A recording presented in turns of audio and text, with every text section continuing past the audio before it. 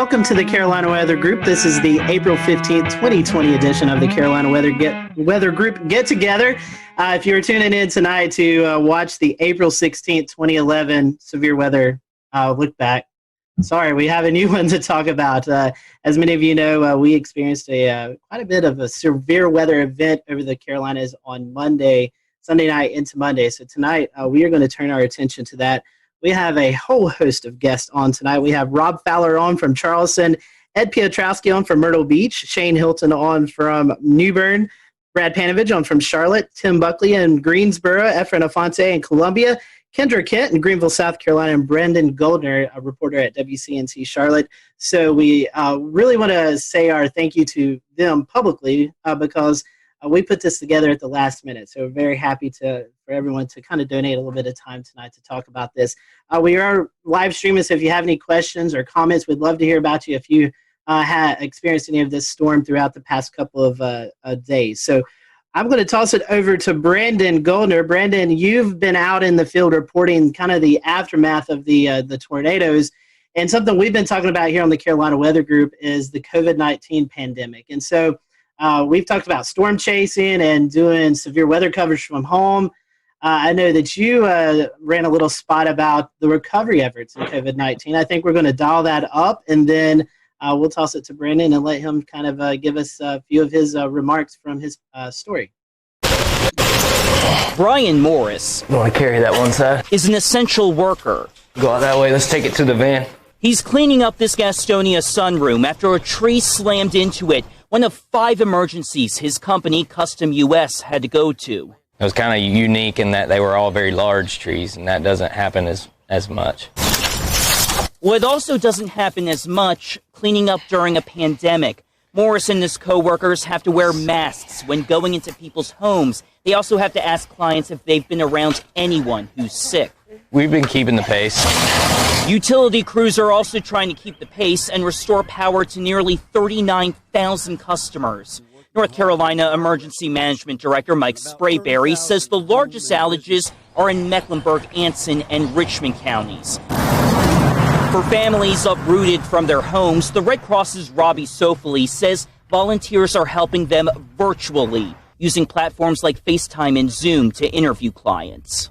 We are an organization that really relies on interpersonal connections with our clients and really trying to provide compassion and care. And it's a little difficult to do that right now, but we're adapting and using some of those different digital platforms. Family and friends helped Robbie Clark's parents clean up a tree that crashed through their Kannapolis home, all while following social distancing rules. I'm just hoping that everything gets sorted out pretty quick. All right, so that was a report from Brendan Goldner. Brendan, I'm going to bring you in. This is something we've been talking about, COVID-19 and how it's affected the weather enterprise. As you was out reporting, talking to the folks, what was it like kind of in this new time that we're all experiencing? It reminds you, we're all talking all the time about reporting during the coronavirus, and yet, Mother Nature, the weather, doesn't care about pandemic. It's going to do its thing. And so, obviously there's the challenges with us as a crew. It was me and photojournalist Kevin Wardlaw. We have the 6-foot stick with the microphone at the end that we have to use to interview everyone. And we have to keep that social distance. But what was really fascinating was talking to some of the disaster recovery crew members, Duke Energy, the Red Cross, how a lot of them have had to change up a lot of what they're doing when it comes to cleaning up during the coronavirus. Duke Energy, they've been trying to do the social distancing, keeping the 6 feet distance, but when they're trying to repair power poles, a lot of times they have to be in close proximity. It's the same way with these disaster recovery people. That was in the beginning of the story. They're wearing the masks. They have to ask everyone before they go into a house whether they were interacting with anyone with coronavirus. And it's the combination of all of the weather damage with having to deal with the coronavirus. So it's been really a double whammy for a lot of people. And so, after disasters, we've seen it with the Nashville tornado, Jonesboro, Arkansas tornado a couple weeks ago. The community really comes together. How do you think that, how is the community interacting with their neighbor helping neighbor? Did you see any of that, even though we're in the midst of It's actually a good point. We didn't see nearly as many people outside as normally, especially there was Monday, we were at there was a fire at a house caused by a tree that snapped power lines and then it went into a house, caused a fire. Thankfully, no injuries. But normally you'd see a lot of people out and about milling around asking for help. But really, there weren't a lot of people out. A lot of people were just standing on their porches. A couple people wandering up, but keeping that 6 foot distance. But it's a good point. You really didn't see those huge crowds of people like we normally do, and probably likely due to COVID-19. Brendan, we appreciate that. We appreciate you joining us tonight, giving us that perspective. Hang around if you want to. I'm going to toss it to Dan. And Dan, you was out actually chasing this event.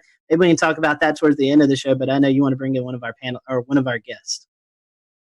Yeah. So, talking kind of about some of the stronger tornadoes that hit there in South Carolina, I want to send it over to Rob there. There were a couple of significant tornadoes that hit, especially given the fact that this developed with not these ordinarily discrete supercells that would produce larger tornadoes, but they were within the line there. And especially we saw some interesting things like the Hampton County EF3, the Walterboro EF1s. Can you talk a little bit about that, Rob, that being in your area? Yeah, absolutely. I've been here in Charleston for 33 years, and I've been through several tornado outbreaks, and I don't know how substantial compared to other parts of the country they are. We know every tornado for us is very important because we don't get that many, so we don't really prepare that often for these. But when we got here early on Monday morning to see what was going on in southeast Georgia, because these really started there and then crossed over the Savannah River and came all the way through eastern South Carolina. So to see the debris ball in Hampton County, which officially the winds are 165, they finished that survey and released it today, but it's on the cusp of an EF4. And I think here in South Carolina since 1950, only 3% are EF3s and 1% EF4s. So you're talking about something very rare for us in a state that, depending on which service you look at, averages 12 tornadoes a year. Then obviously, for us here in our Channel 2 viewing area, Hampton County is more in the Savannah area. Our neighbors down at WSAV taking care of that, but that's still in our state. But then Colleton County is the next state over, or next county over. And then we really got concerned there, seeing what was going on in Hampton, transferred to Colleton County. Colleton County, that was released. There were 3 separate EF1 tornadoes there. One of them 110 miles an hour that, if you saw the video, did damage at the Low Country Regional Airport. Unfortunately, we had one fatality there. A tree came through a house and killed a lady there. And then kept on moving into our more populated areas of Dorchester, Berkeley, and Charleston counties. Had a separate tornado that moved, probably started as a water spout, moved over Edisto Beach. And then they surveyed just a little while ago that Berkeley County, they released it. And that was an EF2 with the winds of 120 miles an hour. So, and then came into Ed's territory up into Georgetown County. We kind of share that, and they already had confirmed tornadoes up there. And I know Shea Weatherflow, you guys measured a wind gust of 114 miles an hour right there. So, Dan, to put it, I don't know. I'm still shaking my head. I'll put it that way.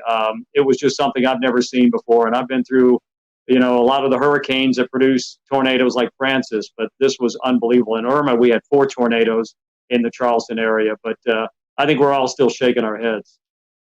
Okay. Yeah. Well, and I was watching very closely on radar as that Hampton County tornado started showing up on radar in CC, and also kind of the debris ball that was showing up there. I mean, that was a significant signature on radar that you just don't often see in the Carolinas at all. It's something you generally see more in the deep south of Alabama, Mississippi, or in Oklahoma, Kansas, something along those lines.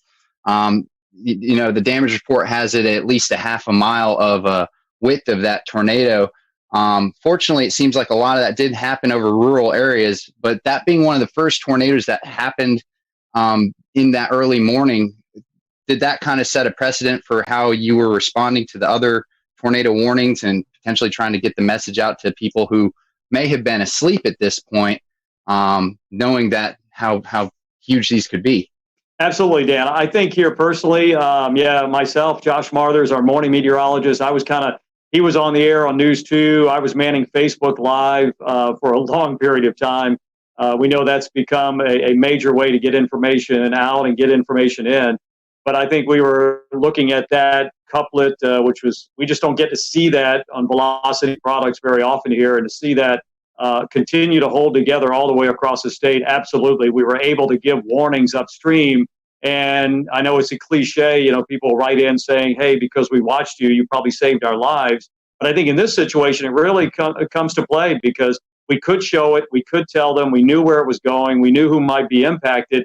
And if we could give them any warning at all, this was the case. Most of our tornadoes that happen could be a water spout. The couplet's not as well defined. It could be very broad in some cases. So this was really fine. That I think it really prepped us for what we had to do for the rest of the morning. But I think probably the saving grace for all of us is the fact that with the crisis going on, schools were not in session, people were not going to work, they were not in the car on the highways going from point A to point B. So if anything, I think we were able to reach a lot of people in their house, and they could just hunker down right there. And Rob, also, I wanted to ask, how was your response with your audience this early in the morning? This is really early, right? A lot of folks just waking up. There's no commute, but we did get a couple of days of warning out for this event to start happening, right? So we kind of got the word out. But how do you feel folks responded to your? I think the preparation was great. I loved Marshall Shepard's tweet going into this. He said, "I don't want to hear anything about this. Came out of nowhere, or where did this come from?" Because I think the warnings were there. SBC did a fantastic job, and we tried to disseminate that information here to our viewers. That we couldn't tell them exactly what was going to happen that Monday morning, but we knew that as time crunched a little bit, we felt more confident that something was going to happen and could potentially be a pretty significant outbreak. So I think our viewers were well prepared. And I haven't heard a single comment like, where did that come from? And I never knew that was coming. So I think they were listening, and hopefully we were getting the information to them as quickly and as succinctly as we possibly could. Efren, I'd love to hear your perspective on the Midlands, because unfortunately you guys saw the highest number of EF3s as well as an EF2 that passed real close to Orangeburg and even over I-26. How has the community responded to all of these tornadoes, and what kind of steps are y'all taking to recover? Well, the cleanup process right now has been incredible. There's been a lot of community help in this, and even with the coronavirus, in which a lot of people are taking heed to that warning, there was a very large presence of people helping out. Now, the EF3 tornadoes that came through part of the CSRA, the Low Country, into eventually our Southern Midlands community, those areas are very rural. And the fortunate thing was that we were already on the air at 4:30 in the morning. And there were a lot of storms that were crossing over the Savannah River into the upstate, but there was already a knowledge of all of our viewers, since we've been talking about it in earnest since Friday, that we're looking at the possibility of strong thunderstorms. That was the message on Friday. The message on Friday was like, there's very likely going to be a severe weather outbreak of some sort in the lower Mississippi River Valley. That message usually is taken with a grain of salt, because it's not us. It's not even near us. And as we got into Saturday, our morning meteorologist, Danielle Miller, started emphasizing that we're looking at the possibility of strong to severe storms in South Carolina. Half of the models from Storm Prediction Center and their risk included the northwest half of South Carolina, and then on Tuesday, the eastern half. So the message was already out there. And by Sunday, it was a clear message that this is going to be an event that we're going to see storms on Sunday, probably late morning, that may be strong to severe, but at least the knowledge that there is going to be storms on Sunday, but that's only the first round.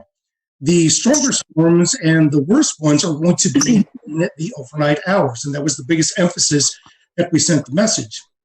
And the worst part was waiting. As a couple of us were talking about before the show started, the Storm Prediction Center alluded to the fact that there were two significant models.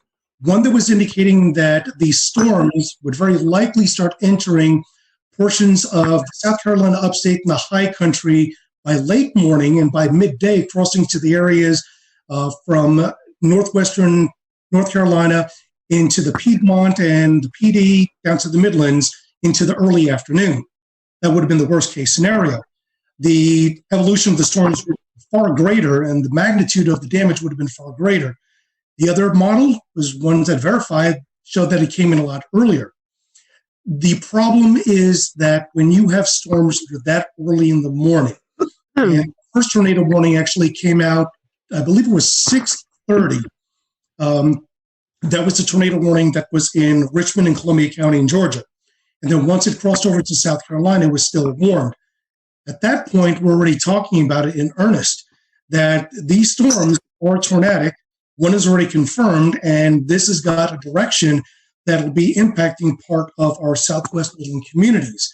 And at that point, things just exploded. The one interesting thing that we did watch very carefully and with great concern was when the tornado was confirmed crossing out of Richmond County, crossing into Richmond County, Georgia, into Aiken County, South Carolina. Within 3 or 4 scans for about 12 minutes, we noticed that the inflow was pushing at about probably 95 to 100 miles an hour, but there was no debris ball. Once it got right along the county line of Barnwell and Aiken County, there was no doubt a debris ball. Within a span of 5 to 7 minutes, 2 scans later, we now see 2 debris balls. And I mentioned on chat, I was like, guys, do we have twins? And they said, we definitely have a TDS on both storms. So now we got a bigger issue. We now have 2 tornadoes that are heading almost in the same direction, at least parallel. And the message is already out. You have to take your tornado precautions. The craziest part about this is that, and I'm sure a lot of the meteorologists here will say, Rob alluded to it, this is something that does not happen in the Carolinas. We're well known for the Carolinas to have the type of tornadic event that's low cape, high shear, versus when you go out into the central and southern plains, it's the exact opposite. But we've had our fair share of tornadoes that have been low cape, high shear, but nothing to this magnitude. I'm really hoping that the viewers were prepared. Unfortunately, we had 2 deaths out of the EF3 tornado that went through western Orangeburg County in the community of Livingston, and as well as 7 injuries. But this happened at least later in the morning. If this happened 2 or 3 hours earlier, the result could have been significantly different. Efren, you were talking about the twins. There's some speculation on Twitter, and after looking at the radar scans, it could have kind of been like a Fujiwara effect, like they were kind of dancing around each other. Any comment on that? That's a good possibility. Keep in mind that the only data that we can go off, since we can't really go off of any visual satellite, is off of the radar, but that is the possibility. However, both of the debris balls were running parallel to each other, probably about 7 to 8 kilometers apart, but they were going, directionally. Usually when you see a Fujiwara effect, you'd see the debris balls that are actually dancing around each other. They really weren't dancing around. They were running parallel. So at the very least, we know that this was 2 confirmed separate tornadoes. Was the debris ball and eventually the second one from the original tornado that came out of Aiken? Because the deadly tornado actually originated in northern Bamberg County, northern Barnwell County, and then eventually moved into southwest Orangeburg County. But just as the initial tornado dissipated, the other one continued going. So I don't believe, in my best experience, that was the Fujiwara effect. It could have been, but I didn't see enough motion between the 2 TDSs to facilitate that idea. Yeah, definitely a busy morning for you guys. I want to bring in Kendra Kent. This is kind of where as the storm system moved in, it kind of hit her area first. Kendra, first of all, we hope we can see you or hear you. Sorry, Scotty. You're fine. We can hear you now. And I just want to ask you, I know you guys kind of started the live coverage first when these storms first moved in. Mm-hmm. Tell us a little bit about your morning and how things went there in the Greenville area. Well, I feel like I learned a lot from this particular outbreak. And can everybody hear me okay? Mm-hmm. Yes. Okay, good. Sorry you can't see me. I hooked up to a computer that doesn't have a camera, apparently. Anyway, no, we started the coverage a little after midnight. We had a rogue warning. It was a essentially a shower that just started rotating. You could tell how much dynamically was going on in the atmosphere. I mean, it was just, things were beginning to blow up. So I think I knew from about 12:30 in the morning that we were going to have a very, very long night. We ended up with an EF3 tornado. And as we were talking about earlier, that's incredibly rare in South Carolina, especially in the upstate. I feel like we get wedged in so much with cool air. It's so rare we can have all of this come together to produce such an event. And this was the biggest in the upstate, the strongest since 1994. It hit Seneca. We were on air with the storm as it moved into Stevens County, Georgia. And I had a unique experience with it because my parents live in Seneca. And that was probably the first time I had to cover a storm while I was slightly emotionally distraught. And I had Isaac Williams, who's also on here. You just can't, he's also without a video. But he was pointing out the TDS. And as soon as I saw that, I got that panicked feeling. I started breathing a little heavy. I thought, oh my gosh, how am I going to get through this? But we did. And luckily my parents were fine. But I'm sure many of you have been through that because we've all, many of us have lived in these areas for a long time and you get personally impacted by these storms. But what I learned the most is not to underestimate the timing of something. I feel like I didn't write this event off, but I wasn't necessarily expecting anything like this given the time it was coming in. 3 to 6 a.m. I mean, who expects an EF3 tornado to rip through the heart of your area at 3:30 in the morning? And mostly we get these QLCS lines that produce these brief EF0, EF1 tornadoes. That's what we're used to. And seeing something like that and tracking something like that was a true first for me. And, it was just a million different emotions all at once. That's for sure.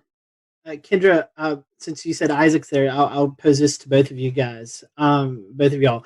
You had this coming through the rogue cell, and then like the heart of this event was when people were actually asleep, 12, 1, 2 o'clock in the morning. Talk about how you guys were able to message before the event. And, with this being this late, talk about your schedule too, because I know I was watching the coverage in Chattanooga and hearing of the major damage that happened there. And I'm like, man, I've got to get a little bit of sleep before this comes into our area. So kind of talk about that, because I know a lot of us were watching beforehand to just see what was coming our way. Let's see. Is Isaac's mic up? I think it's muted, but we can. Okay, it's unmuted. It's unmuted. He's good now. Okay. You go ahead, Isaac. Okay. Thanks for having me briefly. I'm one of the morning people, so I'm like almost up past my bedtime here. But so just to kind of with the messaging and any rest. Unfortunately for me, I have plenty of interest in Mississippi and Alabama. That's where I'm from, and for whatever reason, a lot of people still ask me, about the weather there, and they depend on me, and that's great. So I didn't actually sleep going into this event. So that's not uncommon for me because I am a severe weather nut. But that being the case, in terms of messaging, we started talking about it, I think, on Wednesday. Just kind of highlighting the threat for storms. That gave people about 5.5 days, and of course we started ramping up, the wording a little bit more once we got to, Friday and Saturday. And, Kendra always, mentioned, like when I first was hired here, we do get a lot of wedge events, and we started that day in the 50s. And I'm like, back in my head, I thought, what if the wedge holds and, we're going to be seen as like hype people, and that's not what we want, but we don't want severe weather either. I think our message was pretty stern by Sunday morning when we got up and saw they had pulled that enhanced risk over a little bit into the upstate, which I've been here 3 years, not nearly as long as Kendra, but I think that's only my personal third enhanced risk here. So I knew that I see parameters, and parameters mean nothing unless We'll return to Best of the Carolina Weather Group in a moment. Now your Carolina weather forecast. Here are today's forecast high temperatures for North Carolina. Here are the forecast lows for tonight for North Carolina. Here are tomorrow's forecast high temperatures. And here's forecast rainfall across North Carolina tomorrow. Here are the forecast highs for the day after tomorrow.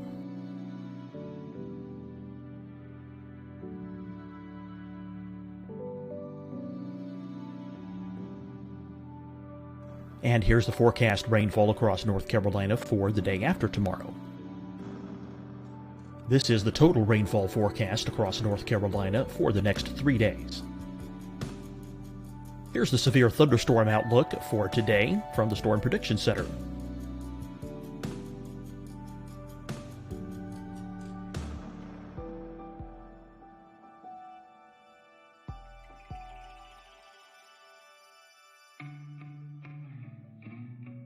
Here are the forecast high temperatures for today for South Carolina. Here are the low temperatures for today for South Carolina. Here's the probability of precipitation forecast across South Carolina today. And here are the rain chances across South Carolina tonight. Here are tomorrow's forecast highs across South Carolina. Here are the forecast low temperatures for tomorrow for South Carolina.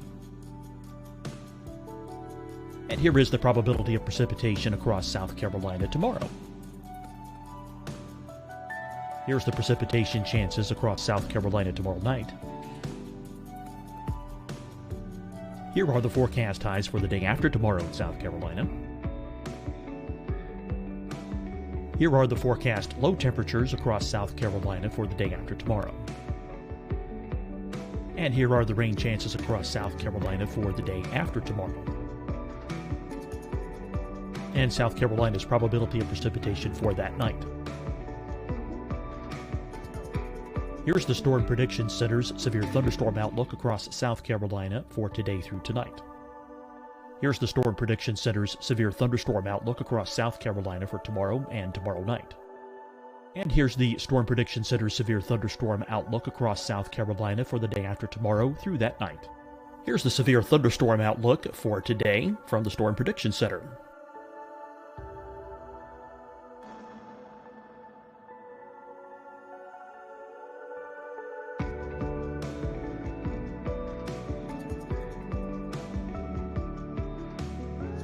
And now here's a live look at weather radar across the southeast. Fight the spread and take a stand against coronavirus. Wear a mask in public. Stay at least 6 feet apart from others. And get tested. Join us and fight the spread. Visit scdhec.gov/COVID-19. Getting tested for COVID-19 helps you to take the steps needed to protect yourself, your loved ones, and your community. Find the testing location at scdhec.gov/COVID-19 testing.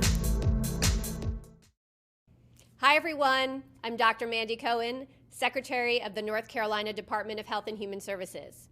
And when you follow the 3 W's, you protect your family and your neighbors from COVID-19. When you leave your home, practice your W's. Wear a cloth face covering, wait 6 feet apart, wash your hands often. Wear, wait, wash. We're in this together. Stay strong, North Carolina. Deciding when to wear a mask isn't about who you know or how well you know them. Just ask yourself, will I be with anyone I don't live with? If the answer is yes, get behind the mask. Help slow the spread of COVID-19. Get behind the mask. Learn more at covid19.ncdhhs.gov. You'll see your Carolina weather forecast at 25 and 55 past. And now back to the best of the Carolina Weather Group on the all-new Carolina WeatherNet. But I knew with those parameters that we had the potential to have something, fairly unusual happen. but I wouldn't have had the I don't work weekends, so I don't even know if I would have said something about a strong tornado even the night before, just because it's just so rare to get them here. Yeah, and I think just given how late it was at night, and we knew this was likely going to be taking at least some linear form. Yeah, I wasn't expecting that either, and it really it caught us off guard. But to see a TDS like that move through our area, and I know the rest of you all saw that too as South Carolina meteorologists. I mean, just something you don't see every day, and it kind of takes your breath away. They're used to that in Alabama and Mississippi. We just don't get that stuff here. Yeah, and then right after that, right after the Seneca one had briefly lifted right over Clemson, we had the EF2, what ended up being an EF2, another TDS outside of Slater, which that's, almost in the 3,000 feet elevation, in the extreme northern part of Greenville County. That debunks the whole tornadoes can't happen in the mountains thing, Definitely. So we were watching that, Evan and I, because Evan doesn't live too far from the line there. One last question, and we'll come back to you guys later on in the show. But at the time, we didn't know how long the tornadoes were on the ground. But I think one of the tornadoes there in the Greenville, Pickens County area was on the ground for around 8 miles. So this were not also big tornadoes, but they're also long track tornadoes, something that we're not too accustomed to as well. Yeah, again, that was a huge shocker. But when you saw the signatures on radar, there was no doubt that was going to be a large tornado. And they even put that in the wording of the warning, which I was very happy about. I feel like that really brought people's attention up. And the thing you mentioned earlier too, these were happening at 3:30 in the morning, probably the worst time a tornado could hit. I mean, when people are in their deepest sleep, and all you can do as a broadcaster is beg people to wake up their kids, get their dog, whatever they need to do, get to their lowest level. And so I feel like this was one of the scariest nights for our viewers, hands down, and no less scary for the rest of the state, of course, but at least it was more toward daybreak for some of you guys. But yeah, for us, it was just the dead of night, and we were just hoping that people were heeding the warnings.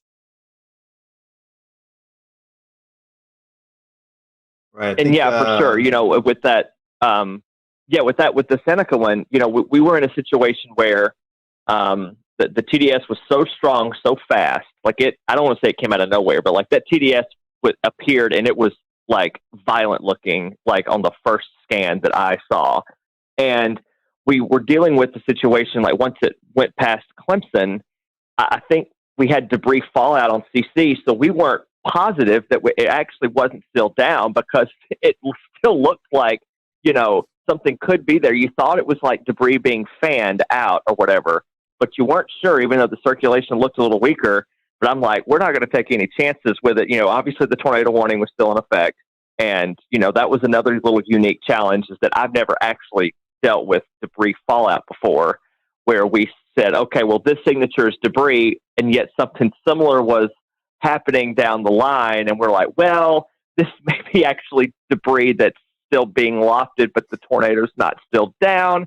So it was a very unique situation. Again, Kendra keeps bringing this up. It was in the middle of the night at 3:30 in the morning, but I feel like people were wide awake and they were watching and they were prepared, which is good. All through the days, we were Kendra made a graphic, I think on Thursday, that said, what do you need to do? It was just a simple little headline graphic, but it was so informative about charging your batteries, keeping your phone on not silent if you sleep with it on do not disturb. I remember saying Friday morning, what you can do, you can, sleep with it on loud for one night, because it can help save your life. So it was a insane, again, I worked in Mississippi. I've dealt with, plenty of tornadoes in my day, but yet this is still a first for me as well. All right, and I'm going to go ahead and bring Ed Petrowski from WPDE in Myrtle Beach. And Ed, we saw what looked like the tail end of this Hampton County tornado pop out all the way over at Murrells Inlet. Brad Panovich was nice enough to share a link with us. I'm going to pull it up here and share my screen. Let's see if we can get it to work here.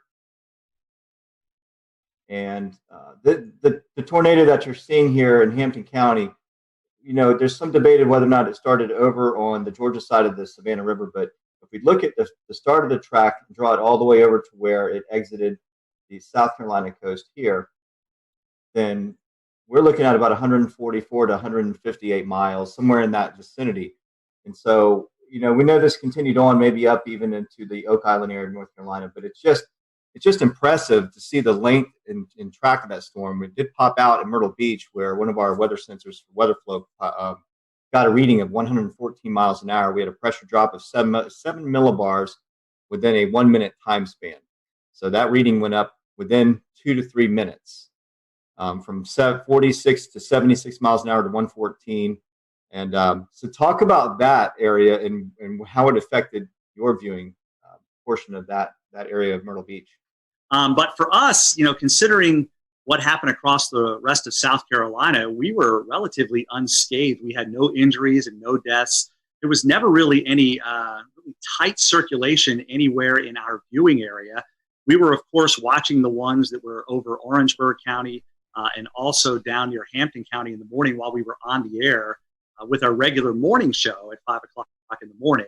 And those were the two big storms, the two supercells that we were watching very carefully, knowing that they were heading generally in our direction. The one in Orangeburg County faded away before it ever got to our viewing area.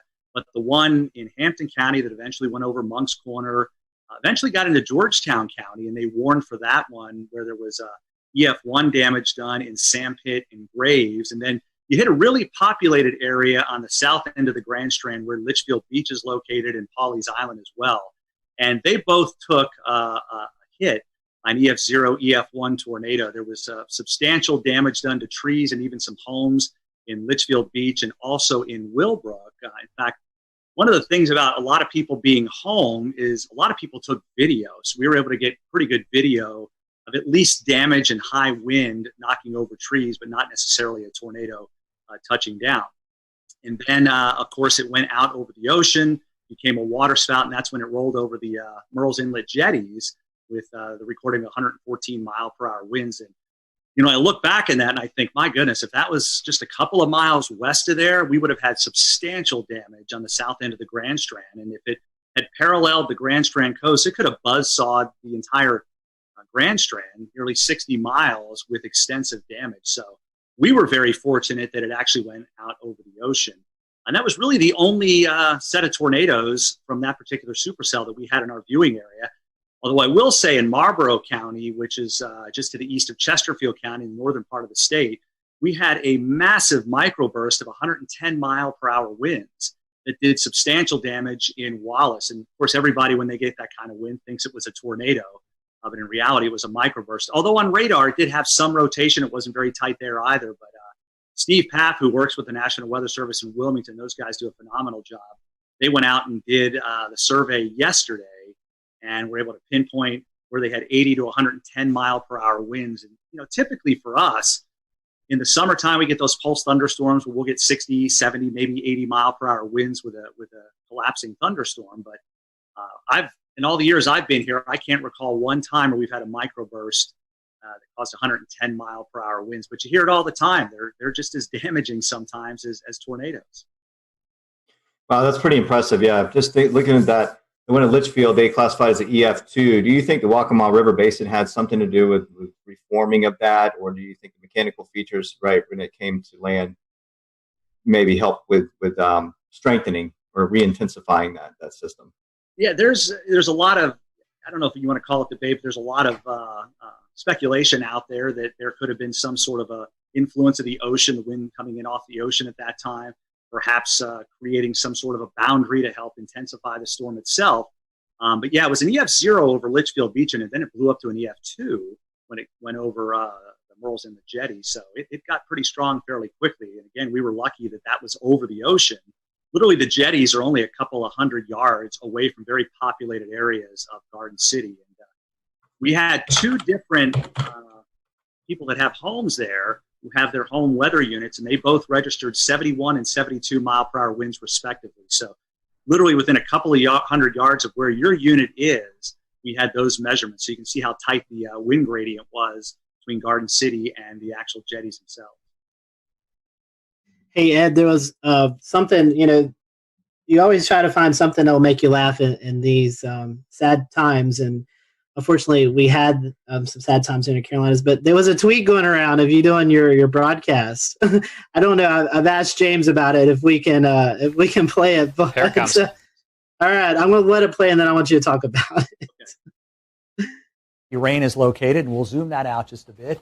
And whoa! Oh! That was a close lightning strike. I don't know if you heard that at home, but I feel like I need to change a short. All right, I'm pulling the audio back down, but Scotty and Ed, the viewers at home heard it, even though we didn't hear it in our headsets. Ed, what's going through your head there? Well, we were in a sense just about ready to wind down. We were getting through this thing for the most part relatively unscathed. Our last severe thunderstorm warning was still in effect, but the storm was moving out of Horry County. And then there must have been a lightning strike within a couple hundred yards to the station, because it was this loud explosion that you knew what it was, but you're a human being. It freaked me out. And as you saw, I kind of ducked thinking something was going on, and then just used one of my classic lines, I need to change the shorts. Just one of those things. And that kind of went around the viewers. A lot of them had recorded it and were sending it to me, letting me know that they thought it was kind of funny. And it's something that, that they needed after a morning like that, being so stressed, and of course being stressed with COVID-19. It was a little light moment toward the end of the severe weather when we knew we didn't have any injuries, which was a good thing. And of course, nobody was killed either. Always good to have a funny moment there. So I want to bring it up to Shane. Shane lives just north of the Myrtle Beach, Wilmington area. Shane, you guys kind of got in on the tail end as well, as the sun was already up. Talk to us about the New Bern, Greenville, North Carolina area and what you guys experienced. Yeah, we were kind of late to the party, I guess, compared to everyone else in regards to receiving the storms, but very much like Ed's situation, very thankful and blessed really to not have any injuries or fatalities with any of our systems. We did end up having 6 confirmed tornadoes. And thankfully for us, the strongest was the EF1 that we had in the Hawes Run area. I believe I've been taking notes here just to make sure it was anywhere from roughly 100 to 110 mile per hour sustained winds. So for us, it was basically like that waiting game where you see the line coming. I was actually filling in for our morning meteorologist. He had a vacation day, but he got reeled back in right towards the end of it. So I was basically tracking it all the way since it was in the mountains, and just waiting, just holding our breath. Our morning broadcast finished up. We had declared it a severe weather alert day for our station, so we were cutting in. We would normally cut in every hour, but our morning meteorologist says, you know what, let's just go ahead and do every half hour. It was actually very fortunate and wise that we did that, because during the half hour cut in at 9:30, with about maybe 1 minute left in my cut in, our weather radio starts going off in the weather center. And then I said, okay, well, we're starting now. And we were on for an hour and a half with all of the tornado warnings. There just came a point where when we were swapping off, he would just say, we have 4 tornado warnings. And I'd have to interrupt and say, I'm sorry, no, we're at 5 now. I was like, it just keeps on going back and forth. And it was just like a straight line. So when we're trying to describe it for our viewers, it was almost like a complicated mess. And honestly, that's what I started describing it whenever we would switch off and I would be on the screen. I would just say, I know it is very difficult to kind of pin everything out because every warning was overlapping.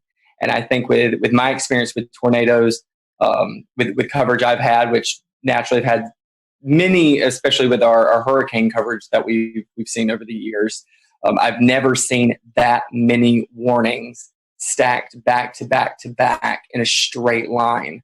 It was fascinating, but also terrifying at the same time, because you feel like you need to give equal coverage to each warning in each area in your viewing area. Even though we knew the strongest one at the time was the one we were seeing to the south, simply because it had held for the longest amount of time. It seemed like it had the strongest signature. Looking back on social media after everything kind of died down a bit, I was able to see what other meteorologists from around the country had done and taken screenshots, and seeing all the feedback and all the scans of it that we weren't even able to see at the time, because we were having to bounce in between 6 different tornado warnings all at the same time. But looking back on it, it was very clear seeing everyone's screen grabs of the tornado warning to the south, that was the strongest one. It had the strongest sustained winds. It had the longest track out of all the tornadoes that we were tracking that morning. And Shane, one thing we were noticing because we were watching that storm is it was going through a fairly populated area. Jacksonville, that's probably one of the bigger cities out eastern North Carolina. So I'm sure that was kind of pressing to want to get that information out to one of the bigger population areas. Absolutely. What was really interesting, something I've never been able to do before while we are doing severe weather coverage, is to be able to pick up anything too crazy on our web cameras. And we did have a webcam situated in the Jacksonville area near the Freedom Fountains. And while we did not see the feature at all, you could see it looked like the flags about to be ripped off of the top of the flagpoles. I've never seen that before, and never been able to capture anything during the height of a storm or during a warning before until this particular system. So naturally, yes, we did have all that concern because even for our specific station, Jacksonville is a very heavy populated area into which they tune into us. They know that we are the closest station to them, so they rely on us heavily. But thankfully, I believe the heaviest damage that was sustained in that area was at a hog farm. So we might have a few pigs that won't be tuning into our broadcast next time. But like I said, just very thankful and blessed that we had 0 fatalities, 0 injuries throughout the entire morning. Shane, I got a good chuckle out of that. Thank you. Tim, we still have 2 areas to cover, Charlotte and Greensboro. So Tim, I want to start off with you. I know you're just dying to talk. We've had you waiting for 40 some odd minutes now, but you guys did have 1 tornado in Alamance County. Can you kind of tell us a little bit about that and maybe some of the relief that you felt that there was only 1 and things weren't quite as bad as they could have been? Yeah, sure. Thanks, guys. So, this kind of thing that we were tracking for days, all of us were tracking it for days. It was pretty much all anyone could talk about for the Easter weekend. So one of the things leading up to it, I kind of sensed I was kind of trying to read the room and on my Facebook page and to see where people's heads are at. It really seemed like people were dreading this and they were very freaked out and they really were spooked, just in the sense of maybe they were stressed out already. I am not a psychologist, but there was just a lot of stress building up. And I think whenever something is coming in the middle of the night, people are really worried, and justifiably so. So one of the things we decided to do is just let them know, we're going to be there the whole night.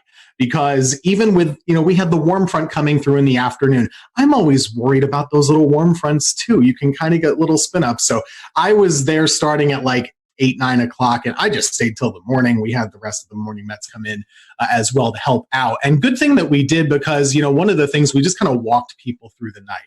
We would just do Facebook Lives and they would chime in and we would say, everything's still okay. You can go to bed, but make sure you have the phone. And you got to wake up if the warnings are issued. And people really did that, and I think it helped out. But you mentioned we had 1 confirmed tornado in our area. We had 9 tornado warnings, and I had no problem with any of the tornado warnings. And a lot of times I'm complaining in the back of my head about some of them, right? None of them were light tornado warnings at all. There was so much rotation in almost every storm that was pushing across our area. Everyone in this chat knows this. We have a radar issue here. The radar beam is so high. So, of course, when we're showing these warnings, it's showing more mid-level rotation. It's not at the ground. So all we can do is say, hey, this storm is spinning like crazy. Our first tornado warning came in at 4:20 in the morning, and we had continuous tornado warnings until 7 in the morning. So we were on for a while. With all of those different storms. And it turned out that the last one in Alamance was the one that, in fact, was confirmed. And we confirmed it on air, too. We were watching it, Taran Kirksey and myself, and there was a clear as day debris ball just a few scans after the first couplet showed up. So I believe they talked about this in South Carolina, too. Some of these, they formed, they came right down, and they did the damage right away. And it was very quick. And thank goodness, the Weather Service did a bang up job. They had a warning on it right away. And we were just bouncing around. It was a very busy morning. But I think people were very appreciative that we were there the whole time with them, just kind of holding their hand. There's this storm. Here's what you do. Grab the kids, grab the dog, put a helmet on, put shoes on, and get ready to go. And, we made through it. Thankfully, there weren't there were no injuries or fatalities in that one tornado. On the same token, in the squall line itself, we did have a tree, unfortunately, kill somebody in their home. And one of the things with this line that we also tried to do, you have to give the highlight coverage to the tornado warnings. But this whole squall line, we knew it was capable of putting down 80 plus mile per hour gusts. Just with all the wind fields. So we did try and bounce around and say, hey, you're not in a tornado warning in Guilford here right now, but this line is nasty. So you should probably be in your safe spot too. So it was a very busy morning, but we anticipated it. Everybody in the weather enterprise talked about it for days. People knew about it. And I actually think it's a big success story that in the middle of the night, people were still well prepared and took good action. And the fatalities really, I think, were minimized, at least in the Carolinas, as far as I can tell. Ted, you're already kind of making my transition easy, because the second question I wanted to ask was about, there was some information going around on Facebook before the storm that was a little bit unsettling for a lot of viewers, and it was definitely not accurate information, but I know that you were definitely a part of reassuring your audience that the storm, while yes, it's definitely going to be dangerous, this is not something that they couldn't handle. Talk about the importance of the trust that your viewers have in you, and how you're the source where they get all of their information from. Social media is a blessing and it's a curse, right? Like it gives good information and it gives bad. There was some post floating around out there that was advertising potential for EF5 tornadoes in North Carolina, even though we've not had one before on record. But people were freaked out initially. We of course saw the damage in Mississippi and Alabama. That can freak people out here when they know it's coming our way. So, one of the things I tried to do in the days up leading to the event is, everyone's freaked out right now just in life. I don't get freaked out by weather. I'd get freaked out a little bit about this pandemic, if I'm being honest. So one of the things I told them was just saying, hey, we're living in crazy times. We don't know exactly what's going to happen with daily life with this virus and stuff, but we know how to handle severe weather. We have the technology. We do this every year. We got this. It could be bad, but we know what to do. And if it is bad, we're going to let you know about it. We're not going to go crazy. We're just going to let you know where the storm is, where it's going, what you should do, and what to do next time. Because there's always a next time with weather. This is not abnormal, really. We had a lot of tornadoes, but 1 year ago, basically in April, North Carolina had 12 tornadoes also. So this is not really that different. We do know what to do, and I think that was reassuring to folks, just to let them know, hey, okay, well, they're used to this. They're going to keep us covered, and that's really the whole reason why we're here. We're not here for the sunny days like today. I could not show up, and it would be fine. But Monday, we're pretty important to keep folks calm and hopefully encourage them to make the right choices. And I think a lot of people did. Absolutely, yeah, Scotty. And so, Tim, talking about radar coverage, that brings me to Mr. Brad Panovich. And Brad, unfortunately, we had a tornado kind of go under the radar, like that little pun there, in the Charlotte area. So we had one in Anson County. But, you've been on the show several times talking about our radar gaps. And this one kind of bit us in the behind because we didn't catch this one. Yeah, and I'll give a little bit of a pass to the Weather Service on this one, because I think Tim brought up a good point. Something we were doing on the air Monday morning was we were telling everybody to treat the severe thunderstorm warnings like tornado warnings on Monday morning, because every severe thunderstorm warning had a tornado tag in it, and we knew the environment that these storms had. I didn't want people near a window or near the outside walls with straight line winds on Monday morning. So we actually, for the first time in a long time, I basically treated every severe thunderstorm warning like a tornado warning. But you're right, there was no warning with the 2 tornadoes we had touched down in Anson County, even though in hindsight, looking back in with the Raleigh radar, there were signs of rotation. But I mean, we were all looking at radar Monday. I could have issued 100 different tornado warnings on some of these. We'll return to Best of the Carolina Weather Group in a moment. Now your Carolina weather forecast. Here are today's forecast high temperatures for North Carolina. Here are the forecast lows for tonight for North Carolina. Here are tomorrow's forecast high temperatures. And here's forecast rainfall across North Carolina tomorrow. Here are the forecast highs for the day after tomorrow.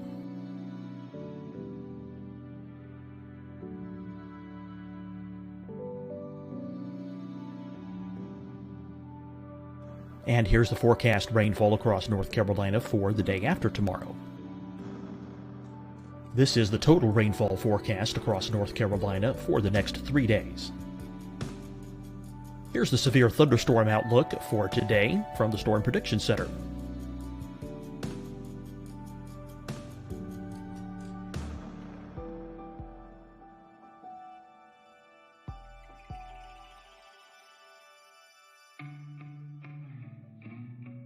Here are the forecast high temperatures for today for South Carolina. Here are the low temperatures for today for South Carolina.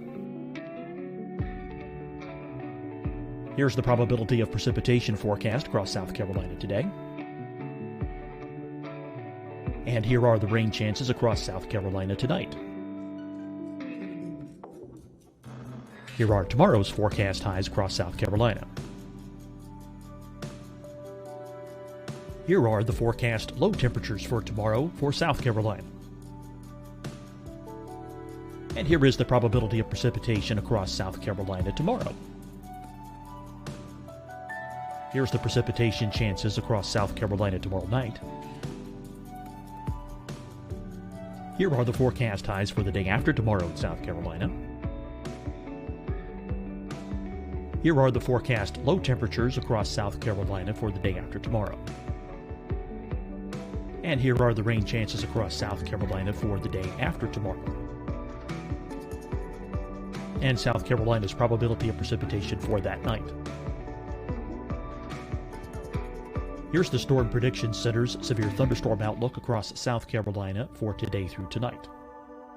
Here's the Storm Prediction Center's severe thunderstorm outlook across South Carolina for tomorrow and tomorrow night. And here's the Storm Prediction Center's severe thunderstorm outlook across South Carolina for the day after tomorrow through that night. Here's the severe thunderstorm outlook for today from the Storm Prediction Center.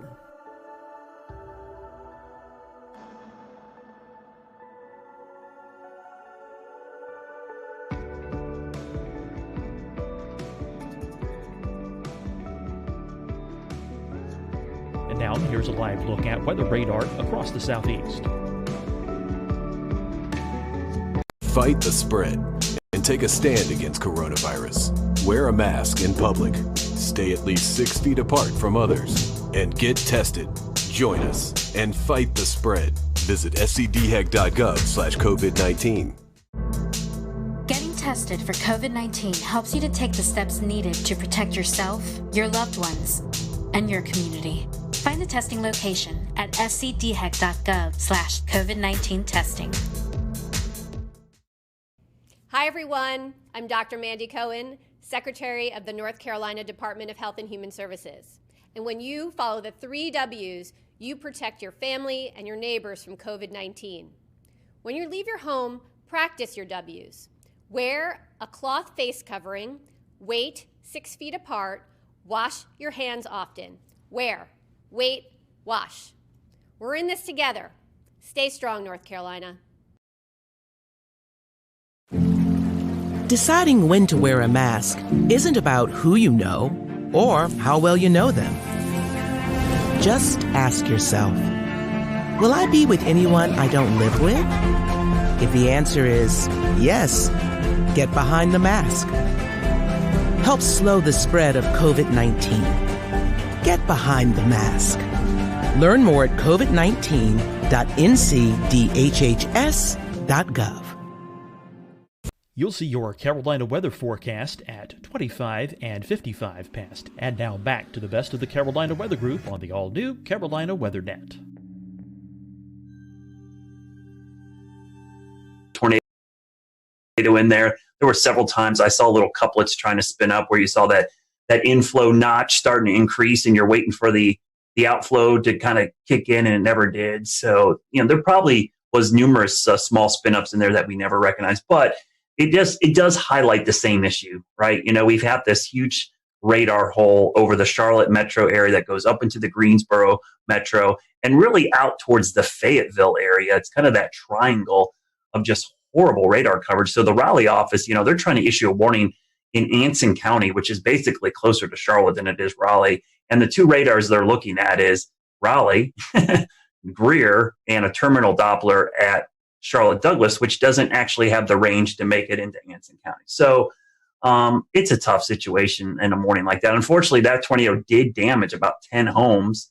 It was an EF2, and we had several farms damaged. So it did quite a bit of damage, actually picked up a couple mobile homes. But it does highlight the issue. I just hope that at some point, I think this COVID-19 thing has kind of set back our North Carolina radar project to do some private-public partnerships. But this problem's not going to go away. And hopefully in the very near future, we'll have the goal is to have 3 C-band million-watt dual-pole radars spaced out over that radar gap to enhance radar coverage going forward. But, man, that was, every time this happens, I'm like, I wish I had a better look. I wish I had, especially that time of the morning when no one's spotting these things. You need that radar coverage. And it really makes it difficult. And I'll just say one of the things about the coverage that morning, everybody knew this was coming.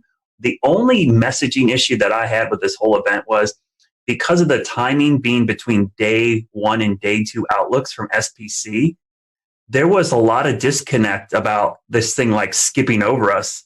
And the one thing I tried to do Sunday night and Monday morning was like, hey, you got to understand the day 1 outlook goes from 8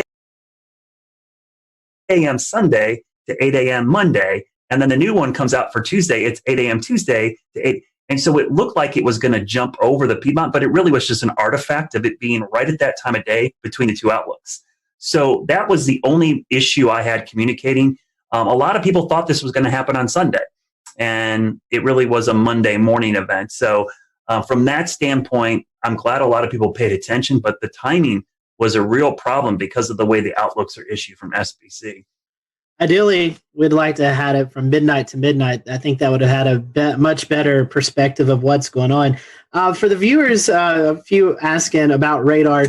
For those who may not be familiar with radar, tell us why the Charlotte area, the Greensboro area, Fayetteville area is kind of in that hole. Why does the radar miss those areas? Oh man, it's a lot of politics. I'm not going to lie to you. When the Weather Service was reorganized, for whatever reason, Charlotte, which is, I'm biased, I live here, but it is the biggest city between Atlanta and Washington, D.C., all right? It does not have a radar within 50 miles of the biggest population center in this part of the country. And that doesn't just affect us. It affects Tim up in Greensboro and Winston-Salem. It affects Hickory, Boone. It affects a large area. And so there's some little stopgaps. And I hear this all the time from people, well, you got a terminal Doppler radar. I'm like, all right, terminal Doppler is a Band-Aid. It's like a little tiny Band-Aid that helps fix a little bit of the issue. But, if I had to tell another meteorologist, hey, I'll take your 88D out and put a C-band, non-dual pole radar there to take you up, they would never want that, right? They would want an 88D dual band radar. And so it's just a Band-Aid approach.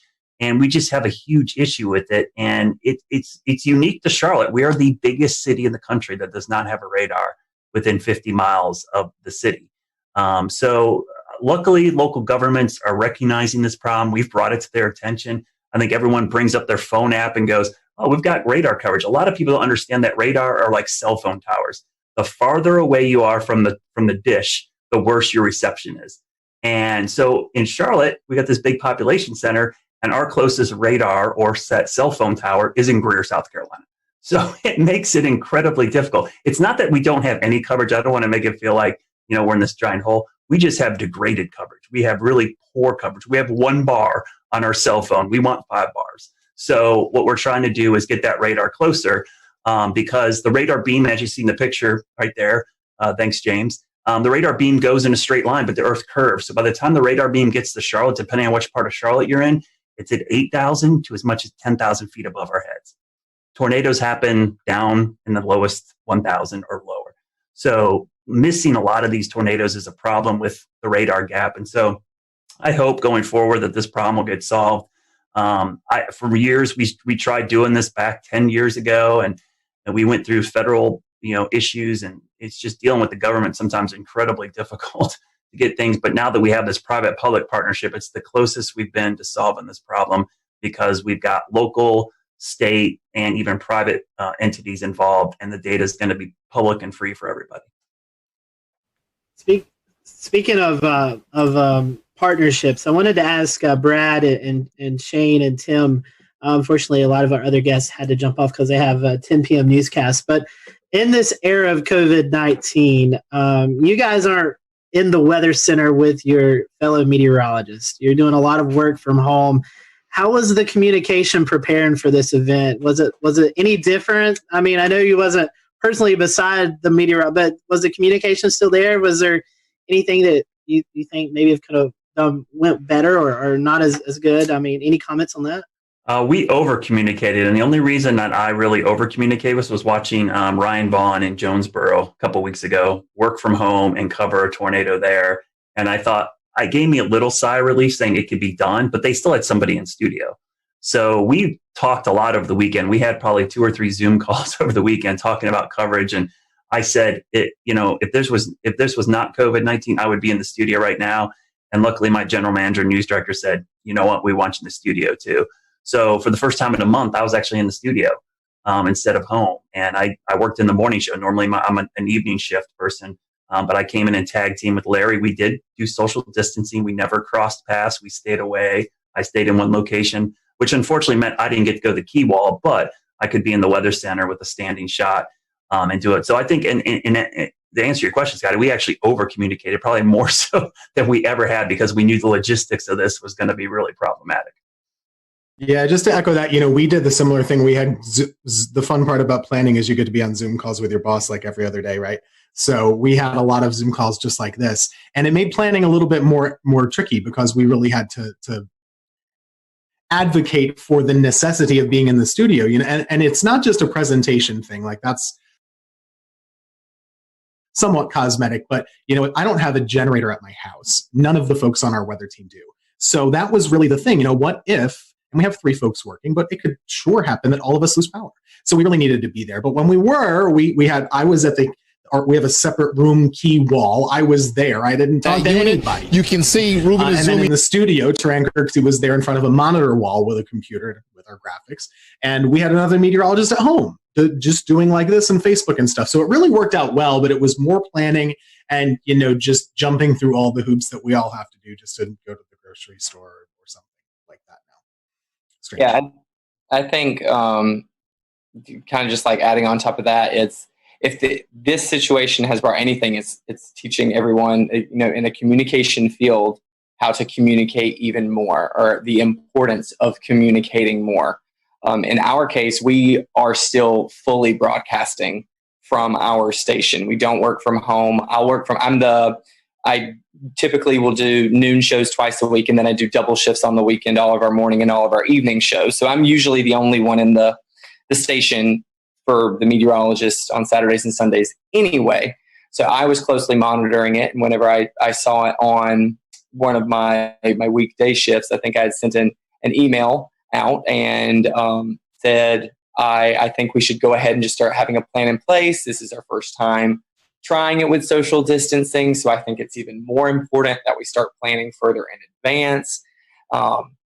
And I just think these are times like this where you do learn how crucial communication is between a team. And I think it really applies for all fields, not just our specific industry. We started it with an email chain. We did not do Zoom conference calls because I don't like my employer to know how many times I'm wearing pajamas when I'm on the call. So it is all on the phone only. But at the end of the day, you're keeping in touch with them. You are making sure that there's consistent points that are going to every single one at every level so that everyone is on the same page.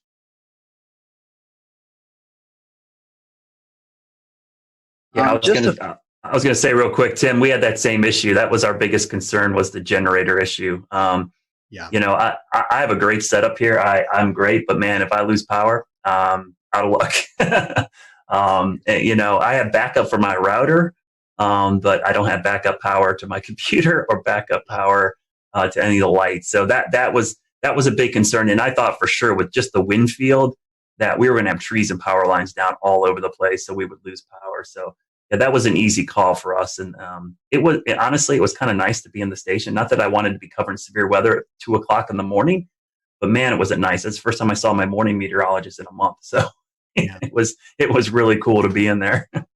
One weather thing, actually, the surprising part, we talk about how many tornadoes there were. We kind of expected a lot of tornadoes. The fact that the wind field didn't materialize as much in regular severe thunderstorms, I thought was surprising. There wasn't a lot of widespread damage in the squall line. There was a lot, but not as much as I thought there maybe could have been. Yeah, I agree. Only thing I'll say is that, and I'll give a shout out to Shay and WeatherFlow, because I have 2 WeatherFlow stations on my roof. I had 30 minutes of continuous gust over 50, which was the highest sustained gust above 50 since probably Hurricane Michael came through here.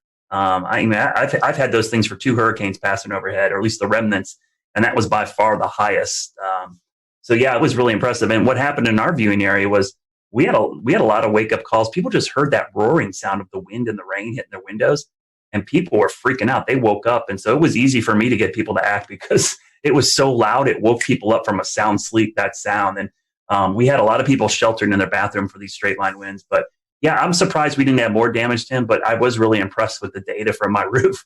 I looked at it and I'm like, I actually had a camera up there that swung around and broke off, and I had to fix it again because my house got hit by a tornado back in February. So and I had a 71 mile-an-hour wind gust with that storm. So it's been crazy having all these events at my house and having this data now collecting from my house. My wife's texting me. She's like, the kids are freaking out. Should we go downstairs? I'm like, yes, go downstairs. Well, Brad, what a way to QC those stations with a camera breaking, right? And then the stations are still standing. But I mean, that's pretty impressive if you think about the mechanical features over land, how trees and other homes block wind, and you're still getting gusts like that. You could almost assume that just above homes, right at the treetop level, probably several knots stronger just because of those mechanical features. But yeah, even here along the coast, just like Tim said, I was surprised we didn't see a lot of those, those gust fronts or there's really strong convergences right ahead of the storms. It never really materialized here. I mean, we got 30 to 40 knots, and then maybe one little spike upwards, but we didn't see any of these big blasts of wind like we normally do here at the coastline, where the energies just drop out of the storm, and then we get a long line of really strong winds. So that was a good thing because it was less damage over the entire area, even though we did have one tornado along the coastline, immediate coastline, and even one just inland. But a lot of folks just saw a lot of heavy rain, lightning, and just some gusty wind at times. It wasn't terrible. So, I mean, there's a little bit of reprieve from that storm, at least here along the immediate South Carolina coast, except for Murrells Inlet area and Litchfield.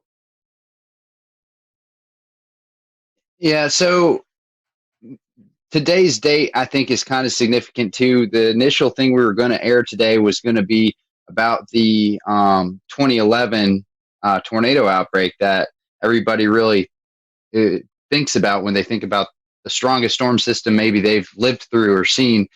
We chose to do this instead because this was such a significant severe weather outbreak. Going kind of back to you, Brad, and anyone else who wants to talk about it, is there any sort of feedback that you're receiving from the public that this is going to be kind of the new thing in their heads as the biggest severe weather threat that they've seen? Or how do you think this compares as far as response to what we kind of saw on April 16th, 2011? I remember that April well, because that is the highlight of that month, but there were 4 separate significant severe weather events back in April. We had a derecho, we had baseball-sized hail, and we had the tail end of the Tuscaloosa tornado outbreak actually affect the Carolinas. And then April 16th, which I remember that night because I stayed up all night long and watched that line of supercells pass over Charlotte, not touch down, and then immediately as the sun came up, start spinning. But I think what helped us out on Monday, 2 things. One, COVID-19, everybody's home. They're sheltering in place already. But 2 was our tornado outbreak back in early February. that was still fresh in a lot of people's minds. We had significant tornadoes that morning, and that wasn't too long ago. And that was in Charlotte. That was, we had EF1 damage across a big chunk of South Charlotte, including my backyard. So I think that in the back of people's minds helped. And anybody who's worked in emergency management or done this, the level of preparedness is only as good as your memory of the last disaster. And in this case, having that last disaster kept people prepared. And so they were kind of ready for this. Yeah, for here, this one is not going to be remembered for years for most of the Piedmont area, and at least near the Triad, I wouldn't say, except for the folks who actually were in the tornado path in Alamance County. Just to add to this time of year, it's always very busy. 2 years ago today is the anniversary of the Greensboro tornado, which is still so fresh. We had a reporter do a story today. How is East Greensboro doing?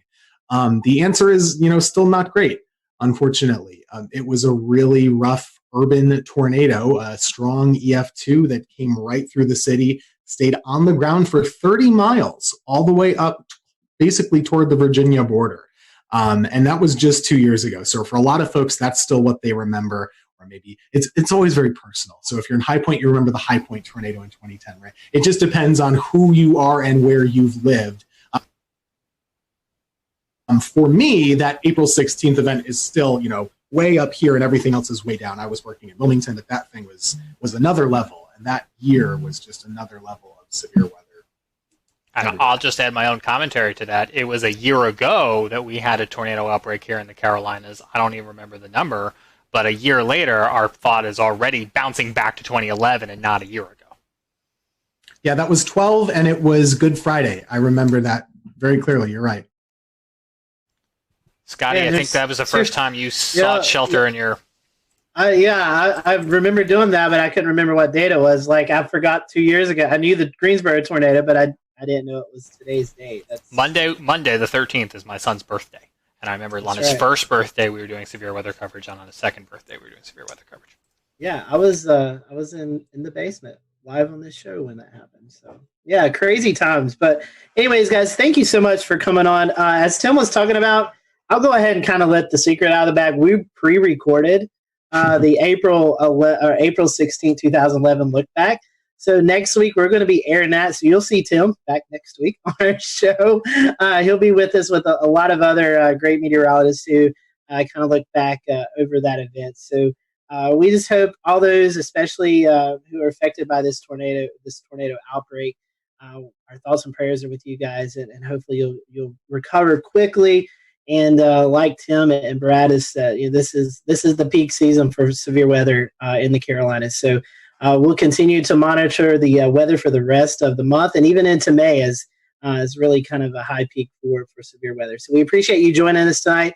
Big thank you to all of our guests tonight. This was a last-minute show, and we got coverage from every market except the Raleigh market, but I don't really think there was much going on in severe weather-wise with tornadoes in that market. So we appreciate everyone coming on tonight, and we will see you back here next Wednesday night for another edition of the Carolina Weather Group, and we hope you have a safe and happy weekend.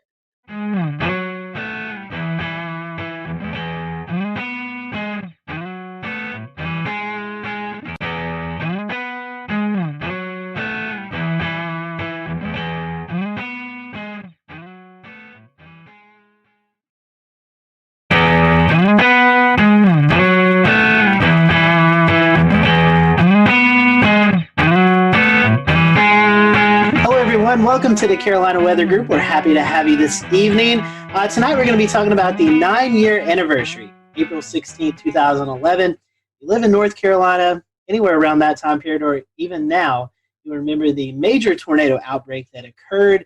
And tonight we're going to be looking back at that event. We have with us tonight Mike Mays, Chief Meteorologist at WRAL. We also have with us Dan Whitaker, Jeremy Gilchrist. They were out in the field chasing these tornadoes, and so we're going to get their perspective.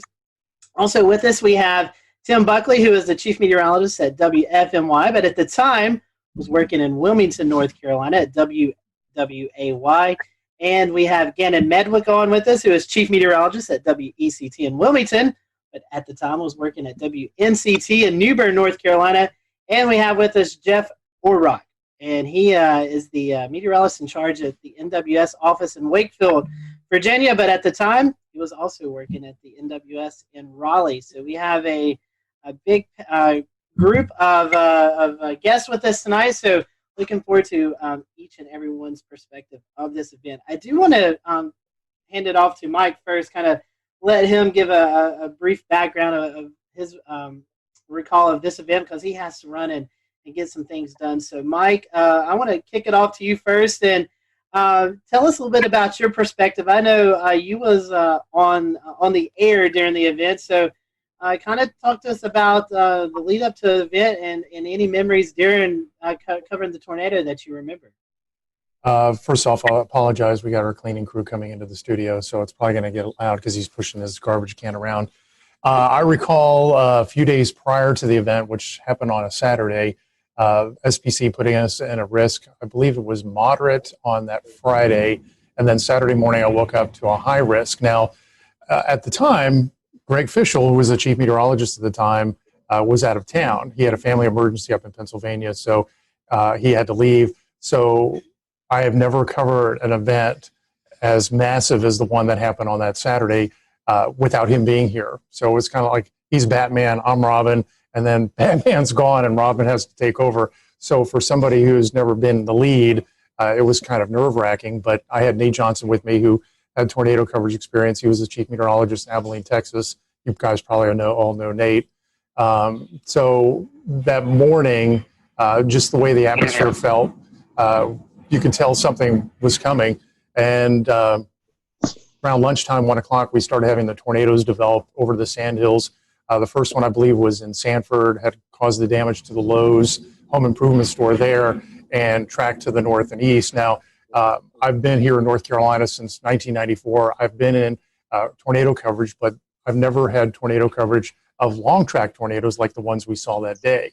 And at one point, we had 4 tornadoes on the ground, and Nate and I were juggling back and forth, where I was handling 2 tornadoes, he was handling 2.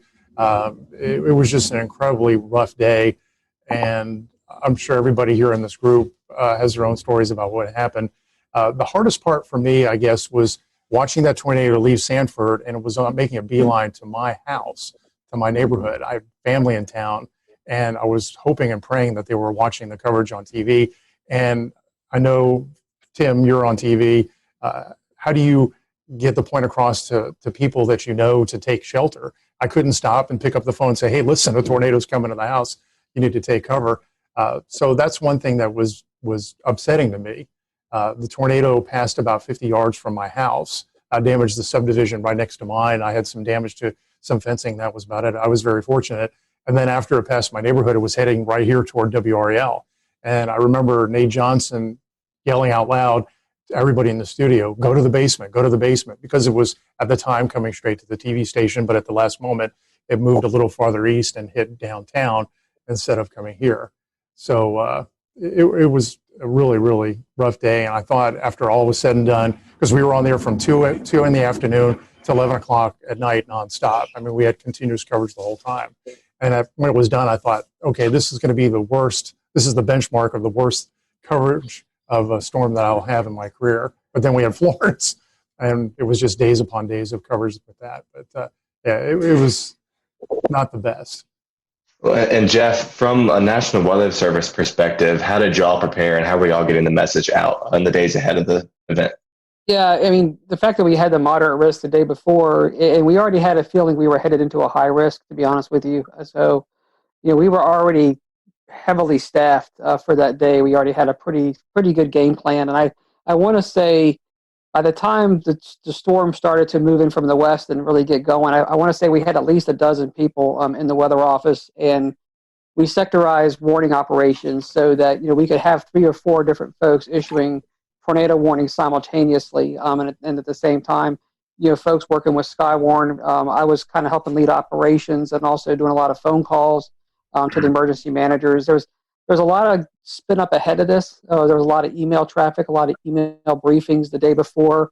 I remember even briefing Seymour Johnson Air Force Base because they were at the... We'll return to Best of the Carolina Weather Group in a moment. Now your Carolina weather forecast. Here are today's forecast high temperatures for North Carolina.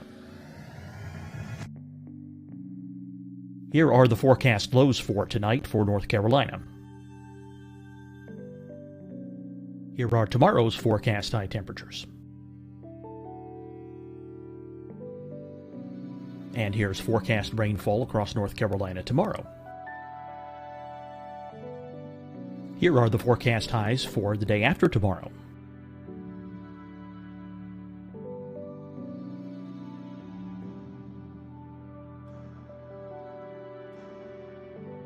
And here's the forecast rainfall across North Carolina for the day after tomorrow.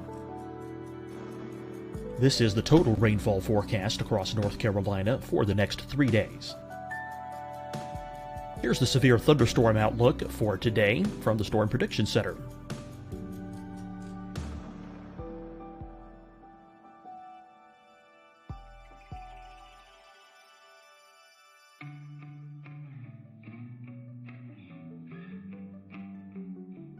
Here are the forecast high temperatures for today for South Carolina.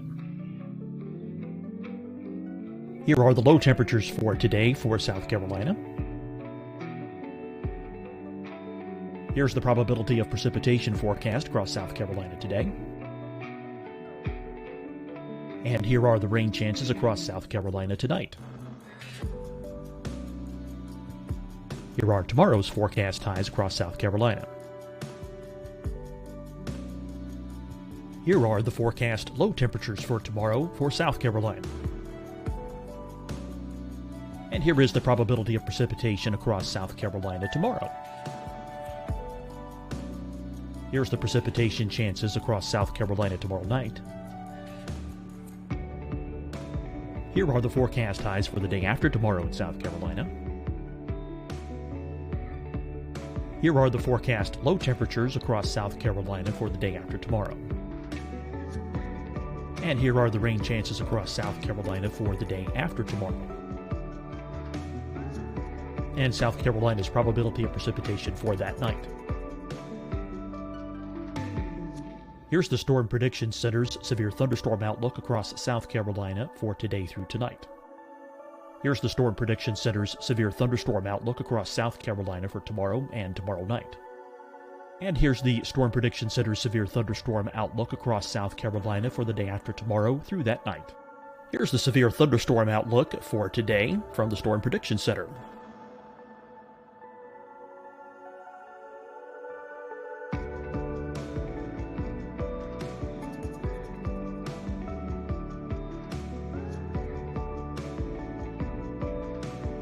And now here's a live look at weather radar across the southeast.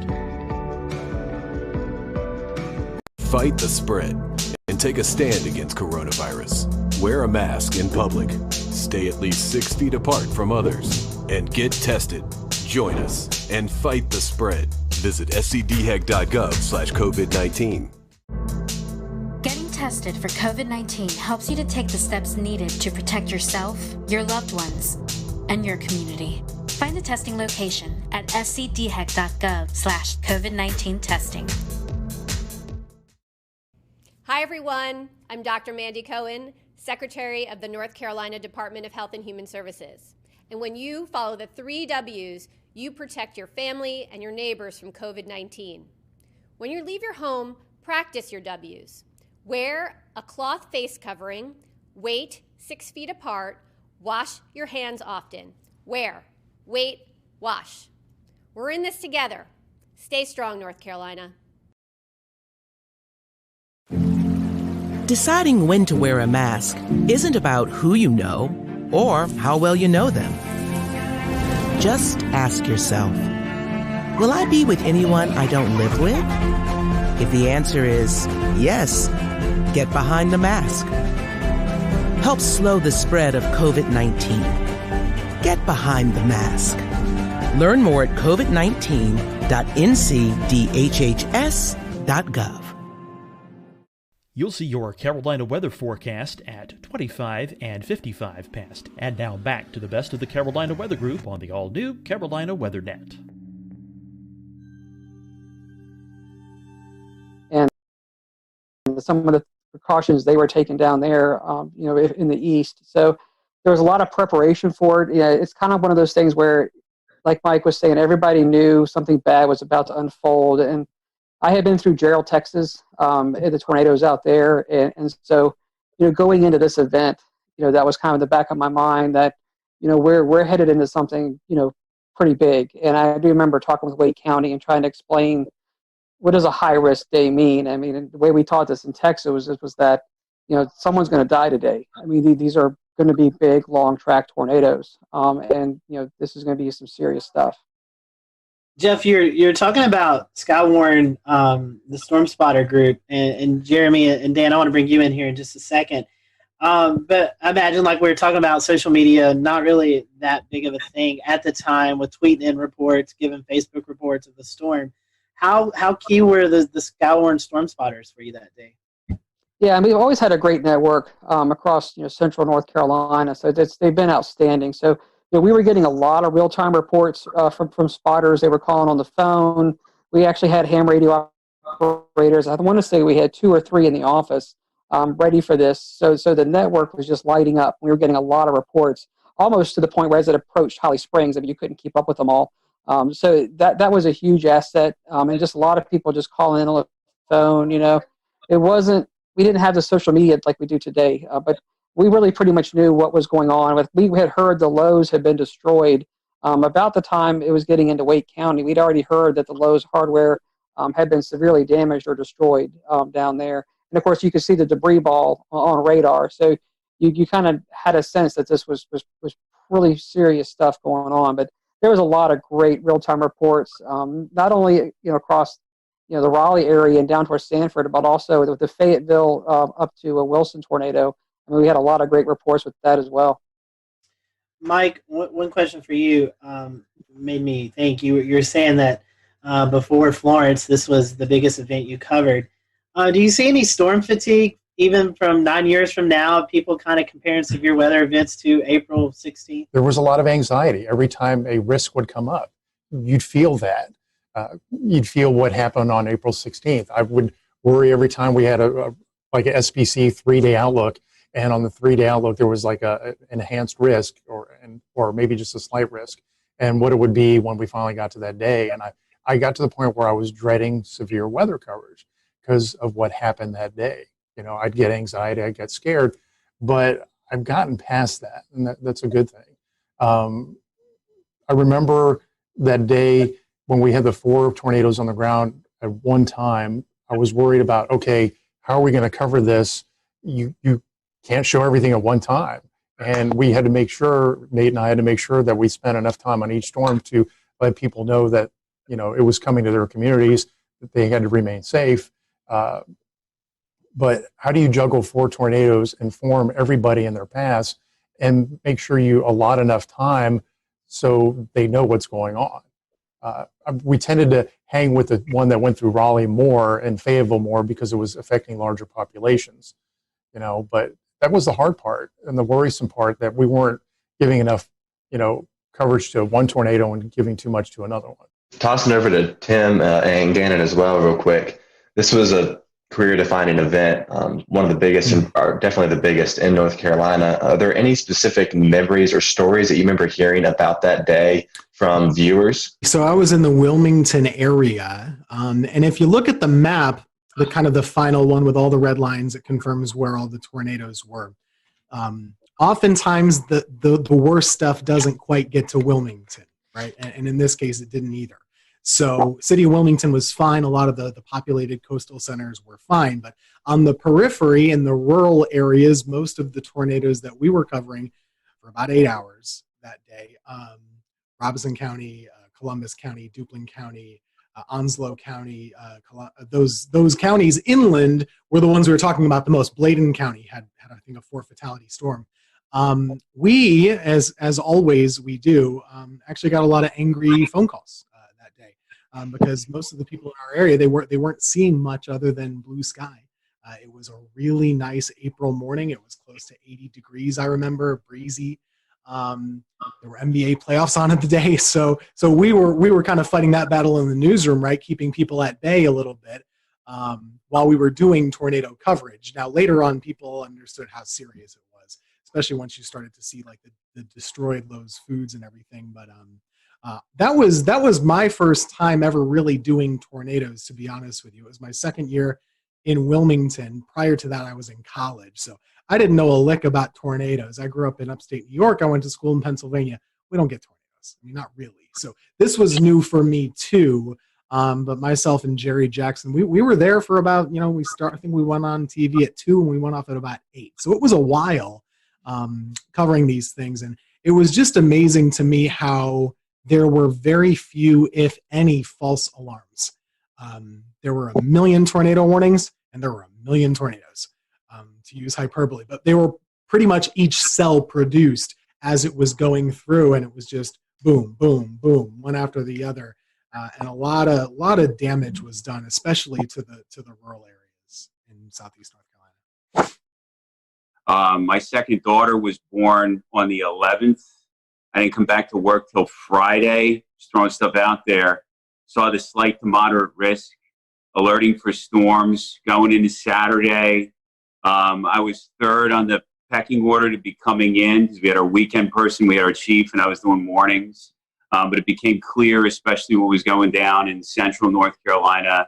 I was personally at home watching Nate Johnson with that tornado. It looked like a wedge, looked like a cloud just right to the ground that I was going in.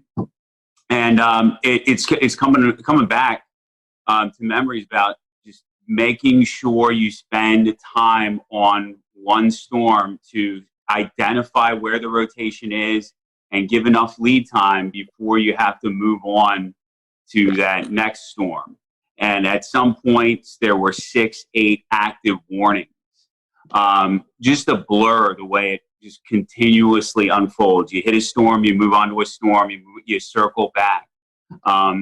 Population centers, as Mike mentioned, preferred. There was the one at Tarawa Terrace in Jacksonville. That was a big center in the Greenville-New Bern television market. Jacksonville is the largest city. We had to hit that.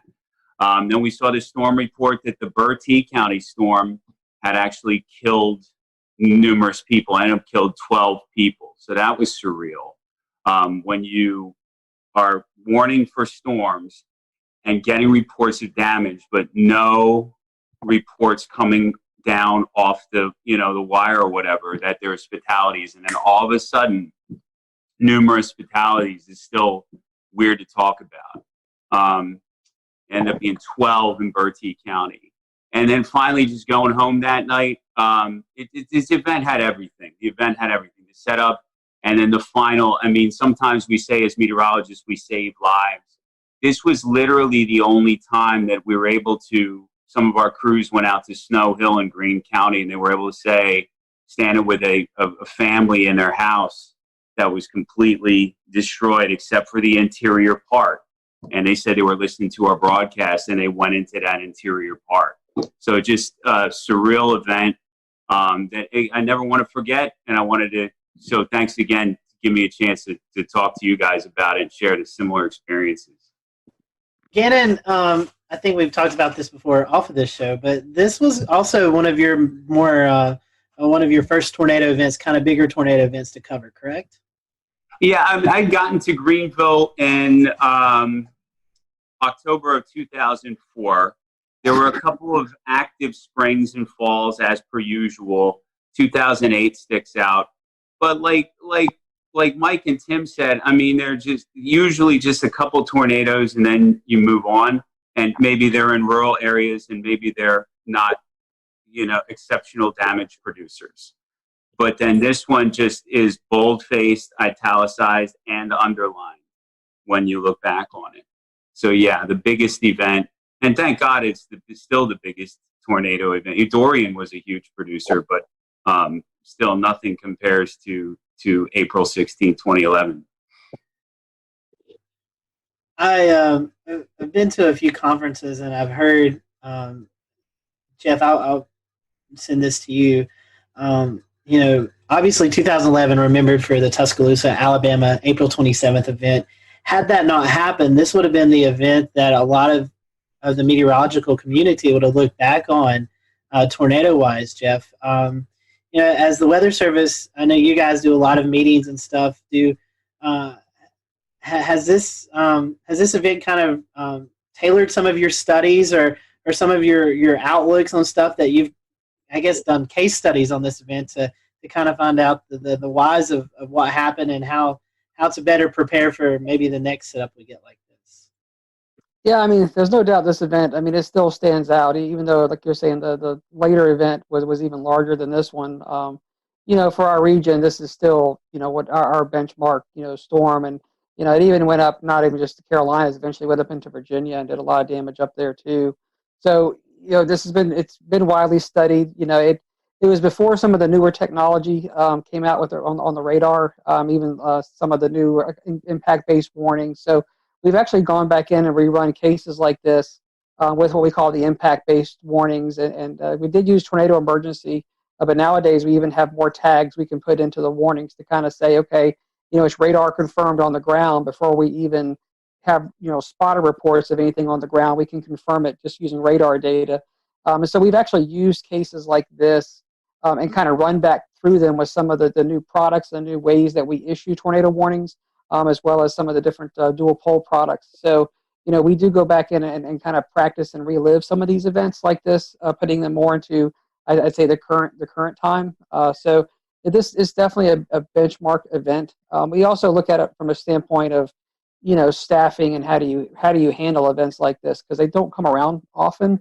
So, you kind of go back and look at, how does operations run in the Weather Service office when you have an event like this, making sure that, you're dotting your I's, you're crossing your T's. Every storm is being interrogated, simultaneously, and that you've got warning operations going, for each individual storm, and you're doing your coordination with 911 centers and working with emergency management, and then keeping the damage reports, as they're coming in, also sending them out. So, looking at how an office should run, and how we should be running our operations to keep things, being pushed out so folks know what's happening. I mean, we use events like this to kind of go back and revisit and relive, what we did right, and also sometimes where we can improve. But it's important to kind of take these events in context, realizing we'll have an event, something like this again at some point in the future. We hope not, but we've got to be ready for it. And Jeff, one more question, then I want to get to Dan and Jeremy and let them talk about what they experienced out in the field. We were talking before this show. You guys, at a point in time, I think it was 5, 6, 7 minutes, were backed up by the National Weather Service in Blacksburg. Can you talk to our viewers tonight who may not realize in these situations when the Weather Service is actually in danger of getting hit by a tornado, you actually pass the coverage off to a neighboring office? Yeah, so it's similar to what Mike was saying earlier. About probably just shortly after the tornado went through Sanford, and you could see the massive debris ball on the radar. Before it got to Holly Springs, we realized that this thing was coming into most likely southern Wake and eventually the south side of Raleigh, where the Weather Service office was. So I remember I picked up the phone and talked to the Blacksburg office, so we're paired so that a neighboring Weather Service office can really kind of basically restart their computer system, and they can come up as if they're, the Raleigh Weather Service office. So we called them probably almost half an hour out and just said, hey, look, we may get to the point where we've got to be backed up if this thing gets too close, so be ready to go, giving them a chance to get the radar up and running, the warning system up and running, things that they would need. And I think we called them back, I want to say about probably 15 to 20 minutes later, and we basically said, okay, this thing may really come get us now. And so I remember saying, if you hear from us again, you've got it. And so then what we started doing is we had 12 people in operation. So as it got closer, we started funneling some folks downstairs into the lower part of the building. And we kept 3 of us up in operations. And literally about the time we could see insulation and things falling outside the window, we picked up the phone and basically told Blacksburg, okay, you've got it. We're sheltering at this point. And we had already issued the tornado emergency for Raleigh. So the warnings were already out for Raleigh. And then we sheltered downstairs, like you're saying, for probably about 7 minutes, and then came up. And the tornado passed just to our east, going up South Saunders Street. Dan and Jeremy, y'all had a very different kind of experience. You guys were actually out in the field chasing these long track tornadoes. I guess, Dan, we'll start with you since you're the first on my screen. Kind of give us the firsthand perspective. What was it like actually being there within a mile of these monsters? One of the things that we had at the time that we still use that was very active was the NC Storm Chasers and Forecasters group on Facebook. And fortunately, there's a lot of information coming in through there being funneled in as well. And I remember I was in Alabama, I caught the storm, and all of a sudden there started being people kind of looking at some of the parameters for the next day in North Carolina. This was when it was at a moderate, I guess, before it got pushed to a high risk. And one of the things that was being looked at was how the storm system I was currently inside and what was turning into a squall line in Alabama was going to keep pushing across into North Carolina. And they were seeing on the HRR runs how basically that squall line eventually was going to break apart into supercells, and that's when really the tornado potential would strengthen. And so when that started coming into play, I just hauled it right straight back towards North Carolina, drove all night long, and made it into Greensboro, Burlington area for the start of where the tornado warnings really kind of got going. Followed the storm in front of it. I actually was able to bust through it because I was inside of it / behind it until about Charlotte to Greensboro. Somewhere in there, I busted through the front of it and got in front of the squall line, and then was in front of it near Burlington to Raleigh, somewhere in between there, maybe kind of close to Durham. And that's kind of when it went tornado warned, and it started to kind of quickly overwhelm my vehicle and me and my ability to keep chasing it. There's a couple things that were very clear about this storm system and about these storms, which is one, they were very fast moving. I remember they were going about 60 to 80 miles an hour. It was what I was trying to keep up with and stay in front of, and position myself in hook echoes so that I could try and get a good visual of these, for the most part, pretty rain-wrapped, low nature storms that were just hard to spot. I had had great luck in Alabama the day before. I actually found myself up on a hill is kind of how I was able to see that tornado so well for such a long period of time. But this day it seemed, in North Carolina, a lot more heavy rain, a lot more heavy wind. I basically ended up inside of some severe winds going, just at a guesstimate, 50 to 70 miles an hour at the very least, sideways blowing rain. Once I got out of that, I tried to get back in position, ended up in that again. Eventually just kind of the whole storm inside of that tornado warning just overwhelmed me and got in front of me right as it got into Raleigh. And just waiting for this line, and we're sitting there going, "Oh man, this thing is not breaking up. There's no supercells. What's happening?" All of a sudden, obviously, within a few frames, it started to go. And so we're in Newton Grove still, and which was the right area to be. We just got a little impatient, and so the first one, by then it was already hitting Sanford and the lows, and we decided to speed on towards Raleigh to try to get it there. And I do remember, as Mike Mays said earlier, the broadcast, Kevin had his ham radio with us. He had a ham radio in the car because he was doing the storm spotting. But I do remember that specific broadcast said, "Do not approach Raleigh, stop where you are," and all this stuff. And one thing I do remember about that whole day is just a surreal feeling that I can't even describe in the atmosphere. And the winds, even outside, the thunderstorms are blowing 40 to 50 miles an hour. Lots of inflow into these supercells from a long distance away, blowing dust and all of that. But when we got to Raleigh, as it was said, it went up South Saunders Street. We were not far from there, coming onto the Beltline. And it was, I remember specifically seeing the power flashes just to my left as we were coming in. And we stopped right there because we knew it was rain wrapped. We couldn't see it. And we looked for an exit after that. And then we were trying to decide, do we, for about a couple of minutes, do we try to keep up with this one we all knew that the storms, as Dan said, were doing, forward speeds of 60 to 80 miles an hour. We're already behind it. We're in a metro area. We're like, no, let's get out of here. Let's go for the next one down the line. That was the Wilson storm. And interestingly enough, that storm hit Fayetteville first, that next cell down the line.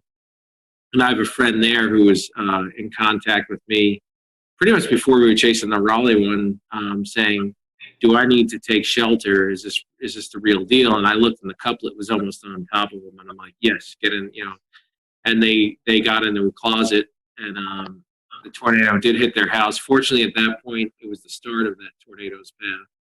So it was weaker. They had a few shingles gone, but up the road from them, it turned into EF3 damage. So, but they were, they did take precautions, and they were fine.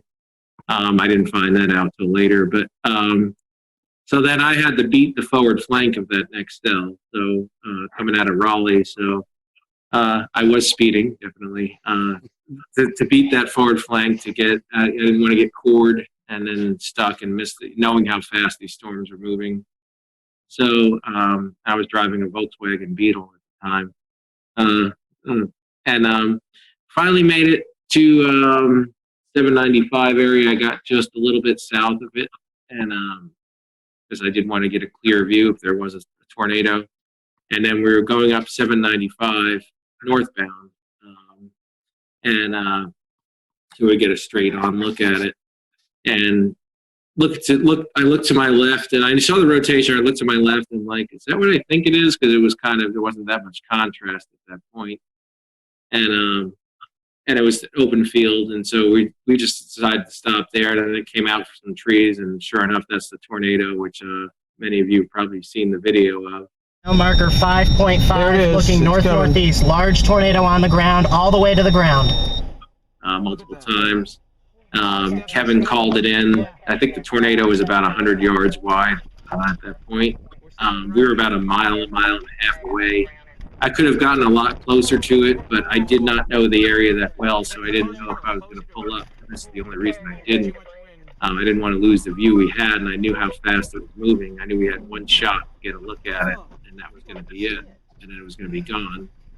And so we decided, all right, we got a good view here. Yeah, no, we're not super close, but we'll just stay where we are, and we're safe here. So we watched it, and then kind of faded into the rain from where we were as the rear flank downdraft came around.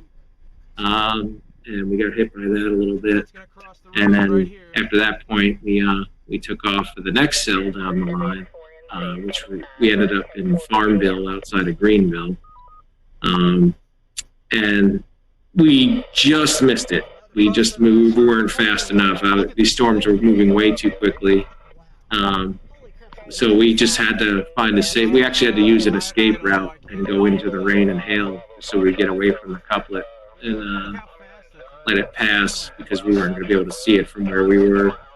And then, so we did. And then we went into Farmville, and we saw the damage there. It just happened, but immediately, amazingly, the emergency crews were there. They were probably there within a minute or two after the storm passed. And so we took a look for a minute, and I remember letting, again, cell phone. I mean, smartphones were relatively new, but I did have one, Pickle 3. And I remember just letting a guy whose house got damaged use it to call his family. And then we wanted to get out of the way of the emergency services as quickly as we could. So then that was it. And then there was a squall line behind that. That was it. And then we went home after that. And then the last thing I remember is going to the NC State Library to upload my footage to YouTube, since I had the super fast connection, as quickly as I could. And I think I remember emailing Mike Mays and sending him the link or something like that right away. And then Ariel, I know, put it up. And then it actually ended up in a few things, like a National Geographic did a special on that whole spring because, as Dan said, there were a number of outbreaks that spring. Everybody remembers Tuscaloosa and all that. This was one of 3, I think, major outbreaks that they covered in that series. And so it ended up kind of spreading from there. And I think it is still my most viewed video to this date. But And that was about it. That was about the general summary of my day right there. Were you guys able to, after this event, in the days to come, to go out and survey some of the damage? If so, what kind of stuck out to you guys? Our biggest storm was in Bladen County, in Elizabethtown specifically. There were 4 fatalities there between, I believe, Elizabethtown and closer to Bladenboro. Also, a couple tornadoes up there. We'll return to Best of the Carolina Weather Group in a moment. Now your Carolina weather forecast. Here are today's forecast high temperatures for North Carolina. Here are the forecast lows for tonight for North Carolina. Here are tomorrow's forecast high temperatures. And here's forecast rainfall across North Carolina tomorrow. Here are the forecast highs for the day after tomorrow.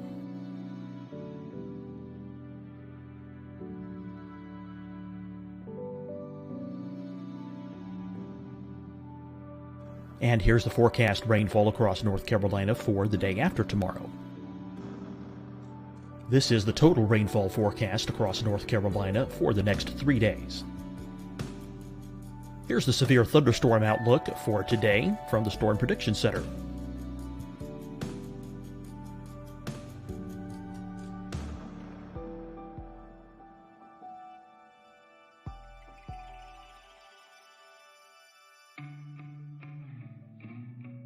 Here are the forecast high temperatures for today for South Carolina. Here are the low temperatures for today for South Carolina. Here's the probability of precipitation forecast across South Carolina today. And here are the rain chances across South Carolina tonight. Here are tomorrow's forecast highs across South Carolina. Here are the forecast low temperatures for tomorrow for South Carolina. And here is the probability of precipitation across South Carolina tomorrow. Here's the precipitation chances across South Carolina tomorrow night. Here are the forecast highs for the day after tomorrow in South Carolina. Here are the forecast low temperatures across South Carolina for the day after tomorrow. And here are the rain chances across South Carolina for the day after tomorrow. And South Carolina's probability of precipitation for that night. Here's the Storm Prediction Center's severe thunderstorm outlook across South Carolina for today through tonight. Here's the Storm Prediction Center's severe thunderstorm outlook across South Carolina for tomorrow and tomorrow night. And here's the Storm Prediction Center's severe thunderstorm outlook across South Carolina for the day after tomorrow through that night. Here's the severe thunderstorm outlook for today from the Storm Prediction Center.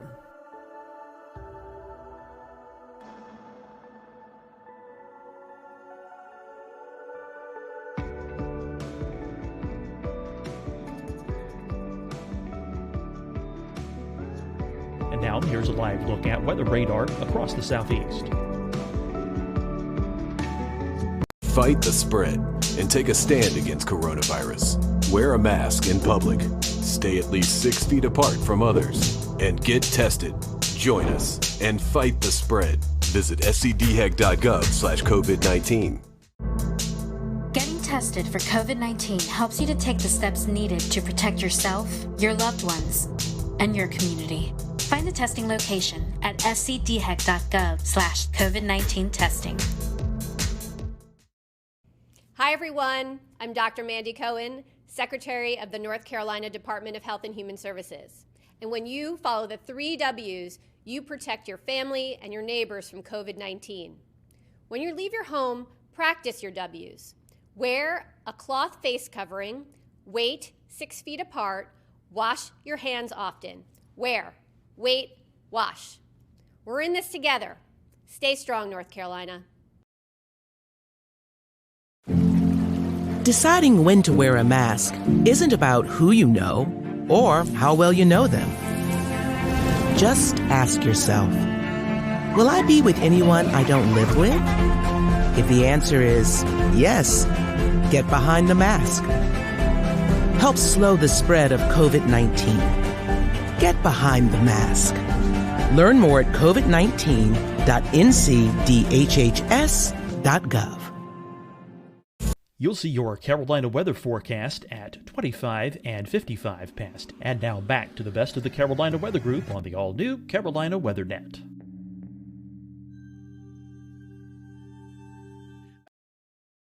I'll say they had a tough time coming back from those reports because a lot of the structures really were just torn apart. It was EF2 damage, but a lot of mobile homes, a lot of weakly built structures there didn't stand a chance at all based on the strength of the storms that day. So like we usually see in North Carolina, a lot of times the tornadoes are short-lived and on the grand scale rather weak. This was just, there were a ton of tornadoes and most of them were really strong ones by our measure at least too. So the damage was much worse than we usually see in a tornado outbreak. It was tough to watch. I remember a lot of people really, if they weren't personally affected by it, emotionally they certainly were, and there was a big outreach to try and help folks in the weeks following. So I have a question, Tim, coming back to you. How do you think the public responded as these warnings were going off and folks were being warned, hey, look, stay inside.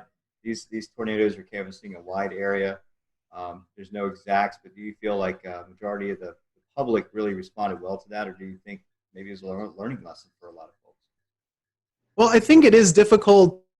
Every event is different, right? And I think after this event, probably people took warnings more seriously because this was such a significant one and really a generational one. On that day, I can't really speak to how individual folks reacted. I think it was hard for them to understand. It was such a beautiful, bright, and sunny day in most of the areas until those storms got right up on top of you. So it was almost difficult to understand to the layperson how serious the weather really was. So a lot of these tornado warnings, like Dan was saying earlier, these storms are going 60, 80 miles per hour. The polygons were pretty big to account for that size, and you might have the warning going off and you're still in the sunshine, right? So that's not a typical response where you're going to shelter right away. You might take your time. So I do think that there was, number one, a challenge with it being a midday on a Saturday, a little harder for folks to maybe be paying attention normally. I guess it was always a case-by-case basis, but you look at the fatalities, there were a lot. There were just a lot. So I do think it was a learning lesson for a lot of folks. After all these storms had passed and the days following the event, you guys had to go out and conduct storm surveys. What did that look like, and how busy were y'all? Because that was a lot of tornadoes to cover. And so within the first day, we knew we needed to get the fatal tornadoes that were long track. We needed to get those really well defined. And so we got those done. And then there were still some additional surveys on those two. But then really you spent the rest of the week going out into different areas. It took about a week to survey the entire area to get all the tornadoes in. But we focused on the ones that we knew were the worst, that there was the most attention on, just to get the EF rating, the tracks, the intensity, really identifying how the people died. When we lost people, that's a tough thing to have to do, to go out there and work with families that have lost everything. And a lot of times they're out there picking over their stuff, and you want to learn what they've gone through a little bit, but you've also got to be very careful. But most people really do want to talk to you and tell you their story. So we get out there and interact with them. The Lowe's was just an incredible story where they had heard the warning, and then somebody came in to the front of the Lowe's and basically said the tornado's coming. And I remember we talked to the manager. He got on the loudspeaker in the store and just told everybody to go to the back where the bathrooms were. There's more infrastructure in the back. And, of course, the tornado hit. It blew in those big sliding glass doors. It blew those in. The whole front wall of the Lowe's hardware blows in, and the front roof collapsed. And so the manager in that Lowe's, I mean, who knows how many lives he saved. But there was a lot of good stories like that, but there was a lot of tough stories with a lot of loss through the day. That makes it tough. But it took us a week to get our hands around all of the damage across central North Carolina. What's your lasting memory from this event? If you could share it with the folks who are watching, what's your lasting memory from the event? I'll start with you first, Jeremy. Well, with me, I think it was just, even more than the tornado itself was just a surreal feeling that entire day, and the surreal feel of the atmosphere, those winds, like I said, that were inflow into the storms themselves. Just the, I don't know, kind of nervous, like Mike Mays almost being a little bit scared. I think we all were a little bit. I mean, at least I was at the same time as being, excited to possibly see a tornado. Of course, I don't want to see anyone get hurt. Nothing quite compares to what that system did. Everything from the speed to the tops of the storms being, in a lot of cases, kind of lower topped, and especially the moment where it went from the squall line into breaking up into those individual supercells, and seeing that, like Jeremy said, happen in a couple of frames on radar, aka 10 minutes in time. All of a sudden, it went from a messy situation to you have 8 of the most textbook supercells in a line sweeping across the state at a high speed. Being in the middle of that and seeing the actual sun break through the squall line as those storms separated was just a surreal moment, something that I haven't seen happen in North Carolina since, or anywhere really for that matter. I mean, every now and then a strong storm system will separate from a squall line to supercells, but I've never seen anything to that degree. This was a long week event for us because it took a long time to get all the surveys done. But I mean, going back to that day, things I remember, obviously being in the office, but just how well everything did work. We did lose, more people than obviously you never want to lose anybody. We saved a lot of lives that day, and so going out there and seeing how much devastation there was and how many people were doing the right thing and seeing how well things went in the weather office. I remember watching WRAL, like Mike was talking earlier, and they had tornado emergency just in big, bold red across the bottom of the TV set. They were on wall-to-wall coverage. We were getting great spotter reports. It was one of those days where everybody was intensely worried. We all had a heightened awareness, but everything really worked the way it was supposed to work. I mean, everything we had practiced, all the work we've done with the media and Skywarn and the training inside the office, it just all came together. And so, while we lost people that day, and that's always a tragic thing, there was a lot of things that did work, and a lot of people came together and I'd say performed at a top level. And at the end of the day, it saved lives. For me, I was definitely still a kid at the moment. I think I was 23 years old or 24 years old or something like that. And thankfully, Jerry Jackson, who I was working with at the time, he had drilled with us very basic severe weather coverage do's and don'ts. Like 3 simple things. Tell folks where the storm is, where it's going, what they should do, and then tell them again. And if you have more than one storm, do 1, 2, 3, however many you have, then go back to the first one. So we really boiled it down to basics. I think we did a pretty good job that day. And I think, this event really prepared me for further events down the road, to not get too amped up, too nervous or whatever. Just kind of keep it simple, tell folks what they need to know and what they need to do. And that's really the whole reason why we're here, right? So this is a big moment for North Carolina, and just personally for me, and kind of seeing what the weather can do and why we're here. I do remember one point. I couldn't tell you what time it was, but it was just we had a little Viper radar system from Barron in the office. That was our primary drive thing.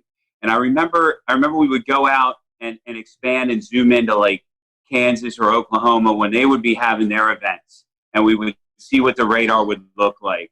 And I remember just thinking to myself at some point, I should be seeing I-35. I should be seeing like OKC and Wichita as delineators here. Instead, I'm seeing Kinston and Goldsboro.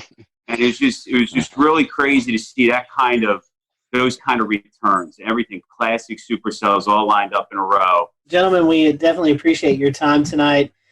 Thank you for going over this with us. Thank you guys who are watching tonight.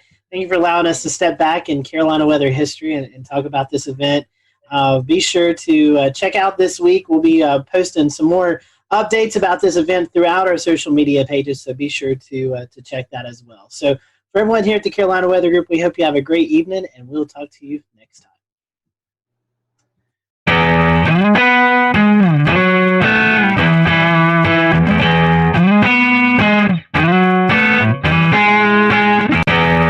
I'm James James Brierton in Matthews, North Carolina. This tree, one of many that has fallen here in Matthews and across the two-state region of North Carolina and South Carolina following last Thursday's tornado outbreak. 10 tornadoes in all confirmed by the National Weather Service, who then spent Friday going out and surveying damage like this here at the playground of Matthews Elementary School. The school closed on Friday with power still out and trees like this still down. School was closed in Charlotte, Mecklenburg.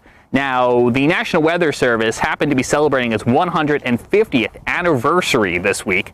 We're going to be talking about that coming up. The important life-saving mission they played today was all created over a century and a half ago. But first, let's talk more about the recovery efforts here in Matthews and across the region. This tree, the EF1 tornado coming through here on Thursday, caused damage across the region.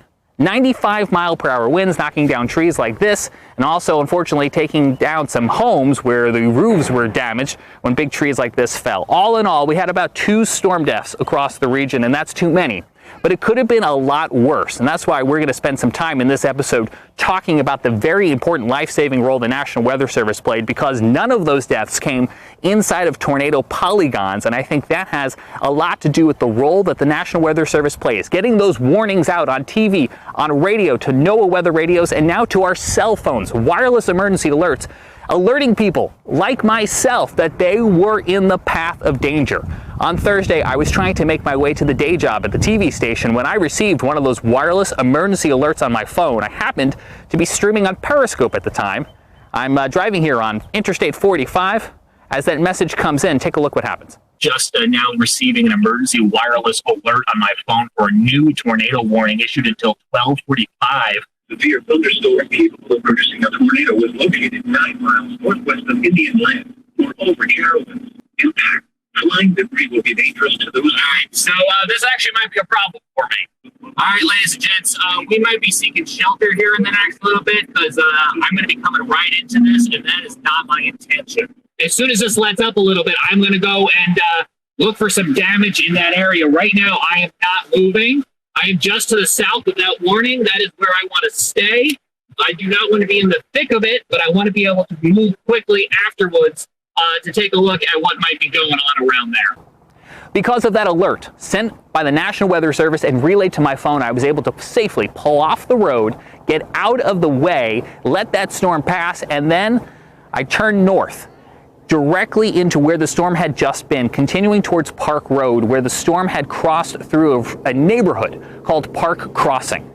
Here's a look at what I saw moments after that tornado came through and as that tornado was continuing east into Matthews. You can see we've got numerous trees down. This one, as it fell, took down a fence. We see several instances of this as we make our way through this Park Crossing neighborhood. Now, all of this damage occurred during the midday hour when a tornado-warned cell came through the neighborhood and it brought down several large pines, just like the one you're seeing right here behind me.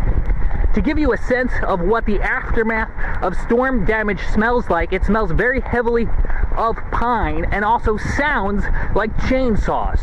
We have another tree down here.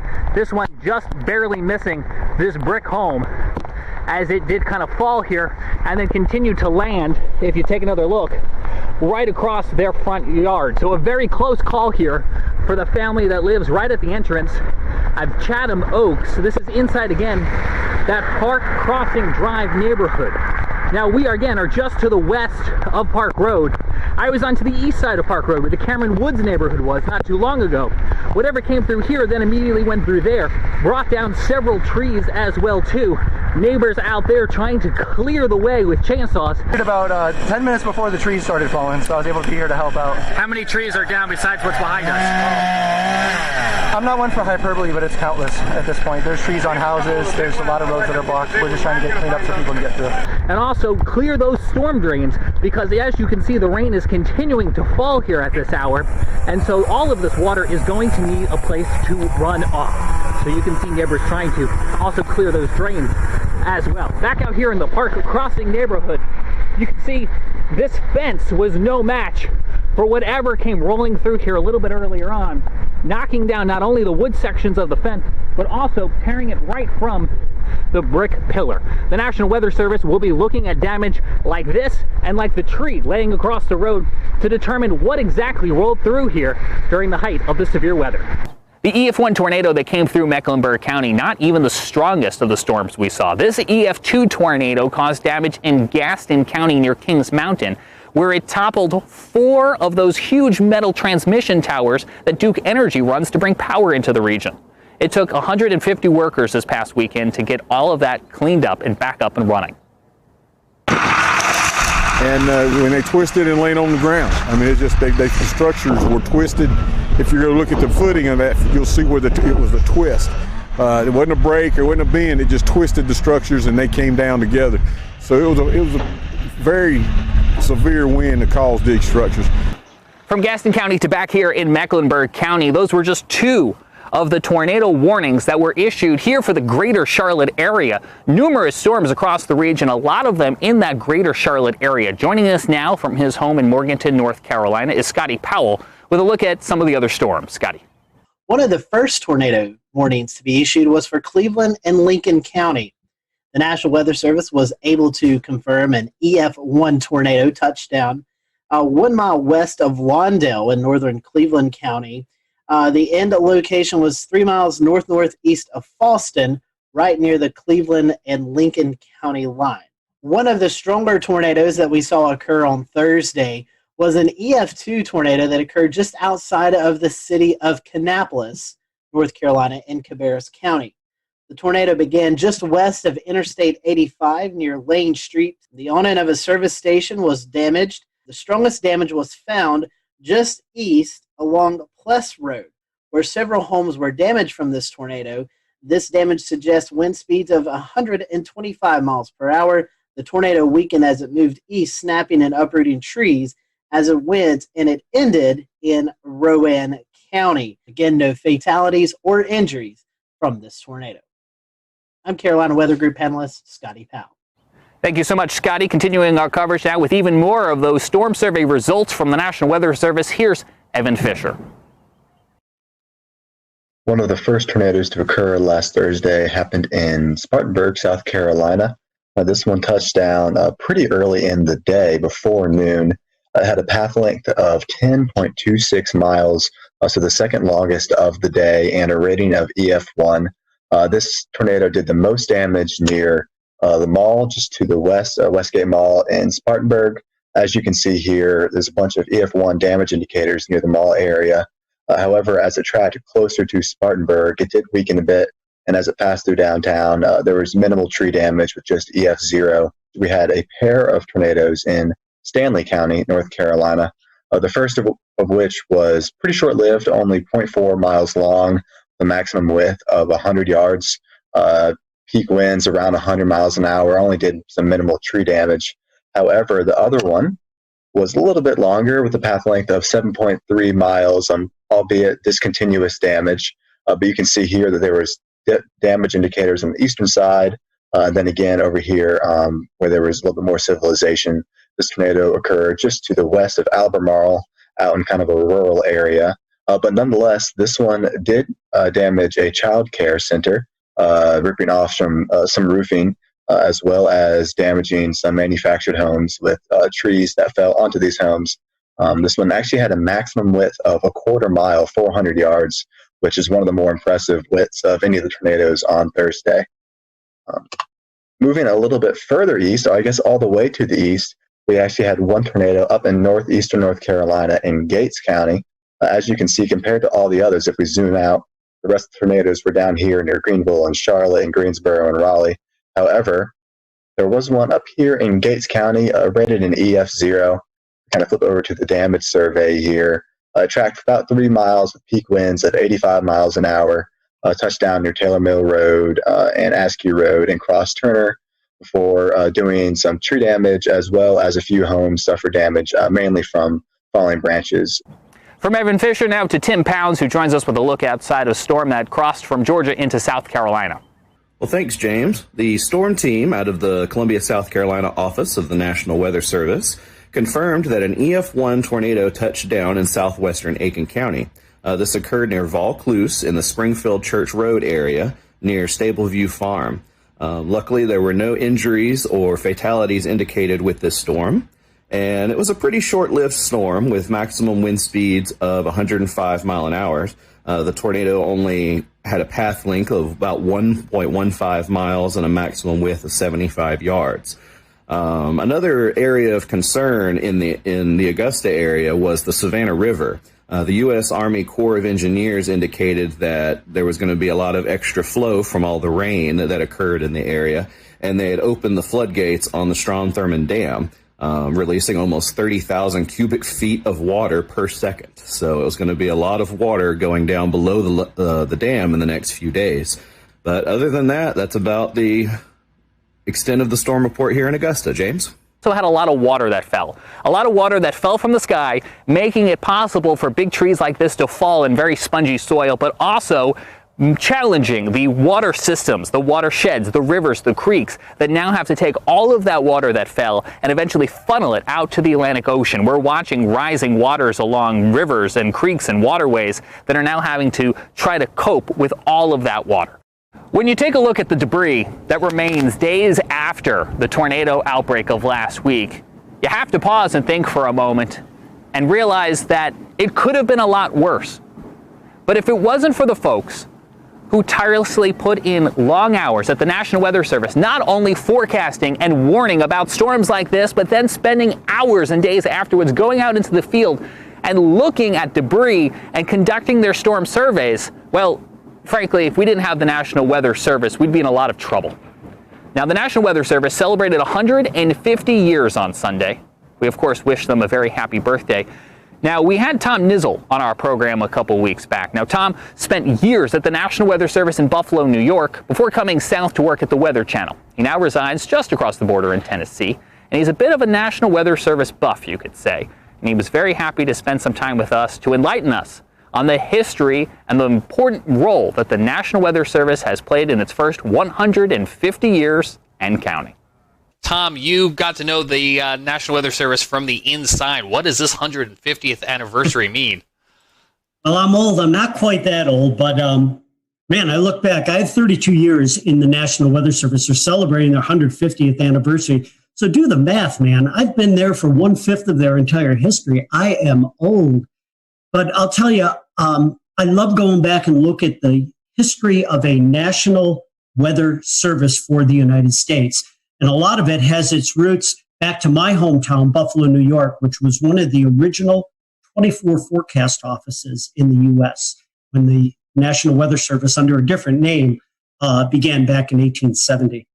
It's amazing when you think about the United States and think about the roots of weather and weather observations. My gosh, when our forefathers came here to the U.S., think about the fact that everything they did in their lives had some connection to the weather. I mean, they spent most of their time outside. It was an agrarian society.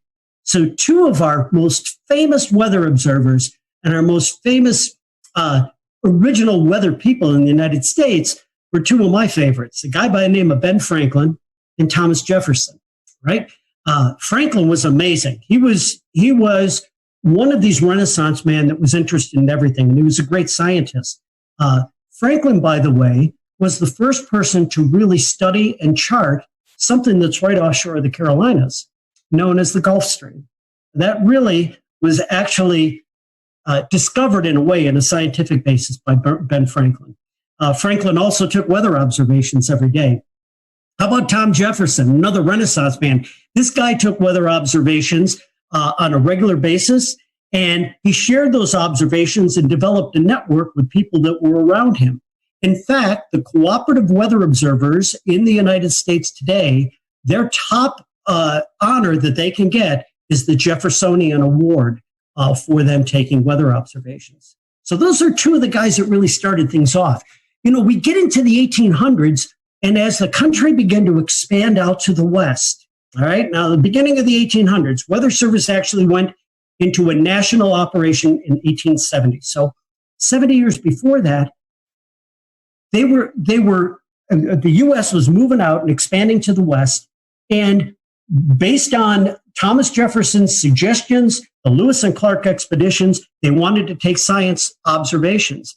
Most of the Army surgeons who were trained as scientists would take weather observations on a daily basis. And they would mail them back in. They would, arrive months later into places like the Smithsonian where they would gather this information and bring all this information together, begin to plot it onto maps and try to understand this array of data that we were gathering across the country. But my gosh, none of it was timely. It took months to get that information. So you come across to about the mid 1840s, and we had this amazing invention that takes the science of meteorology and rockets it forward. And it was called the telegraph. We'll return to Best of the Carolina Weather Group in a moment. Now your Carolina weather forecast. Here are today's forecast high temperatures for North Carolina. Here are the forecast lows for tonight for North Carolina. Here are tomorrow's forecast high temperatures. And here's forecast rainfall across North Carolina tomorrow. Here are the forecast highs for the day after tomorrow.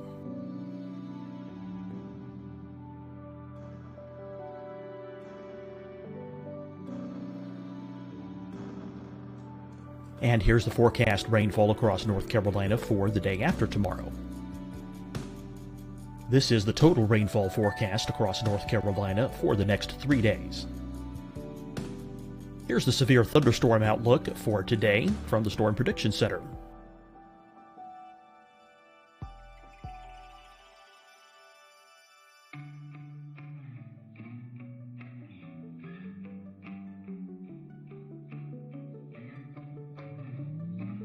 Here are the forecast high temperatures for today for South Carolina. Here are the low temperatures for today for South Carolina. Here's the probability of precipitation forecast across South Carolina today. And here are the rain chances across South Carolina tonight. Here are tomorrow's forecast highs across South Carolina. Here are the forecast low temperatures for tomorrow for South Carolina. And here is the probability of precipitation across South Carolina tomorrow. Here's the precipitation chances across South Carolina tomorrow night. Here are the forecast highs for the day after tomorrow in South Carolina. Here are the forecast low temperatures across South Carolina for the day after tomorrow. And here are the rain chances across South Carolina for the day after tomorrow. And South Carolina's probability of precipitation for that night. Here's the Storm Prediction Center's severe thunderstorm outlook across South Carolina for today through tonight. Here's the Storm Prediction Center's severe thunderstorm outlook across South Carolina for tomorrow and tomorrow night. And here's the Storm Prediction Center's severe thunderstorm outlook across South Carolina for the day after tomorrow through that night. Here's the severe thunderstorm outlook for today from the Storm Prediction Center.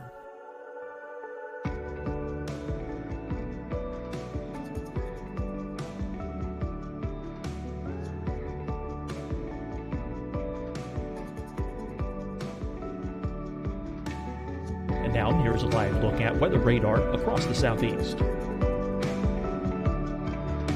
Fight the spread and take a stand against coronavirus. Wear a mask in public. Stay at least 6 feet apart from others. And get tested. Join us and fight the spread. Visit scdhec.gov/COVID-19. Getting tested for COVID-19 helps you to take the steps needed to protect yourself, your loved ones, and your community. Find the testing location at scdhec.gov/COVID-19 testing. Hi, everyone. I'm Dr. Mandy Cohen, Secretary of the North Carolina Department of Health and Human Services. And when you follow the 3 W's, you protect your family and your neighbors from COVID-19. When you leave your home, practice your W's. Wear a cloth face covering, wait 6 feet apart, wash your hands often. Wear, wait, wash. We're in this together. Stay strong, North Carolina. Deciding when to wear a mask isn't about who you know or how well you know them. Just ask yourself, will I be with anyone I don't live with? If the answer is yes, get behind the mask. Help slow the spread of COVID-19. Get behind the mask. Learn more at covid19.ncdhhs.gov. You'll see your Carolina weather forecast at 25 and 55 past. And now back to the best of the Carolina Weather Group on the all-new Carolina WeatherNet. The Telegraph, you could get this data from around the country that these surgeons were taking, and in almost real time, you could get it to one central area where that data could be compiled. You'd have the data quickly, you could analyze it, and then understand what was going on a more real-time basis. And this was all done at a place called the Smithsonian Institution. And Joseph Priestley was the guy that was there that was gathering all this information and beginning to plot weather maps. Well, we get into the Civil War, and that kind of detoured in some way the expansion of science as far as weather was concerned. But boy, the Civil War brought a lot of technical expertise and other inventions that would then help propel all of this technology and science forward. So let's get into the late 1860s now. And we're a couple of years beyond the Civil War. And the railroad transportation really wasn't coming into its own at that point. So a lot of the transportation that occurred between the inland parts of the country and getting out to the coast in the northern half of the United States occurred on the Great Lakes. There was a tremendous amount of shipping that occurred on the Great Lakes and moving not only goods and materials, but moving people and passengers around. And in 1868 and 1869, in 2 consecutive years, there were over 1,100 shipwrecks on the Great Lakes. Think about that, 1,100 shipwrecks and hundreds of fatalities on the lakes. Well, now I go into 4 cogs in the wheel that I think were most important people that were responsible for the development of a national weather service. Because of all the fatalities that were occurring on the Great Lakes, due to weather, by the way, due to severe weather, there was an amazing guy by the name of Increase Lapham, Lapham. This guy was, again, another Renaissance man. He was a geologist, and he was, at that point in Wisconsin, very interested in the weather. Again, a scientist by many, many means. He plotted weather maps, and he sent a lot of news clippings to his congressional representative about all these fatalities that were occurring on the Great Lakes. And there has to be something done to develop some type of weather warning system for these bad storms that were coming across the Great Lakes. So in 1869, I believe it was, Increase Lapham sent this letter out to his congressional representative, another second cog in the wheel by the name of Halbert Payne. And Payne took this information and introduced a resolution under Ulysses S. Grant to the United States Congress. And on February 9th of 1870, the resolution was passed to then bring into service a national weather service for the United States. And it was under the direction of the U.S. Army Signal Corps at that point. Why the Signal Corps? Well, it now brings in our third character. Our third guy that was in big responsibility and a big part of developing a national weather service was a guy who was in charge at one point for the Signal Corps in the U.S. His name was General Albert Meyer. And Meyer has a connection to my hometown of Buffalo, New York. But Meyer actually developed a signaling system during the Civil War of using flags to send signals between military installations. And this signaling system, or wigwag system, was in play, and it was in place during all of the Civil War. Meyer was an amazing character because he had a great military background.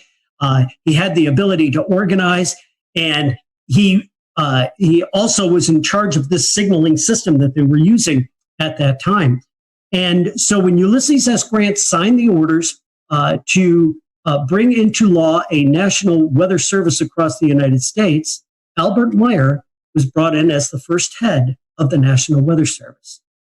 And Meyer then brings in the fourth cog in the wheel, the guy that really made this happen from a scientific point of view. His name was Cleveland Abbey, and this guy was a scientist by every stretch of the word. He is the person who first began to issue forecasts, actual weather forecasts across the eastern part of the United States, and he had a tremendous science background. And when he came into that first beginnings of the National Weather Service, it was Cleveland Abbey who introduced science, who introduced coursework, who introduced the theory of meteorology and the science of meteorology to those employees who were hired to man the 24 original offices across the United States. It was really, really a fascinating time. And from there, the ability to bring in weather data and weather observations led very, very quickly to production of weather forecasts. Within a couple of years of the formation of the Weather Service, these daily forecasts were something that everybody asked for. People understanding that they might not be all that accurate all of the time, they weren't able to do the kind of detailed forecasting that we can do these days, but they had an understanding of the basic concept, in most cases, of weather moving from the west to the east across the United States. With the ability to plot these maps, the early forecasters were able to trace storms. And as storms were moving from Chicago to Detroit to Cleveland to Buffalo and out to New York City, these forecasters could time to some degree the occurrence of this bad weather that was coming in that direction.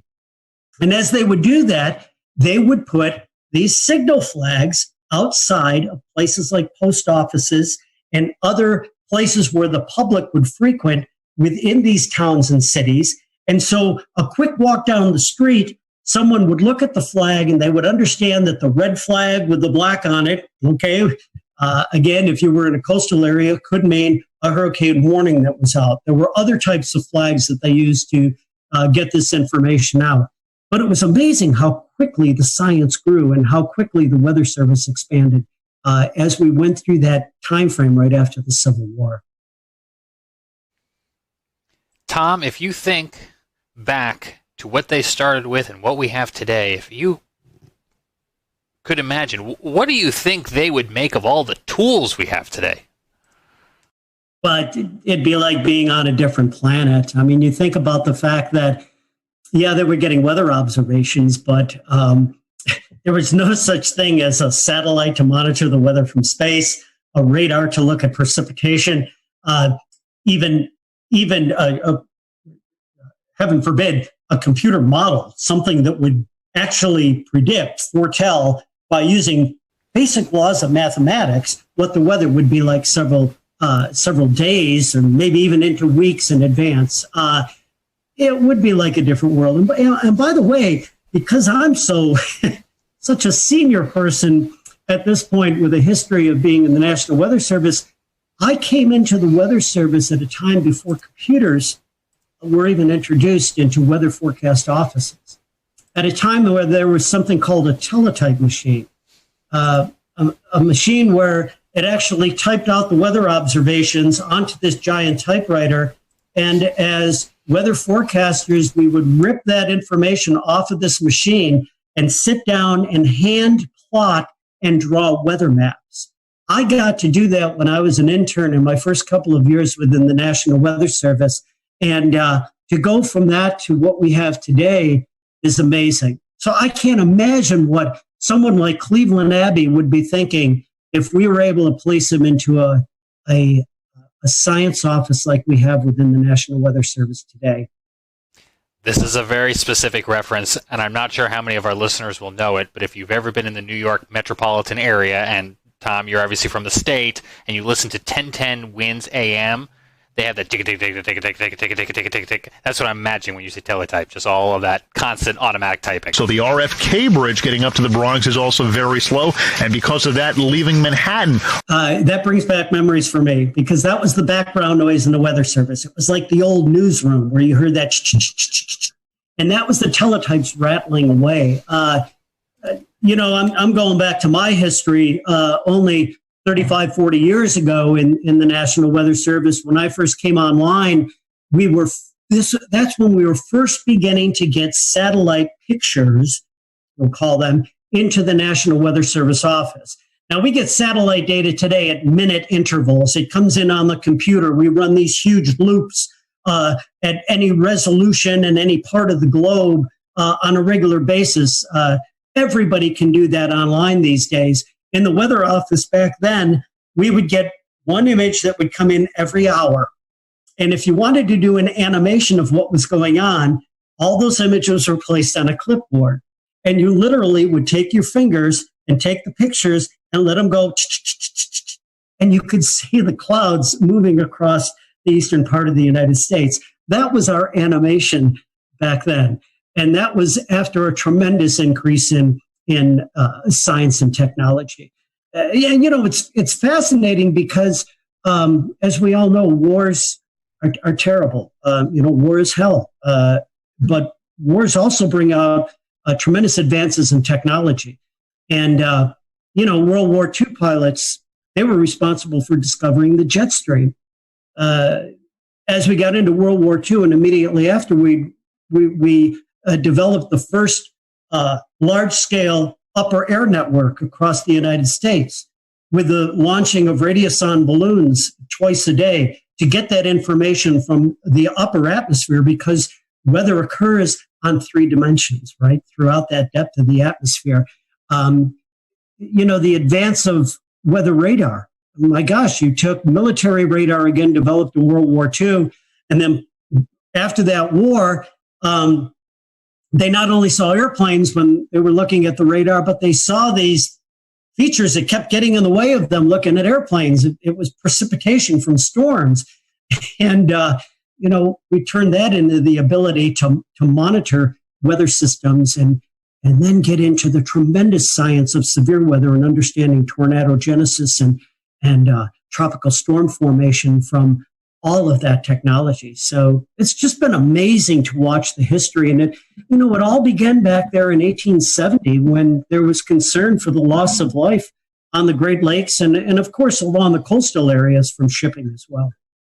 Tommy, you're talking about the advances in technology. One thing that kind of comes to mind is the advances in the warning process. Trying to explain to the younger generations that we didn't have things like cell phones, right?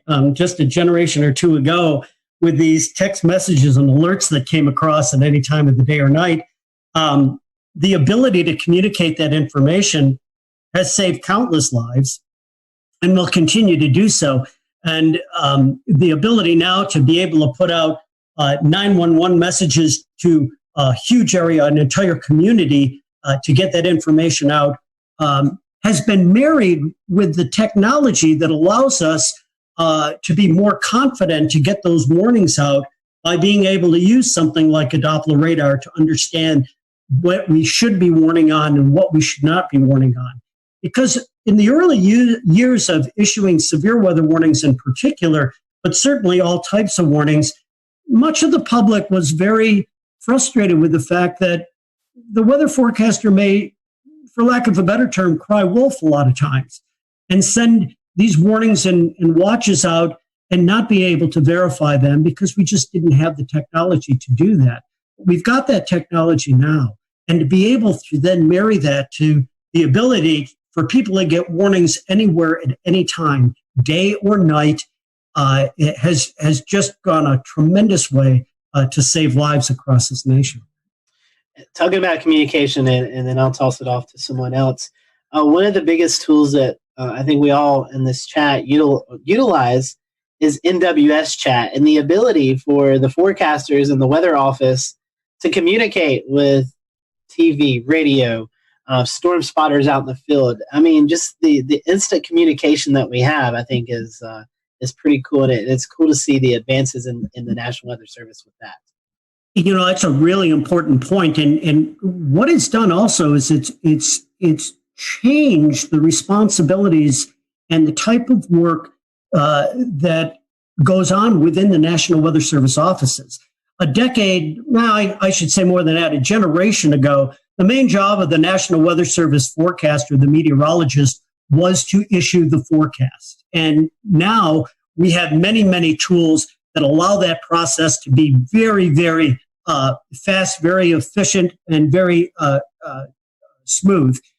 But what the forecasters do now, where they really, really make a difference, is what we refer to as decision support or decision support services. That ability to get that information and get it out and let our special customers know exactly what is happening, when it is happening, contacting emergency managers and working with the emergency management community to have their resources ready to go, to be ready to respond when the weather is coming through. And also, you mentioned this tool that is used on computers called NWS Chat. It's the ability for the forecast office to chat or to talk or message to many of its users, its media, its emergency management system, those types of individuals, to get the most reliable and timely information back and forth from those communities and sending out their thoughts from the National Weather Service offices.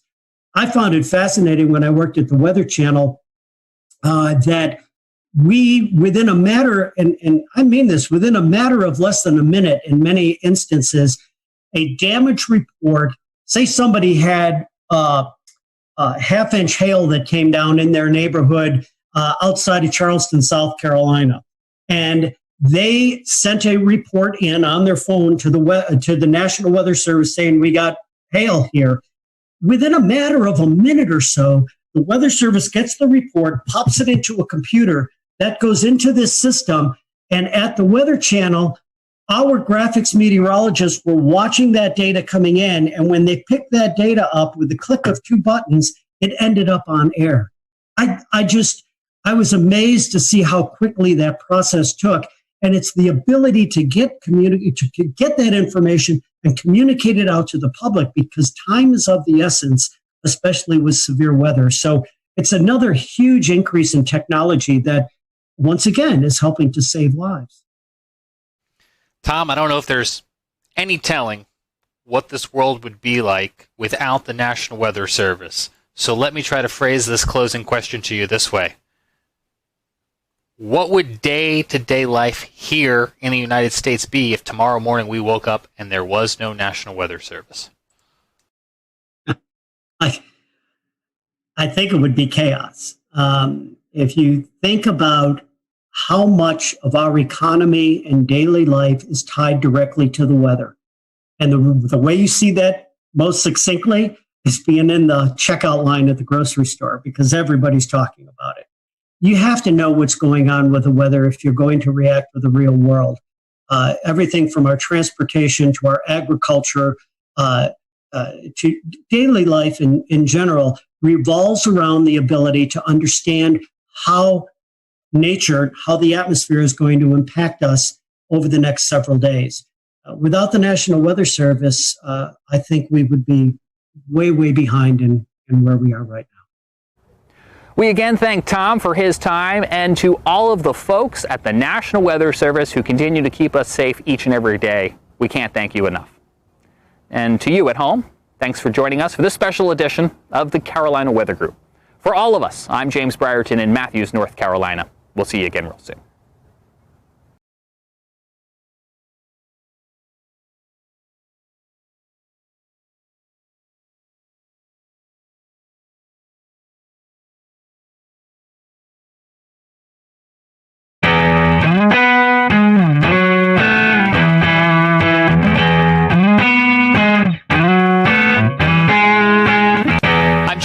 In Charlotte, a state of emergency has been declared in Allegheny County, North Carolina, after a historic 5.1 magnitude earthquake earlier this morning here on Sunday, August the 9th. It was the 5th strongest earthquake in Carolina history and the strongest in the Carolinas since 1916.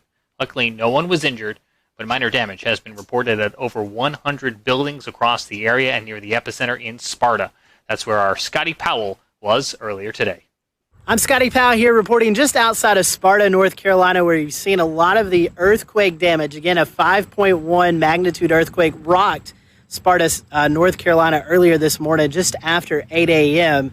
A lot of damage to some roads, to some structures. In fact, some folks have been displaced from their home. I've never witnessed earthquake damage, but it definitely was something that I wasn't surprised to see. These big, deep craters crossing the road. Thankfully, not a lot of those craters, but some of them on the roadways that will definitely have to be filled up. Also, some structural damage to homes, a lot of rocks and things like that that have fallen off. So that's what it looks like here from Sparta. Again, a 5.1 magnitude earthquake. Again, the USGS already in town doing some surveys. Emergency officials say that homes have been affected, but thankfully no injuries related to these earthquakes. From Sparta, North Carolina, I'm Scotty Powell for the Carolina Weather Group. The mayor of Sparta has declared a state of emergency, and Allegheny County Sheriff Brian Mills says he's spoken to White House officials about what has happened in their community.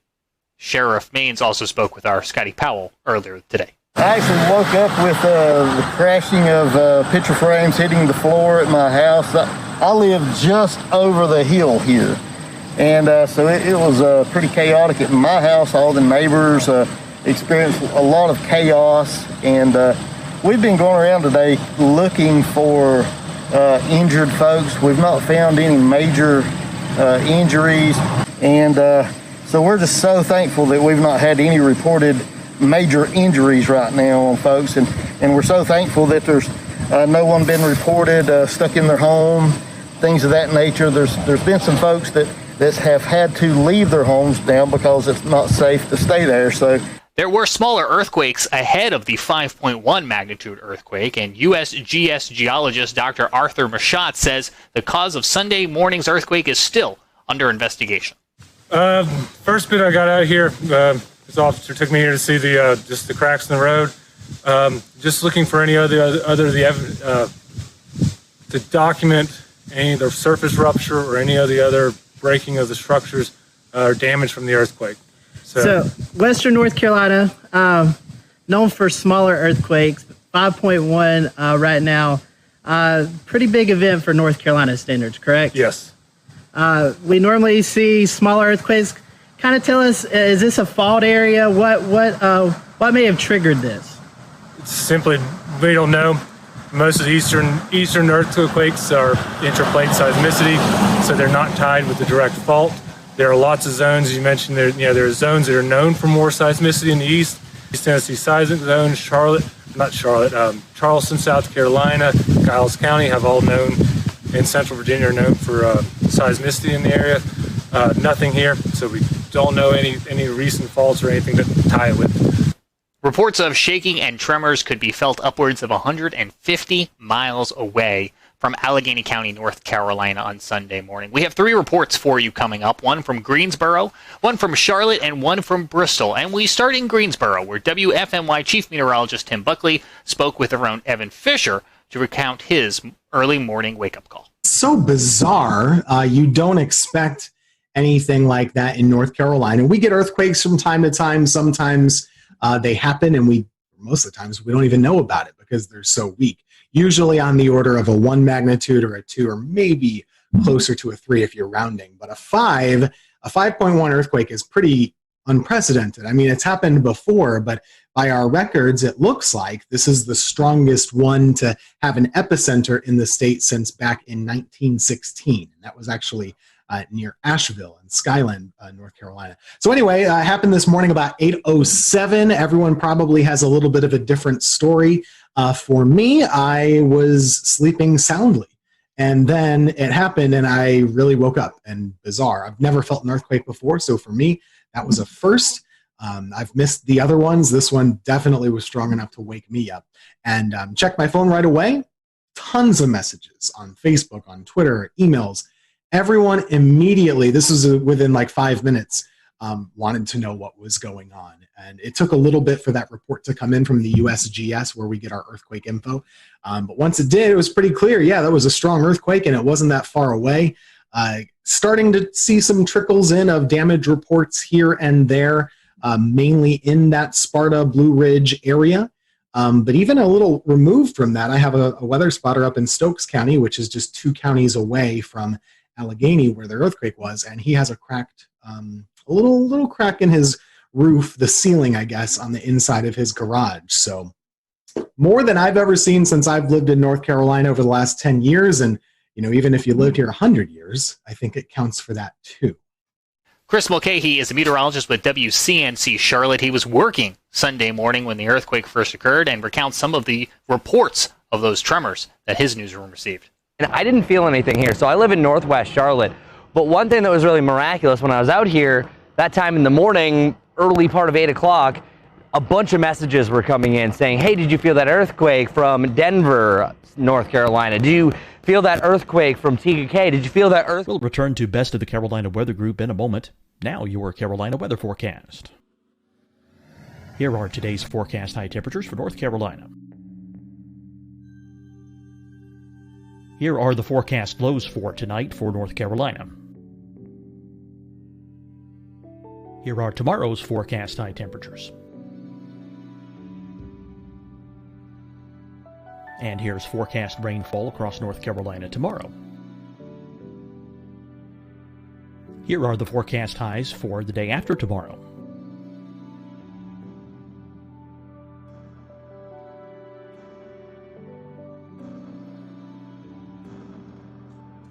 And here's the forecast rainfall across North Carolina for the day after tomorrow. This is the total rainfall forecast across North Carolina for the next 3 days.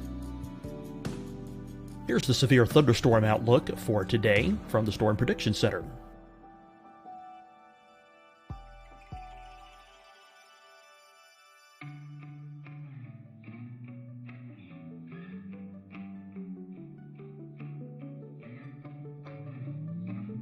Here are the forecast high temperatures for today for South Carolina. Here are the low temperatures for today for South Carolina. Here's the probability of precipitation forecast across South Carolina today. And here are the rain chances across South Carolina tonight. Here are tomorrow's forecast highs across South Carolina. Here are the forecast low temperatures for tomorrow for South Carolina. And here is the probability of precipitation across South Carolina tomorrow. Here's the precipitation chances across South Carolina tomorrow night. Here are the forecast highs for the day after tomorrow in South Carolina. Here are the forecast low temperatures across South Carolina for the day after tomorrow.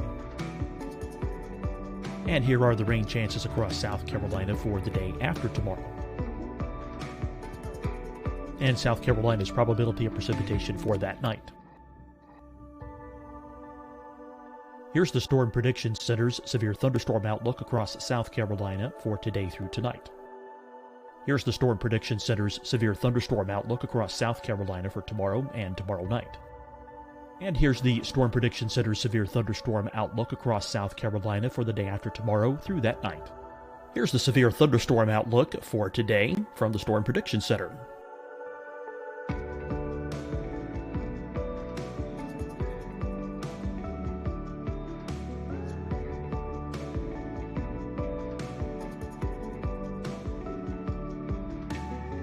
And now here's a live look at weather radar across the southeast. Fight the spread and take a stand against coronavirus. Wear a mask in public. Stay at least 6 feet apart from others. And get tested. Join us and fight the spread. Visit scdhec.gov/COVID-19.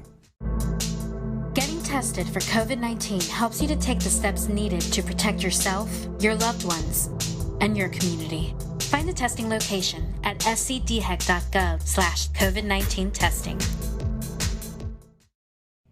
Hi, everyone. I'm Dr. Mandy Cohen, Secretary of the North Carolina Department of Health and Human Services. And when you follow the 3 W's, you protect your family and your neighbors from COVID-19. When you leave your home, practice your W's. Wear a cloth face covering, wait 6 feet apart, wash your hands often. Wear, wait, wash. We're in this together. Stay strong, North Carolina. Deciding when to wear a mask isn't about who you know or how well you know them. Just ask yourself, will I be with anyone I don't live with? If the answer is yes, get behind the mask.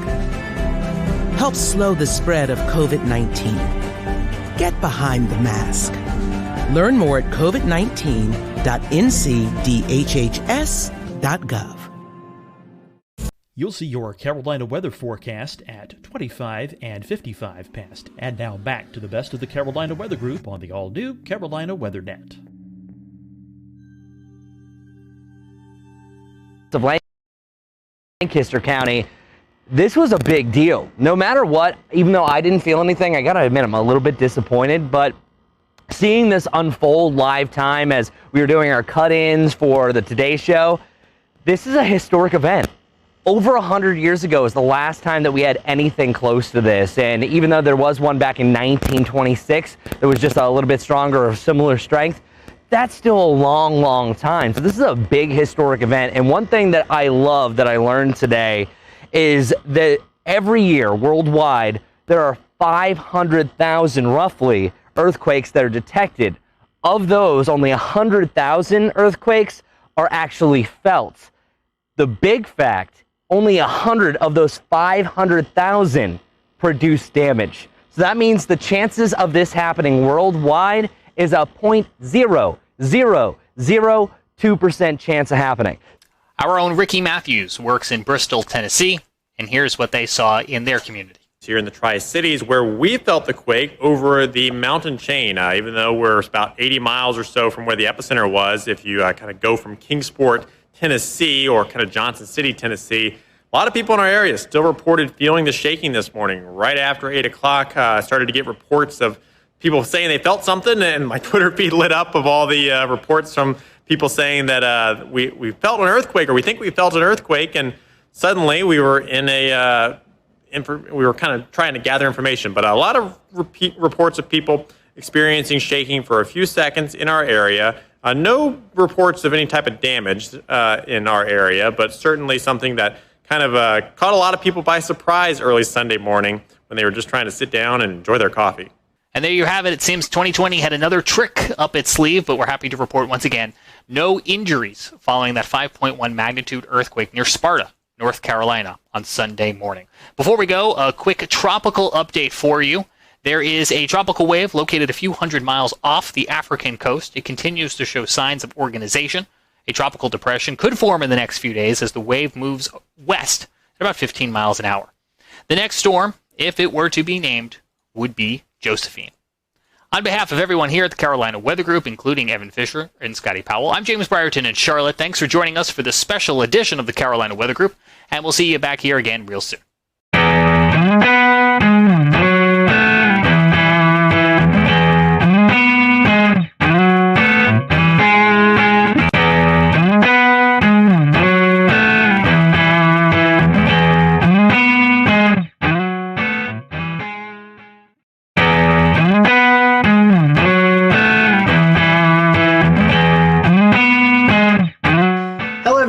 Welcome. We are here with the WFMY weather team. We have on with us Tim Buckley, Christian Morgan, and Teran Kirksey, and we're going to be getting to know them over the next few minutes. This is a new segment that we are rolling out and hope to do, but we're going to spend a little time just getting to know our local meteorologist, and everyone has been kind enough to donate some time. So we're just going to do a few quick hitting questions. These are just you guys can elaborate if you want, or you can just give a quick answer. So our first one is Twitter or Facebook?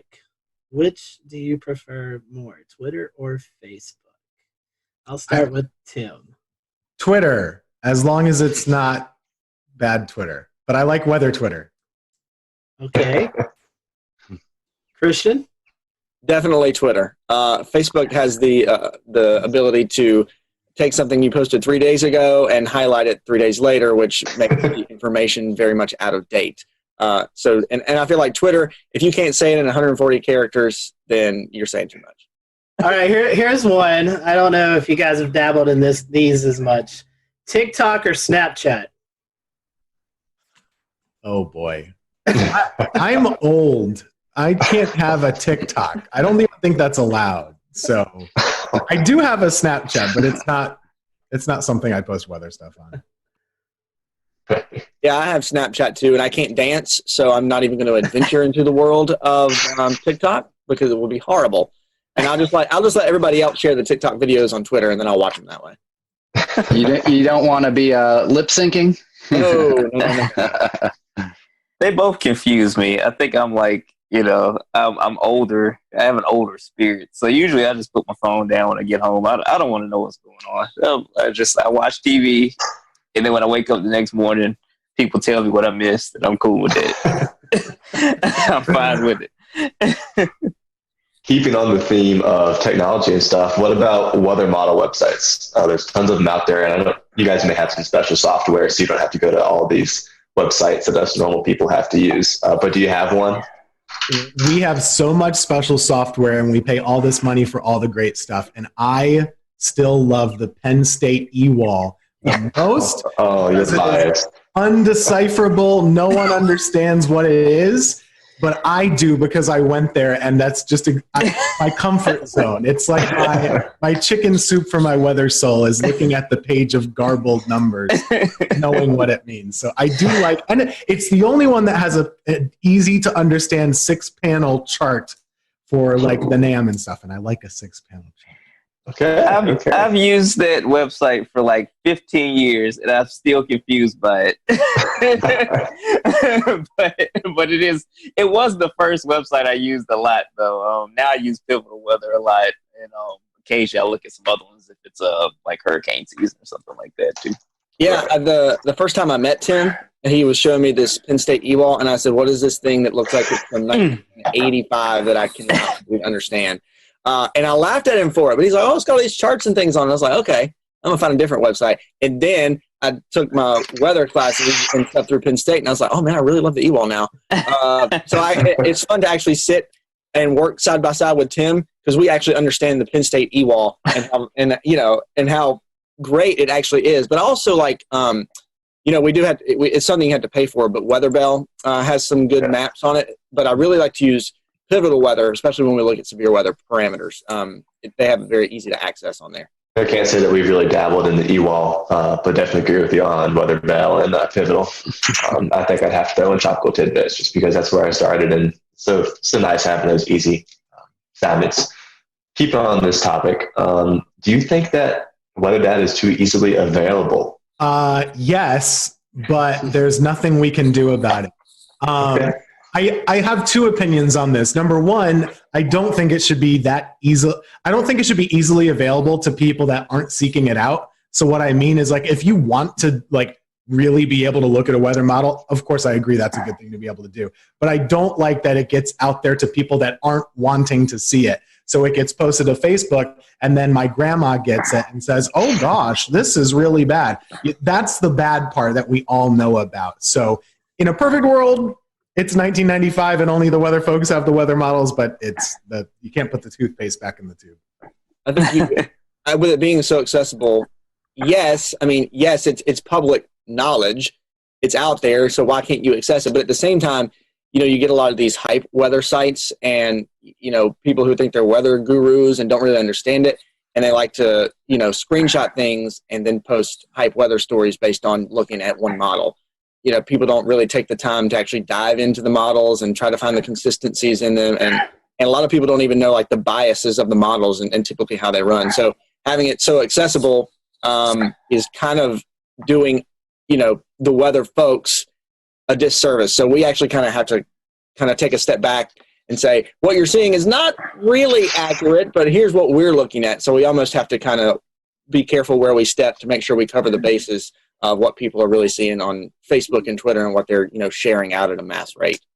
Yeah, because 90% of the time when something looks bad 5 or 7 days out, it doesn't happen. So I know my forecasting philosophy is usually like, okay, that looks like 10 days out. Oh, it looks horrible, but I'm not going to say anything. We'll just kind of pay attention to it. And then once we get in, okay, it's 4 days out, 5 days out. If it looks really bad, okay, let me start kind of sprinkling this in. And then 3 days or less is when I'm more so like, okay, this is probably going to happen. But since it is out there and, the way that the models are visualized, some of the websites where it looks really, the color tables are really good, but you see something that looks terrible and then somebody will just like, Christian and Tim were saying, they'll see it and they'll put it out there and then it explodes and you have to do damage control the whole time. And then when it doesn't happen, people will say, well, you guys didn't know what you were doing. So that's the way it goes. Yeah, exactly. Corinne has lobbied for us to change our 7-day forecast to a 3-day forecast. All my career, I've been like 7-day forecast. I don't like 7-day deterministic forecasts because most of the time the temperature 7 days out is going to be at least 5 or 8 degrees different, than what I said a week before. But that's just again my old man grumpiness. I've been complaining about that for my entire career, and it has not changed anywhere I've worked. So it's not gonna happen. I did a little personal case study not long ago. I was like, okay, I'm going to take, my forecast sheet and I'm going to keep it. And here's what I put for day 7. When I get to day 7, I want to see how much it's changed. And I mean, over those 7 days, the conditions change, the temperature changes. It's an evolving thing, especially once you get past, 3 and 4 days. Yeah, I even tell kids when I do school talks, like, okay, days like 5 through 7, don't worry about those. It's more of a here's what we're looking at down the road. This is kind of a suggestion of where things may go. Exactly. Yep. And heavens forbid you put a snowflake in day 5 or 6 and it doesn't happen. Never do that. That's the rule of thumb. Never do that. I could think it could be a blizzard. I'm not putting a snowflake on day 7. Dig your own grave. Mm-hmm. Kind of bringing it back around for your viewers here. What was it that kind of jump started y'all to want to become weather people? Was there a defining moment, or was it something you kind of always knew you wanted to do?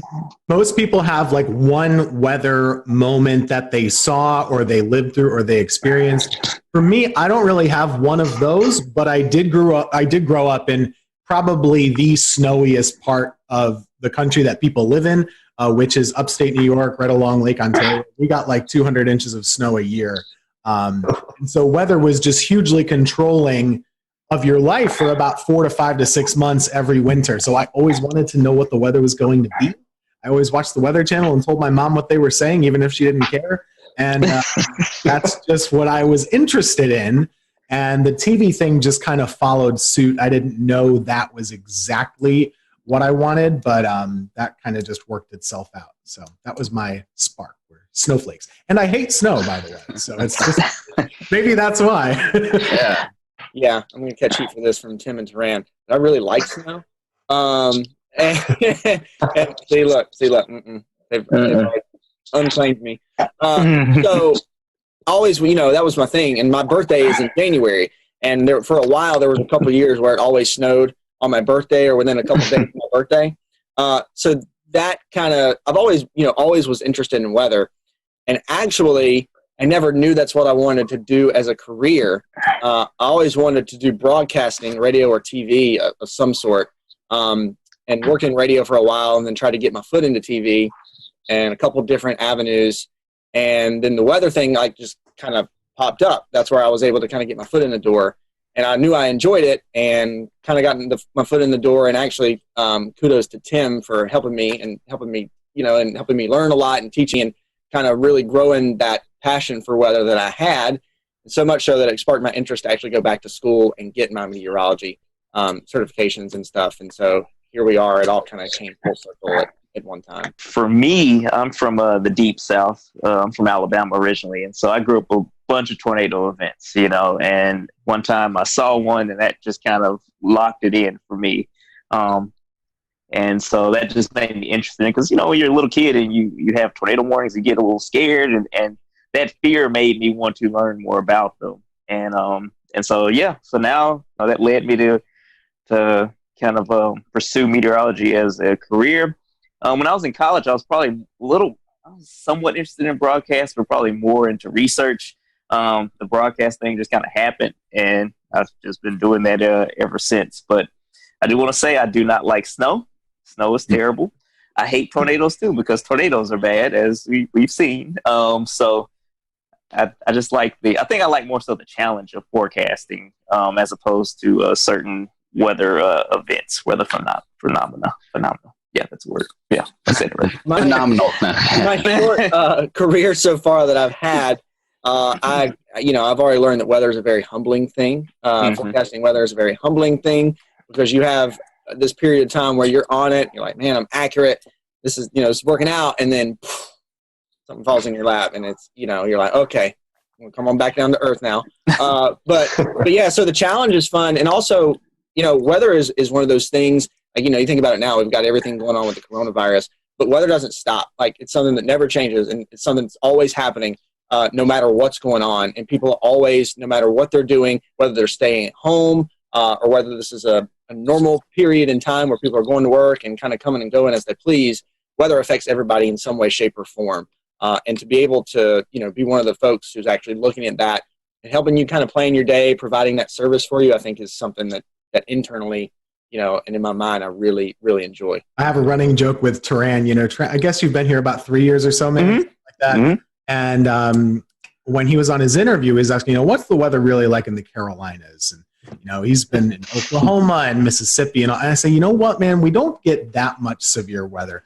Every now and then we get a tornado. Every now and then we get some hurricanes, but they're mainly at the coast, and we're in the Piedmont.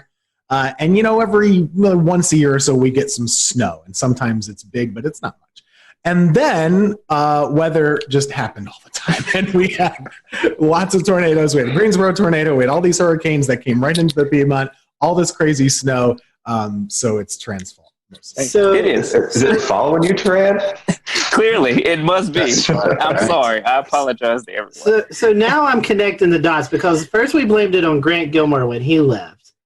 And so now it's actually Tim's fault, because he said we don't really get, and ever since then, all heck's broken. Jinxed us. Yeah. That's right. Everything was quiet when Grant was here. When he left, it just went crazy.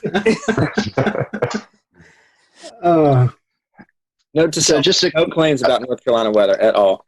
A quick follow-up there, Turan. The tornado that you saw, you were younger and you had a clear kind of visible of that.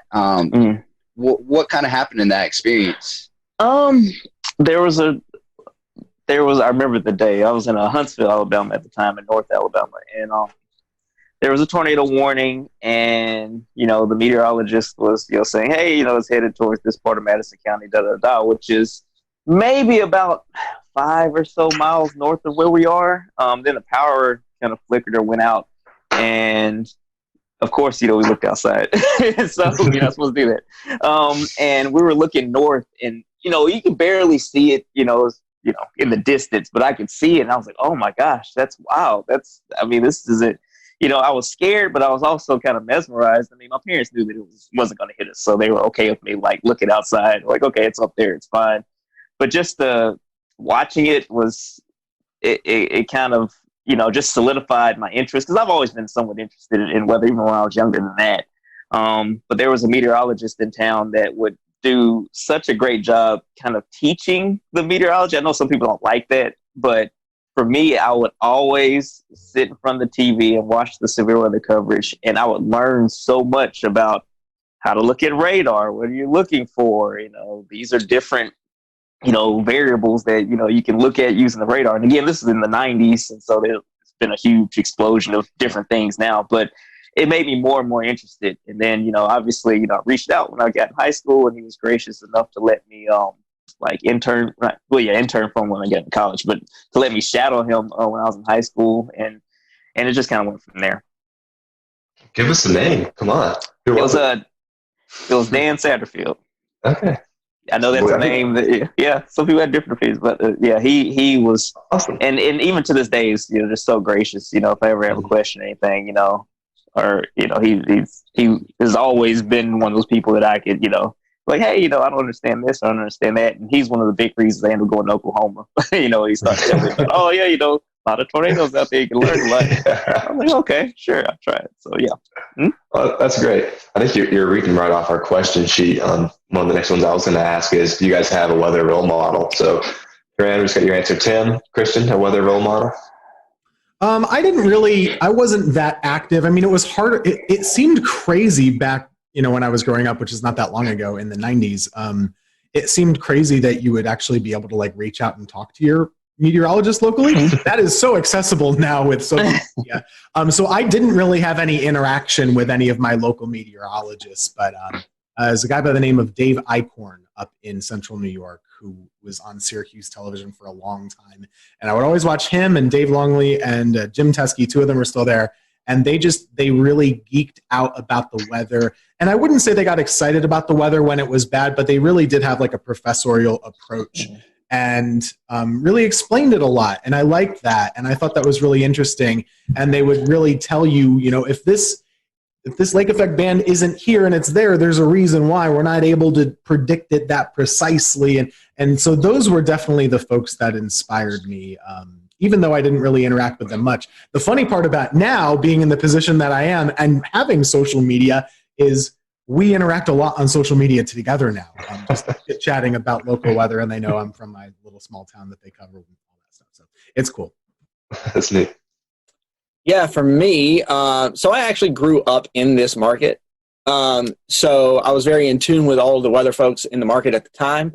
And so there was one person that I won't name because we're with, a competing station right now, but I watched them all the time. And that's just kind of, I would always, that would always be the thing. And when they were calling for snow, that's what I wanted to know about. That's who I wanted to see. And I wanted to learn, why it was happening, and also more so to know how much we were going to get. But at that point, Tim, like Tim said, I never really thought that, when I was in middle school, that you could actually reach out to those folks and actually, have a conversation with them. And, some folks, that I've learned over the years, some folks are more gracious of giving their time than others are.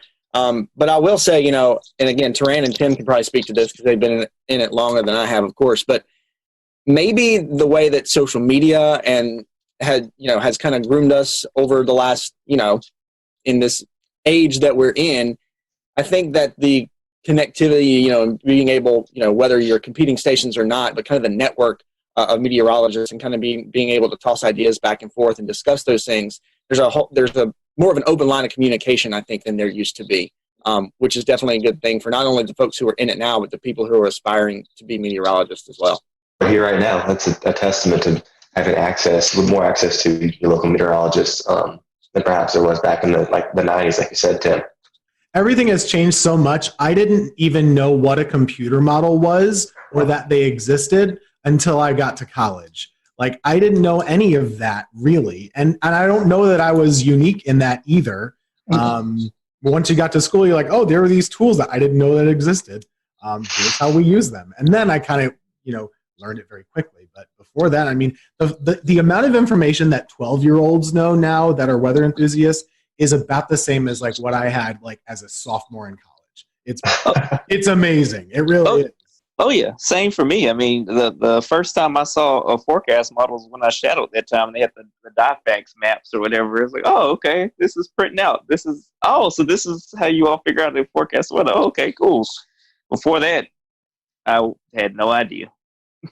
I actually have some of those DIFAX. Eric Thomas. I went to visit Eric Thomas in Charlotte, and I have them somewhere in the basement. I need to pull them out, see if I can find them. But I have a question. It's going to kind of tie 3 or 4 questions that we have together. It's kind of the future of meteorology, working from home, and the role of social media, which we all 3 are experiencing right now in the COVID-19 pandemic. So what are your thoughts on the future? Do you see working at home maybe more of a thing to come and doing a lot more via social media? I think that, obviously, kind of hate the reasons why, we've gotten to this point, where a lot of people are working from home, hate that there's, the virus is kind of causing all this disruption. But with that said, a lot of friends I've been talking to over the past, well, somewhat talking to. I'm kind of introverted. Occasionally, I'll ask them a question. I got to have one conversation a week with friends. But basically, we were talking about, hey, it's 2020. The idea of going into an office every day in many industries is antiquated. If you're in sales or something like that, why do you have to go into an office building when you can just make your calls from home, or you can go and, drive to your different sales spots from home and work out of your home office and maybe go to the office once a week. I think a lot of employers are seeing that their employees can be just as productive or even more productive at home, depending on how they work or, what works best for different people. I know everybody's different though. So for extroverts, it's probably important that they, go into the office regularly to get that social interaction. For introverts, they might work better in solitude. So I think that as meteorologists, when you look at it, most weather days are fairly benign, fairly quiet. And I feel like on those days, working from home should be more of an option for all meteorologists. But you also have days where We'll return to Best of the Carolina Weather Group in a moment. Now your Carolina weather forecast. Here are today's forecast high temperatures for North Carolina. Here are the forecast lows for tonight for North Carolina. Here are tomorrow's forecast high temperatures. And here's forecast rainfall across North Carolina tomorrow. Here are the forecast highs for the day after tomorrow.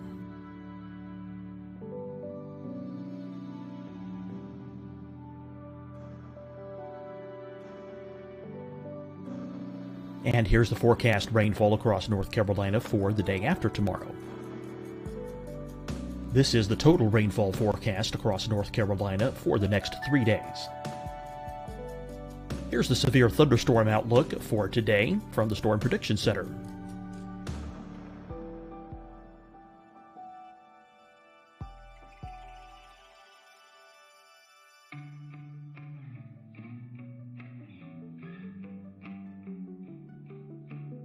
Here are the forecast high temperatures for today for South Carolina.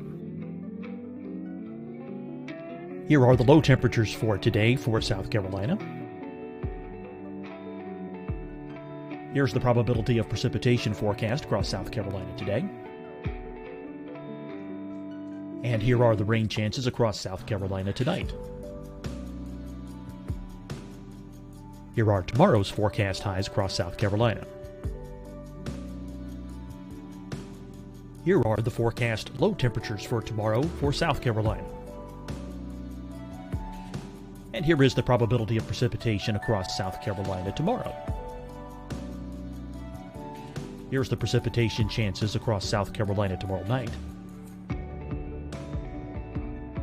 Here are the forecast highs for the day after tomorrow in South Carolina. Here are the forecast low temperatures across South Carolina for the day after tomorrow. And here are the rain chances across South Carolina for the day after tomorrow. And South Carolina's probability of precipitation for that night. Here's the Storm Prediction Center's severe thunderstorm outlook across South Carolina for today through tonight. Here's the Storm Prediction Center's severe thunderstorm outlook across South Carolina for tomorrow and tomorrow night. And here's the Storm Prediction Center's severe thunderstorm outlook across South Carolina for the day after tomorrow through that night. Here's the severe thunderstorm outlook for today from the Storm Prediction Center.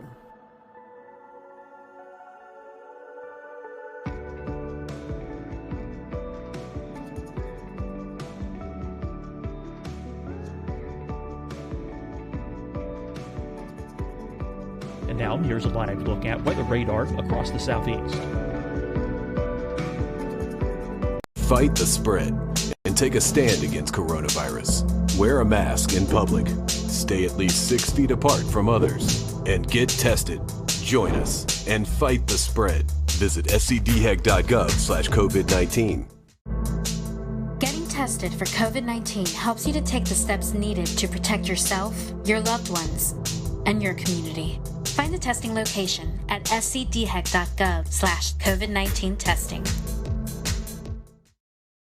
Hi, everyone. I'm Dr. Mandy Cohen, Secretary of the North Carolina Department of Health and Human Services. And when you follow the 3 W's, you protect your family and your neighbors from COVID-19. When you leave your home, practice your W's. Wear a cloth face covering, wait 6 feet apart, wash your hands often. Wear, wait, wash. We're in this together. Stay strong, North Carolina. Deciding when to wear a mask isn't about who you know or how well you know them. Just ask yourself, will I be with anyone I don't live with? If the answer is yes, get behind the mask. Help slow the spread of COVID-19. Get behind the mask. Learn more at covid19.ncdhhs.gov. You'll see your Carolina weather forecast at 25 and 55 past. And now back to the best of the Carolina Weather Group on the all-new Carolina Weather Net.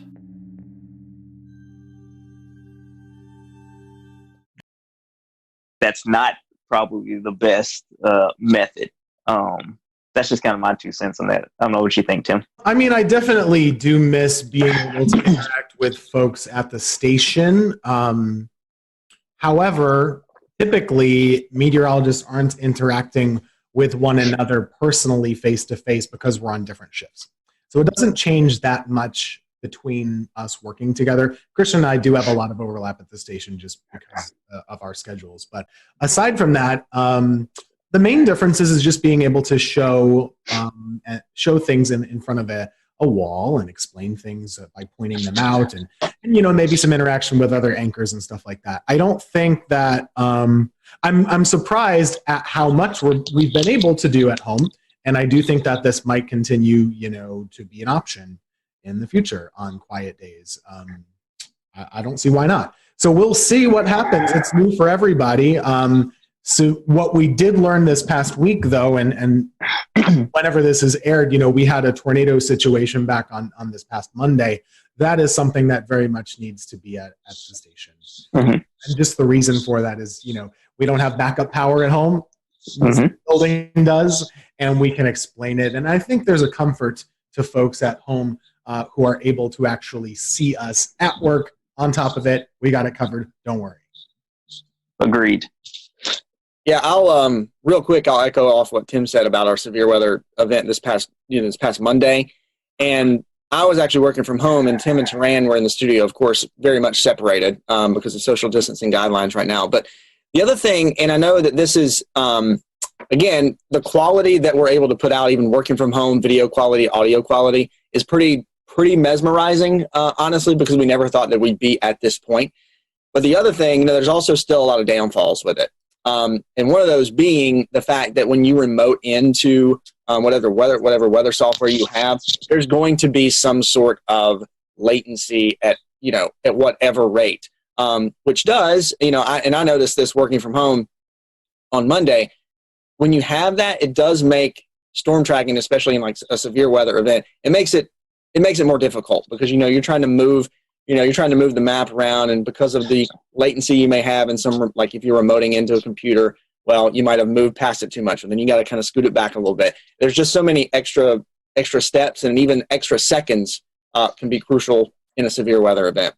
But taking an overall approach to it, working from home is interesting. I've always been one of those folks who, all right, I have to get up and get ready and then go out the door to kind of get my, get my mind in the right place to do work. So working from home has been a challenge for me to kind of get into that groove. It's not so much a challenge anymore just because we've been doing it now, for a month at least. But having that interaction with folks in the building, even though, here's the weather center over here and here's the news people over here, and we come together at the newscast, just kind of having that interaction. The lines of communication are, of course, a whole lot better. Tim and Taran, and if you've been in a newsroom, like this, like you can just scoot the chair back and you yell something across the room or say something across the room. Now, working from home, okay, got to send this email, or did I check this on the little chat, or did I send somebody a text message? So the communication line kind of is something you have to kind of double check yourself on. But I think there's something about, if the weather's nice, of course, we can forecast from anywhere. Yes, we have some tools at the station, but we can do a forecast from anywhere as long as we have internet. We can even look up stuff on our phone, if we need to do that. But working from home and putting the forecast together, is easy. But I think when things return to normal, if we are seeing more work from home situations, I think just being in the station, being in the studio, at least for the shows, has a value to it that you can't replace. Absolutely. It's amazing all of the, just how much we've seen this working from home thing develop over the last 2 months. Who would have thought that every single meteorologist, just about every single meteorologist in the nation, would be broadcasting from their office with their cat in April. So it's just unreal. So we only have a few minutes left, y'all. So we're each going to ask you one kind of silly, lighthearted, fun question. So I guess, Tim, I'll start off with you and we'll go around. What is your favorite non-weather hobby? Favorite non-weather hobby? Getting outside and hiking and taking pictures. That's it. Great choice. And I know it's supposed to be fast, but I got this hobby, I think, by a product of working weather. And the reason is when I moved to Greensboro, I was working weekends. My days off were Wednesday and Thursday. No one in the world, let alone in our building, has days off on Wednesday, Thursday. So I had nothing to do. So I got in my car and I would drive to pretty places like Hanging Rock or the Blue Ridge Parkway or something like that. I would drive a long way and get to know the area. And then I got to know hiking. And at the time, I was just taking pictures on my iPhone. And then I kind of, started getting a better camera. I don't take as good pictures as Dan, but I try. He's my inspiration for good photos as well. So that's my hobby. Christian, Terrain? Music for me. I'm a drummer in a 10-piece party and dance band that plays across the Southeast quite a bit. So music is my outlet. And then I love being outdoors. So even though I'm not that great at it, I love going golfing. And that's a nice thing from working from home. Like, even on these days, if I don't go in until the afternoon, the days working from home, I can just, walk out or go to the golf course and walk a couple holes and kind of get my fresh air for the day. And so, yeah, but music is my main hobby. Golf would be the second one. I like to spend time outside as well. Just kind of sitting outside is always nice. And I like to barbecue, which is a verb and a noun. Okay. It's a verb and a noun. Contrary to popular belief. Read the dictionary, it's a verb and noun. Sorry, anyway. That's true. But Southern thing. It is, yeah. It's a verb and a noun in Alabama, and it's a verb and a noun in North Carolina too. Do people up north not think that it's a verb? Well, there's they use it much differently. Yeah. I can run out the clock on this if you want to. Go for it. The actual thing that you cook with, the barbecue instead of the grill. So this is and the cookout up north is called a barbecue as well. Yes. I'm telling you, that's the way it is up there. Yeah, once all this social distancing stuff clears up, I'm waiting for some Terrain ribs. Every Saturday I have to post of Terrain cooking. I've had extra time on my hands. So, our next lightning round will be in person. There you go. Terrain, I got to ask you, vinegar or tomato-based sauce? Well, I mean, that's the big debate here in North Carolina. Man, you about to get me in trouble, man. All right, so again, I'm from Alabama, but I spent most of my life in North Alabama. So Memphis-style barbecue is what I'm used to. And then when I lived in Oklahoma, Texas-style barbecue is kind of, one of my big things too. I like more tomato-based barbecue sauce. Like, you have to put, for me, I do put some apple cider vinegar as I'm cooking it, but I don't just douse it in it. Like, I just want a little bit of tang and then more sweetness. That's just what I prefer. Very nice. Very nice. We'll give that to you. And on that, I'm with Terrain on that. Even though I'm from North Carolina, I don't want to eat barbecue and have my throat burn. A good mix, a good middle of the road barbecue. Mm-hmm. Well, Christian, I didn't, because we need the viewers to still like us after that. Disparaging barbecue or whatever. And these are the fun questions. Christian, I didn't know you golf, so next time I'm in the air. We'll have to go hit the course. We'll do it, absolutely. All right, so one last, I guess, question before we wrap. Do you have a favorite weather or disaster themed movie? And if you all three say Twister, Yahtzee. Yeah, that was what I was gonna say. It's so bad, but it was so entertaining. And growing up, I was like, "Oh man, this is awesome." So yeah, there was a volcano movie too that was really bad. What was the name of it?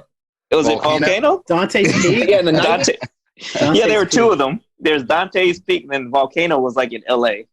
Okay, yeah. They're all really bad. Yeah. The worst one is The Day After Tomorrow. Oh gosh.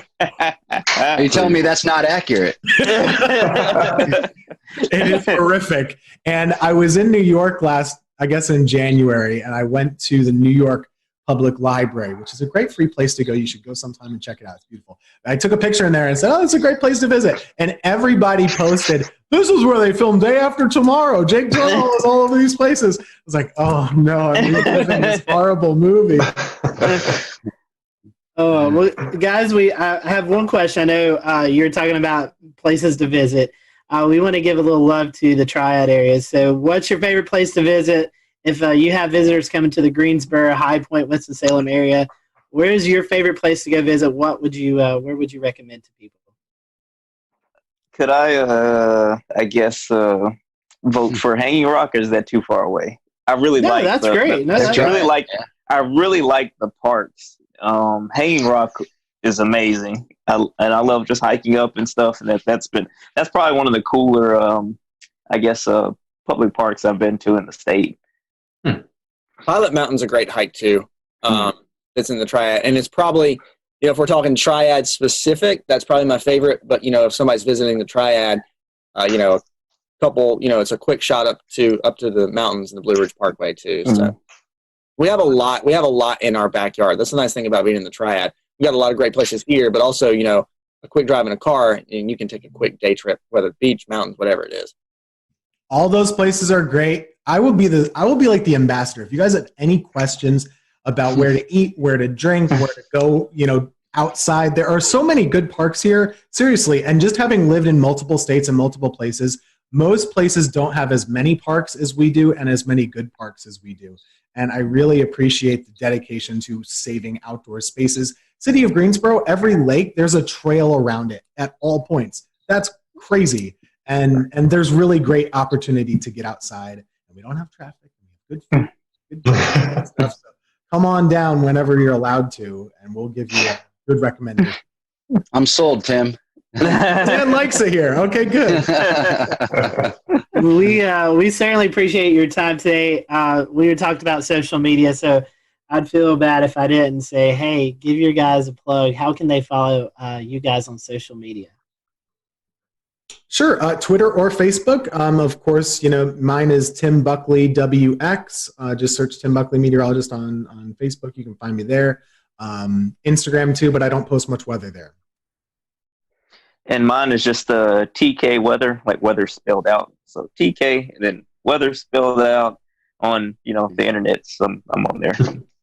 On the Google machine. Just Google it. Just Google it. Right? Twitter, Facebook, Instagram for me too.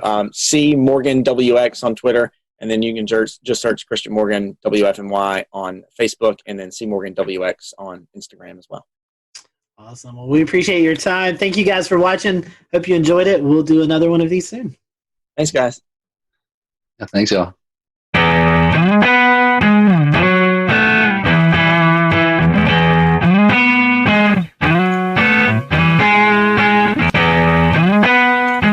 And good evening from Charlotte. We are live with you on this Wednesday night. What a very busy day in the science and weather community here on May the 27th, 2020. We have a great show for you. It wasn't exactly the celebration that we were hoping for, as you probably know by now. SpaceX Demo 2's launch from the Kennedy Space Center in Florida scrubbed today due to weather, so we were going to talk a lot about the weather. We also had a surprise appearance by a tropical storm named Bertha, who suddenly came together off the coast of South Carolina, came ashore, and then brought flooding rains here to Charlotte. So we'll have Chief Meteorologist from WCNC, Brad Panovich, on to talk about that, and also geek out with us about space. And we're also joined by Tony Rice, our go-to friend of the show and space expert, and we're so happy that you all are here.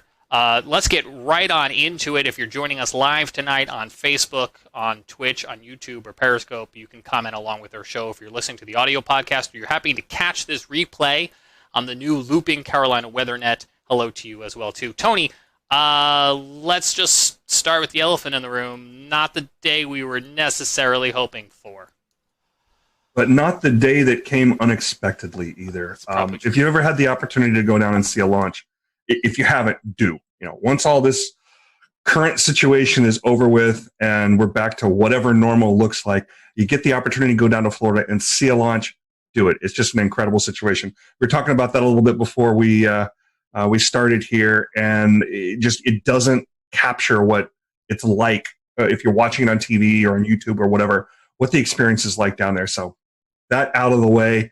If you have ever been down there, you know that Florida weather is Florida weather, and we kind of expect these things to happen. I think there's one or two other places on the planet where there is more lightning activity. So we scrubbed today because of weather, but we scrubbed today mostly because of the potential of lightning. And that's something that we learned back during Apollo 12, even when the Saturn V was hit by lightning on its fin and basically rebooted the rocket. Several hundred feet above the pad. We learned more about that through subsequent launches. So there's some very specific weather launch criteria. We can get into that, but basically what happened today is we violated one, maybe more, and definitely know of one of those launch weather criteria that has to be met before we're going to go fly. I just did. I just pulled a Scotty. I forgot to unmute myself. We're certainly going to get into some of that weather criteria, and we're going to break it all down because we got some really interesting information. I don't want to get too far into the program for anyone who doesn't know, Tony. Let me have you explain it. What is the significance of this mission? So this is the first time in basically 9 years that we attempted to launch astronauts from U.S. soil. So at the end of basically construction of the International Space Station, we retired the space shuttle. Space shuttle, the best way to compare it, and the reason that we didn't continue flying the space shuttle to take astronauts back and forth, astronauts stay about 6 months on board station before they come on back home. So we're continually rotating people through there. The best way to compare it is you wouldn't take a tractor trailer to go get groceries. And that's about the volume of space that was in the back of the shuttle's payload bay. If you're just taking supplies, well, we can send an uncrewed mission up there. SpaceX has been doing that for a while. We've got some other ways of getting cargo up there. But to take people back and forth, we've been buying seats on the Soyuz, launching them from Baikonur Cosmodrome out in Russia, actually in Kazakhstan. But we really wanted to get that capability back onto U.S. soil. So several years ago, NASA, as a part of the commercial program that includes cargo as well, we want to hand over basically low Earth orbit to commercial agencies. SpaceX is one of them. Boeing's also working on getting some capability there. So it was really important to get this capability back on U.S. soil. And Administrator Bredenstein talked about it today. One of the main reasons we want to do that is we have one American up there right now. We want to have more. The more Americans we have up there, the more they can focus on specifically U.S. science. So the Dragon capsule that we attempted to launch today, we're going to give it another shot on Saturday, weather willing. Has the capability of taking 4 up at once. That's even a better option than using the Soyuz, because the Soyuz can only take up 3, and those are at most going to be 2 Americans, and it's generally only 1. The Soyuz as well, and I don't know if others feel this way, but when I watch it, I feel like it's something straight out of James Bond, Soviet Union era technology, and that is like the complete opposite of what SpaceX has developed here, because they not only did hopefully a very efficient rocket based on what we've seen with the uncrewed missions, but also, and Brad, you were touching on this before the show, there's a little bit of style that they incorporated into not only the spacecraft, but also the suits we're seeing here. Yeah, they're very interesting. I love the helmets. The rest of it, I don't know. It almost looks like some kind of weird like leisure suit, and then they've got like shrimping boots on or something. Those were actually designed by a Hollywood costume designer. Elon Musk went out and specifically got one of the costume designers that was working on Marvel films and said, you go sketch us up something. You tell us what these are supposed to look like. Then they handed it over to the geeks who actually made it work and made it functional so it can protect the astronauts when it needs to protect them. But yeah, the helmets are cool. Those cool helmets, I love. They do look pretty cool, don't they? I will say one thing about the Soyuz, though. If you've ever seen pictures of the outside of the space station, you can pick those Russian elements out really, really easy. They're bulbous. And the reason they're bulbous is because a sphere is a very strong thing and can hold pressure really well. But the thing about Soyuz and the thing about those older rockets and those older capsules is the thing that you really want to have underneath of you and around you when you're in space is something that is well tested. And those rockets have been around a long, long time and are very well worn and have had the bugs worked out of them. We had an incident a couple of years ago where one of the solid rocket motors that come off during ascent bumped into the capsule, and they ended up having to go into abort mode that they hadn't done in I don't know for how long. But previous to that, we really hadn't had any incidents with the Soyuz. The Soyuz is old-fashioned, and it doesn't look that great. It certainly isn't as sexy as what SpaceX is doing out there with their nice, clean cockpit and reverse lighting. Much like you have over your shoulder there, Brad. You've got some style there as well. But it's very functional, and it's very reliable. Can you talk to us? We know you've been following this SpaceX progress probably a lot closer than most. Can you talk to us about what SpaceX has had to overcome to get to be the first commercial operator to take astronauts back, and what are some of the challenges that they may still face as somebody who's not as well seasoned? Yeah, well, they're still going to have to face some challenges there, simply because you got to have the first flight sometime. And it's kind of a first flight, and it kind of isn't. It's on a well-proven rocket. The Falcon 9 has a pretty good safety record. We've only lost a couple of them. But what they really have going for them is iterations. They've flown these things over and over and over, so they had an opportunity to perfect it. Does that mean that it's perfect? Certainly not.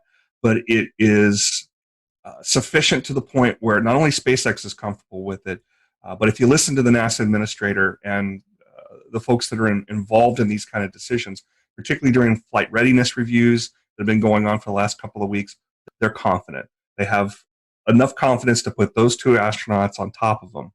So what they have ahead of them is they'll learn something on this flight. Hopefully it'll go off without a hitch on Saturday. Hopefully the weather will cooperate.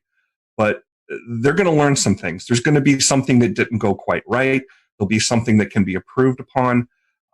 When you listen to the call during the launch, one of the last people you hear from is a flight test director. And that may seem a little odd that, we got two people on top of this rocket and we're about to send it off into orbit and we're still testing. But this is absolutely a test. The name of this mission is Demo 2. It's a follow-on Demo 1. Demo 1 was pretty much what you're going to see on Saturday, but without the astronauts. Every one of these things is a test, and it's a way to gather more data and to improve on things. The setback that SpaceX had, I don't even remember how long ago, it was sometime last year or maybe even the year before that, where they lost one of the Crew Dragon capsules on the pad because of some of the hypergolic fuels that are used on orbit. They're fuels that basically, if you put part A and part B together, you create an explosion. You point that explosion in the right direction, you got thrust. There was, I believe it was a leak that they basically lost that capsule. That capsule was all but pulverized. So that was a bit of a setback to them because they didn't get as much data as they would have hoped from something like that. you learn more from your failures than you do from your successes. So this is some of the most instrumented spacecraft ever. They're gathering tons and tons of data from it. So once we do get this launch off, they're going to be gathering lots of information and improving things. So, Tony, what's the relationship between NASA and SpaceX? Who's kind of responsible for what? NASA is the customer. They put out the requirements, and SpaceX is the contractor fulfilling those requirements. It's kind of a similar relationship as the DoD would have with any of their contractors, if you're familiar with that world at all. That being said, though, there's a fair amount of oversight that NASA still has in this, particularly because of the human spaceflight aspect here. There are people on board this thing. There are former astronauts that are involved in all of those reviews. And somebody asked during one of the press conferences this week, who in NASA, if anybody, can raise their hand and say, no, something's not right, something's not safe. And the answer that was given by the administrator was anybody involved in the review panels. And SpaceX reiterated that they have a culture that they're trying to promote there, where anybody that's involved in building something can and should raise concerns as well. How much that actually happens, that remains to be seen. Don't know of any specific reports of it, but that's it. We'll return to Best of the Carolina Weather Group in a moment. Now your Carolina weather forecast. Here are today's forecast high temperatures for North Carolina.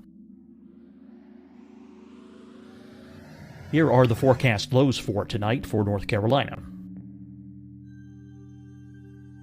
Here are tomorrow's forecast high temperatures. And here's forecast rainfall across North Carolina tomorrow. Here are the forecast highs for the day after tomorrow.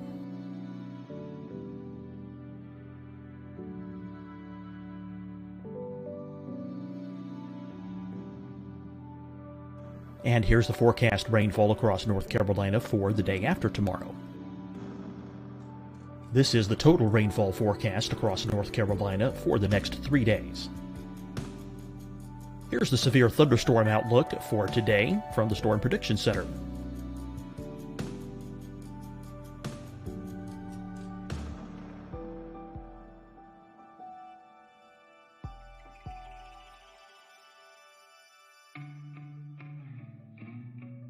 Here are the forecast high temperatures for today for South Carolina.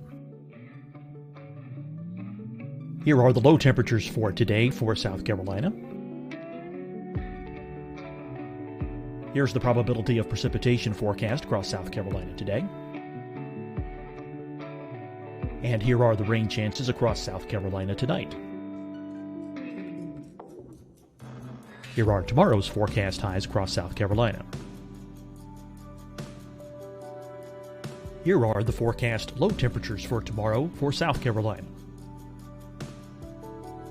And here is the probability of precipitation across South Carolina tomorrow. Here's the precipitation chances across South Carolina tomorrow night. Here are the forecast highs for the day after tomorrow in South Carolina. Here are the forecast low temperatures across South Carolina for the day after tomorrow. And here are the rain chances across South Carolina for the day after tomorrow. And South Carolina's probability of precipitation for that night. Here's the Storm Prediction Center's severe thunderstorm outlook across South Carolina for today through tonight. Here's the Storm Prediction Center's severe thunderstorm outlook across South Carolina for tomorrow and tomorrow night. And here's the Storm Prediction Center's severe thunderstorm outlook across South Carolina for the day after tomorrow through that night. Here's the severe thunderstorm outlook for today from the Storm Prediction Center.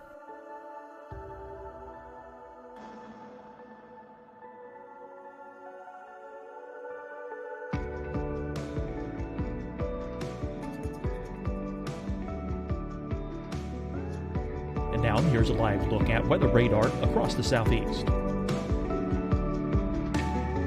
Fight the spread and take a stand against coronavirus. Wear a mask in public. Stay at least 6 feet apart from others. And get tested. Join us and fight the spread. Visit scdhec.gov/COVID-19.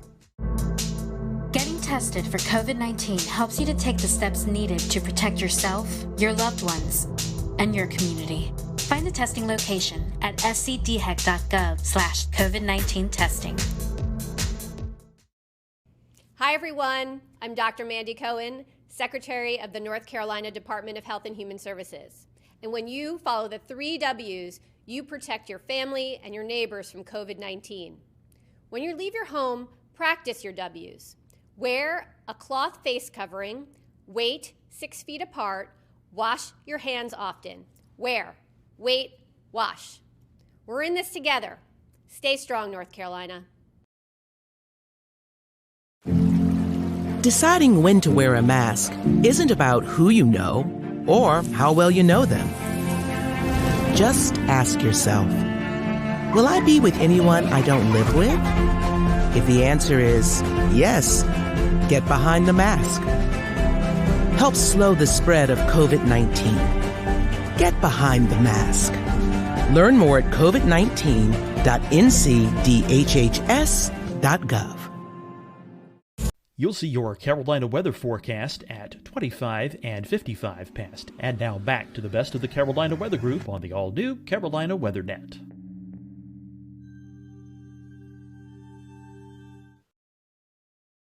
Tony, in a moment we're going to listen to some of that audio communication today as they came to the realization that the weather was going to be a no-go. Set this up for us. Who's doing the talking here? Is it NASA or is it SpaceX? If it's the clip I think you're talking about, you're actually hearing an Air Force officer. So there is a wing of a part of the 45th Space Wing down at the Cape Canaveral Air Force Station that is responsible for forecasting weather all along the Cape Canaveral Air Force Station, where there's additional launch pads. SpaceX is using one of the launch pads there in addition to the one that was in use today, the historic 39A launch pad. That's actually on the Kennedy Space Center side of things.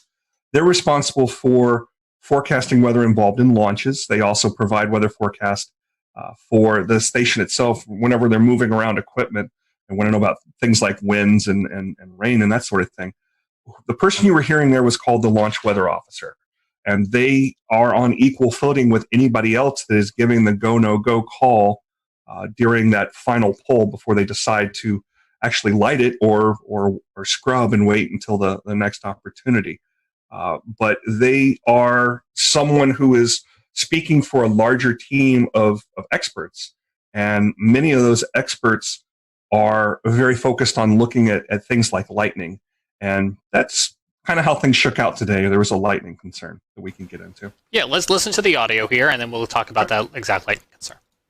Unless you can give us another 10 minutes, I don't think we're going to get there with any of the rules today. I'm going to give you 10 minutes. I mean, another 10 minutes past T0. Oh, 16:45 local. I think we'll probably be clear on all the rules, but not quite going to make it for this. Okay. We're going to check back in with you in about 2 minutes, and then I'll call it up at about T-minus 17 minutes. Okay. Yeah, there's some of them are starting to count down, but we still have one above 2,000. So if that gets below... So Tony was talking there a little bit as we came back about some of the liquid oxygen. You can explain that to us as well, too. But, Tony, what we were hearing there was about 20 minutes left in countdown, and they were so close, we think, to getting the weather rules all in agreement, and it just didn't come together. Yeah, it just didn't line up quite right. They were keeping an eye on some cells out towards Orlando, and very excitedly noticing that the cells were starting to break up. I was watching them, live there as well. There's a rule that says several of the rules mention 10 nautical miles, which, if you've ever been down in that area, runs out not quite to Titusville and I-95. So you watch any of that weather between the Space Coast and Orlando to see if those cells are going to continue moving forward, going to continue building intensity, or are going to break up. And the positives were that it looked like they were breaking up, and they certainly were, but that's not the only consideration that they're making there. What they were mentioning was field mill generators, and they dot all around, not just Air Force property and NASA property. As you're driving out along the beeline heading back towards Orlando, you might notice some very tall towers out in what look like swamps or Farmers Field or something like that. These are more weather towers that exist further out towards Orlando because, as you can see, all the weather moves from the west to the east. So they're monitoring that as that goes along. These field mills, they're about the size of a large coffee can, and they have a spinning disc inside of them. And what they're doing is measuring the electric potential of the atmosphere, and they're measured in volts per meter. So there's everything has some level, some acceptable level, and it's about 1,000 to 1,500 volts per meter. There's that, and you can see all those circles with the plus sign through them. Those are all field mills.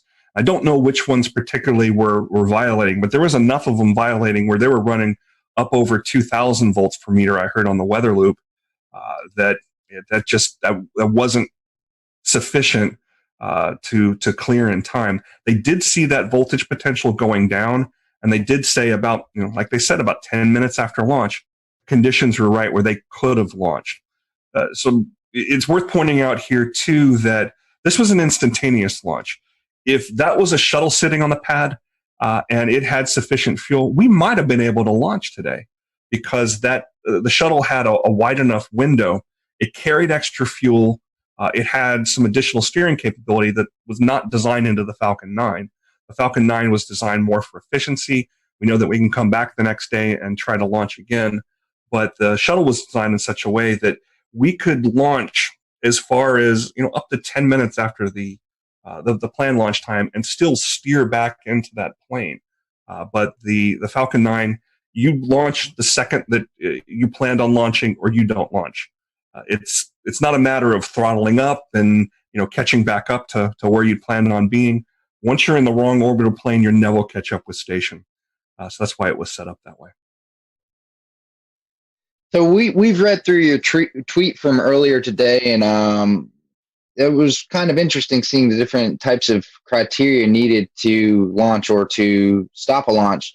Mm-hmm. Do you want to kind of speak to more of some of these different conditions that can get in the way of a launch occurring, or what it takes to actually? I don't mind bring that graphic up, and you guys are the weather weenies here, so feel free to jump in on anything you see here that catches your eye. There's basically we'll call it three things that they're looking at. Precipitation is one of them. We don't want to launch through precipitation. That's just a no-go. The other thing is clouds, and the clouds kind of go two ways. There's a thick cloud rule that's in place. We have launched other missions through clouds, uncrewed missions, and you see a really brightening of the cloud as the plume goes through it. But for a crewed mission where we want to keep eyes on the vehicle, particularly during a test like this, where the high definition video, they're basically shooting through telescopes that are on these. They look like old World War II guns that can elevate and follow the track of the vehicle as it goes up. We want to keep eyes on that. So that thick cloud rule is another one. But the rest of the cloud rules, when you really look at them in depth, they are all about lightning. Anvil clouds. Once a cumulus cloud has matured and a storm has matured to the point where you start seeing those overshooting tops as it's touching the bottom of the stratosphere, that's the kind of thing that really worries a launch weather officer because it's got the potential to generate a lot of lightning. Lightning's very bad for rockets. I mentioned that earlier, how Apollo 12 was struck by lightning. Smoke in the area can trigger lightning. The rockets themselves can trigger lightning. That plume that is coming off the rocket can act as a bit of a grounding rod, and the lightning is drawn to the vehicle itself because it's trying to find that path to the ground, and the plume itself can create a path to the ground. So any potential for lightning in the area we want to avoid. A good percentage of those launch weather criteria that you see there is about avoiding lightning. Yeah, Tony, I was going to say the lightning is concerned, but I can see two or three other ones, especially the convective debris one and the within 10 nautical miles of an anvil. those were all met as well. So it wasn't, and I think it wasn't just one storm. They had storms exiting and also storms coming in. They were kind of surrounded. It was just a bad situation. As soon as I was looking at the radar and saw the lightning, I was like, this did not look good. Yeah, the times when I'm down there, I definitely have radar on my phone out watching it, and you can watch the storms boil up. Little tiny cells boil up halfway between Orlando and the Space Coast. And it's that convective action as the sea breezes come on that really can create some of that. Didn't see a whole ton of that this afternoon. Really did this morning. Saw those boil up, move across, dissipate. We're mostly seeing more organized storms move across, or cells, I should say, move across Central Florida. Hey, Tony, I have a question. What was the precise flight path? Was it to the northeast, southeast? What direction was it going to go? All these flights are going to go to the northeast, and they're following the same inclination that the International Space Station has. So when you're looking at an orbit, everything's relative to the equator, and you measure that angle between the equator and wherever your flight path is, and it's I have the exact number. It's 50-some degrees. So it kind of runs up the East Coast, almost parallel to it.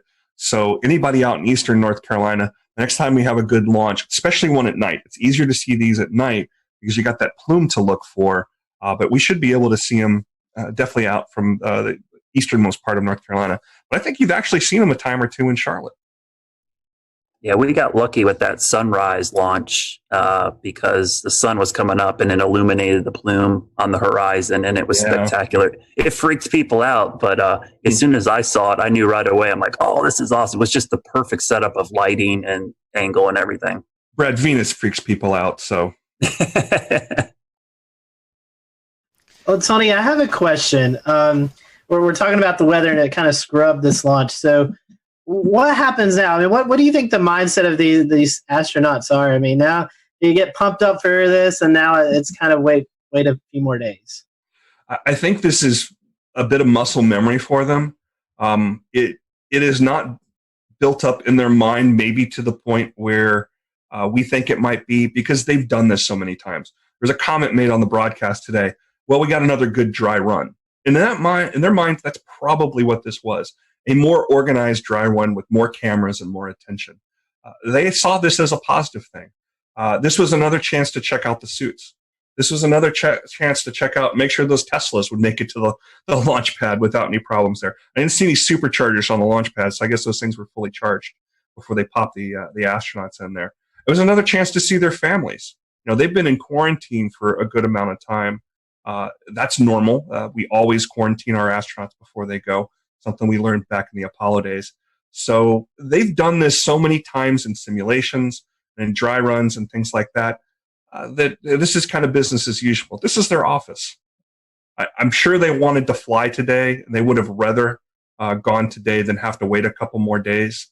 But it's another chance to do a little more study. It's another chance to work through some of these things in their heads. So in the end, it's a positive thing.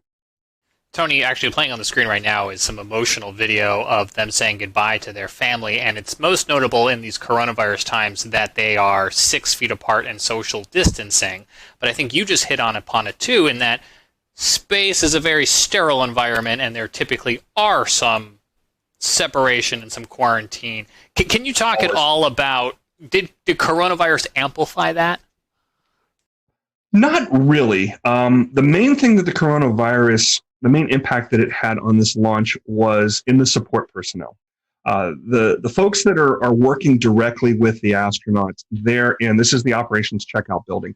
It's existed since I believe the Gemini days, or definitely during the Apollo days. This is where there's some small apartments the astronauts stay in. There's some dining facilities. There's, of course, a kitchen there. And there's folks that support that. So there's fewer people involved with that. And the people involved with that were in their own quarantine as well.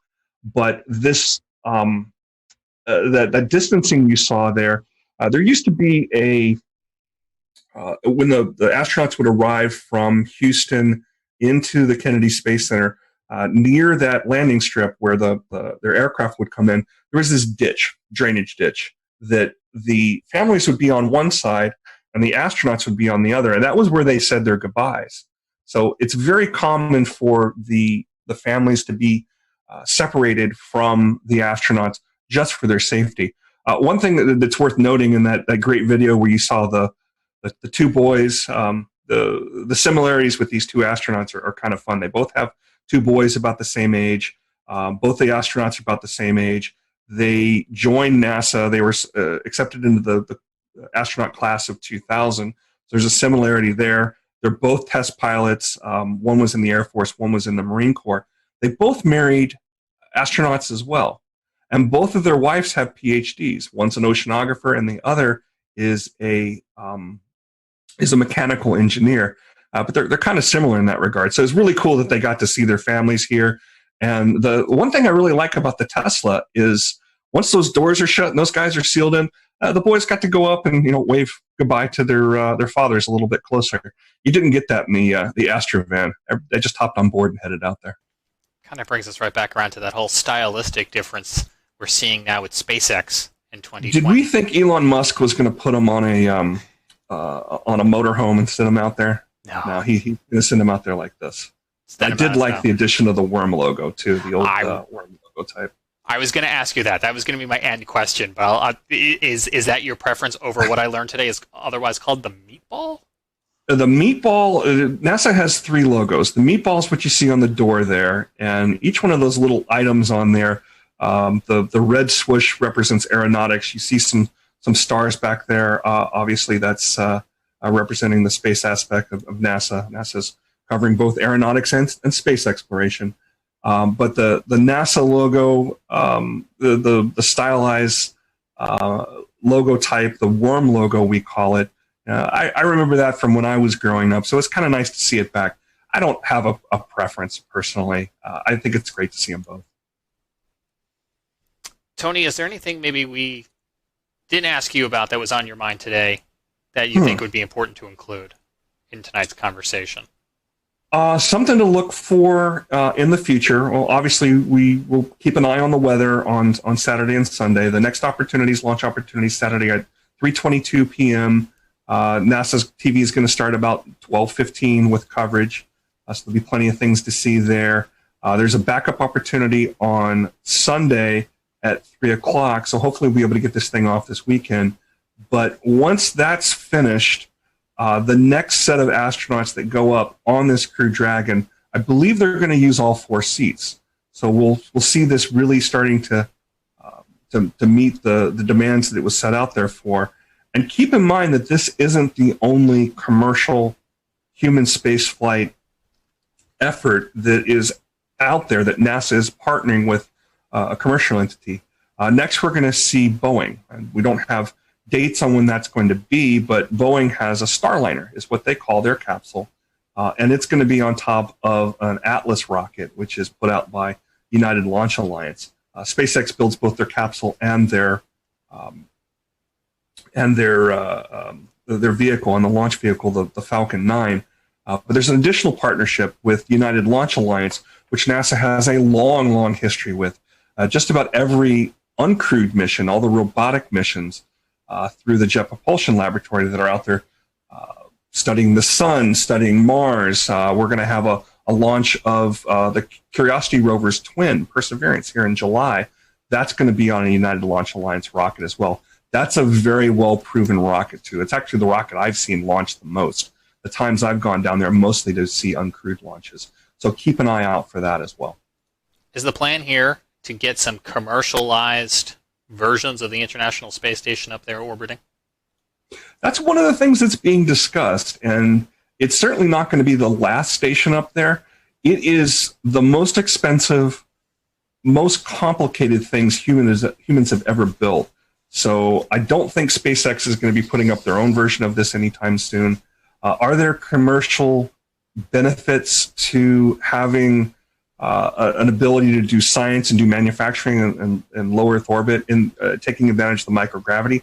Absolutely. We're doing things like we're even 3D printing human organs on station, something that you just can't do in the normal gravitational environment of Earth. You have to be up there in microgravity to do it. So there's applications. That's something that's going to happen. Is it going to happen in short order? Probably not. But there's definitely applications in space, and that's the direction things are going. Tony, we appreciate your time. Our fingers are crossed that we can get this off the ground this weekend and return United States astronauts to the space station from U.S. soil. Hopefully the weather cooperates. And I think you've got some TV obligations coming up there in the Raleigh area. And so we'll let folks in that area know they can catch you here in a little bit on TV. And we appreciate you squeezing us into your very busy day. Does anybody want to go on record and make weather predictions for Saturday? Or are we gonna launch on Saturday? It's Florida, like you said, Tony. Someone asked me, what's it look like? Hey, especially that time of day, mid-afternoon in Florida, basically at the end of May, early June, it's a 30-40% chance you can pretty much write it down. I think it'll be a lot like today. I think they just got to get lucky that they'll be in between storms right at that time. And the weather's very different in Florida than it is here in the Carolinas, in that stuff will spin up and it'll move through. Florida's not a very wide state, so it can move through in just 2 hours time from coast to coast, and it'll be a bright sunny day. Yeah, it's the same reason I always cringe when people have trips to Florida and they look at their app and go, "Oh, looks like it's going to rain every day," and I'm like, "That's every single day during the summer." And like you said, Tony, it'll pop up. Yeah, it'll pop up and be gone. You just got a 30-minute shower. Our challenge again with these instantaneous launches is the weather's got to be right at that time. So what I tell folks, there's going to be another launch weather forecast that comes out here. The 45th Weather Squadron will put another one out probably on Friday. We'll definitely see one on Saturday.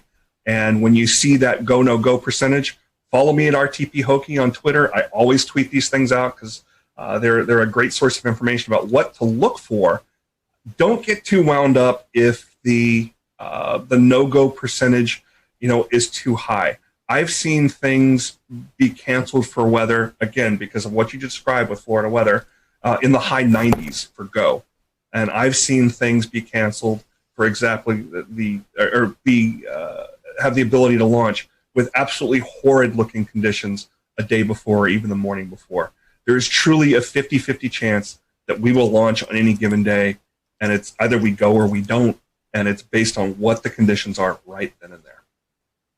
Tony mentioned during our broadcast tonight the Air Force 45th Weather Squadron, who was watching the weather very carefully down there and providing not only real-time conditions but forecasts for this and many other launches. We had the opportunity to have them on this show in January of 2018. There's a whole episode where we talked to them about all sorts of things, but we pulled the soundbite about lightning, and Tony showed it earlier, all those different lightning detectors. Let's just roll a little bit of that clip so we can hear straight from some members of the 45th, at least at the time here when this was recorded, about how they go about tracking some of those weather conditions.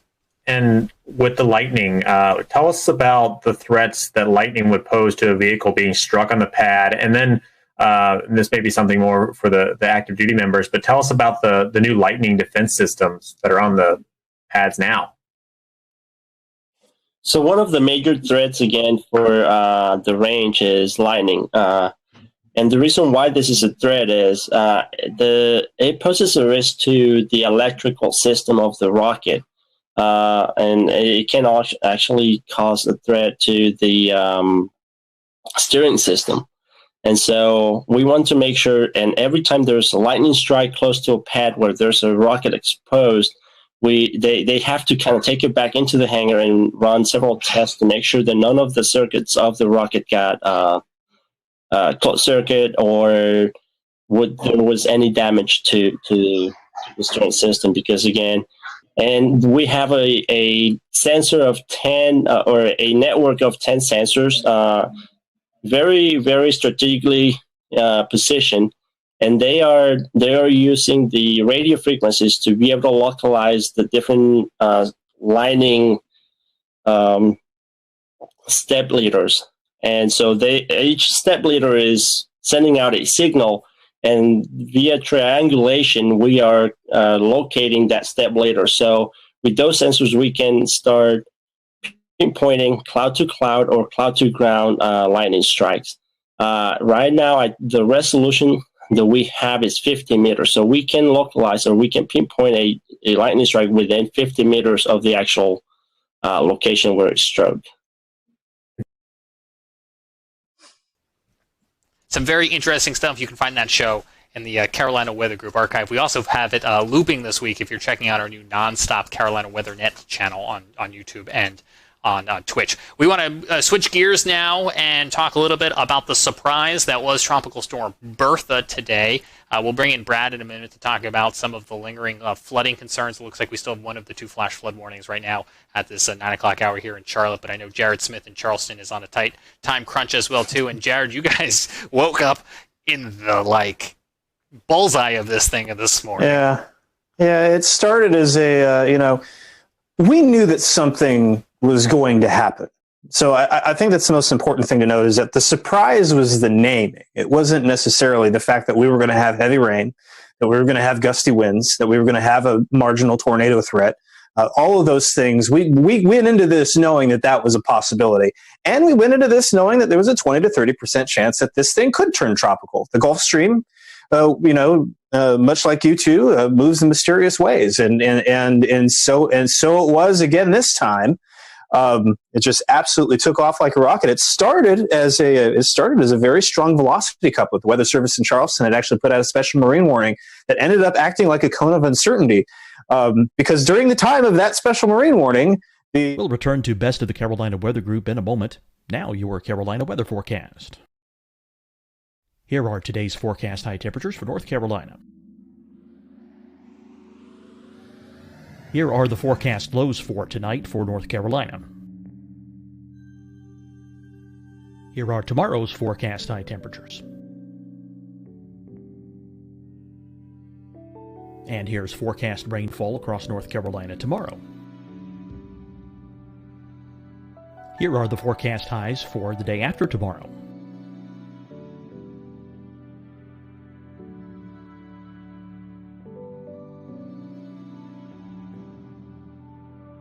And here's the forecast rainfall across North Carolina for the day after tomorrow.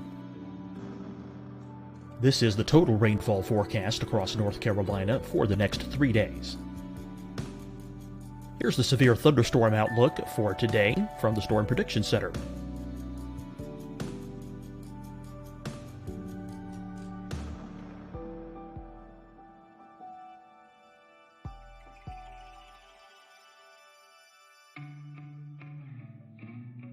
Here are the forecast high temperatures for today for South Carolina. Here are the low temperatures for today for South Carolina. Here's the probability of precipitation forecast across South Carolina today. And here are the rain chances across South Carolina tonight. Here are tomorrow's forecast highs across South Carolina. Here are the forecast low temperatures for tomorrow for South Carolina.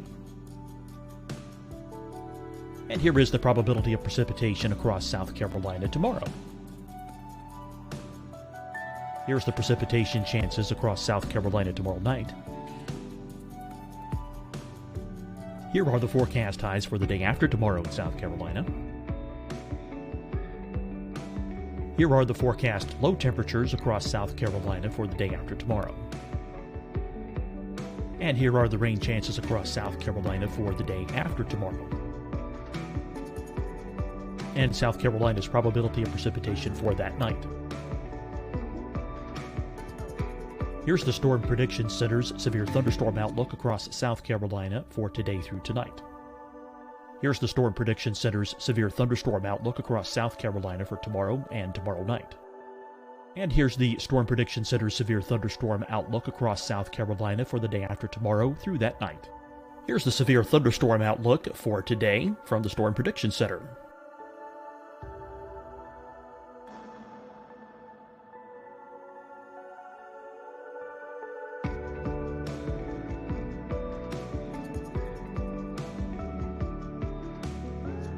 And now here's a live look at weather radar across the southeast.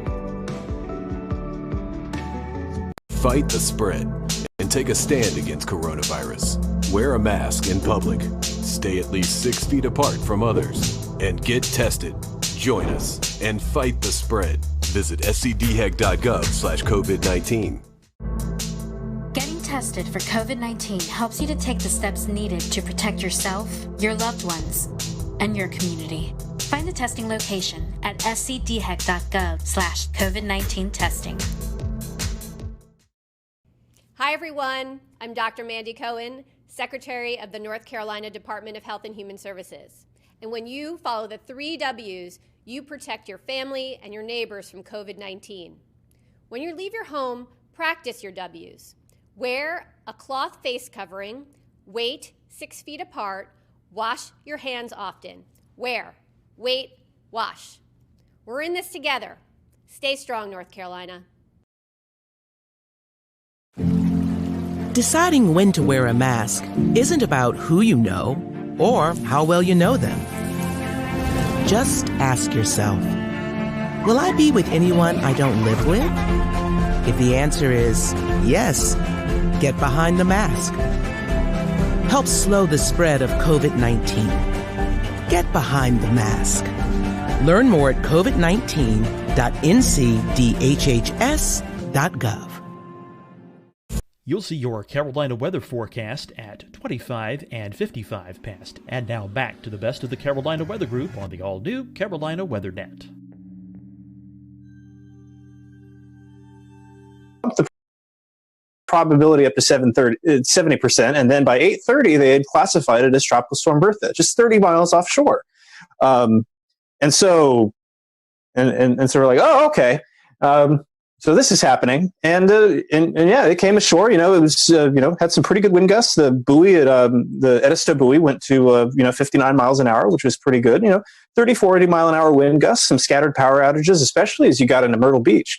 Wasn't that bad. We've had way worse. We had tornadoes last week, right? And we had even heavier rain. Of course, we had flooding downtown, as we often do, but we had that even worse last week. So, again, we kind of knew that there was going to be something here. The fact that it got named when it did, was kind of like, okay. But you could see it. I mean, you could see it coming together on the radar. And that guy, it started developing a little eyes like, wait a second. You start to see that it's expanding out from being this water spout producing supercell to something a little bit more, a little bit broader. So, it was caught us by surprise a little bit as far as that development. But again, we knew that this was going to kind of be how it went. There was nothing really surprising about that part. No major problems here in Charleston aside from the flooding that we're used to. But now it's just going to go up the gut and send a bunch of rain up there. We did set a rainfall record at the airport today, 2.08 inches, new record. Breaks a record set in 1977 of 2 inches straight on the dot. So we got another pretty good deluge of rain after the bone dry start to May. So yeah, it was an interesting day. I'm still getting comments tonight on Twitter and Facebook saying, oh wait, there was a tropical storm. What? It's like I was too busy. My favorite one right here is I was too busy disinfecting everything to know that there was a tropical storm. So to give you a general idea of what kind of event Bertha was here, really wasn't that big. But did you say that we're up the gut? Because that's what I took away from what you just said. Yeah. Well, I mean, it's rather, you do a little football analogy here. We're just going right up. It's doing the old Hugo. Oh God, the track parallels to Hugo were kind of fascinating, actually, and yeah. Fortunately, there were no parallels as far as intensity, so that was good. So that got some locals, buzzing a little bit as far as like, ooh, that looks familiar. We've seen that before. But yeah, at landfall, the Hurricane Center said it had 50 mile an hour winds. Now, Shay Gibson, our panelist, he helps maintain a pretty dense mesonet of weather stations here, and really along the southeast and with weather flow, and they didn't see anything like that. So it'll be interesting to see kind of what the postmortem looks like on this. I'm going to be very interested to see how this goes. I know that And I'll tell you what, it's like the local weather service had everything, nailed down and ready to go. And so to switch to tropical mode just on the fly like that, usually they have some time to prepare for that. Today, they had to just flip-flop into tropical operations, and kudos to the weather service in Charleston for making that just so seamless. They did such a wonderful job keeping everything flowing, keeping everybody informed. So not an easy day for anybody in weather, to put it mildly. Well, Brad, your colleague to the south, Chief Meteorologist Efron Afante at WLTX, had a graphic. I was just looking to see if he tweeted it. I saw it on the air earlier that kind of just did a timeline, and I'm going to paraphrase because I don't have it in front of me, but it was essentially 5:30 advisory, 20% chance, 7:30 advisory, 70% chance, and then somewhere at like 9:30 it was like landfall. Jared mentioned the tornadoes. I think when that 70% came out, it was probably already a tropical system. Probably. They needed to get a little bit closer for all those sensors, I guess. Yeah. It brings up a good point. I think Jared was exactly spot on. It's funny how this just getting a name makes a big deal of it, but literally the forecast and impact, nothing changed. It's like, I joked all day. It's like, hey, our rain now has a name. It's like pretty much, we were forecasting the flood threat. The timing was exact. I was calling it a tropical low for the last 3 days. I really wasn't referring to it as a tropical wave because it looked like it was going to have some spin to it. All the short range guidance had some rotation. But it is interesting that it gets a name, and it's, the B storm. It's weird. It's the third time in the last 10 years we've had the B storm before June 1st. So that is rare, but it's happened a lot more frequently in the last 10 years. And I looked it up today, and I'm pretty sure, I think it tied for the third or fourth earliest B storm on record, at least formation-wise. But it's probably going to set a record for the shortest duration tropical system because I think it was last year we had the A storm. Was it Andrea? Only like 3/4 of a day did it maintain tropical characteristics. So this will be interesting to see what kind of longevity stats it's going to come up with. But the thing to remember about these is, I think as a communicator with the public, is the name really isn't important. It's the impacts. And I think if people focus on the impacts more, the name is not that big of a deal. For instance, everybody was freaking out about this today, but it honestly did less damage and issues to us than a cutoff no-name low last week, which plagued us with flooding for 4 days, tornadoes, straight line winds. So it's a really good wake-up call about how we communicate weather impacts. I know for insurance purposes, especially on the coast, that the naming is a big deal for deductibles and stuff. But in the grand scheme of things, the overall impacts did not change at all just because we gave it a name today.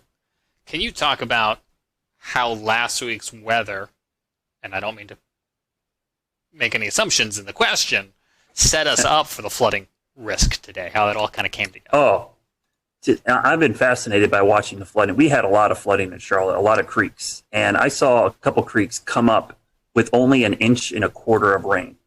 That's almost, I never seen that happen. The problem was everything's saturated. That 1.25 inches rain went right into the creek.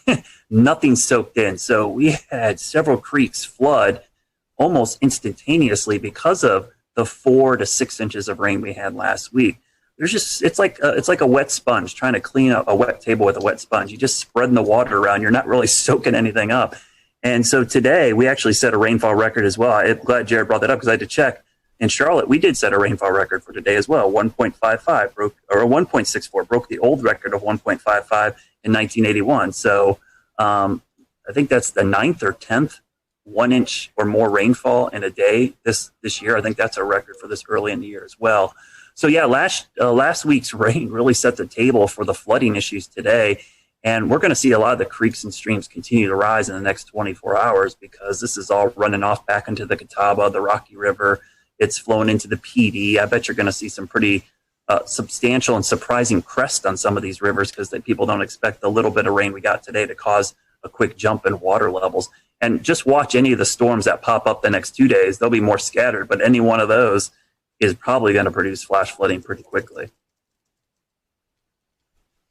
I've been doing a lot of talking this episode. I want to just pause for a moment and see if anyone else wants to hop in.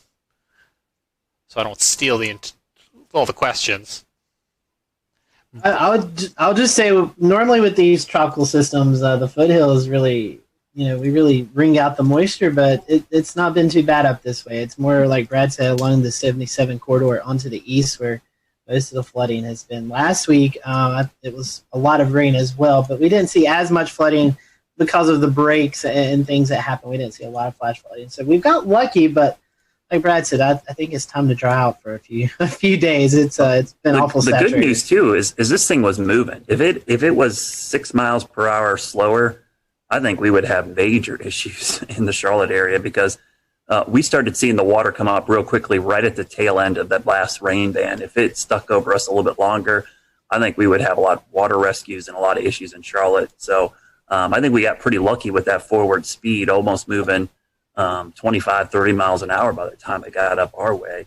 I think what's interesting is one of the comments I've been getting a lot today, and I think this is always one that's kind of the public sees these early storms and they go, uh-oh, looks like a bad season. And then honestly, it doesn't really mean a whole lot for the season. I mean, we might go 2 months now without seeing another tropical system, though. I don't know. Next week in the Gulf looks kind of interesting. But I think it's one of those things, these homegrown systems early in the season, stalled fronts, MCVs that are over water. This is kind of par for the course. This isn't really all that crazy. The only thing that would have me concerned, and Jared brought this up, is how warm the water is in the Gulf Stream and in the Gulf of Mexico. I think the sea surface temperatures are something I'll be watching a lot this hurricane season. But, if we have a busy season and they're all fish storms, nobody's going to say anything about these later on in the season. And we'll remind folks that last week the Hurricane Center came out with their outlook for the season, and it was kind of at or above normal range. Yeah, it looked a lot like last season. Honestly, when you look at the numbers, it's almost like a regurgitation of last season's exact numbers we got. So, those above the seasonal forecasts get a lot of publicity, and there is some skill in them. Some of the forecasters do an amazing job, but the thing I always caution the public is the number of storms does not mean anything to you. One storm hitting you is a bad season. So I always bring up 1992, Hurricane Andrew, first storm of the season, one of the worst storms in U.S. history, the A storm. I think we ended up with 7 total named storms the entire season. But everyone will remember that season for Andrew. They won't. No one's going to go, 1992 was a great hurricane season. We only had 7 storms, So the number isn't always important. It's the 2 or 3 that end up affecting you that really defines the season, in my opinion. Brad, let me ask you a non-hurricane question, a lifestyle question for Charlotte and I think beyond. It's been raining so much lately, I haven't been able to get out and cut my lawn, tend to the garden. When am I going to be able to do that? I think this weekend, this cold front, I think this, if we didn't have all this rain and all this other stuff going on, we'd be talking a lot about this cold front in early June. I mean, it's going to, Monday and Tuesday, we're going to be in the low to mid 70s in Charlotte, with morning lows in the 50s. That's the first 2 days of June. And dew points in the 40s, that's like heaven. So it is interesting to see that after this rainy pattern, we're going to get this great treat of weather to kick off the meteorological summer. So people will get the chance to mow their lawn and let their yard dry out. I've been pretty happy because my lawn looks amazing this year. If you do say so yourself. Yeah, we got so warm so early. I was able to get the fescue like in shape, and then getting rain. I haven't turned my irrigation on once. It's been amazing. The problem is just getting out in the yard to work on it. It's just been so wet. And if you're trying to do a garden, it's been tough. Your plants are getting drowned out. So this weekend things dry out, and next week looks a lot better, and we get back to typical summer weather. It looks like by the end of next week. I think pools will start opening, and now that we're getting to phase 2 of the reopening as well, I think people kind of want it to warm up and dry out so they can enjoy some of those summer activities. Scotty, we had a big NASCAR race kick off this past weekend in Charlotte. They got in the Coca-Cola 600. It went to overtime after a long weather delay, but there's still some more races they're trying to get in, right? Can you give us a weather sports update? Can you see the bags under my eyes? I mean, it's been a long couple of days. We had rain for the Coca-Cola 600, made it the longest race, 607 miles. I think it was almost a 6-hour race with that hour and about 15-minute rain delay. Tuesday and Wednesday, we got off without a hitch. Tonight, tonight we had rain ending around the 8 o'clock start time, but the problem was it's going to take about 2.5, 3 hours to dry the track with all the humidity around. So that would be a start time of about 11:30, and that's just not the best for folks who are wanting to watch on TV. So we're going to try again tomorrow evening at 7 p.m. out at Charlotte Motor Speedway. Weather looks good, unless we get one of those pop-up thunderstorms around the area. So I'll be watching for some storms in the vicinity. Hopefully they all stay away from the track and we can get this race in, because they turn around in their shops on Friday and they head to Bristol, Tennessee on Sunday and Monday for this very condensed, every other day it seems like, racing right now for NASCAR to get called back up from all the missed races. It's like the baseball schedule, but for NASCAR. It is. I mean, and I was on a chat with the team out at Charlotte Motor Speedway, and they were all just dragging because it's long days. Teams come in early in the morning. They have to go through all the COVID screenings, and just makes for a very long day out the track, and then you have to deal with the rain. So I know they are ready for it to clear out and get the racing back underway. So, yeah, we'll try again tomorrow night. Scotty, I think I was cracking up. We do a lot with NASCAR, and it's just so funny. We're going to cram all these races in the Carolinas in a 2-week period, and the 2 weeks we have it's like the wettest 2 weeks of the entire spring. It's funny. One of the folks we work with at the track, Brad, they said maybe this is God telling us we shouldn't have started this early. I mean, it all made sense to have all these races regionally, but it's like, what a horrible time. It's like we've been just getting soaked and washed out. I did want to tell you one thing about Bertha, guys. I was just looking something up real quickly because I was thinking about it. The accumulated cyclone energy for Bertha. Look at this chart. The name storm day for Bertha was only half a day. I believe that is going to be a record for the shortest duration name, and 0.4 accumulated cyclone energy. So if you look at the chart here, it shows observed versus climatology. Even though we've had 2 early season storms, it's barely above climatology. So I've always liked looking at this metric, because if you're not familiar with this metric, it basically shows intensity of storm and duration of storm. It comes up with a calculation called accumulated cyclone, or ACE. And I think it's a really good metric for trying to see how active a hurricane season is. So even though we've had 2 storms, you can see it's kind of accumulated cyclone energy of almost nothing.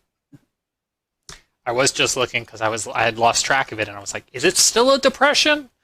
It is still a depression right now, because I was like, I wonder how long it's going to actually hold on to this Bertha name. But I guess one of the naming regimes for the Hurricane Center, once a storm is downgraded to a depression, it keeps the name even as a depression until it becomes a remnant low. So it will be Tropical Depression Bertha, and probably till at 2 a.m. I bet the 2 a.m. advisory tonight it'll get dumped, if not earlier, maybe 11.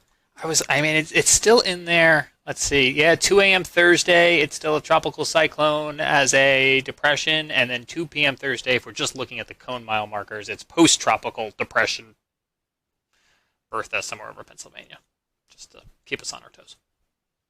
So we'll see. Brad, thank you for your time. I know your day's been very busy. Your week's been very busy. One last plug for Weather School. You got a couple more days of that left, right? Yeah, 2 more days of Weather School. We will have, I believe if my numbers are correct, without our glitches, I think exactly 60 episodes of Weather School DVD since box the beginning of March.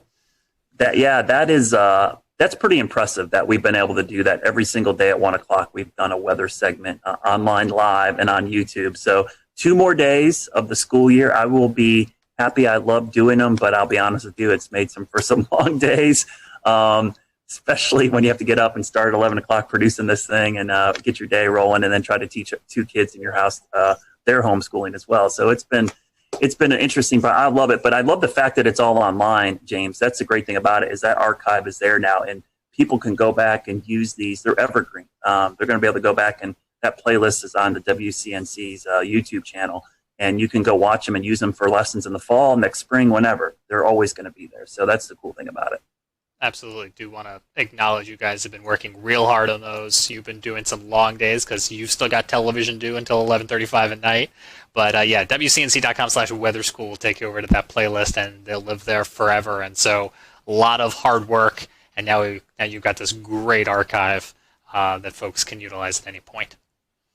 We'll let folks know that, as always, you can check out the Carolina Weather Group podcast, the audio version of the podcast on Spotify or on Apple Podcasts. If you're on Apple Podcasts, we'd love for you to leave us a rating and a review. It certainly does help. You can always watch the show live when we do these roundtable discussions by joining into the conversation on YouTube, Facebook, Periscope, Twitch, and as I mentioned earlier, we're experimenting with a new nonstop channel called the Carolina Weather Net on YouTube. So you may see episodes just like this one repeating at a future time in a wheel. We will be back on all of our streaming platforms this weekend for the launch of SpaceX Demo 2.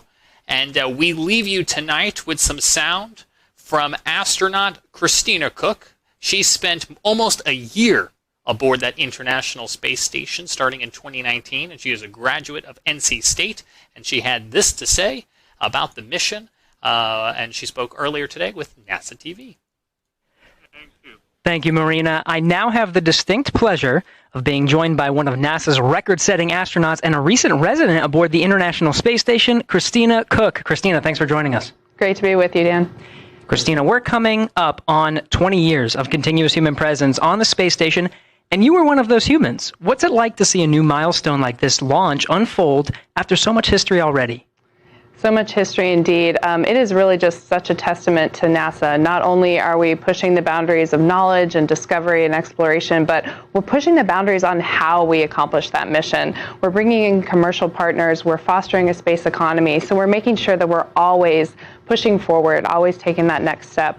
I think it's such a privilege to be part of an organization that recognizes if we're not actually making steps and innovating every single time we do this, then we're not truly answering humanity's call to explore and to push those boundaries.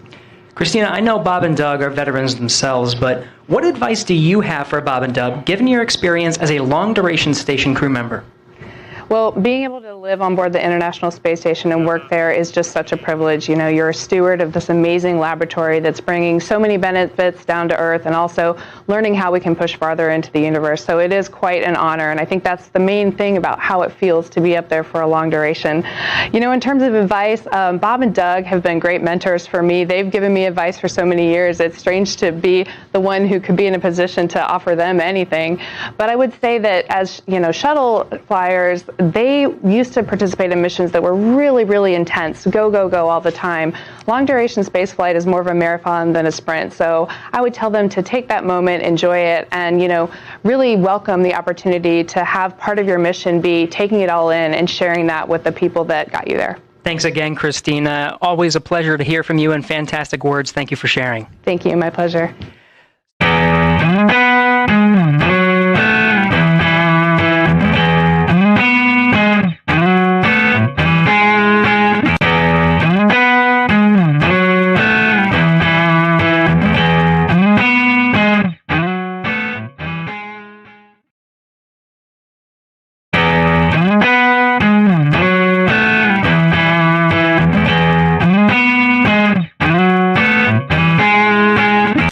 Welcome to the Carolina Weather Group. We're happy to have you this evening, and we want to bring in Alex Forbes, meteorologist student at Mississippi State University. And Alex has got a really cool project that he's been working on and was able to present over the last few months, and we're happy to have him on tonight. We're going to be talking about the SPC and the different risk levels.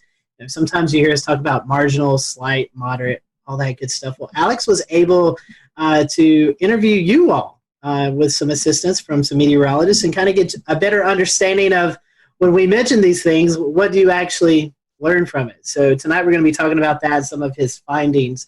We'll let Alex promote his social media towards the end of the show. So if you do have any questions that you'd like to tweet towards him, you can send them his way, and he can maybe help you out a little bit more with some of his research. So Evan, I know you and I, we're excited to talk about this. We saw this project a couple of weeks ago presented, and we're ecstatic to have Alex on with us tonight. So, Alex, before we kind of get into the meat of the subject, first-time guest with us, so we want to thank you for that. And we always ask the first-time guest question: how did you decide this is what you want to do? How did you catch the weather bug?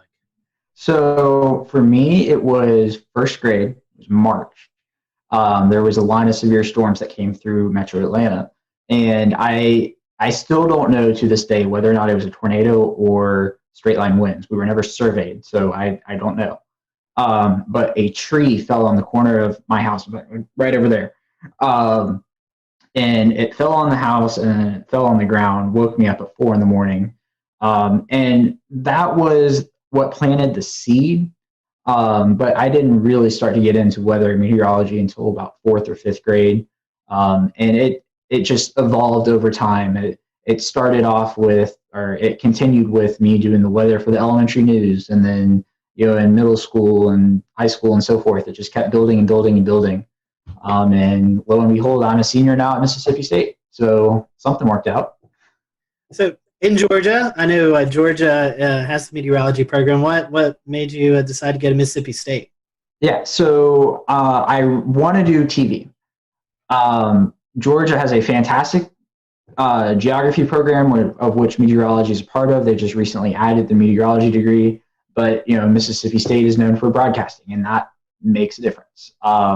Plus, it's not exactly far from me. Mississippi State's, or Starkville, is about 4.5 hours. It's close enough, and their scholarships they offer for out-of-state students is fantastic. So it really became a no-brainer.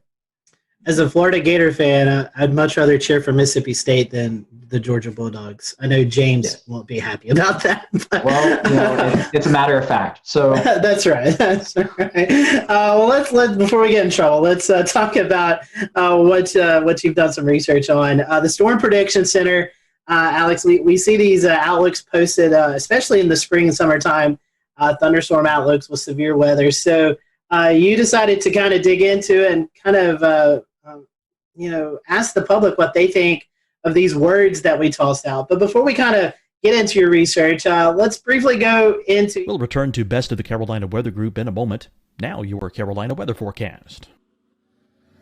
Here are today's forecast high temperatures for North Carolina. Here are the forecast lows for tonight for North Carolina. Here are tomorrow's forecast high temperatures. And here's forecast rainfall across North Carolina tomorrow. Here are the forecast highs for the day after tomorrow.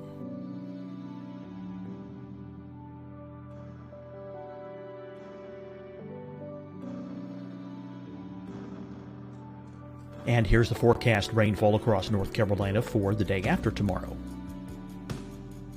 This is the total rainfall forecast across North Carolina for the next 3 days. Here's the severe thunderstorm outlook for today from the Storm Prediction Center.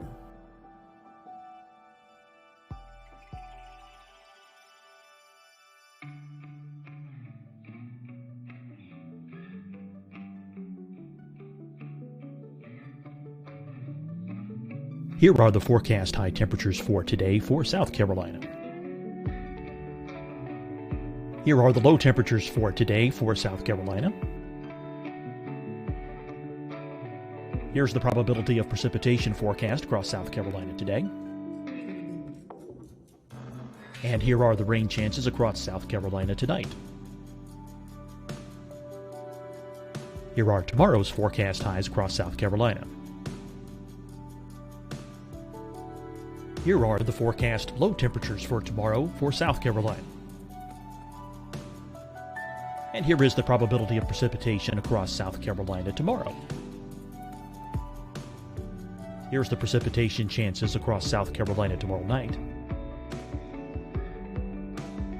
Here are the forecast highs for the day after tomorrow in South Carolina.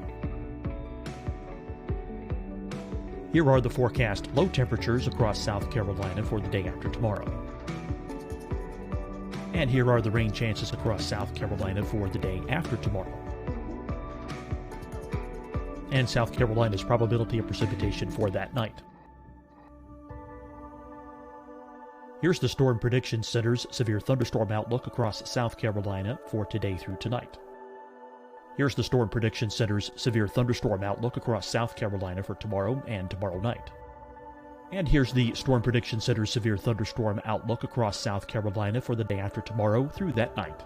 Here's the severe thunderstorm outlook for today from the Storm Prediction Center.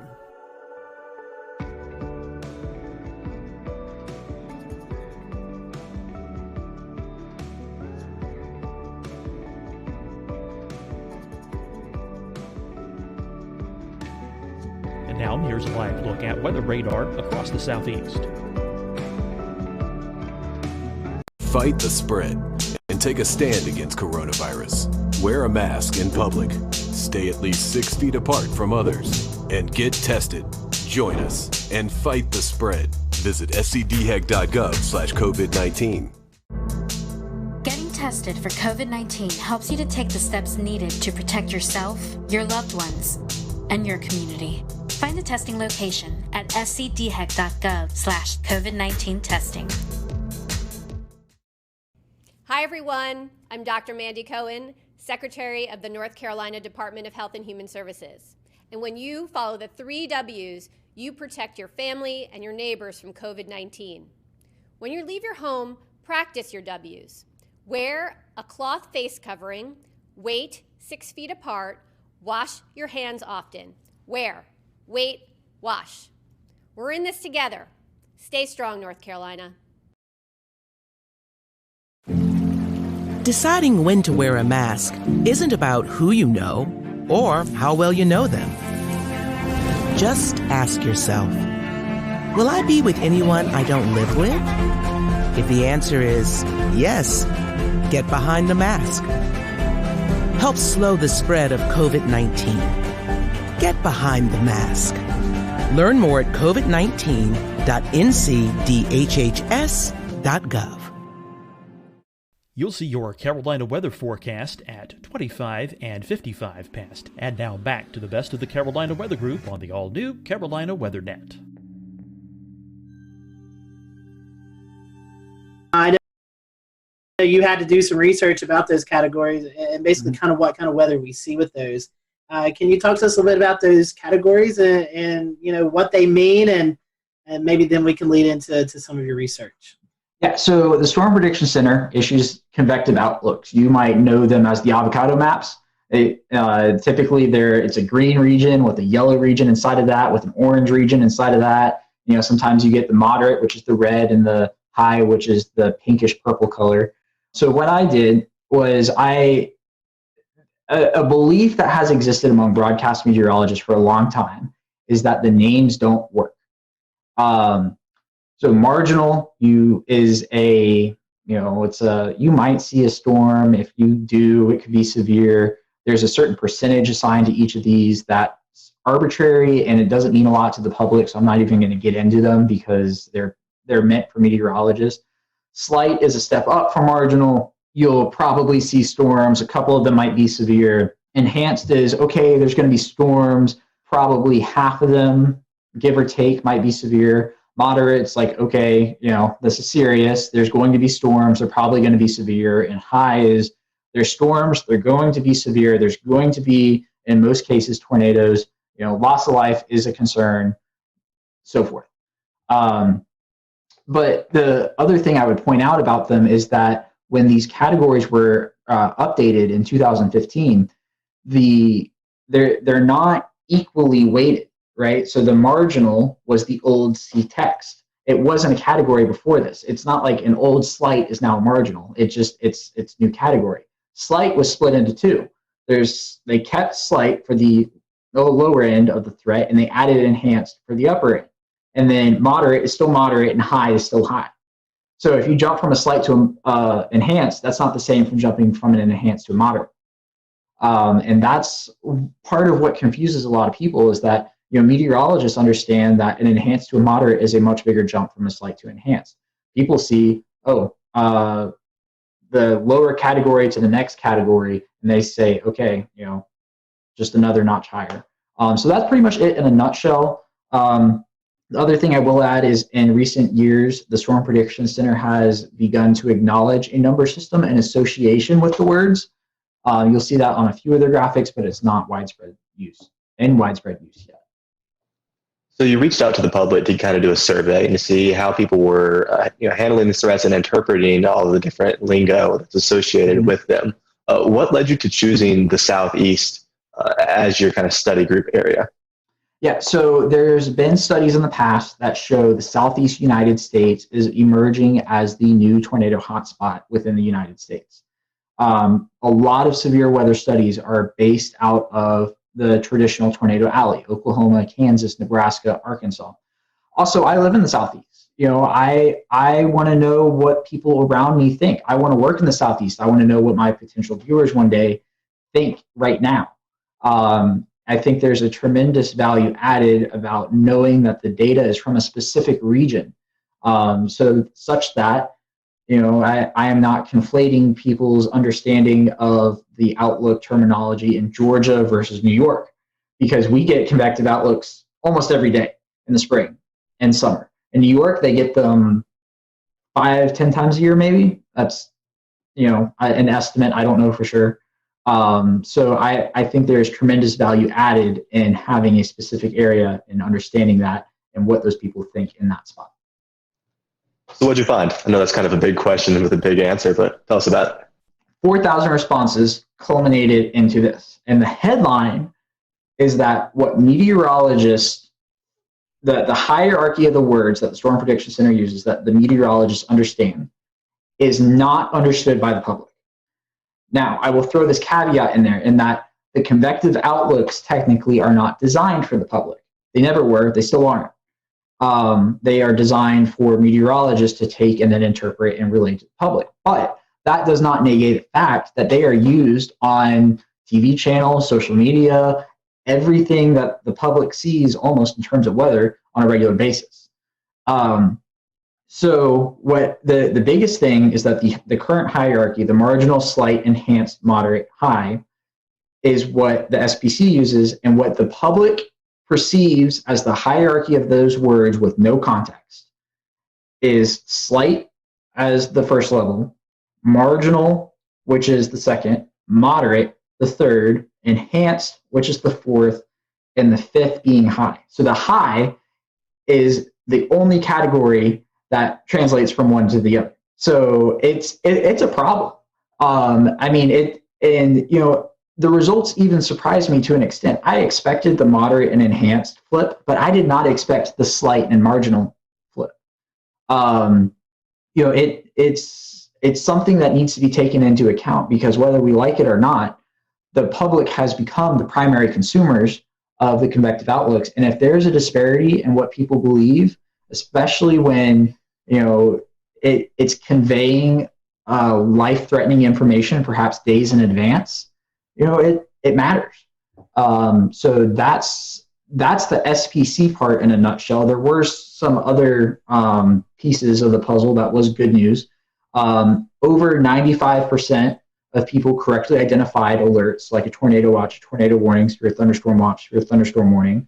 82% either agreed or strongly agreed that a severe thunderstorm, the term severe thunderstorm, means that the storm is capable of causing as much damage as a tornado. So, something's getting through to these people with those terms. So that just brings up another conclusion that I had, that people should use the term severe thunderstorm, warning watch, as opposed to thunderstorm warning or watch, which I see on occasion. It's not widespread use, but I just thought I'd throw that in there. And how people receive alerts was also measured in this. Close to 70% of people received an alert through their mobile weather app. So, that is more than 2/3 of the respondents to this survey who, keep in mind, are weather savvy, because they most likely found this on a social media channel through a meteorologist. But still, we are at 70% of people now. Now, I will include that I did not specify the wireless emergency alerts as a different option, because I don't think people know the difference. But still, 70% of people are dependent on their phones for an alert, and that's where they receive it first. And when an alert is issued, 61.8% of people say they turn to local television, which is a meaningful number. So if somebody's getting a tornado warning on their phone, they're turning on the TV to whatever meteorologist they follow and trust for information. That's an interesting point, because social media, especially weather Twitter, we're all involved in weather Twitter. We get our weather information from Twitter a lot of the times. Yeah. But the vast majority of the general people out there in the Southeast aren't on weather Twitter. They're not like us. They aren't going to see your tornado warning post or, whatever post you're doing. So it's interesting that, TV really still is the primary mode for those people to get those warnings. Yeah, and the other interesting thing about TV is that even among 18 to 24-year-olds, 51% of the respondents of that age group said they still turn to local television, which is huge. Wow. Because, I honestly expected that number to be low, but not for the same reason I think that a lot of other people think. It's that, people have this mantra of people our age aren't going to watch TV. And I don't know that to be the case, because I think even now with millennials, it's not that we are never going to watch TV. It's that we aren't going to watch local news until it matters to us. And in most cases, that's not until you're in a established routine with a family, living in the suburbs, something along those lines. And I think the groundwork is there for local TV to prosper, actually, within, as our age group becomes older, if 51% of people now are already turning to local television whenever they receive an alert like this. Off of that, Alex, with local television, most of the time they are breaking in, but they're also simulcasting per se on a Facebook Live or on a Periscope or something like that. So, I mean, if you got to put the TVs in that aspect of the social media together, that's a pretty big percentage. Yes, absolutely. I found it interesting. I've got some of your stats up, and 12.3% of folks receive their warning first by NOAA Weather Radio. That's something that I guess I'm a little shocked by that, because I wouldn't think 12% of the people would even have a NOAA Weather Radio. Yeah, so keep in mind the people who took the survey are weather savvy, because they probably found it through a meteorologist on social media. I would point out, though, is I don't remember exactly who did the study, what year it was. I just remember it was 10 plus years ago, that the NOAA Weather Radio number was at like 60%, and it's down to 12. And I do not see a path forward for NOAA Weather Radio being the predominant way of people receiving information, simply because it's a cost barrier. Why am I going to go buy a $29 weather radio when this thing right here is going to give me the same information? So I think we're asking the wrong questions when it comes to NOAA Weather Radio. Not why aren't people buying NOAA Weather radios, but rather why is the Federal Communications Commission not just sending you alerts and you can't turn them off like they do on TV? If you are in a tornado warning and you are watching a broadcast channel, you are going to get an EAS alert. You can't turn them off. So there's precedent to do it. And I seriously think, close to 70% of people are already relying on these. Why not just make it mandatory? And have that be the de facto NOAA Weather Radio. Now, I don't think they're ever going to go away. I think there's still a use for them. What happens when your phone dies? What happens when there's a hurricane and you run out of power, your generator's out of gas, and you can crank a weather radio? That's the most extreme case, but I don't think they're going to be the main. In fact, they're already not the mainstream way of receiving alerts, and I don't think they're ever going to be again. I know you're doing some of these questions also about when they hear these warnings issued, about taking shelter or alerting friends and stuff. Can you kind of go in some of those details, what you found out? Yeah. So I asked about 4 alert types in particular: the severe thunderstorm watch, the tornado watch, severe thunderstorm warning, and tornado warning. And I asked when a blank is issued, I blank. So the other part of the blank is take shelter, alert friends and neighbors, monitor weather conditions, check social media, watch local television, and watch national television. Of those 4 questions, there's nothing I really found surprising. For each one, social media was between 80 and 90% with combined degree. For the troubling, I guess a troubling aspect is for a severe thunderstorm watch. 22% of people said that they take shelter. But keep in mind, these are the same people who accurately picked out a severe thunderstorm watch definition. 97.2% of these respondents correctly identified a severe thunderstorm watch.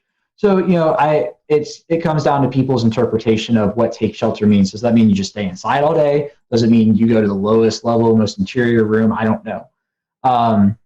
But I mean, there wasn't anything that, is a red flag in the results specifically for those 4 questions.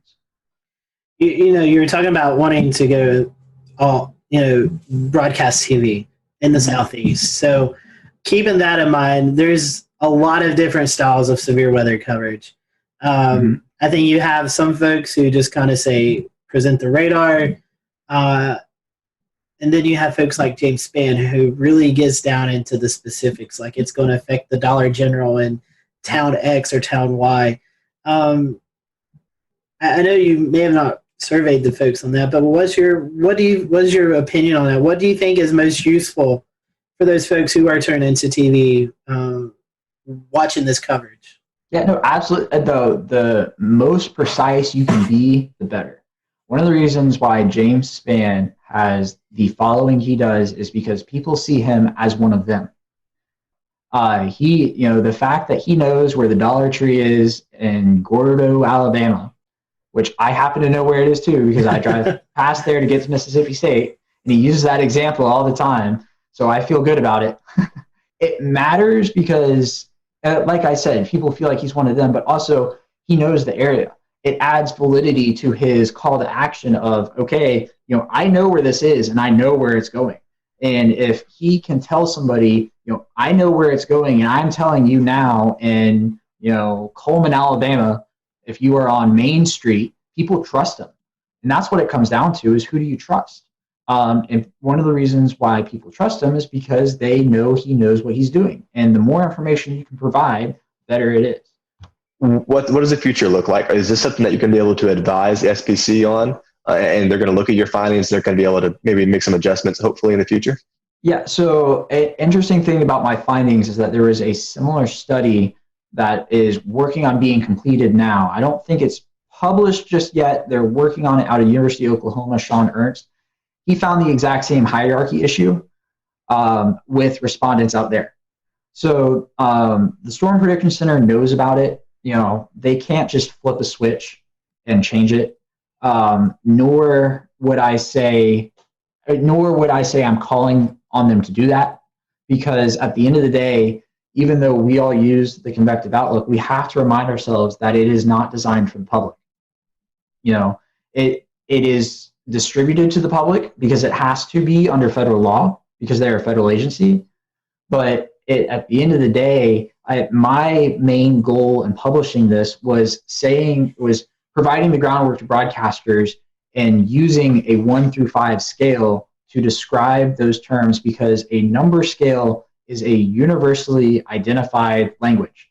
1, 2, 3, 4, 5 means the same thing in English as it does in Spanish, as in French, as in German, and it's already used for things like the Saffir-Simpson scale, the enhanced Fujita scale. People understand that the higher the number is, the worse the threat is. And just eliminating the words off the screen provides much more clarity for the general public. And I would encourage that to this day. Some folks are trying to go down the color line and trying to make colors represent the different severity. What's your thoughts on that? So I might get in trouble for this. A lot of meteorologists don't like the color scale, and I do. I think the green, yellow, orange, red, pink works. So within that, you have the built-in green, yellow, red, good, moderate, bad. And people are smart enough to derive that, okay, the orange between the yellow and the red is the intermediary. And if there's something after the red, it means it's probably worse. It doesn't matter what color it is, it's probably going to be that. And 2 other things I will add is no matter what colors you use, I still think people are going to translate the color to a number. If you show them 2 areas and you have, if you show them a green and a yellow area, and the yellow area is inside, and you've got a legend up top, and there's the 5 colors, they're going to translate with that. Okay, so it's the first 2 colors, and the yellow is the second worst. So, and there's the whole principle of a region within a region, right? You're not going to get a moderate area that is surrounded by a marginal area directly. You're always going to have a leveled marginal, slight, enhanced, moderate, high, as it stands now, with that area. And I think people are smart enough to be able to derive that if there's a region within another region, the higher threat is in that smaller region that is entirely contained. And I'm not sure if y'all have had Castle Williams on in the past. He's from University of Georgia. He did his dissertation on something similar to this, but he focused on some of the colors and the overall communication of it. And the recommendations that ended up coming out of his project is that meteorologists should always use the same region, so you're not adjusting the SPC map, and the same colors as the SPC. You can change the wording, you can make it your own, you can give it a different feel, but as long as you keep that consistency, people are going to understand it. So, I mean, that's my 2 cents on it. I'm a senior meteorology student at Mississippi State. I am in no position to be making that type of decision whether or not to change something, but I think it works. And I think a lot of the confusion comes from the words and not the colors. So, Alex, was there anything in the research that we kind of haven't covered or that surprised you that you still want to go over before we kind of start to wind the show down? Yeah, so there's an interesting idea that was, or everybody's gut reaction to my findings was, okay, we need to change the word order. And I don't think you can do that because there is already an existing order.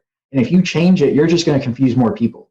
Because what happens when, Sally down the road doesn't know that it changed and all of a sudden a moderate is now at level 3 and she's freaking out because it used to be a level 4 and that's a noticeable difference. The other piece of data I would put to back that up is that, sure, even though 50.4% of people, a majority of people saw slight as number 1, 49.6% of people did not. The biggest disparity was that was the biggest disparity. That 61.9% of people saw moderate as a level 3. 38.1% of people did not see moderate as a level 3. So even if you reconfigure the words, you're still going to have a problem. And I think those numbers would go up because you would just cause more confusion with a change.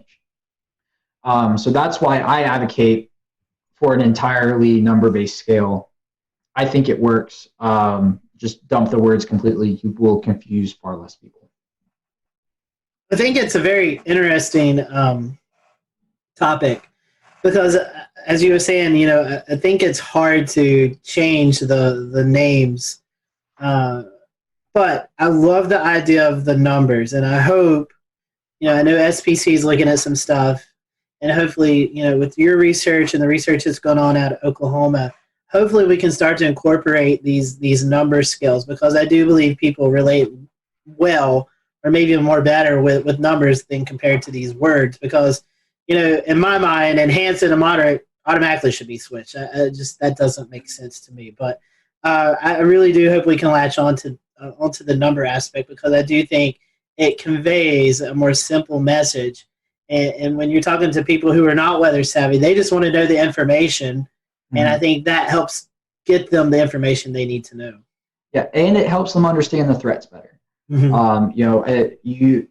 You probably noticed in the beginning I had a little trouble describing the words, and I think everybody does because the definition of them is percentage based. It's not based off of a certain type of storm that is expected or a certain setup or something along those lines. It's entirely arbitrary that people aren't going to understand. I mean, think about this. People don't understand chance of rain. All they do is formulate 50% is the halfway mark, and if it's below 50%, it's not going to rain. If it's above 50%, it's going to rain. That's literally what they do. I have asked people who are not meteorologists this question, and I have gotten that answer more often than not. So that's part of the issue, in that the groundwork for this is percentage based. But I would just circle back to one other thing is that while the SPC cannot change their outlook with the flip of a switch, a chief meteorologist at a station can, as long as their news director is on board. You know, I will use Atlanta as an example. Even though I was an intern at Fox 5, what they do is they show the numbers and the words, which is most common for now. We're working on that. Channel 2, WSB here in Atlanta, has dropped words completely. All they do is show the colors. They use a slightly different color scale. Not going to get into that, but on the screen, they literally type out level 3 risk, and then they list the threats. At NBC, the NBC station here, they do the same thing. They show the words and the numbers. And the CBS station has dropped the words. They show the colors with the 1 through 5, and they bookend it with low and high, which could also work. But you know, it just goes to show that there should be a consistent message. I think the consistent message should be the colors, and I think everybody's or the numbers, not the colors. Well, I mean, yes, the colors, but for my perspective, the numbers. I think everybody's on board with it. They were just afraid to drop the names. And I am saying drop the names. Well, Alex, we definitely appreciate your time and this research that you've put in. I know it's getting some attention, and we're happy to have you on the show tonight. We want to wish you well there at Mississippi State. And for those who may want to learn more about this project or just kind of follow you throughout your career, how can they follow you? Yeah, so on Twitter, it's at @AForbesWX. On Facebook, if you just search my name, Alex Forbes, my page will pop up. And on Instagram, same as Twitter, at @AForbesWX. I have a drone. I love to fly drones. Half of my tweets and Instagram videos are drone videos. So, yeah. We'll return to Best of the Carolina Weather Group in a moment. Now, your Carolina weather forecast. Here are today's forecast high temperatures for North Carolina. Here are the forecast lows for tonight for North Carolina. Here are tomorrow's forecast high temperatures. And here's forecast rainfall across North Carolina tomorrow. Here are the forecast highs for the day after tomorrow.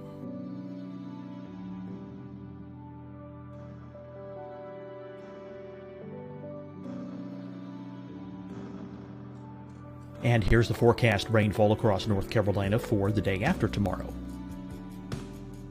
This is the total rainfall forecast across North Carolina for the next 3 days.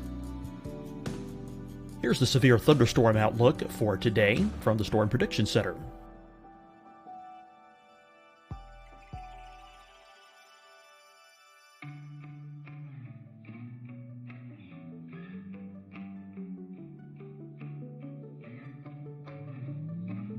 Here are the forecast high temperatures for today for South Carolina. Here are the low temperatures for today for South Carolina. Here's the probability of precipitation forecast across South Carolina today. And here are the rain chances across South Carolina tonight. Here are tomorrow's forecast highs across South Carolina. Here are the forecast low temperatures for tomorrow for South Carolina. And here is the probability of precipitation across South Carolina tomorrow. Here's the precipitation chances across South Carolina tomorrow night. Here are the forecast highs for the day after tomorrow in South Carolina. Here are the forecast low temperatures across South Carolina for the day after tomorrow. And here are the rain chances across South Carolina for the day after tomorrow. And South Carolina's probability of precipitation for that night. Here's the Storm Prediction Center's severe thunderstorm outlook across South Carolina for today through tonight. Here's the Storm Prediction Center's severe thunderstorm outlook across South Carolina for tomorrow and tomorrow night. And here's the Storm Prediction Center's severe thunderstorm outlook across South Carolina for the day after tomorrow through that night. Here's the severe thunderstorm outlook for today from the Storm Prediction Center.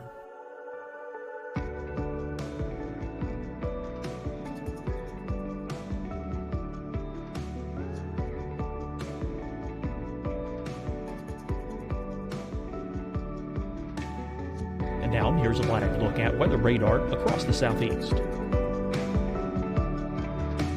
Fight the spread and take a stand against coronavirus. Wear a mask in public. Stay at least 6 feet apart from others. And get tested. Join us and fight the spread. Visit scdhec.gov/COVID-19. Getting tested for COVID-19 helps you to take the steps needed to protect yourself, your loved ones, and your community. Find the testing location at scdhec.gov/COVID-19 testing. Hi, everyone. I'm Dr. Mandy Cohen, Secretary of the North Carolina Department of Health and Human Services. And when you follow the 3 W's, you protect your family and your neighbors from COVID-19. When you leave your home, practice your W's. Wear a cloth face covering, wait 6 feet apart, wash your hands often. Wear, wait, wash. We're in this together. Stay strong, North Carolina. Deciding when to wear a mask isn't about who you know or how well you know them. Just ask yourself, will I be with anyone I don't live with? If the answer is yes, get behind the mask. Help slow the spread of COVID-19. Get behind the mask. Learn more at covid19.ncdhhs.gov. You'll see your Carolina weather forecast at 25 and 55 past. And now back to the best of the Carolina Weather Group on the all-new Carolina Weather Net.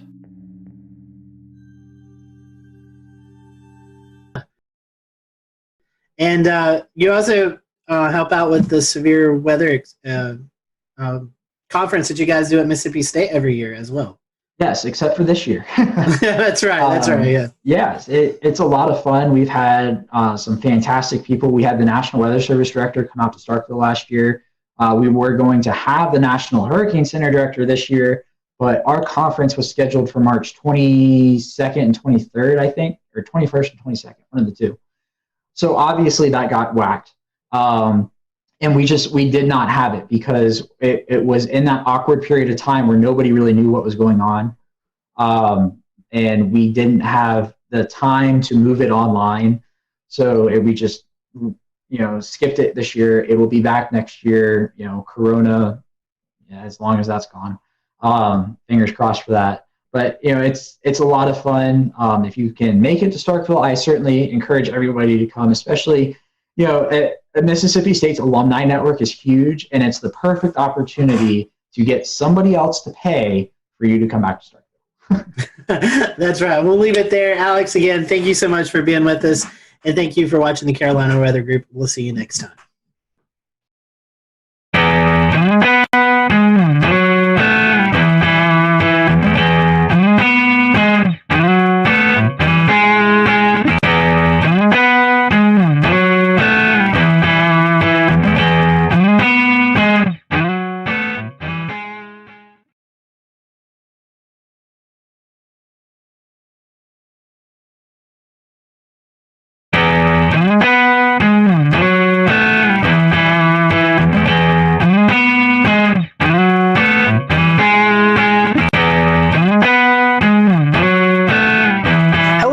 Welcome to the Carolina Weather Group, show number 304. We all hope you've had a great start to the new year. Tonight we have on with us Aubrey Urbanowitz. She is the chief meteorologist at WHSV in Harrisonburg, Virginia. And so you may know Aubrey if you listen to a lot of weather podcasts. Aubrey is a panelist on the Weather Brains, and we're going to definitely dig into that. But tonight we're just going to get to know Aubrey and what got her hooked. She's got an interesting story about joining the meteorology field. So we appreciate you watching tonight. If you have any comments, just send them to us on our Twitter page at Carolina WX Group, or you can comment on the stream that's going on right now. So Aubrey, welcome to the show. Thanks so much for having me, guys. I appreciate it. It's nice to, kind of cross podcast. That's right. That's right. Normally we do that National Weather Podcast month, but we're doing it a couple months early. So Aubrey, we was kind of a little bit talking about your foray into meteorology. You didn't start off your college path didn't really take you into broadcast meteorology. You actually started with a restaurant chain. So tell us about that little interesting story that kind of got you into weather. So I had zero aspiration to be on television. I was, when I kind of went through high school and started college, I really wasn't sure what I wanted to do. So I had a great job at Chili's restaurant. I kind of worked my way up and I started to become a corporate trainer. So as a corporate trainer, if you're not familiar, you would basically become part of a team. You would travel around and do new store openings as a corporate trainer, train new employees. And you kind of got to see a lot of the country. In fact, I got to do several international openings. And, I just kind of got to meet a lot of people. And it was on a lot of these new openings where I kind of discovered my passion for weather. So I started doing openings in 2003. In 2004 and 2005, Chili's had this goal of opening 100 plus restaurants. And if you think back meteorologically, in 2004, 2005, what happened? Hurricane season. 2004, that's when Florida was almost wiped off the map by all 4 hurricanes. I was in 2 of the 4. Hurricane Katrina was kind of a turning point for me, really. I was sent back to Louisiana to help rebuild some stores after I had been there and evacuated. For Katrina, I was there during Rita and ended up being there for 3 months. I was in Louisiana so long, they ended up starting to take state taxes out of my checks. So after that, I went back I was living in Johnson City, Tennessee at the time, and I went and saw Mark Reynolds at WJHL, who responded to an email that I had sent and brought me into the TV studio, and I asked him questions, and I wanted to be behind the scenes. I thought maybe, producing, I can make graphics, I was good with computers, and he said, there's no jobs in that, you need to be in front of the camera. And I said, oh, that's not me, that's not what I want to do. And he said, you can do it. I think you can do this. And he said, I want you to take a look at this program. And he pointed me in the direction of Mississippi State. And somehow blindly, I agreed to it and kind of followed his advice. And within maybe a couple weeks, I was enrolled or accepted into the Mississippi State distance program. And I was able to not only take classes and finish my degree, but also I was still able to travel with Chili's for at least 2 years and still able to do corporate openings. And so I got an internship and yada, yada, yada. I got my first job at WHSV in Harrisonburg, Virginia, and fell in love with this place. Absolutely never intended to be here past my 2-year contract and re-signed, got promoted. Here's the thing. I got promoted to a Monday through Friday position from weekends after I think 7 or 8 months. After working in a restaurant for 12 years, meaning weekends and nights for 12 years, I thought, wow, I have weekends off. The rest is history. And I could not have asked for a more amazing place, a beautiful area. And now my brother moved here 4 years ago. My parents just moved here in May. So now I've got family here, which a lot of meteorologists, unless you move to your home market, you can't say that. So I just feel very blessed and kind of lucky. Now, Aubrey, you mentioned that you had no interest in going on TV. So none. From one industry into a completely different industry, where did you gain your experience on how to get yourself ready to go on camera and do live weather forecasting? Is that something you learned along the way? I know there's probably some folks out there that will be watching that might be interested in seeing how you transitioned into that to get your confidence level up to be able to forecast on camera. So it was all the leadership in Chili's. It was the training role that I had. Working for Chili's for so long, I knew every item. I was quality control. I knew exactly what little details went on every single menu item. I could recite that menu backwards and forwards. I could teach.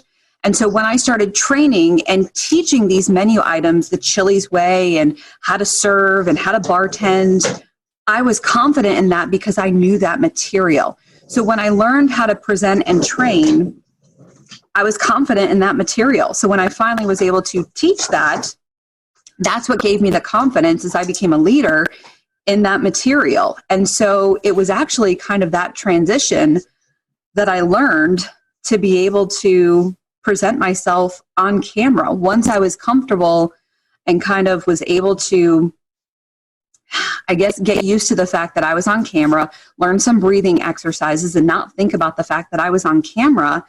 It just kind of transitioned because I just envisioned myself talking to people like I'm talking to a group, like I'm training people, giving them the information that I know, like I'm teaching them the menu items, I'm teaching them the forecast. And so it was kind of that. You think it's two completely different worlds, but it's actually kind of very similar. So that's how I transitioned, because I had absolutely no desire to be on camera. I was never a theater major. I was never a singer. I was never a performer. I was a dancer, but that was when I was a kid. So, I never, ever would have imagined I would have been on television, and now I can't see myself doing anything else. I love that history. I love how you put yourself on the fast track through that whole process. I can see. So going through the program, getting your meteorology degree, getting a job, it's something you became passionate about very quickly. So I'm assuming you probably have some favorite areas of study, maybe some research or favorite topics of meteorology. Would you like to share some of those with us? Yeah, so I've really developed a love for weather history.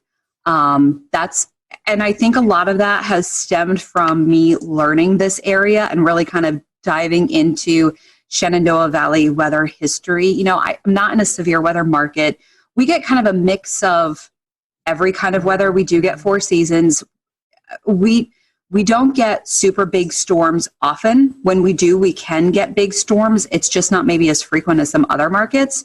But we do have a good storm history. And so I think when I was diving into that is when I kind of developed my passion for weather history and really showcasing. And I did kind of a keynote address at the Mississippi State Severe Storm Symposium last year on learning the weather history in your market. When you go to a new TV station, you'll make that bond with your viewers when you do learn that weather history. And it'll also make you become a better forecaster when you learn a lot of that weather history in your market. And I think it was kind of during that process that I really developed that. And now, hurricanes are how I got into meteorology. So that I always have a soft spot for that, but I haven't really had much of an opportunity to forecast them. So I think I'm turning more into a severe weather nerd. And I'm really loving the structure of thunderstorms more and more. So I'm hoping to storm chase this spring. That's my goal. As I become chief, you're stuck in the studio more and more. So you don't get an opportunity to see the sky as much, even though we all love to watch the sky. So I think I'm going to try and do that, but also try to, watch the sky more and more. So yeah, thunderstorms are definitely the sweet spot. You sure get your fair share in the Shenandoah Valley area. The Mid-Atlantic's a pretty volatile area of the country where fronts sweep through and crisscross and meander and cause all kinds of interesting weather up that way. What is cold air damming and how does it occur and how long does it last? So the cold air damming is kind of a special feature that happens in between the mountains. You can get kind of a stronger event, which can go all the way down from the Mid-Atlantic, all the way down the mountains into Georgia and the Carolinas. You can get kind of a weaker event that maybe will affect part of Virginia, part of northern Virginia, and then you kind of end up with a really big temperature gradient in between a couple of areas. And a lot of that comes from high pressure. Some of that comes from coastal storms. So you have high pressure that moves over New England. Sometimes it moves over Pennsylvania. And due to that position of the high, when you have that clockwise flow, that brings in not only the cooler air from the north, but also the cooler maritime air, that cooler moist air from the Atlantic. And that cooler air is more dense, so it sinks in between the mountains. It can be intensified when you have an area of low pressure that moves along the coast. When you have that counterclockwise circulation, especially moving up the Carolinas, sometimes you can get some of your big icing events that way. You can also get some of your big snow events that way, depending on how deep that cold air is.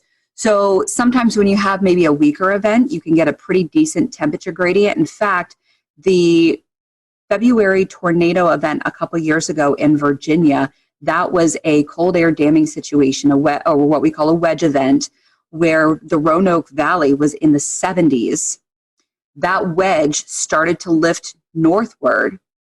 Stanton, Virginia, which is in my viewing area, is the southern part of my viewing area, started to erode out of that wedge, and temperatures started to get into the upper 60s, where Harrisonburg, just 30 miles away, was stuck at 46 degrees.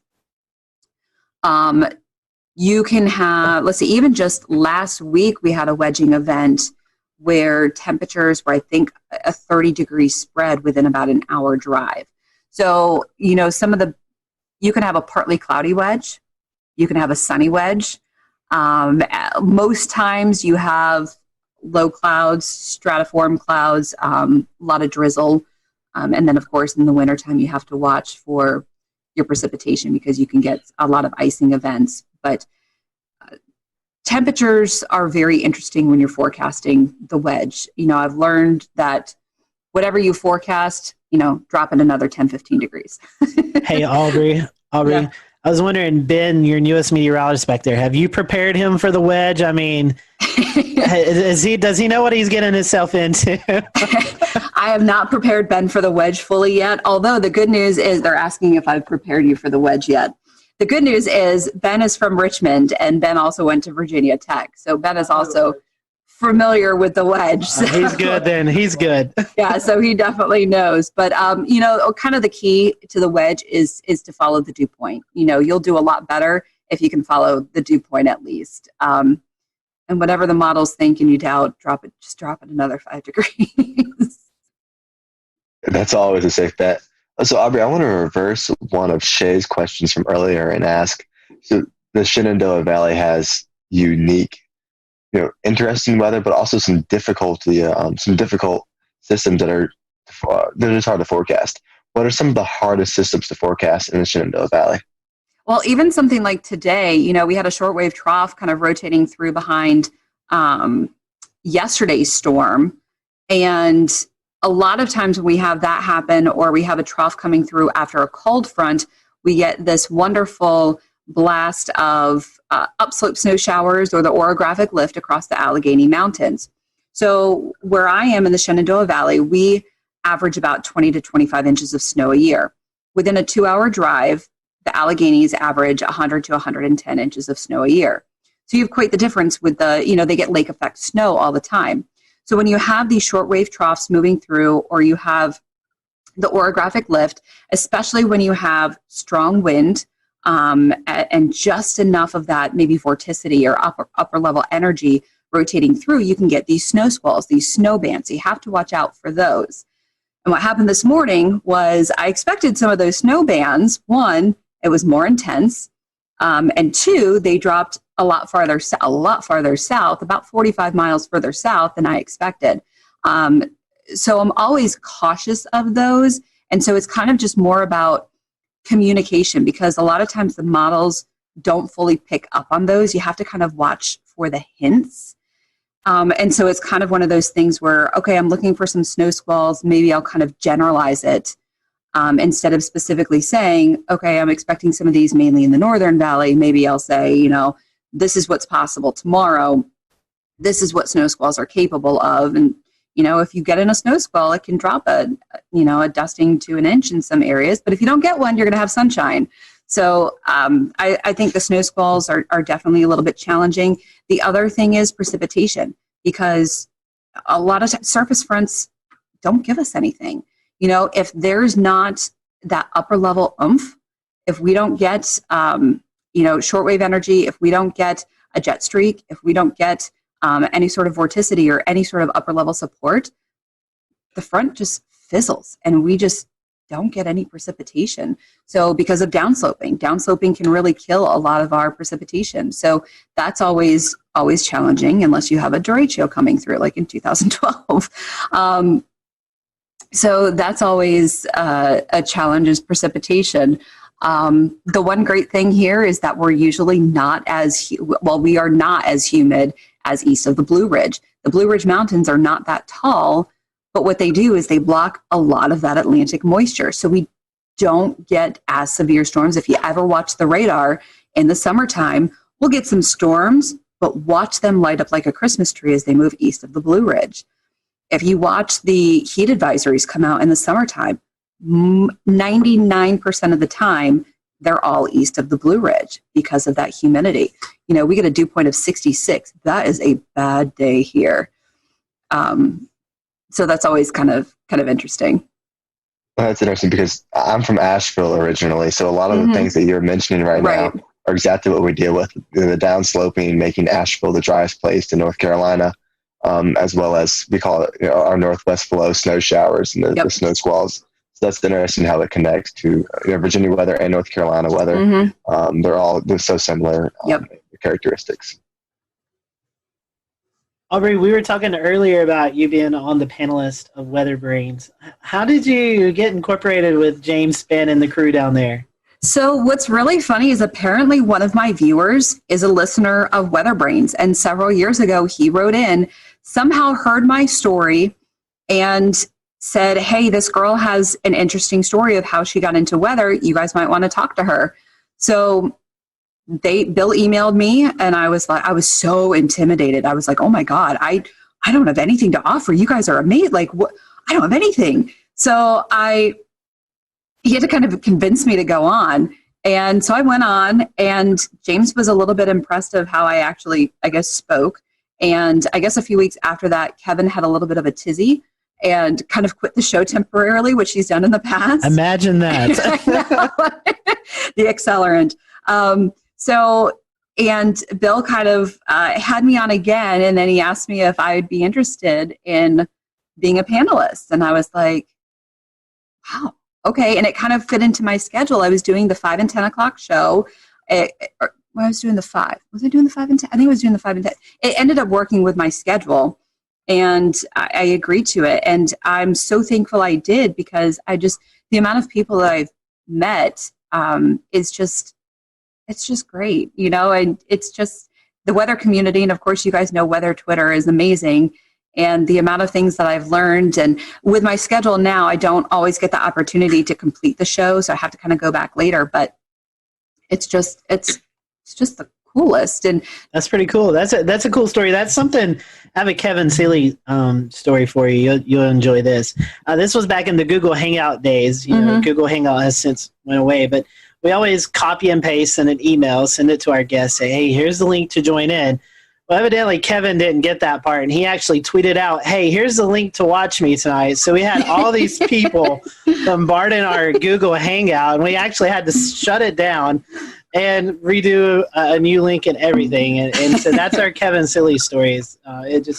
We were talking, and all of a sudden these people just started popping in. We're like, who's that? And it was hilarious. But I think we can all echo it's pretty cool doing a weather podcast, and you get to meet so many people in the weather industry that you follow on Twitter, and you may have a brief conversation on Twitter, but you actually get to sit down and have a conversation with them. And we get to geek out over these people too, and normal people don't get it. And it's just the weather enterprise is just so amazing, and you're geeking out over these rock stars, and we get to geek out too. So yeah, you mentioned earlier that you get to meet a lot of people, and even here in the Carolina Weather Group, everyone has their own sort of opinions about, hey, my favorite guests. What are some of your most memorable guests that you've been a part of the panel for? Oh man, the Greg Carbon shows are always a treat. Those are always good. Mike Bettis came on and talked to us about his chase situation that happened in was that 2013? I think it was either 13 or 14. Yeah. When they rolled over. Yeah, it was El Reno, and that was a pretty powerful show. That was hearing his story. That was always a powerful one. Let's see. You don't have to go into details. You don't say anything. Were you on show 404? Yes. That was interesting. That was an interesting. And you know what? I don't know that I even spoke during that show. But I do have the shirt from Helicity Weather that's plus minus F3. And I think I'm the only one that actually has that because I just think it's hilarious. We internally will just joke around. We'll just show at 404, and we automatically know. That's just that was an interesting show for sure. We have a couple more minutes with Aubrey. I know she has to get ready for the news tonight. Talking about weather brains and shows and guests you had. A lot of us have mentors in the weather world. Do you have any weather mentors? I would assume maybe James Spann might be one. I mean, any others that my biggest mentor is Mark Reynolds. I would not be where I am without him. Not only did he kind of blow my mind, he answered my email. I mean, I was just asking to come in and view a studio to see if this was even a field that I might even want to pursue. And he brought me in as someone who is curious, told me after only meeting me for 20 minutes, told me he thought I had the voice for this and I could do this, and talked me into the Mississippi State program. I mean, that's the kind of person he is, and then fought to get me an internship and worked with me and then still let me come in the studio when I needed to practice on the green wall, on the chroma key. I would not be where I am without Mark Reynolds, and I still keep in touch with him. And he's given me advice over the years, and I absolutely would not be where I am without him. I wish I had a lot of other weather mentors. I've had to do a lot of learning on my own, which is not ideal. But someone who's determined. We'll return to Best of the Carolina Weather Group in a moment. Now your Carolina weather forecast. Here are today's forecast high temperatures for North Carolina. Here are the forecast lows for tonight for North Carolina. Here are tomorrow's forecast high temperatures. And here's forecast rainfall across North Carolina tomorrow. Here are the forecast highs for the day after tomorrow.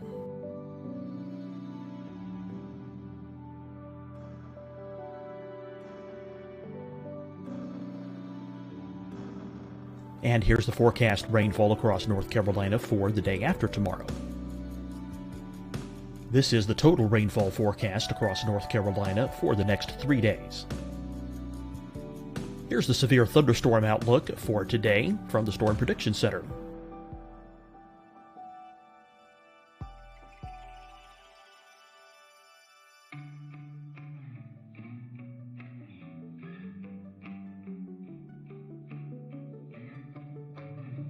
Here are the forecast high temperatures for today for South Carolina. Here are the low temperatures for today for South Carolina. Here's the probability of precipitation forecast across South Carolina today. And here are the rain chances across South Carolina tonight. Here are tomorrow's forecast highs across South Carolina. Here are the forecast low temperatures for tomorrow for South Carolina. And here is the probability of precipitation across South Carolina tomorrow. Here's the precipitation chances across South Carolina tomorrow night. Here are the forecast highs for the day after tomorrow in South Carolina. Here are the forecast low temperatures across South Carolina for the day after tomorrow. And here are the rain chances across South Carolina for the day after tomorrow. And South Carolina's probability of precipitation for that night. Here's the Storm Prediction Center's severe thunderstorm outlook across South Carolina for today through tonight. Here's the Storm Prediction Center's severe thunderstorm outlook across South Carolina for tomorrow and tomorrow night. And here's the Storm Prediction Center's severe thunderstorm outlook across South Carolina for the day after tomorrow through that night. Here's the severe thunderstorm outlook for today from the Storm Prediction Center.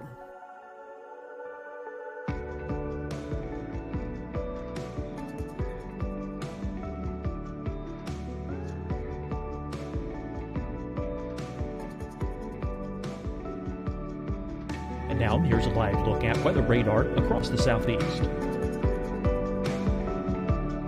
Fight the spread and take a stand against coronavirus. Wear a mask in public. Stay at least 6 feet apart from others. And get tested. Join us and fight the spread. Visit scdhec.gov/COVID-19.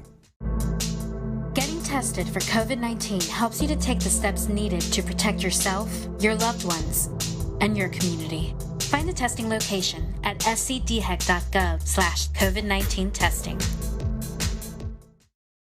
Hi, everyone. I'm Dr. Mandy Cohen, Secretary of the North Carolina Department of Health and Human Services. And when you follow the 3 W's, you protect your family and your neighbors from COVID-19. When you leave your home, practice your W's. Wear a cloth face covering, wait 6 feet apart, wash your hands often. Wear, wait, wash. We're in this together. Stay strong, North Carolina. Deciding when to wear a mask isn't about who you know or how well you know them. Just ask yourself, will I be with anyone I don't live with? If the answer is yes, get behind the mask. Help slow the spread of COVID-19. Get behind the mask. Learn more at covid19.ncdhhs.gov. You'll see your Carolina weather forecast at 25 and 55 past. And now back to the best of the Carolina Weather Group on the all-new Carolina WeatherNet. This industry, sometimes you do what you have to do. So, but I would not be where I am without Mark Reynolds from WJHL, and he's amazing. And I know a lot of other people at NWA this year. Tom Watts, who used to work with Mark and who was on air when I was living in Johnson City before I got into meteorology. I actually got to meet him. And then Ken Weathers, who also used to work with Mark, I think was one of his interns also. We were all there at NWA. And so we were kind of Mark's little proteges. And it was just cool to kind of be a part of that group. So Mark is it. That's very, very cool. I love that stories and all those people too. I do want to change topics a little bit, but feed off of your comment about, learning things as you go. The last 10 years, we've really had to learn how social media works and how it plays into our field. Yes, I know it's kind of a necessary evil, but it also turns out, very helpful for, our online shows and things like that. So talk a little bit about how important social media is to you as a meteorologist and with weather brains as well. Yeah, so it is very important. As much as sometimes we do hate it, it is very important. I utilize it to the best that I can. And there's a lot of, so the bad thing with being a female is you get a lot of comments. You get a lot of nasty comments. You get a lot of rude comments. You get a lot of crazy comments. And I know a lot of females that will turn off a lot of their messages and private messages, which is really sad that you have to do that. I do not do that. And I'm thankful that I don't have to, but I have actually met so many amazing people and have become friends with a lot of great people because of that. And I've become friends with some great viewers because of private messaging and things like that. And I'm very thankful for that. So it's really sad that some other female counterparts don't have that opportunity. Maybe just because I'm in a smaller market, I kind of have a little bit of that opportunity, and I've maybe been a little trusting with some people, but I have been lucky enough to make some of those really great relationships with people. So building those relationships with your viewers are obviously very, very important, especially with, when you're getting that information with storm reports, snow reports, rainfall reports, storm chasers, those photos, or just relying on, even just everyday photos when it's quiet outside, just to sometimes fill your time, relying on a photographer. So those are always great, relying on information and having that communication back and forth. But social media, it's the future. It's where we are. But you can do a lot with social media. You can get changing. I mean, we all know weather changes sometimes very quickly. So you can get important information out really quickly with social media. Yeah, I know that. I mean, that's the internet is where I live, just doing what I do. And I'll tell you what, I mean, it's just completely changed the game as far as getting storm reports, as far as getting, situational awareness on the ground. You suddenly have so many more cameras to tap into, and it really just, I mean, I don't know how y'all did it before that, but I know that it's completely changed the game here. For sure. And, here in Charleston, we have a really good and engaged community. So I'm curious, before we get into something even more fun, what is your weather community like up in your neck of the woods? They're amazing. I would not be here still on TV where I am without this community. And I constantly say that this community is why I stay here. This is why not only I stay here, but why I've brought my family here, because this community is still amazing. Some of the things that I see and hear in the female group on Facebook is sometimes horrifying. And I don't know if I could do this job if I heard stuff like that on a daily or weekly basis. We all get criticism. We all get stuff like that. We all get pushback, but I don't get a lot of it. And I'm very grateful that the community responds well to me. So I'm very grateful for the community and how wonderful people are here. So they're amazing, and they've welcomed my family. I mean, Urbanowitz, you can't slide into a community in Virginia with a name like Urbanowitz and hide under the radar. I mean, they know exactly who my brother is. They know exactly who my parents are. And everyone, I mean, my parents all the time, people talk, once they hear their last name, people talk to them, and they get such, they get feedback, but people are just so nice to them. So the community here is incredible, and it's one of the reasons I've stayed. That's wonderful. That's wonderful. Well, Aubrey, we've certainly enjoyed getting to know you tonight, and we appreciate you donating some time to us. If our folks want to watch social media we were just talking about, if they want to follow you on social media, how can they do that?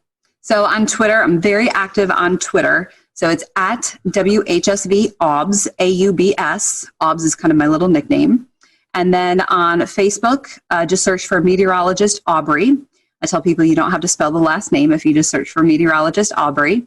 And then on Instagram, let me get my Instagram out because I think, yes, WXAUBS, WXAUBS on Instagram, or as I call it, the gram. The gram. Evan runs our gram. That's his title. So yeah, I should be better at it. It's a lot of pictures of my dog. Well, Aubrey, thank you so much, and we hope that, I know you guys haven't had a lot of winter either, so we hope you get some winter up your way sometimes in the coming weeks. But we appreciate you spending some time with us, and tell everybody at the Weather Brains, that we said hello, and we look forward to hopefully working with you guys during the National Weather Podcast Month later on this year. Of course. Thanks for having me on, guys. Appreciate it. Always good to see you. Thanks, Aubrey. And thank you guys for watching the Carolina Weather Group. As always, you can follow us at Carolina WX on Twitter or Carolina Weather Group on Facebook. If you have any suggestions or guests that you'd like for us, just reach out to us. We'd love to see those suggestions and work our best to get those guests or topics on the show. Until next week, we hope you have a great week, and we'll see you later here on the Carolina Weather Group.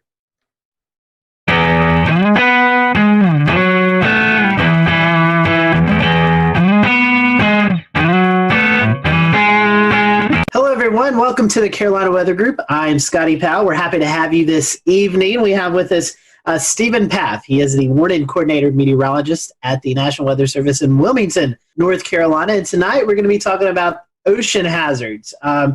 The Coastal Weather Service offices issue several advisories and hazards and programs like that other weather offices don't. So when you find yourself on vacation or visiting the beach or something like that, you may hear something that's not familiar with you. So tonight we're going to kind of dive into that and kind of go through all of these unique and different advisories and program and hazard programs that we see along the coast. And Stephen, working in the Wilmington office, is the perfect person to go to that. He does a lot of outreach events. So happy to have Stephen on with us tonight. As always, if you are watching and you have any questions, feel free to drop them in the comment section. We'll be monitoring those throughout the show, and we'll direct you. If we don't know the answer, we'll direct you in a place that hopefully you can get the answer. So we, again, appreciate you watching tonight. We're going to be focusing on ocean hazards and the different programs that the Coastal Weather Service offices use throughout this vacation season that's coming up. So, Stephen, welcome to the show.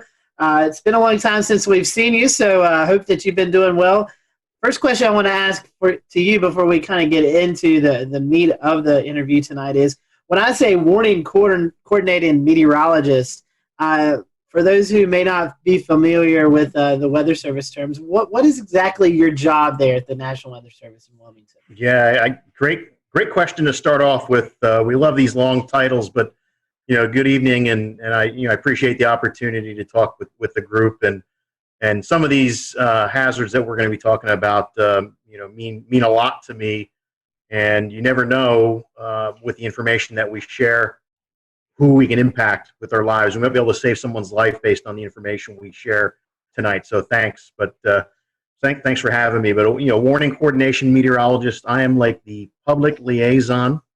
I'll work with civic groups. I'll work with the academic community. I'll work with emergency managers and also internal operations too, making sure our warning program has the resources that we need and the information needed, provide training. So it's absolutely amazing to me, because one day I can be working with a group of second graders. The next day I can be giving a stand-up briefing at an annual hurricane exercise, to working with the power squadron, working with the nuclear industry. It's absolutely amazing how many people that are impacted by weather in unique and specific ways and have unique needs that we can learn about and be able to help them as best we can. And I guess I'll go ahead and start off with our topics tonight. We look at ocean hazards, ocean and coastal hazards for what you do, and so we start breaking down into different categories. Is what is relayed to the public as far as warnings go, as far as safety concerns, and usually one of the things that sticks out the most is rip currents, because that one claims sort of the most lives on the beaches every year with rip currents and drowning. So I guess we'll start out with rip currents. Give us a little bit of explanation about what those are and what to look for. Yeah, what a great one to start out with, because when you look at the data and look at all the weather-related fatalities in the Carolinas, rip currents lead the way for us. We have a lot of coastline. We have a lot of people that visit our beaches that aren't taught anything about rip currents, and the first day they go to the beach, they might get caught in one. So that's a challenge in itself. And in addition to that public awareness type of thing that we have to do, forecasting them is often a challenge too. So, rip currents, again, more than tornado fatalities, more than lightning fatalities, more than flooding fatalities, that's the number one weather issue for us, not to discount any of the other ones. Another interesting stat too, nationally, people often, when you ask them what is the biggest weather-related hazard, they miss it because you can't see it. You can feel it. It's heat. And now we're heading in the summertime too, and the beach season, and we need to be mindful of the heat issues as well. But rip currents, can be quite frightening to people, and they don't understand the process. I guess the analogy would be is, an electrician works with electricity, which is dangerous, but they know what they're dealing with. They've had the training. They know what to do and what pitfalls to look out for. Someone coming to the beach, like a lifeguard, knows where to find the rips, knows how to use the rips and how to keep people away from them. But the average person has no clue, and some of the statistics that we have are quite frightening. Right. I understand the lifeguards sometimes they have a direct line to NOAA service accounts across the WFOs around the coastal United States. So they call in a lot of times when they see rip current just to verify that it's happened. But that's very sporadic. It depends on where parks are and where some of these swim zones are. So where can the public get this information? Yeah, the best way to get the information, of course, all of our media partners have access and share that as well. But we have rip current threat graphics on our web pages. All the weather offices up and down the coast have them. But social media has been a great way for us to push information out as well about them. And we saw a case last year though, because we feel there's deficiencies. Last year we had Hurricane Lorenzo, the closest approach to the United States was 2,200 miles, yet that hurricane led to more hurricane deaths compared to the other storms that year on the East Coast, and it was 2,200 miles away. So we're thinking we need to start treating these big rip current outbreaks, these huge events, maybe like we do with severe weather outbreaks. Tell us a little bit about the risk levels that are involved with rip current forecasting. Yeah, when we look at the forecast and we're looking at wave data, we're looking at the synoptic pattern as well. But anything that can pile water up into the beaches is one of the big keys. So it could be persistent onshore flow, like that southerly flow wrapping around the Bermuda High that goes right into our south-facing beaches, where you have mass moving into the beach. You have to have it stay in balance, so it's going to try and flow back out to stay in a state of equilibrium. So if you have a lot of mass moving in, we typically see that mass being transported out via rip current. So mass in, mass out. So days where we've got decent surf coming on, especially the long period waves from a hurricane swell, that really are the signals that we look for. And when you think about the longer the wave period, the farther offshore that wave is feeling bottom. So in particular, hurricane swell is very dangerous because now your surf zone, instead of maybe being 20 yards, these longer period waves are feeling the bottom 40, 50 yards out. So if a rip current forms in that surf, it's going to be, it could be as long as a football field, the rip current length. So there's a lot of things that we have to consider when we deal with these events. What about the stats? What do the stats tell us on, like, say, demographically, where might these occur more around the United States? The Weather Service maintains statistics like you wouldn't believe about tornadoes and the EF rating and microbursts and all sorts of different things, because it's so important what you can learn from them. And with rip currents in the Carolinas, we've kept statistics since 2000. So we've got a pretty healthy database, unfortunately, a healthy database. And we've had, since that time, 143 people drown from rip currents in the Carolinas. And when we start breaking the data down a little bit more, what's really interesting is that 25% of the drownings are people that are bystander trying to be the good Samaritan. They see someone in trouble with a rip current, have no training whatsoever, go rushing in, and they end up drowning in that. So, a lot of times, classic call to action information that we've given has been about the person in the rip current, and we need to do a better job of messaging that risk to someone who's on a beach watching someone in a rip current. The other interesting statistics that we see are the demographics that are hardest hit are males between 31 and 50 years old. And, I'm in that demographic now, and mentally I might think I'm a little more physically capable than I am, but the reality is that I'm not. And 31 to 50-year-old males have kids, some have grandkids, so there's a better chance they're going to be at the beach with a kid who gets into trouble and has to go and make a rescue too. If females, it's a little bit younger. It's 31 to 40 is the biggest group there. And if I break down the males, it's really 41 to 50, but that big group there. But males are 5 times more likely to drown based on our statistics. And when you look at where people are coming from, about 84% of the drownings are people from inland areas. That's exactly right. A lot of folks come here, they have no idea that there's several factors in play. In fact, another topic to bring up is longshore currents. We know that we have tidal swings here in the Carolinas up to 6 feet for South Carolina, even 8 feet down into Jekyll Island, Georgia. So that's about the highest tidal swing on the southeast coast. But it makes for some pretty nasty currents along the beaches, along with waves and the potential for the riptides. We talk about currents, right, and how strong these currents are, yeah. And how does that factor into what your forecasts go? That's a great point too, because every year it seems, especially when there's more of a lunar influence, the higher high tides, lower low tides. A lot of our inlets, you can walk across them during low tide during these more of these lunar astronomical ranges.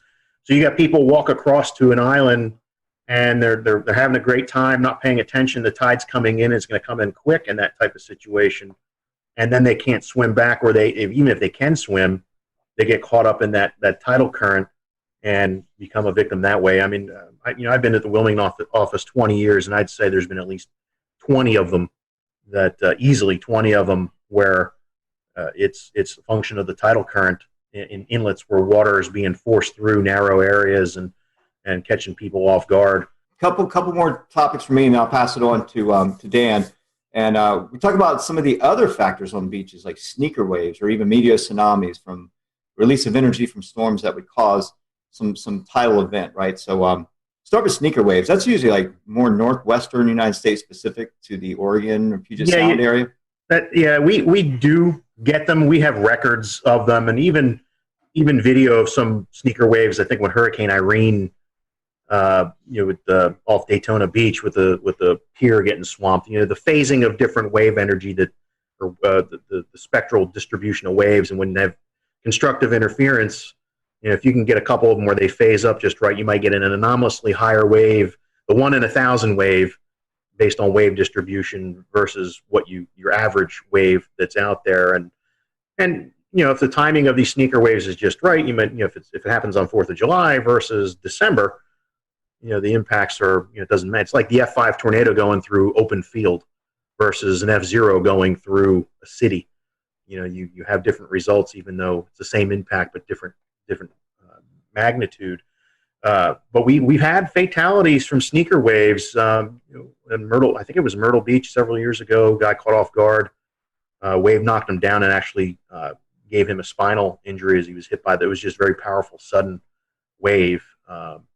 But yes, I mean they're mainly West Coast. I mean, you think about the West Coast, just the distribution of waves is phenomenal compared to what we see in the Atlantic Ocean. There's so many different wave swell systems that are out there, and you have a better chance for having that interference come into play. And you hear stories people fishing out like on a ledge on the West Coast on a rocky shoreline, and you look over at them again a little bit later, and they're swept away and they're never found again. So it certainly is more of an issue there. The meteor tsunamis, we've had record of them, especially mid-Atlantic northward. You hear of some. You hear of the one down in Daytona, I think in 1992, was associated with the collapse of a tropical squall line.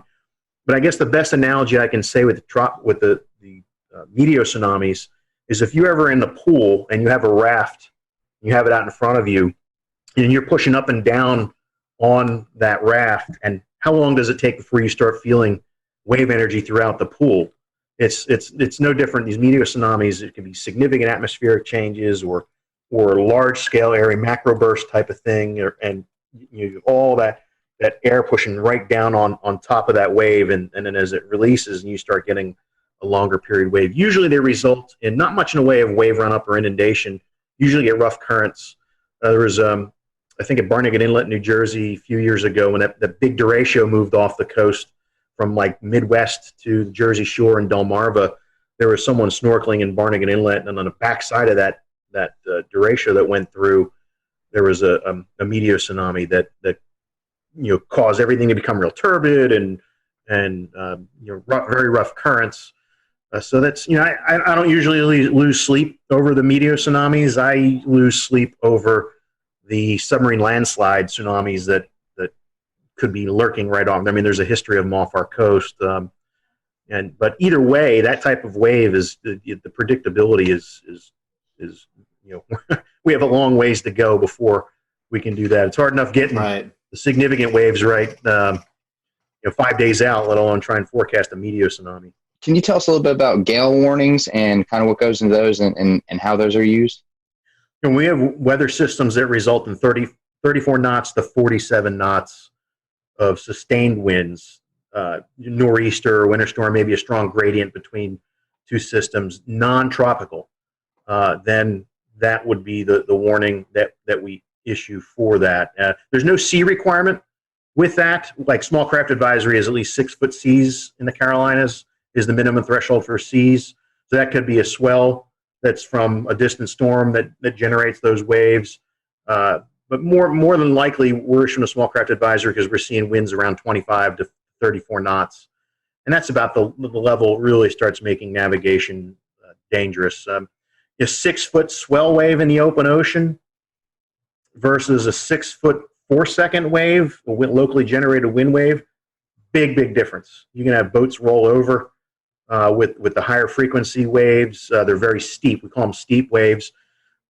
Now that 6 foot swell coming in could be a hazard, especially as it starts shoaling. So around inlet entrances. So picture a boater trying to get out the inlet or come back in through the inlet. If you have those big swells coming in, they're feeling bottom, especially with a falling tide. Now you've got waves going counter to the current.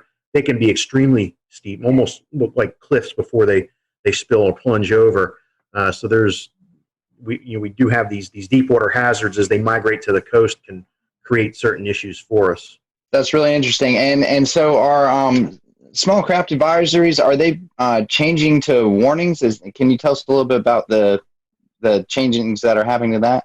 Yeah, there might be some. We're going through hazard simplification where we're taking a look at a variety of products and trying to make it a little bit easier. When you look at the weather.gov map and you see all the advisories and hazards and warnings going on, sometimes the thing's lit up like a Christmas tree. So the agency has invested a lot of effort with social scientists, with core partners to try and find a better way. So we will see some changes with that. I don't know to the extent how small craft advisories will change.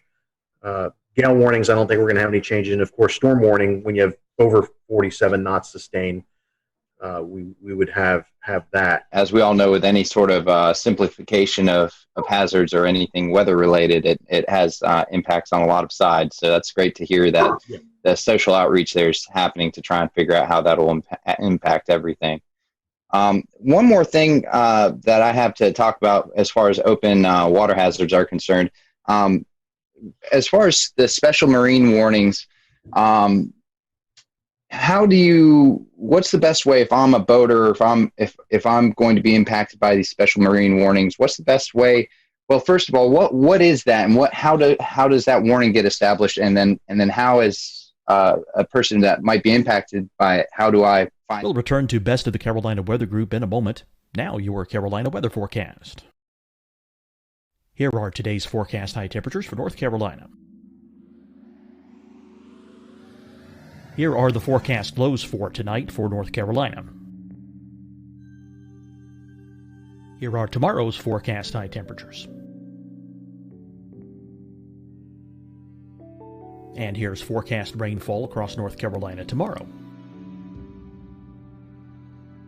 Here are the forecast highs for the day after tomorrow.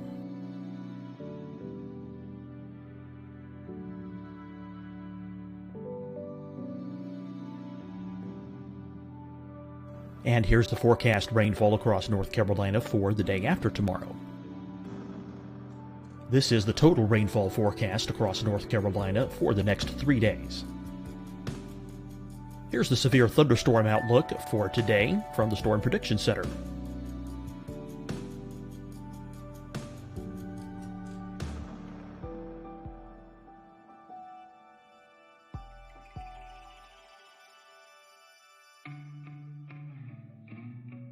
Here are the forecast high temperatures for today for South Carolina.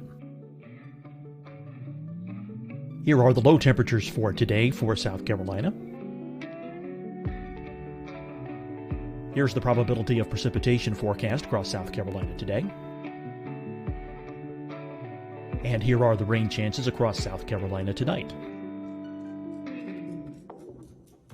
Here are tomorrow's forecast highs across South Carolina. Here are the forecast low temperatures for tomorrow for South Carolina. And here is the probability of precipitation across South Carolina tomorrow. Here's the precipitation chances across South Carolina tomorrow night. Here are the forecast highs for the day after tomorrow in South Carolina. Here are the forecast low temperatures across South Carolina for the day after tomorrow. And here are the rain chances across South Carolina for the day after tomorrow. And South Carolina's probability of precipitation for that night. Here's the Storm Prediction Center's severe thunderstorm outlook across South Carolina for today through tonight. Here's the Storm Prediction Center's severe thunderstorm outlook across South Carolina for tomorrow and tomorrow night.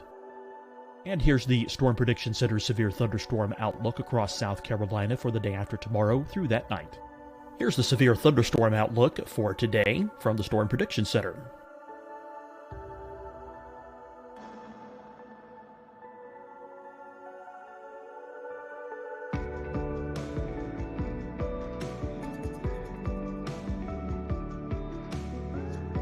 Now, here's a live look at weather radar across the southeast. Fight the spread and take a stand against coronavirus. Wear a mask in public. Stay at least 6 feet apart from others. And get tested. Join us and fight the spread. Visit scdhec.gov/COVID-19. Getting tested for COVID-19 helps you to take the steps needed to protect yourself, your loved ones, and your community. Find the testing location at scdhec.gov/COVID-19 testing.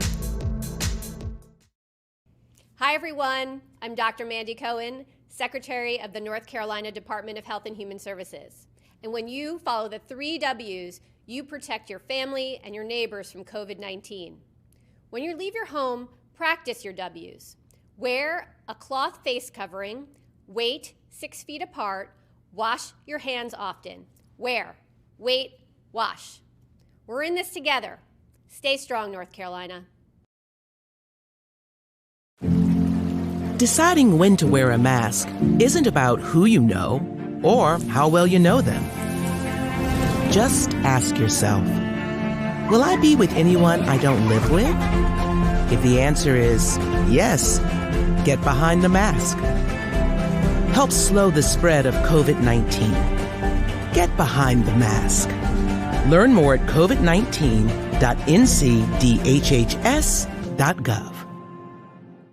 You'll see your Carolina weather forecast at 25 and 55 past. And now back to the best of the Carolina Weather Group on the all-new Carolina WeatherNet. It's happening. Yeah, it's a great point, and it is a challenge just because of limitations of coastal weather radio, cell phone connectivity, access to apps. When you're further out, when you're farther offshore, you're losing a lot of the ability to receive this information. So it's always important to know before you go. If there's a day that we're calling for all these thunderstorms, it's not worth it. Live to play another day type of thing. So right off the get-go, we've lost boaters to strong to severe thunderstorms before. I'm knock on countertop, not lately, but it has happened where people are taking risks and get caught by quickly evolving storms like even that MCV that went through yesterday morning here. I would not have wanted to been anywhere near a boat with that coming through. But when we do have something like that come through, if we anticipate winds over 34 knots, then we would issue a special marine warning, or if it had water spouts with it, or large hail, because large hail in the open ocean, you could break the windshields on the boats and things like that too. But usually they're issued for 34 knots or higher sustained.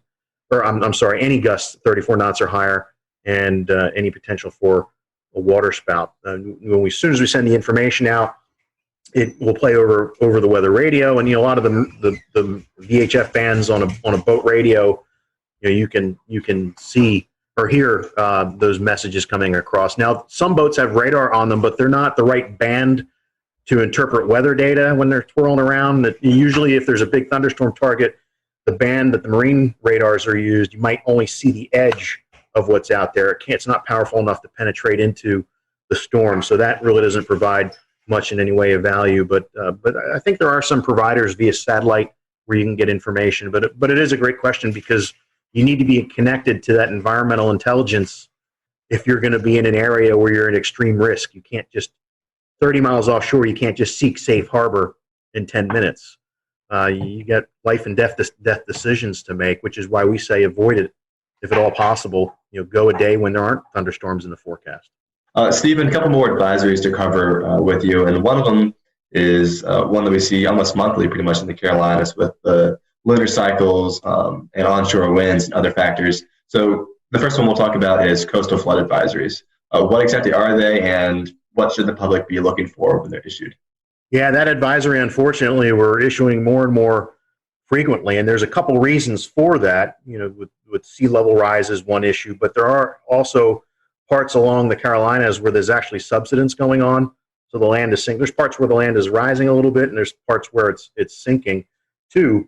You can also have changes to the local hydrology, like they did a lot of dredging in the Cape Fear River. So between the subsidence, sea level rise, and the dredging, our number of coastal flood advisories has gone up incredibly. Now, the thresholds for where we, before we decide to issue one or not, vary based on the datum that's related to that location. So you can't apply 5.5 feet mean low or low water at every coastal station because their datum varies. So what we have done, worked with a hydrologist, we've done coastal flood surveys, get out there when there is flooding going on and observe the impacts.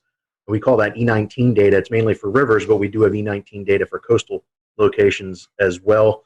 And once we know what the level is and what the impacts are, now we have a good database and we can put good information into a coastal flood advisory based on the levels that are predicted to occur. So moving on to the next advisory, and I think our last advisory for the night, high surf advisory. I think this is one that sometimes, especially for beach visitors, not necessarily residents, but someone who's coming from inland areas, it's easy to underestimate a big surf.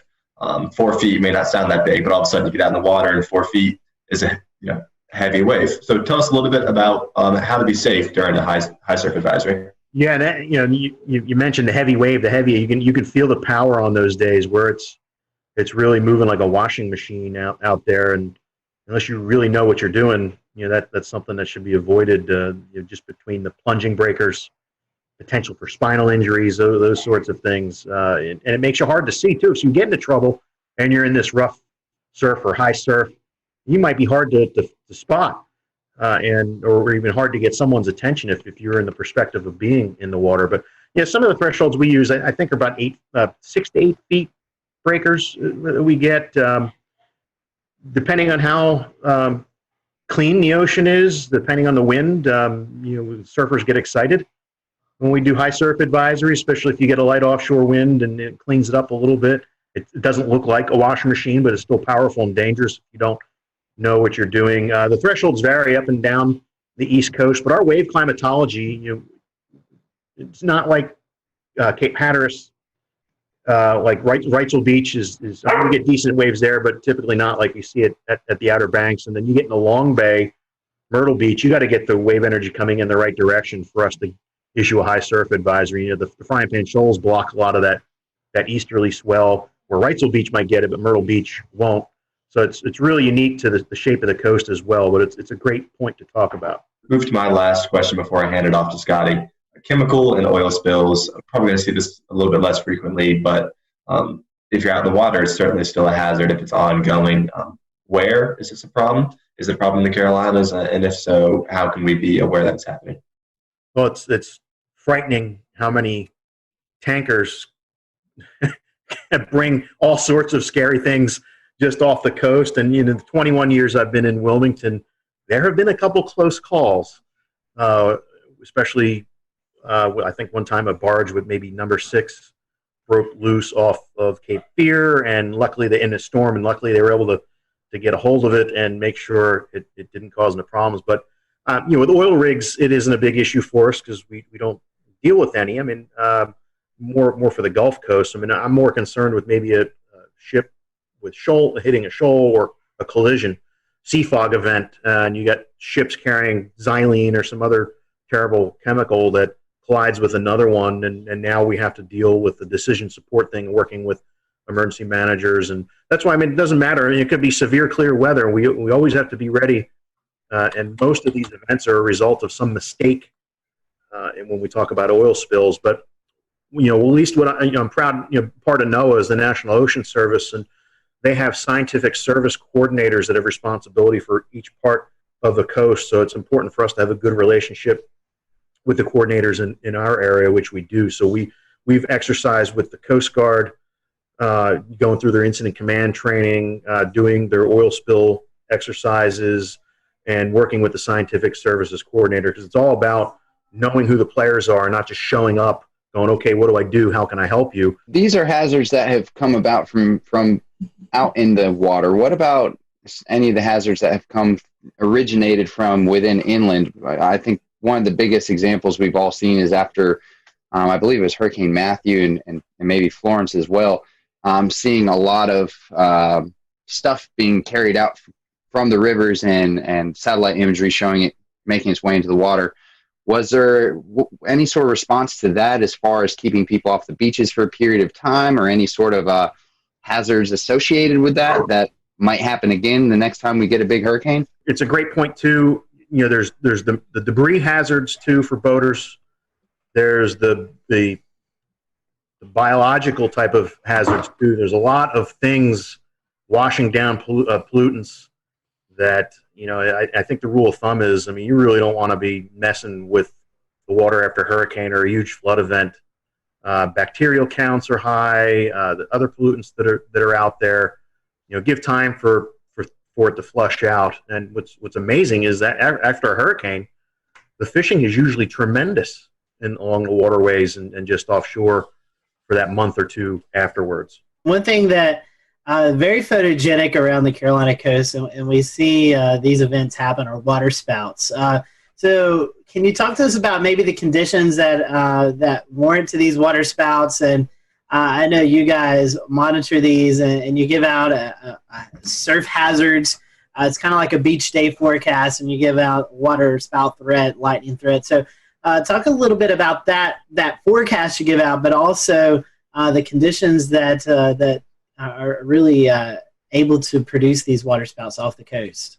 Yeah, and I got to give props to one of our lead forecasters, Tim Armstrong, who developed this water spout risk, where he went back and looked at a catalog of events that we've had over the years and found some really interesting information about instability and actually lack of shear type of environment, but with a boundary in the area like a land breeze or some other boundary that might be stalled up there. So it was, we think, people see a water spout and they might think it's it's the classic tornado, and some of them are, like the big Myrtle Beach tornado, July 6th, 2001, somewhere around there, was actually like a classic tornado that just happened to ride down the beach and move into the water. So some are classic tornadoes, like even the tropical cyclone tornadoes are more of the classic type versus your regular water spouts. So, but every summer we get the right instability in place. We get light winds through the atmosphere with that boundary there,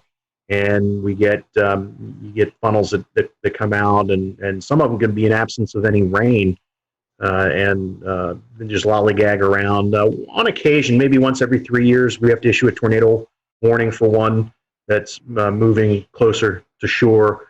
The last one we had move ashore was near Myrtle Beach, near the Ferris wheel, a couple of years ago. We had one at Carolina Beach back in 2011, the week before Hurricane Irene, I think it was.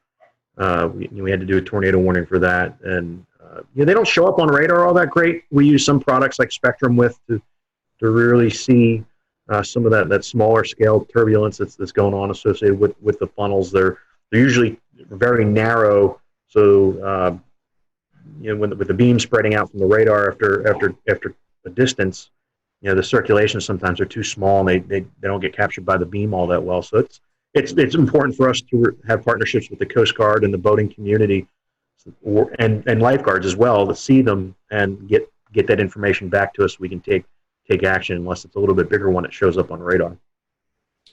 Stephen, we've certainly appreciated this all useful information as our listeners and followers head out to the beach for some relaxation time, and we hope tonight's program will help you all who are listening and watching to know these hazards, that on a sunny beach day there's still things that we need to pay attention to. For folks who may be coming into the Wilmington, Myrtle Beach, the southern North Carolina coast, the forecast area that you cover, Stephen, what's the best way to follow this information? Do you have a section on your website? I know you mentioned social media. Where can our followers and listeners find that info at? Yeah, each office on their webpage, like Wilmington, weather.gov/ILM, or Charleston is weather.gov/CHS. We have a surf zone forecast link on the webpage there. It's not as pronounced as we'd like to be. It's usually towards the bottom, but there's good information there. But I would recommend tapping into us on Twitter or on Facebook, and especially with Twitter, because some of these beach hazard statements that we issue for when the risk is moderate or high for rip currents, you would get that information that way, and you might learn about some other things too. So if you're heading to the beach, make sure you follow National Weather Service Wilmington, Charleston, Moorhead City, I think, and those I think are that's the the three. And Yeah. Springfield, Virginia has a little bit of North Carolina. Yeah, so follow those accounts if you're heading to the beach. That way you're up to date on all that's going on along the ocean. So, Stephen, thank you for your time. We hope that you have a great rest of the summer. I know hurricane season is lurking and around the corner, and you're getting prepared for that. So hopefully it'll be a quiet season for you. We appreciate you joining us tonight. You're welcome. We can use the break, so I'll take it. Definitely. So thank you guys for watching the Carolina Weather Group. We'll see you next time. Have a great evening.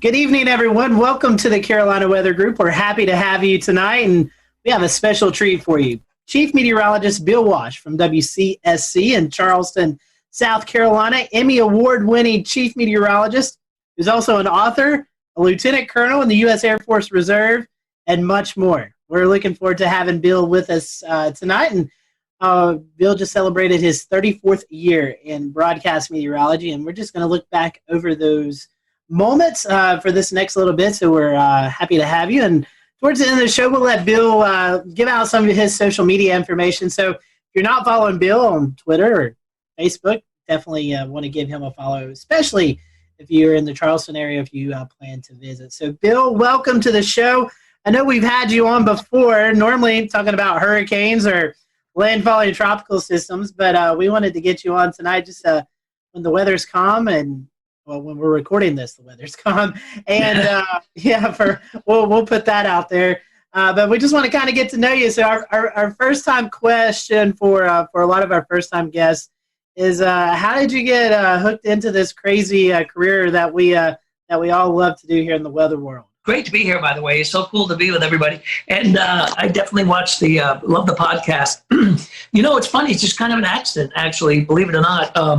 I was really into aviation, into, flying airplanes. And I got my pilot's license when I was 16 years old. So I actually got my license to fly before I got my license to drive. So I had to get a ride to the airport to take my check ride. But anyway, I was really thinking about going the aviation route for a while. And my sister's boyfriend at the time was working in radio. And I really was fascinated by broadcasting. And he was about 3 years older than me, 3 or 4 years older. And she ended up marrying the guy. But, this was back in high school. And then he wanted to be a broadcaster, and he went into television. And I would hang around the radio stations with him when I was in high school. And I was like, this is cool. I like this. I like the broadcast is cool, but I really am fascinated by flying and weather, and really aviation weather was really what I was interested in, and thunderstorms and snow. Of course, I grew up in the snow belt, with the blizzard of '78 was the biggest thing that hit us when I was a kid. And I was like, by the way, I just dated myself there, but that's okay. So this big giant blizzard comes along. We have 52 inches of snow. I'm fascinated by the weather. I'm saying, I got to get into this. I got to figure it out. So I ended up, believe it or not, I ended up taking a bus. I lived in Rhode Island, and I took a bus downtown Providence. I probably was a sophomore in high school, maybe something, and I snuck up to the TV station, which was Channel 10 WJAR. And the station was way up on top of the outlet. It was kind of like a Macy's type store, right? So it was on the top floor, and back those days, there's no security. There were no, it's just like the door opens in the elevator. I walk out. There was one woman there, and she said hello, and I just looked like I knew what I was doing. So I walked right into the studio, and there was, the guy I watched growing up on TV, John Giorgi. I'm like, oh, there's John Giorgi. Look at that green wall. Wow, what is that thing? Wow, a satellite picture. Holy mackerel. One satellite picture. It was, oh, look at those are the maps that they put the little stickies on. How about that? It was really fascinating. So, at that point I was hooked. So I ended up, knowing that I really like television, I really like weather. I wanted to put the two together. That's kind of how I ended up falling into this stuff. So you've definitely covered some big events in Charleston. Talk a little bit. We'll go into some specifics here later on, but talk about your time in Charleston and what that's meant for you. I know you've been a figure in the community. So what's it been like forecasting in Charleston? Oh, it's been fantastic. I mean, Charleston is such a great place. As I said, I was in Rhode Island, and I was looking for a full-time gig. I wanted to I had a great gig. I did, by the way, my dog is here. if you're wondering what, that's Ruby. And, so what happened was, I was looking for I wanted a, Monday through Friday gig or something like that. I looked very, very young, as I continue to this day, except for the hair, see? But anyway, so I decided that I'd start looking. I wanted to go somewhere warmer. I really like tropical weather. I love hurricanes. So, and we, at that time, even in the 80s, there weren't that many big hurricane events. So I ended up, throwing my tape out there, and I got a call by the station here in Charleston, WCID, and they said, hey, we're interested in you coming down, maybe being our chief meteorologist. Once their meteorologist was leaving, she was going to have a baby, and she was going to, just leave the business. So I came down here, they offered me the job, and when I flew down for the interview, I actually, they took me out to Wild Dunes for lunch, and I saw a dolphin and I saw a palm tree. And I was saying, wow, those are the two. I mean, I really was kind of like in Florida, but I'm like, this is like Florida without the traffic, So I'm thinking, let's go down there. So I got a chance to come down here to work at Channel 4, and I did for, that was in '86. And then, of course, in 1989, Hurricane Hugo comes along. Well, the worst strike on the U.S. in years and decades. That came up and really slammed right into us perpendicular-wise, right up the coast, right into the coast. And we had 6 feet of water in the building. We were blown off the air. I mean, I was out of my house for 3 months. I had to live with my soon-to-be in-laws for 3 or 4 months. That was worse than the hurricane. But anyway, that was, she could probably hear me. But anyway, it was... he recycled paper towels, her father. She can hear me. I can't. All right. So anyway, but so that was an event that was just, that was a career making event because, here I was young guy, doing my first weather, my second weather job, technically third because I did part-time on cable way back. But anyway, so, it was a big deal. And Rob Fowler, my pal Rob, Rob, and he comes on the show. And he and I both worked that storm from different perspectives, different stations. But we were down here within about maybe a year of each other. I think I came in '86, he came in '87. But, the two of us really that was our biggest, our biggest weather event that all of a sudden here we are in our 20s doing that big storm, and they hadn't had one here in years. And it was a devastating storm. So, and then in 1993, Channel 5, was kind of like the big gun in town, and they were their main weatherman was Charlie Hall. He was like an institution. He was an amazing man. He signed the station on. I mean, he was literally the guy who was the first guy on the television station to sign it on. And they called me up and said, hey, are you interested in coming over to work with Charlie? And I'm like, you want me to work with Charlie Hall? I mean, you want me to, and they did. And they said, we'd love for you to work together and build a weather department. And, they had Charlie and they had Mike, but they had one computer, and it was just an old Liveline 3, I think it was. And they wanted to build a storm center. They wanted to build a weather brand. So that was when I went over to Channel 5. So anyway, that's kind of how I ended up in Charleston. I'd like to reminisce about Hugo a little bit, since it was one of the big storms of my youth. I grew up in Rock Hill, and it was still a big deal up in York County. So I was wondering if Hugo was actually the biggest event for you during your career, even though it was in the early part of your career, and maybe you could tell us a little bit about the lead up and the aftermath of Hugo. I think it was actually. And by the way, Rock Hill, you guys got whacked by that storm. Yes, we did. Yeah, that was still it blew all those glass windows out of the buildings up there in Charlotte. Rock Hill was rocked by that storm. I mean, it wasn't extra tropical until it got to New York State. So, I think in my weather career, as far as like biggest storms that I've, forecast and lived through, that's got to be at the top of the list, I think. I mean, we've had a lot of, close calls since, We have a lot of, I call them the drive-bys. They come up the coast and then head up toward, the North Carolina, coast and the Outer Banks.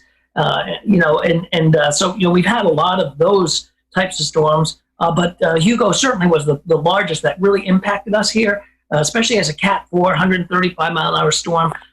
We had a 22-foot storm surge in McClellanville, and they had people being put up in the rafters at that Lincoln High School because it wasn't really, they didn't think the water could ever get that deep in a high school like that. It was a precedent-setting one for me, but also for the station, all three stations, it really was, and for Charleston itself. The city remembers it every year, 31 years ago now, hard to believe.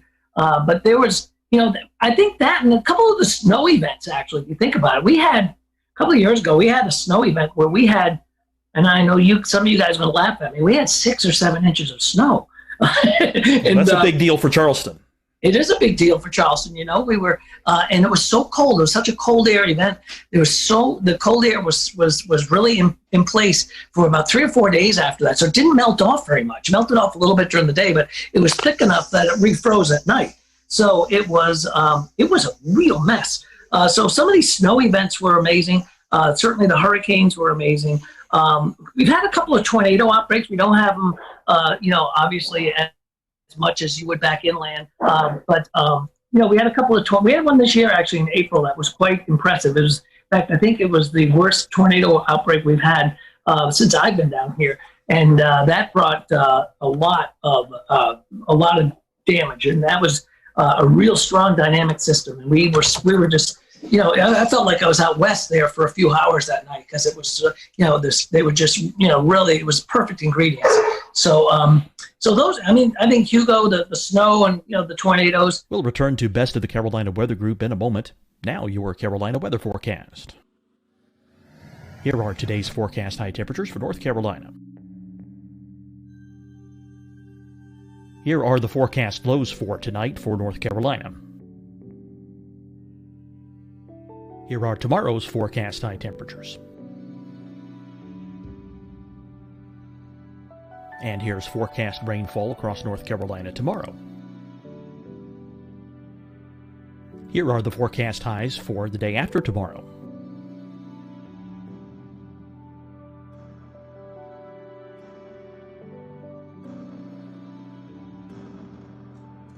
And here's the forecast rainfall across North Carolina for the day after tomorrow. This is the total rainfall forecast across North Carolina for the next 3 days.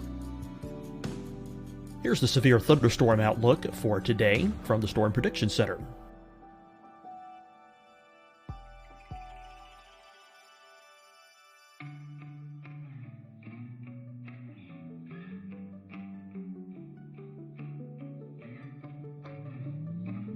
Here are the forecast high temperatures for today for South Carolina.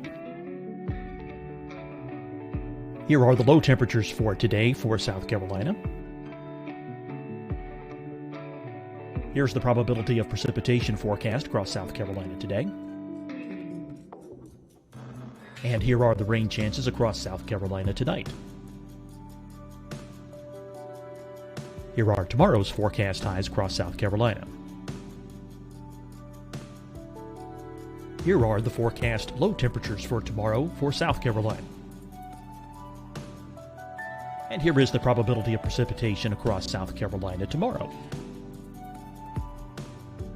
Here's the precipitation chances across South Carolina tomorrow night. Here are the forecast highs for the day after tomorrow in South Carolina. Here are the forecast low temperatures across South Carolina for the day after tomorrow. And here are the rain chances across South Carolina for the day after tomorrow. And South Carolina's probability of precipitation for that night. Here's the Storm Prediction Center's severe thunderstorm outlook across South Carolina for today through tonight. Here's the Storm Prediction Center's severe thunderstorm outlook across South Carolina for tomorrow and tomorrow night. And here's the Storm Prediction Center's severe thunderstorm outlook across South Carolina for the day after tomorrow through that night. Here's the severe thunderstorm outlook for today from the Storm Prediction Center.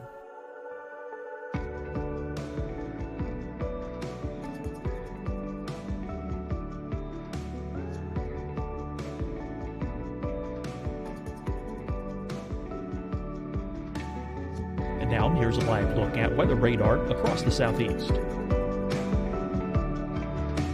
Fight the spread and take a stand against coronavirus. Wear a mask in public. Stay at least 6 feet apart from others. And get tested. Join us and fight the spread. Visit scdhec.gov/COVID-19. Getting tested for COVID-19 helps you to take the steps needed to protect yourself, your loved ones, and your community. Find the testing location at scdhec.gov/COVID-19 testing.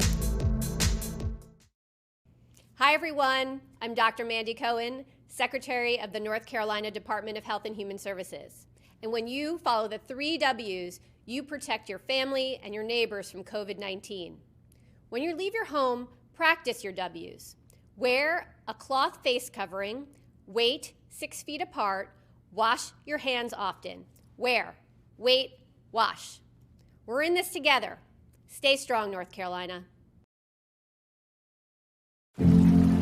Deciding when to wear a mask isn't about who you know or how well you know them.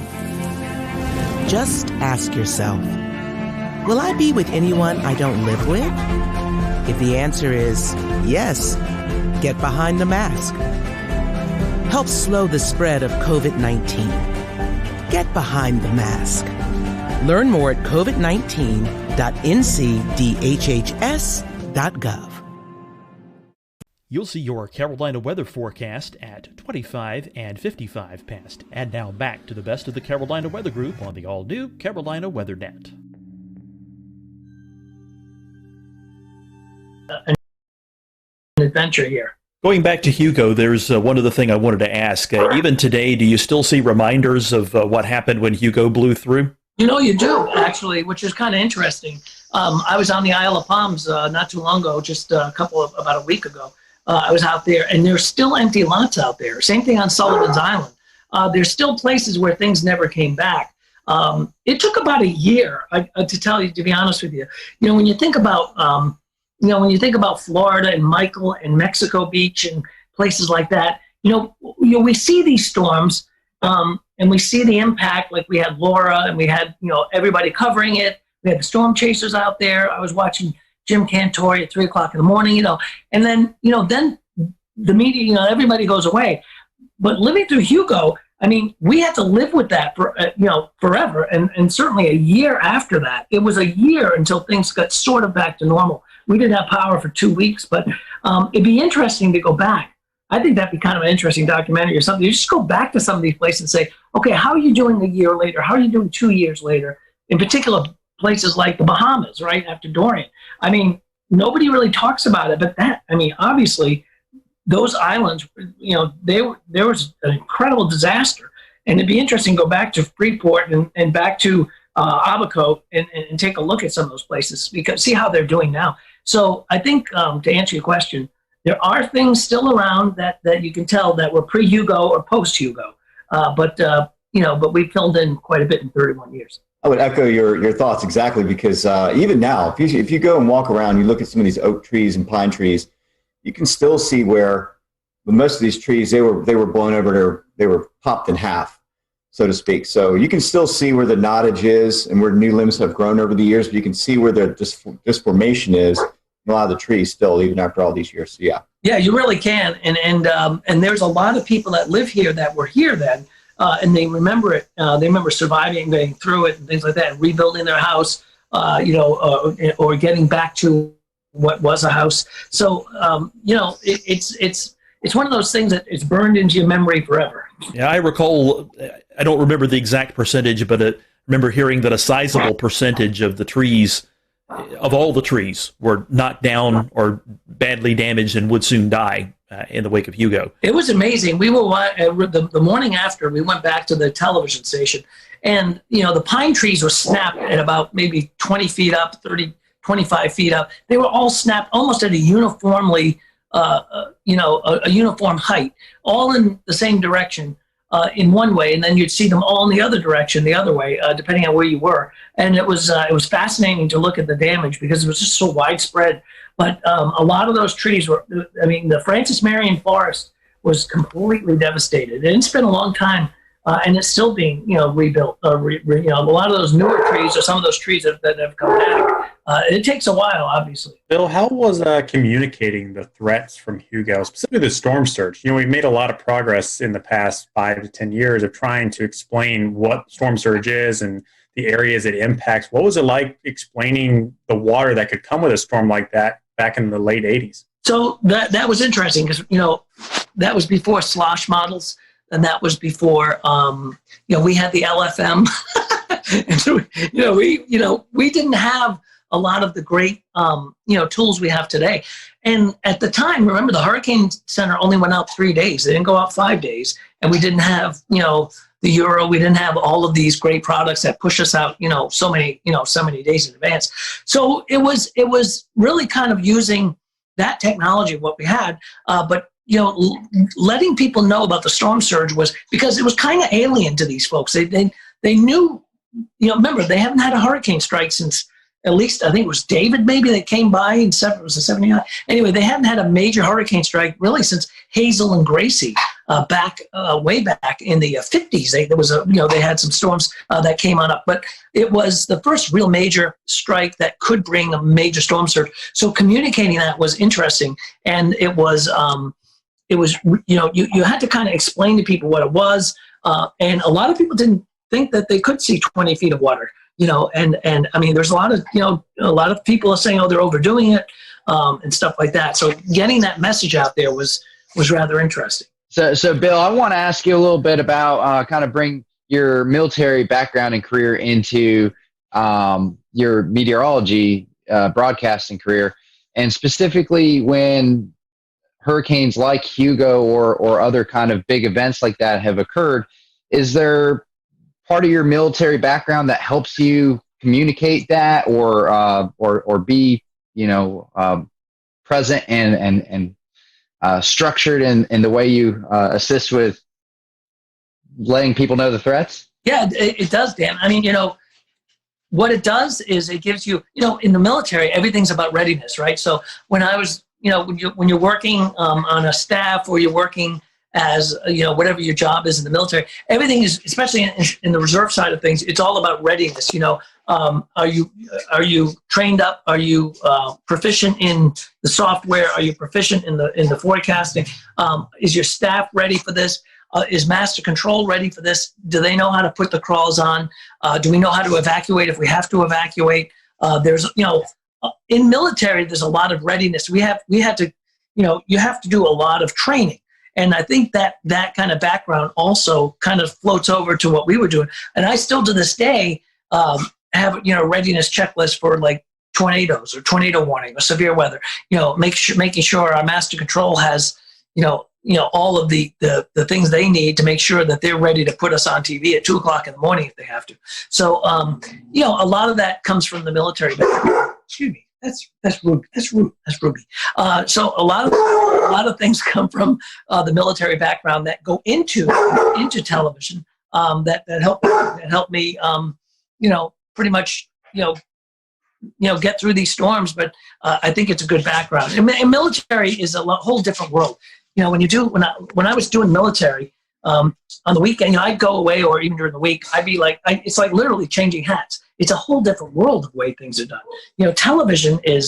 TV has been a show business. We've got the science side of it, but there's show business, and it's a whole different world where military, it's totally different. So if you're briefing a commander, for example, on an upcoming storm, or you're doing a battle group command type of, if you're doing a forecast for a battle group, you're talking about, different types of weather, but, those people, it's a different audience. So, yeah.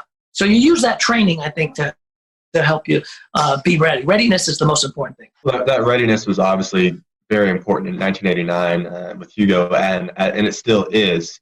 Though we've talked about before on this show, in the unfortunate event that South Carolina and the South Carolina coast and Charleston area were to ever face another storm like Hurricane Hugo, how prepared are we nowadays in the Charleston metro for a major landfalling hurricane? I think we're pretty well prepared. We're prepared, and we're at a point where we know what to do. We know how to get the messaging out there. We're prepared better than ever when it comes to communication between social media, the television, the OTT over-the-top stuff, all of the different platforms that we can broadcast to. So getting that word out is going to be even better. As far as evacuation and stuff like that, that is drilled pretty much every year. We have hurricane drills with the state and with the Highway Patrol and the National Guard and stuff like that. So I think South Carolina is pretty well prepared. There are some caveats. We flood on a good thunderstorm on a high tide down there. So, depending on, the timing of the storm, also the trajectory of the storm versus the coast, how much flooding that we could have. But, to get people to move, we had a big evacuation during Florence, and, that was a major, it was a Cat 1, actually. It was a major disruption. But it wasn't even a major hurricane as it came down the coast, but it was a rainmaker moving at 2 or 3 miles an hour, just flooding North Carolina and northeast South Carolina. But yet governor, had evacuation all the way down through, Beaufort County down into near the South Carolina-Georgia border. That, put a lot of people out saying, well, why am I evacuating? That storm's up near Myrtle Beach, and it's really flooding like Conway and not us. So, and a lot of that, we have to try to explain to people and say, we don't make the evacuation call. We tell you what's going to happen, weather-wise, what to expect. So in that reference, I think we can be ready.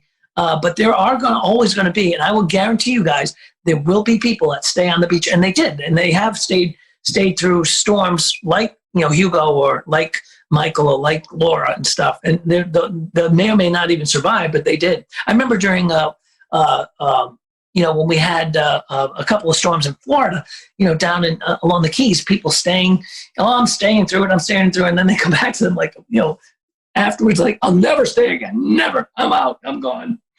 Talking about some of these climate change issues that we've had, certainly the sea levels are coming up, and what has your perspective been on how we've had to handle sunny day flooding since you started here going into now? That's funny that you say that, because when we do have these 6.7, 6.8 tides on a beautiful sunny day, and you're trying to tell people we have a coastal flood advisory until 11 o'clock tonight, and they're like, it's not even raining. What are you talking about? And then all of a sudden, the pictures start showing up on Twitter of people's driveways being flooded and stuff like that, the drainage in the city. So sometimes it's hard to explain to people that, and it's people want simple answers sometimes, and sometimes it's hard to give a simple answer. And there's not a lot of simple answers when it comes to weather. It can be complex, but even tides. When you talk about tides and talk about drainage, and you talk about some of the even the extreme low tides. Why boats are sitting up on when you have these blowout tides, boats are sitting up on the on sand, and they're like, did you say that was going to happen? Well, yeah, we did, but don't, so it's, it's just a matter of really schooling people. And sometimes it takes people by surprise a lot of times. It's difficult to communicate that sometimes too in the low country, because you have a bunch of visitors. Like I remember when I was there for the NWA meeting in 2013, there was a king tide going on at the time, and you could go down East Bay Street, and there was an area that was flooded. And sometimes I think getting the word out to people who aren't local to the area and know this kind of thing can happen every now and then makes things even more challenging. Yeah, that was a great meeting, by the way, Frank. We had a blast. That was a wonderful NWA meeting, and we'd love to have another NWA. We had an AMS meeting here too before that, and it's a great city for that. There's our shameless plug right there. We'd love to see everybody come back, but when we ever have conventions again. But yeah, I mean, it is, and it's hard to explain that to people. That they say, hey, look, this is this is not a rain event. This is not this. We're not seeing a major storm along the coast. Why are we getting flooding? And it's a beautiful blue sky day. So a lot of it's education, and the TV folks will tell you all the time that they give us 2.5 minutes to do the weather and say, oh, by the way, could you explain how this stuff works? So it can be. It's challenging. And I always, when I coach people and doing weather, I'm like, you're taking such a complex thing and you're making it simple, but you have to cherry pick the most important things and let people know about them. What's good about today, though, is that we have things like this podcast, things like social media, Facebook, And I'm sure you guys know, when we have big storms, and ask like Rob and everybody, Ricky will tell you, I mean, we're not only doing television, we're doing Facebook. And it's like, you'll do six shows and they'll say, by the way, can you do another Facebook Live in a half hour? And it's like, wow, I just went through all this, but I have to go through all this again. But again, it's sometimes for a totally different audience. So, we're kind of schooling people along the way as well. Well, Bill, besides the whole weather TV gig, besides the military gig, you've also done some writing, right? I have. That's kind of like a hobby, more fun than everything. Yeah, I did. I write some novels, and had one come out recently. It was right before the COVID thing, so we were setting up these like we would do like Panera Breads from. We ended up going to different places to do some book events just to promote the book and whatnot, and then boom, COVID hit. Although we've been doing a lot, I've been doing some Zoom, what do they call them? book things, book events, like a lot of book clubs and things like that. But yeah, I wrote a novel when I was flying a lot for the Air Force. Really, I started thinking about this when I was Navy first, and when I went from the Navy to the Air Force, my job in the Air Force had me flying quite a bit in different places on C-17s, and so I started thinking about these stories and stuff like that I put together in a book and in a novel. We actually pitched it. My first book was pitched as it was more of a national security thriller, and it was pitched as a TV show. And my agent was like, you know what, this would be a good book if they don't buy it as a TV show. And they didn't go for the TV show, but the other people came up and said, we'd like you to do the book on it. So so I've done a couple of books and three novels, and it's fun. I mean, I don't do downtime very well sometimes, so I've got to be doing something. So I guess I write sometimes, and it's really kind of enjoyable. The last one I did, which was Uncle Danny, was actually based on 3 live characters up in New England that were really they were the kind of the tip of the spear when it came to the booze business and prohibition. They were probably the biggest movers of liquor in the Northeast in New York, and one of them was a great uncle of mine. So so I got to write a book about it. So I thought that was pretty interesting. Kind of on your weekend job has become air shows and aviation and flying recently. That's actually kind of how we met and talked about things and knew each other better, was through kind of the aviation world. Talk a little bit about your time with the paratroopers and announcing for them and doing all the stuff with the team. Yeah, I love doing the air show stuff, Ricky, and as you know, and you do too, and a lot of our folks do. So yeah, when I was my last job with when I was doing I was with Special Operations Command with the SOCOM, the Special Operations Command Paracommandos, and my job was kind of a threefold job. I was a DZSO, Drop Zone Safety Officer, I was a weather officer, and I was a public affairs officer. I kind of had 3 hats. So as part of that, I ended up doing a lot of they know I was in television, so I did a lot of the narrations of the jumps, either into stadiums, into air shows. We did a lot of football games and things like that. So I did that for almost 4 years. I was on the team, the Paracommandos team, and it was a blast. So I got me into the air show side of things. I've always been fascinated with air shows. Just from being a pilot, just from being part of aviation. So I started doing some air show announcing. And again, there's some big announcers on the air show circuit. They're fabulous and great friends of mine, and I just kind of fill in when there's a show available. I'll throw my hat in the ring if somebody needs an announcer. And I really like announcing air shows. It's fun. It's a lot of work, actually. It's a lot. I mean, it's a long day. You're usually up in the sun and stuff like that. But it really gets you into the aviation side of things, and it's fun. So I really like doing air shows. I've been working with Air Show 360, a team that does a lot of air show broadcasting. We're kind of trying to take that announcing thing and do like Air Show Live, which is another broadcast company that does air shows. So 360 is like that, is kind of like what we've been doing. So it's fun. It's an enjoyable side gig that I do every once in a while. It's a lot of fun. Talk about how the aviation and weather kind of came together with the Paracommandos and the jump team. You mentioned you were kind of the weather officer. What do you have to look for before you give the go or no go to jump out of an airplane? So you've got a couple of things. Ceilings, right? You got to have at least 2,000 feet. You also have to have wind. The wind that the surface has to be within a certain component, like for a stadium, 13.5 miles per hour. And then like on an air show outside at an air show, we could go up to 18 miles an hour. We had to make sure that we were going to be clear of clouds. So they wouldn't, if we were doing a high jump, our high show, we wouldn't be coming through clouds because you can't bust a cloud. I'd be dealing with that. I'd be dealing with winds aloft a lot because of, where the exit of the airplane is going to be and, where they're going to be landing on the ground. A lot like doing Navy weather, when you're doing strike weather, weather for, where a strike's going to happen.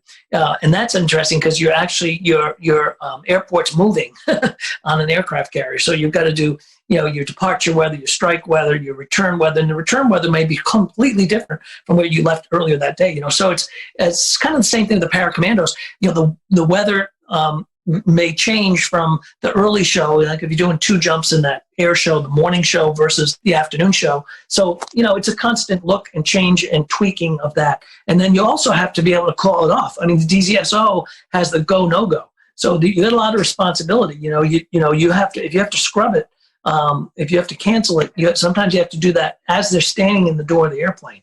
So that can be kind of colorful, especially when you have the commander is a Green Beret lieutenant colonel who's, very, very, a lot of these guys they're all special operators. They're amazing people. And they live in kind of a different world than we do sometimes, because, it takes a special person to be a special operator, and they are incredible. But, and to tell them that, oh, no, you can't jump because it's 14 miles an hour, not 13.5, so it's going to be, you'll be buying the drinks at the bar that night. So it's, it's pretty fascinating. And then I got to jump with the team as well, as a tandem. I jumping with the team, it's pretty fascinating because you end up, and if you've never done this, it's pretty, and you should try it. It's a lot of fun. And I got to, jump with some friends of mine. I got Cantore to jump with us. In fact, we're supposed to meet up at the end of October for a skydive with him and some other folks down in Zephyr Hills. So, it is, it's fast, it's fun, but you just have to be able to make that call sometimes where, it's a scrub. So that's the toughest part, is saying no to a bunch of special operators that don't usually get, the weather doesn't bother them for anything they do, but because of the legalities of what we do as a performance team, you had to sometimes say no. So it's pretty fascinating. If South Carolina were to be defined by one food, only one food, what would it be? Shrimp and grits. Shrimp and grits. Oh, I like that. I agree. You think so, Frank? Absolutely. Frank? I love me some shrimp and grits. What's your favorite shrimp and grits down there in the Low Country? Oh my goodness! There's a Fleet Landing is very good. Actually, Poogan's Porch, probably some of the best, and they have the best biscuits in the world. They're about the size of a Volkswagen.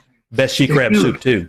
Yeah. Oh, the she crab's incredible, and those biscuits are as big as a Volkswagen. They're fabulous. Bill, we've certainly appreciated your time tonight and just great stories. And I can speak for all of us. We appreciate you always be willing to join us when storms are about to affect the Carolinas, and we always appreciate that. If our followers who are not in Charleston but travel to Charleston, or maybe they do live in Charleston and don't follow you yet, how can they find you on social media? So, yeah, anytime, my pleasure. Whenever a storm's coming, feel free to reach out. All of us down here are glad to jump on. We love the podcast. Rob, myself, everybody really, and Dave Williams. So the social media, it's just Bill Walsh TV for social media on the Twitter and the Instagram side, and it's Bill Walsh Live 5 News on Facebook. Bill, we certainly appreciate your time, and thank you guys for watching and listening to the Carolina Weather Group. We'll catch you next time here on the podcast and the live streaming show.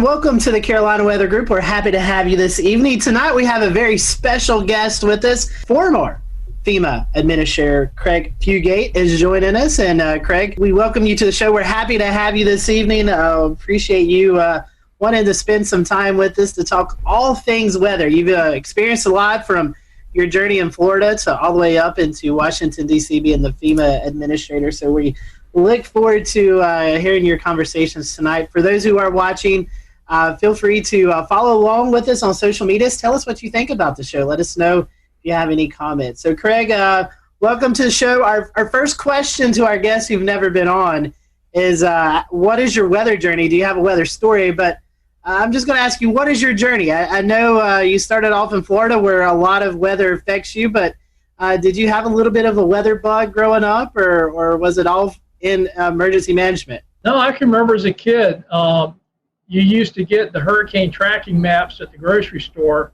and there would be storms out there, and you'd turn on the NOAA weather radio and wait for the tropical forecast to come through, and you'd listen and get the coordinates and chart the map where the storm was, well before the internet and a lot of other tools that we just take for granted. With that, a young age, living in Florida, always keeping your eyes on the tropics, tell us about your journey through emergency management. I know we were talking a little bit off air. You started in a county and then kind of worked your way up. So tell us a little bit about that journey. Well, my first experience with a hurricane, I was actually a paramedic here in my home county, Alachua County, Gainesville, Florida, where the University of Florida's at, with Hurricane Elena come buzzing through the Gulf of Mexico, and I was on duty for that shift. And we dealt with a storm that couldn't make up its mind and set off the coast for several days before it left. But I started out in 1987, moving from fire rescue to emergency management. Did that. Gainesville, sitting in the north part of the state, we get everything from severe thunderstorms is when we tend to see our most damaging storms. And so we would get every couple of... We'll return to Best of the Carolina Weather Group in a moment. Now your Carolina weather forecast. Here are today's forecast high temperatures for North Carolina. Here are the forecast lows for tonight for North Carolina. Here are tomorrow's forecast high temperatures. And here's forecast rainfall across North Carolina tomorrow. Here are the forecast highs for the day after tomorrow.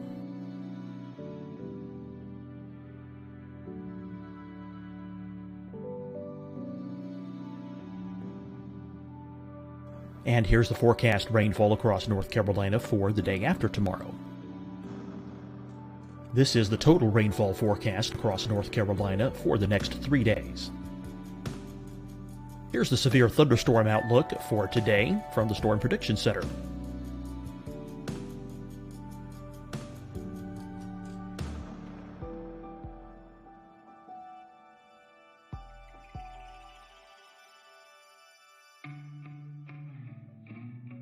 Here are the forecast high temperatures for today for South Carolina. Here are the low temperatures for today for South Carolina. Here's the probability of precipitation forecast across South Carolina today. And here are the rain chances across South Carolina tonight. Here are tomorrow's forecast highs across South Carolina. Here are the forecast low temperatures for tomorrow for South Carolina. And here is the probability of precipitation across South Carolina tomorrow. Here's the precipitation chances across South Carolina tomorrow night. Here are the forecast highs for the day after tomorrow in South Carolina.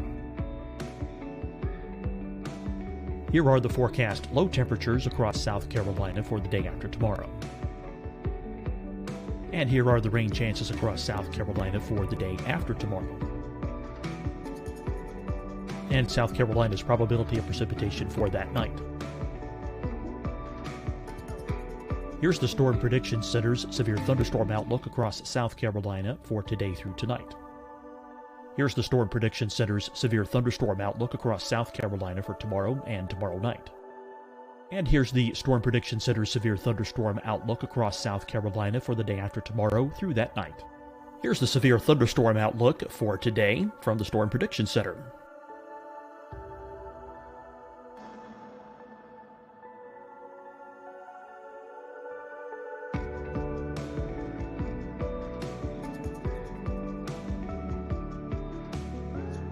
And now here's a live look at weather radar across the southeast. Fight the spread and take a stand against coronavirus. Wear a mask in public. Stay at least 6 feet apart from others. And get tested. Join us and fight the spread. Visit scdhec.gov/COVID-19. Getting tested for COVID-19 helps you to take the steps needed to protect yourself, your loved ones, and your community. Find the testing location at scdhec.gov/COVID-19 testing.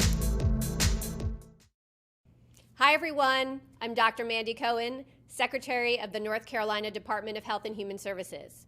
And when you follow the 3 W's, you protect your family and your neighbors from COVID-19. When you leave your home, practice your W's. Wear a cloth face covering, wait 6 feet apart, wash your hands often. Wear, wait, wash. We're in this together. Stay strong, North Carolina. Deciding when to wear a mask isn't about who you know or how well you know them. Just ask yourself, will I be with anyone I don't live with? If the answer is yes, get behind the mask. Help slow the spread of COVID-19. Get behind the mask. Learn more at covid19.ncdhhs.gov. You'll see your Carolina weather forecast at 25 and 55 past. And now back to the best of the Carolina Weather Group on the all-new Carolina WeatherNet.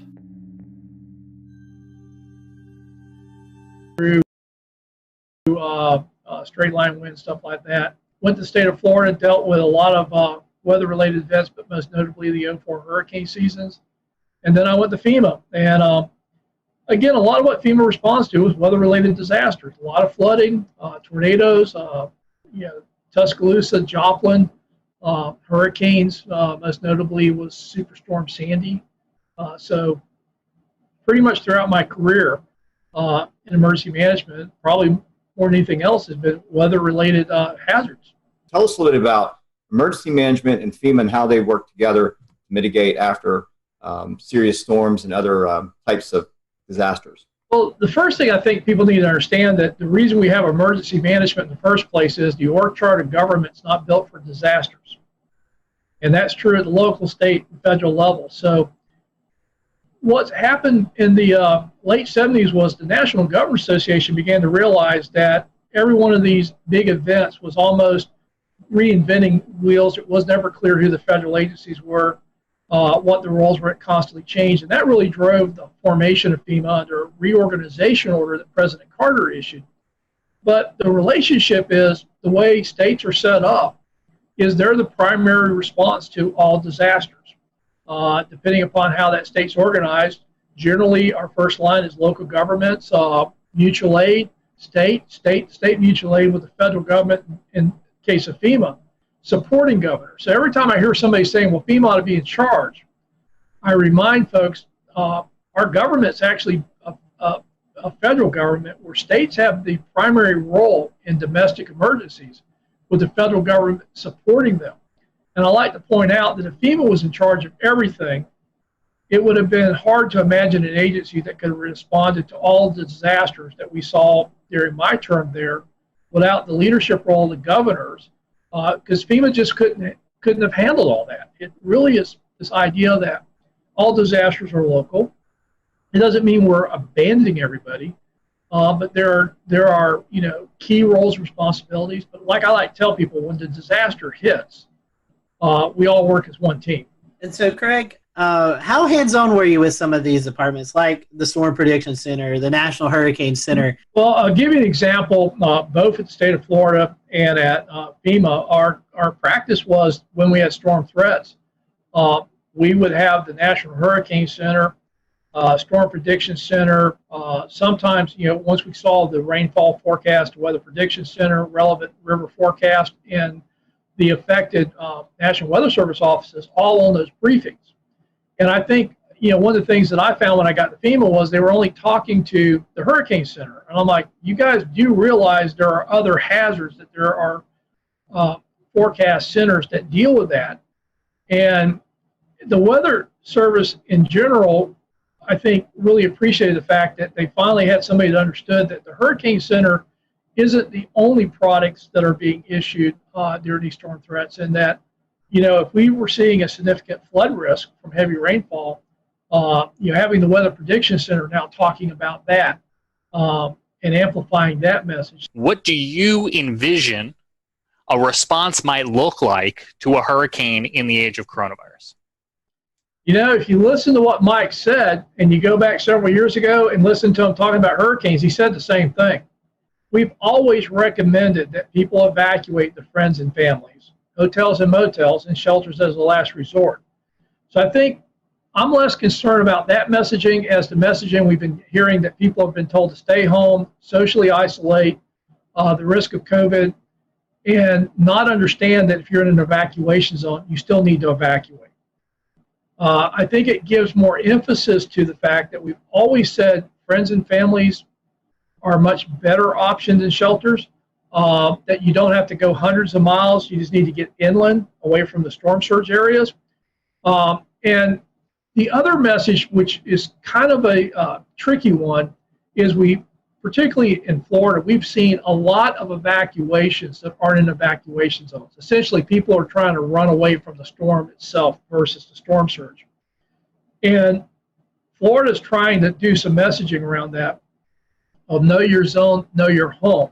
That if you're not in an evacuation zone and your home's relatively in good shape, built to current codes, to consider staying home and putting up your shelters and riding the storm out. Again, reducing the number of people evacuate. But the biggest thing I'm telling people about this hurricane season is, if you're in an evacuation zone, your plan is to evacuate, COVID or no COVID. And about the only real additions you need to make is add masks, hand sanitizer, disinfectants, and wipes to your go kits. If you could find the disinfecting wipes. If anybody finds them, let me know. I will trade you toilet paper. I've got that, plenty of it. What is your idea of what the plan is going to be for the rollout from emergency management perspective on shelters? Well, the Red Cross and FEMA and the national organizations, volunteer organizations acting in disasters, have a website.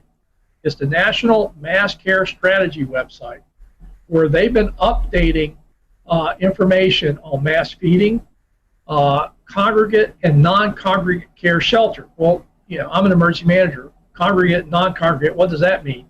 Congregate care is your traditional mass care shelters, where they're looking at how to screen, maintain social distancing, and minimize the spread of COVID in those shelters. But the other thing is looking at more utilization of hotels and motels, dorms, other spaces that usually weren't going to be picked for shelters. And I think there's an opportunity here. Everybody keeps telling me how hard it's going to be. And I'm like going, well, last time I checked, most hotels and motels are not really doing well. And FEMA will reimburse if you put people in hotels and motels. And I hear how hard it is to plan, but the reality is we have a lot of capacity, particularly in my home state of Florida, to put people up in hotels and motels. And FEMA will reimburse for that under protective measures. So we're still going to need mass care shelters. There's good information out there. It's updated fairly frequently as we learn more about COVID, and now that we're seeing cases increase. But the alternatives are, do you really want people not to evacuate because they're so fearful they have nowhere to go? Or do you prepare the shelters and understand that you're going to have to manage that with COVID and take the steps to minimize the spread? Craig, the current administrator to FEMA, testified earlier today before Congress. We're taping this, but today, earlier on the 22nd of July, you had an opportunity as well to provide some feedback to members of Congress. What did you tell them about what you're seeing in the state of the ongoing coronavirus response? Well, I think, again, my emphasis was on evacuations. We need to be clear about that and not mix messages with talking about how dangerous and confusing and everything else it's going to be, and really focusing on when you're in the storm surge area, that's the primary threat. We need to evacuate, and we need to acknowledge COVID, but we shouldn't use COVID as a reason not to evacuate. So we need to clear that communication up. But secondly, we know that moving people is a vector, and everybody talks about evacuations. I said, well, the other problem is going to be on the response. We're still going to need to move utility crews. We're still going to need to move search and rescue crews. But if you think about a lot of these disasters, we see a lot of volunteers moving. And that may not be our best tool. And everybody says, well, what are you going to do? I says, well, I don't know about you, but we got pretty high unemployment rates right now in Florida. So my question is, and having done this for a long time, there's not that much that requires people to have extensive training to be able to help in a disaster. And again, it's reimbursable. Why don't we hire people and put them to work locally? We've already seen this with COVID in states where local governments had actually hired restaurants to cook and prepare meals under contracts to feed people that were shut in or isolated or couldn't get to stuff. And again, I don't ever want to say we don't use volunteers, but I also think with the unemployment rates we have, particularly in the hospitality industry, I think there's opportunities to employ those folks during disasters to minimize the amount of people we have to bring in from outside of a community, but more importantly, start putting money back into the economy. So let me ask you this one, Craig, because in your experience in not only preparing or helping communities prepare for disasters, but helping them afterwards too, I'm curious where your expertise and your opinion lies on the whole question of schools. Do you have an opinion or thought on whether kids should be going back to the classroom at this point? This is going to be a hard one because I always like to talk about big numbers. Everybody's saying, well, there's a little risk. Kids don't generally get that sick. We need to get the economy going. We need to get kids back in school. It's important for development. And I'm like, nobody's really answering this question. If the rate at which kids get sick and potentially the rate at which kids have serious complications or deaths are even like small percentages, like less than 0.1%, you're talking about thousands of children going back to school. Those are real people, and those are real numbers. And I don't think we have a good answer for that. I also think that there is opportunities to look at how we go back to the classroom setting. Everything from a lot of schools don't have enough room to do social distancing. So what if we split the day in half and we split the school up where half the school goes in the morning, half the classes go in the afternoon? What if we started doing more classrooms, weather permitting, outside? And again, because we're learning more about this is airborne and why masks are so critical in minimizing spread. How is that going to all happen? And I'm not sure we have enough answers because in Florida, some of the schools will open up, in the middle of August. So I think it would be prudent to think this through, get some consensus on ways to do this. And again, I just don't think saying you're going to open schools is the answer. But I also don't think that keeping schools closed indefinitely is going to work either. Shifting gears a little bit, you're passionate about the resilience divide. I see this here in Charleston a lot where we have, sunny day flooding, and it often affects places that are less affluent than places that are more affluent. A lot of the more affluent places are getting, they're getting some of the things like check valves. They're getting a seawall at the battery.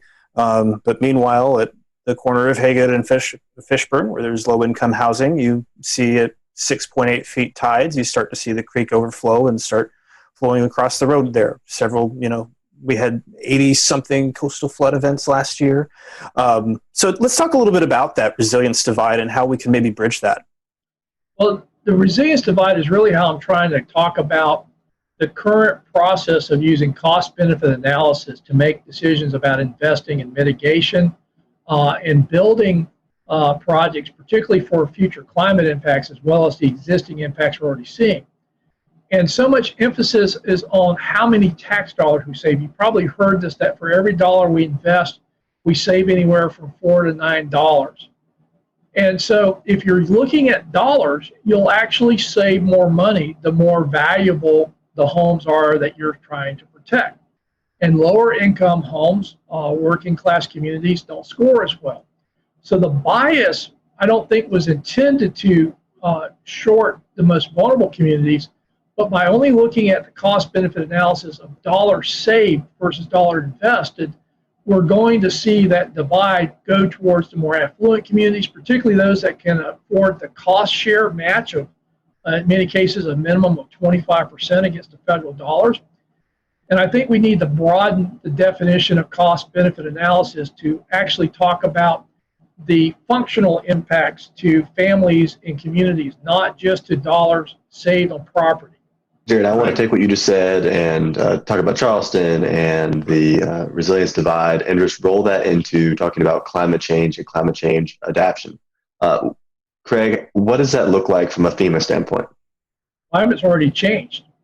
I think one of the problems we have is we keep talking about climate change as something that's going to occur in the future. And quite honestly, that's the way we talked about it in the majority of the Obama administration, was something that we were going to deal with in the future.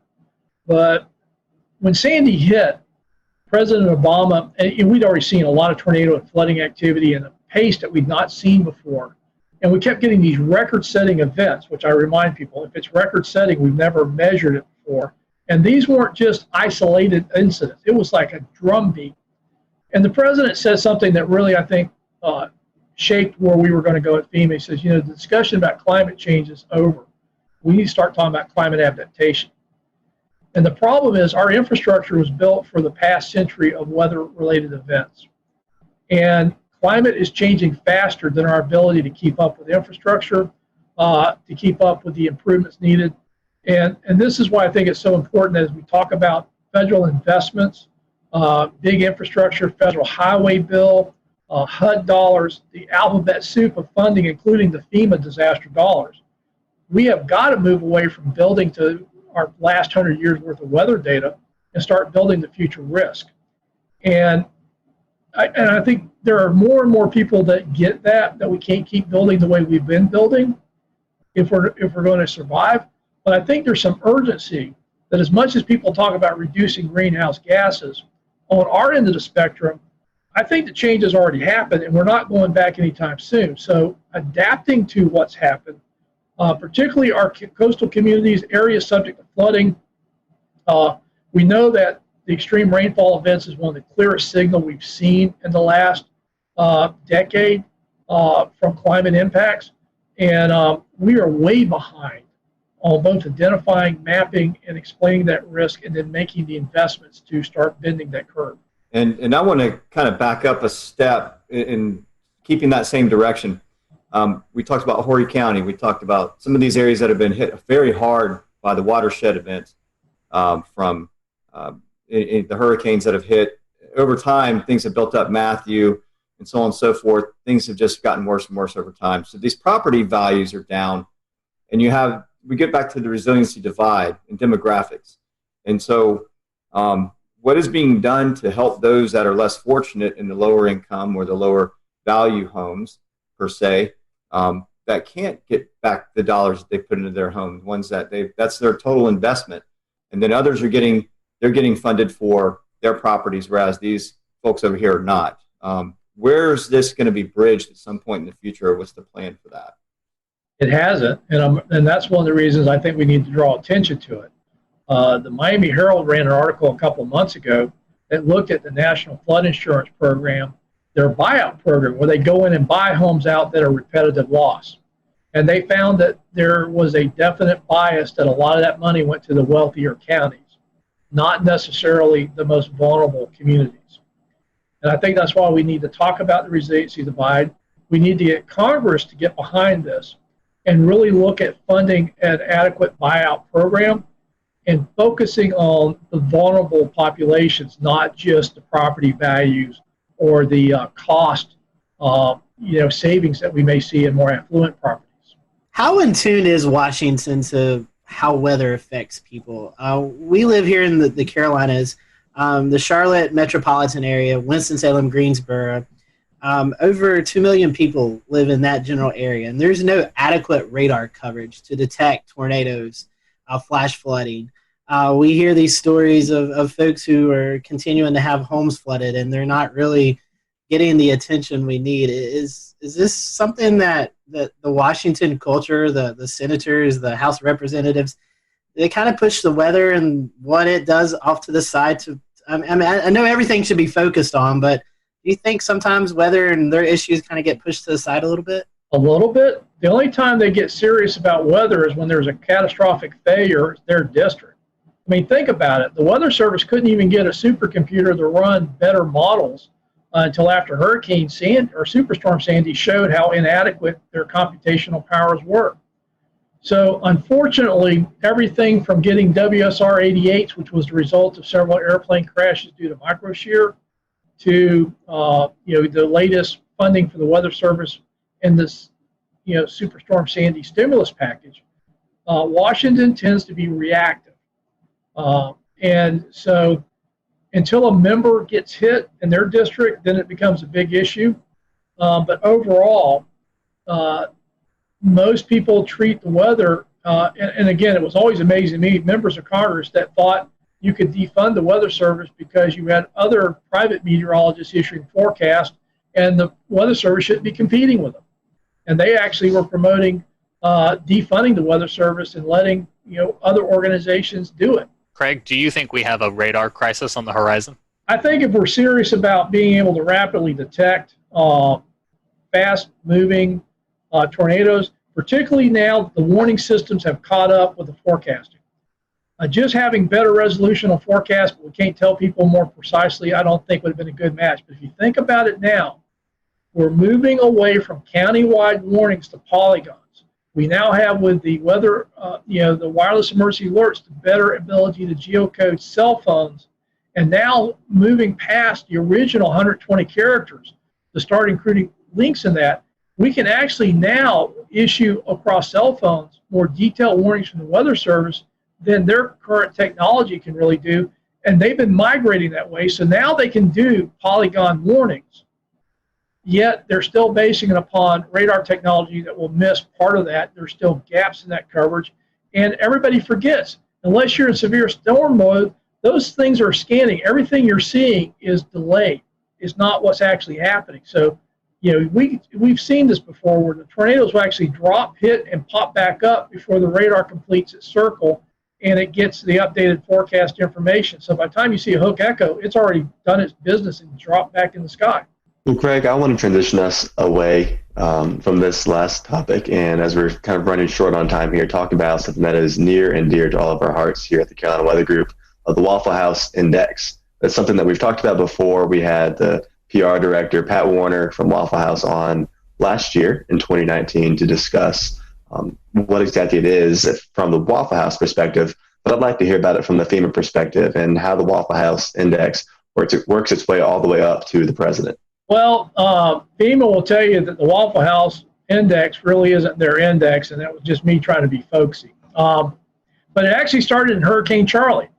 I'd been out on several disasters, and the thing I could just it was just accepted was if there was anything open, it was going to be a Waffle House. But in Charlie, we had gone down to Charlotte County, and I ended up staying down there for about 2 weeks. So we'd get up around 4:30, 5 o'clock in the morning, try to find something to eat. We'd spend the rest of the day working. And, we're doing 18-hour days, so if you didn't get breakfast, you may not eat. The first morning we get up, we were down near Fort Myers. We had to get on the interstate and head south because there was nothing open where we were at. And the first thing we get to is Waffle House. We go in and sit down, and this lady comes out with a mimeograph menu. You're so used to the big plastic menus. I already knew what I was going to order. But she says, the only thing we have is on this.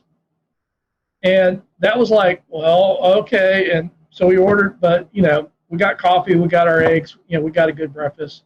But it wasn't everything you would normally expect there. Next morning, we get up, and the actual interchange we're at, now Waffle House was now open. Went in there, same deal, mimeograph menu. So the folks I was with, Ben Nelson, who was our state meteorologist in 2004, he's now with the Jacksonville Weather Service office as a forecaster there. And at that time, Major Tad Warfel, now Colonel Warfel with the Florida National Guard, with me. And they basically, we were color coding the counties after Charlie. red, yellow, and green using a stoplight to show indicators, EOC activation, search and rescue, schools, stuff like that. And they put into the slide deck the Waffle House index. And that's where it came from. Green was open with a full menu, yellow was open with a limited menu, and red was closed. And I guess it would have stopped there, except we had changed how we operate in Florida. We weren't waiting for the counties to do assessments to say they needed help after these hurricanes, because I kept asking, well, why don't we just respond like it's bad? We'll get there faster, and if they don't need us, we'll go home quicker. Well, the question was, if you're responding out on the Panhandle, like with Hurricane Ivan, and you're driving out I-10, and literally we were going right as soon as the hurricane force winds passed, I told guys, we're going to be safe, but we ain't going to stay dry. We're not waiting for blue sky. So we were going right as the storm was moving out. And the question was, where do you stop? And that was kind of how the Waffle House Index got used. If you got there and the Waffle House was open, it ain't bad. Keep going. If you get there and the Waffle House is open, but they got a mimeograph menu, well, we're dealing with power outages. We probably got a lot of mass care issues. But for the search and rescue teams, don't stop. Keep going. If you get there and the Waffle House is closed, that's going to be pretty bad. Go to work. And it just kind of became the shorthand. In Florida, it seemed like all these hurricanes going across the interstate, the Waffle House was a pretty good indicator of what was happening. And the other thing, because we never really talked to the Waffle House, about them getting open and all the stuff they do to stay open.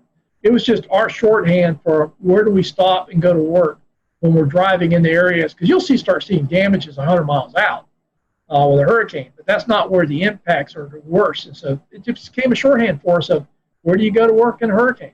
So I got to ask, Craig, what's your go-to meal at Waffle House? I mean, New York strip steaks. I like the steak and eggs, scrambled eggs, hash browns, scattered and smothered, black coffee. And if you're on the limited menu, what do you go with? Scrambled eggs, omelets, whatever they got. I'm not picky if they got a limited menu. But generally they'd have eggs and bacon, stuff like that. The funniest thing was when I was in Joplin. We got out there. I was actually on the West Coast, had to fly back into Joplin, got there late at night. We did a whole bunch of interviews the next day. I've been running on about 3 hours sleep and about... We'll return to Best of the Carolina Weather Group in a moment.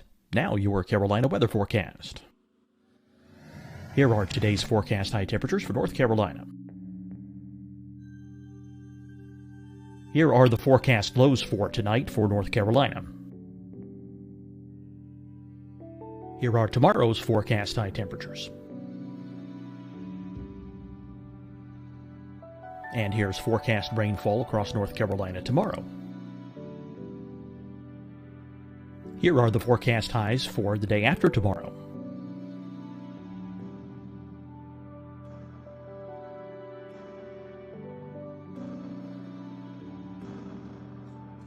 And here's the forecast rainfall across North Carolina for the day after tomorrow. This is the total rainfall forecast across North Carolina for the next 3 days. Here's the severe thunderstorm outlook for today from the Storm Prediction Center.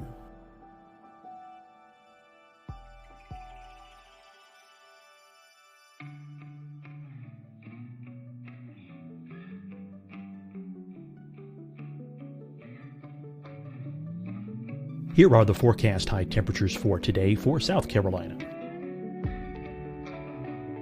Here are the low temperatures for today for South Carolina. Here's the probability of precipitation forecast across South Carolina today.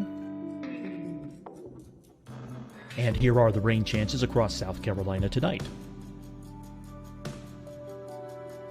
Here are tomorrow's forecast highs across South Carolina. Here are the forecast low temperatures for tomorrow for South Carolina. And here is the probability of precipitation across South Carolina tomorrow.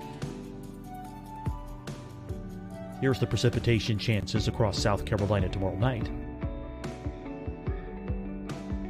Here are the forecast highs for the day after tomorrow in South Carolina.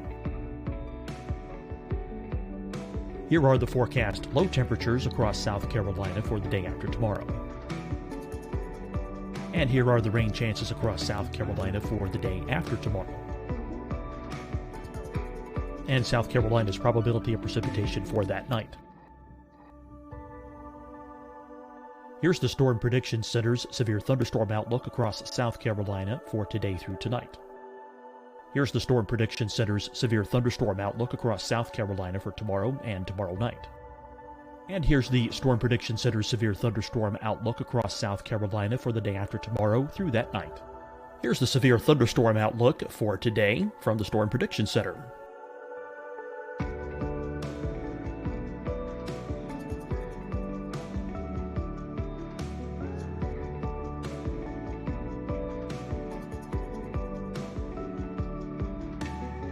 And now here's a live look at weather radar across the southeast.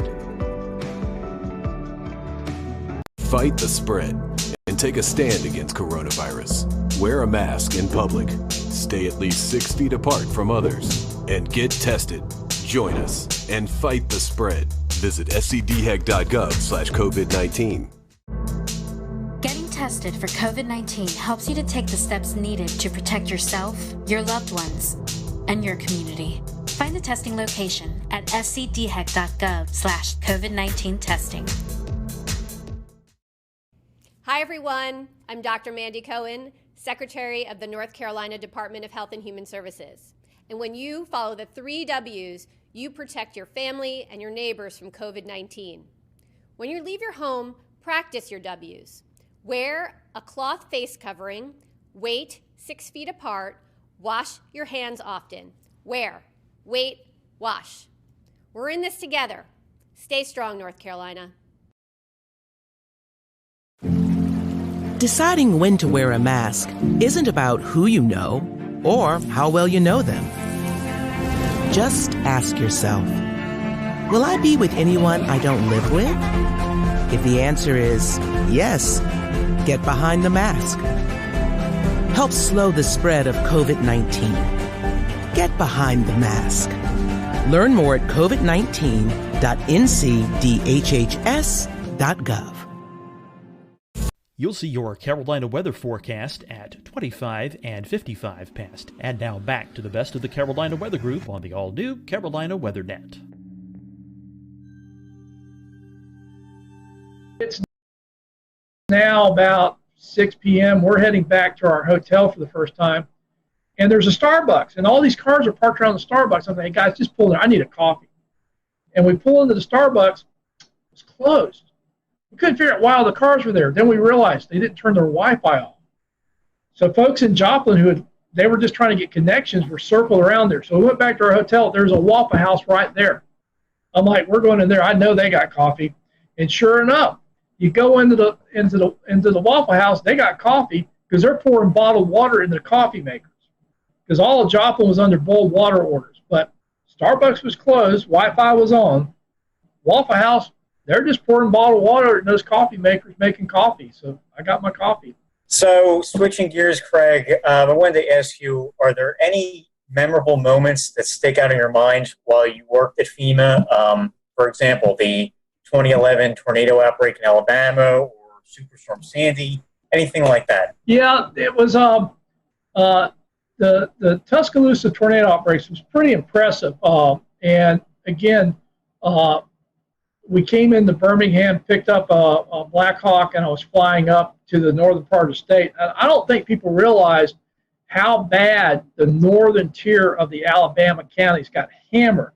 TVA had major transmission lines ripped out. We went to one town. They were basically lost everything. They had brought a command post from the southern counties. They used to go the other way during hurricanes. They'd all go south. But that thing, everybody from the south was going north. And they literally had 911 in this mobile command post, and they were dispatching, and everything, all their equipment was lined up on the side of the road because the station was just gone. And I remember, the president was coming in. He gets on, how bad it is. I'm trying to describe it, but it really was. It was hard to describe. He got there, he saw it, and that kind of came shorthand. So Joplin happened. And I'm on the ground in Joplin. I get the same call. He's going to come in a couple of days. He was always very respectful that he didn't want to get there when it would interfere with the response because he knew what happens when he comes in as far as security and stuff like that. But he didn't want to wait too late. So it was always, the governor, working with the governor, working with local officials, and essentially, my recommendation. So he's calling me about Joplin, and he's going, how is it? And I said, it's worse than Tuscaloosa. And he's like, worse. And I have to say, Joplin, as far as total devastation, is the first time I've seen total devastation. When you were down where that hospital was, I mean, think about a tornado that's powerful enough to rotate a steel frame building and actually turn it. Literally the area a mile wide, close to 10 miles long, varying in width. Anything in there was totally destroyed. Anything outside of it pretty quickly got to the point where you didn't even know a tornado hit. And I just remember that, describing it to him, and he's going, "How bad is it?" I said, "It's worse than Tuscaloosa." And he was just taken aback because the impacts in Tuscaloosa were pretty dramatic. And I'm like, yeah, it's worse here in Joplin. Well, Craig, one last question, kind of a fun question. You kind of, a little bit discussed it just a few seconds ago. You and President Obama, Vice President Cheney, you're sitting around. Did y'all ever talk about weather? Weather's a thing that a lot of people talk about. Did you guys just ever, talk about the weather, what's going on? No, but, between I went out on a couple of disasters with Vice President Biden, and I remember going up into Scranton, Pennsylvania. And it was really funny because he's like, "Craig, these are my people." And I knew he was from the area, but I didn't realize that, people on the street knew Joe and called him that. I'm like, "Mr. Vice President." They go, "Hey, Joe, how's your, I haven't seen you." And Joe would be going, "How's your grandfather, your dad, cousin, uncle?" He knew people. So that was the thing that really struck me about Vice President Biden was in a lot of these communities we go into, he had a very personal connection, and particularly in that part of the country, they knew he was from there. They knew the families. They knew each other. President Obama, I remember two things. One, I was meeting him down in New Orleans. It was the anniversary of Katrina, and he's asked me how it's going. I said, "Well, we got hurricanes in the Pacific, hurricanes in the Atlantic, and fires in between." And he just looks at me and says, "You're a smart ass." I'm like, "Hey, I'm just reporting what's happening." But the other cool thing about the president was I was told early on that they wanted me to wear my logo wear when I was at the White House during disasters. So during Matthew, I'm giving a briefing to the president in the Oval Office, wearing khakis and my FEMA logo shirt and my FEMA windbreaker, and everybody else is in suits. And there's this great picture of the president. I'm sitting next to the president wearing my blazer and my logo wear. Everybody else in suits for the briefing, and people said, how do you get away from that? Everybody else dressed up to go in there says, they basically told me to look like I was doing what I was supposed to be doing. So I wore what I wore when I was at FEMA headquarters when I went to the White House to brief. In fact, if I was wearing a suit, they'd always look at me kind of excused. I said, "Hey, this is camouflage. When I'm wearing a suit, I just blend in with everybody else running around with a White House badge." We certainly enjoyed having you. If you have a website, social media that account or anything like that that our listeners and people who are viewing this can follow, how can they do that? Well, I tweet a little bit. I guess that's you should be aware of that. So that's how we met. Yes. No, I'll tweet it, Facebook it, and LinkedIn it. Again, I've seen you guys out there. I've just thrilled to be invited. Hey, we're now I feel like I've made it. I've been on the weather group, Well, we appreciate your time, and again, I have to send Marshall Shepard an email that says, I've been on your podcast, but it wasn't half as much fun as Craig, thank you for being with us tonight. Interesting conversation, and folks, again, it's very important to know the risk as we enter the COVID season or the hurricane season mixed in with the COVID, and hopefully you'll take Craig's advice as you prepare. So until next time, we hope you have a great week, and we'll see you back here on the Carolina Weather.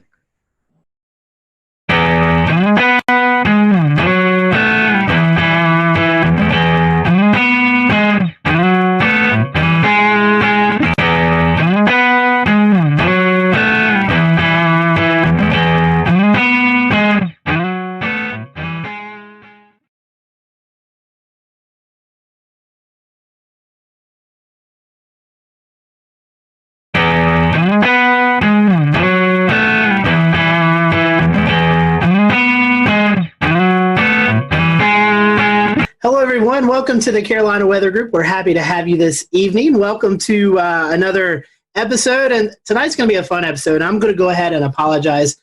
I hope I don't talk too much because we're combining weather and sports, and when we do that, it really makes me happy.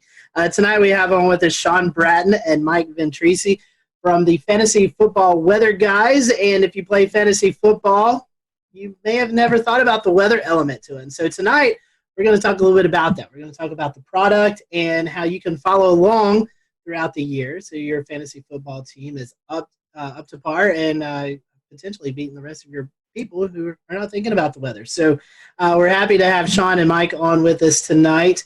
And guys, we appreciate your time. We'll go ahead into the conversation since both of you guys are first-time guests with us. We always start off our questions like this. We want to know how you got kind of caught up into the weather bug, the weather story. So, Mike, what is your weather story? And then we'll let Sean tell his weather story.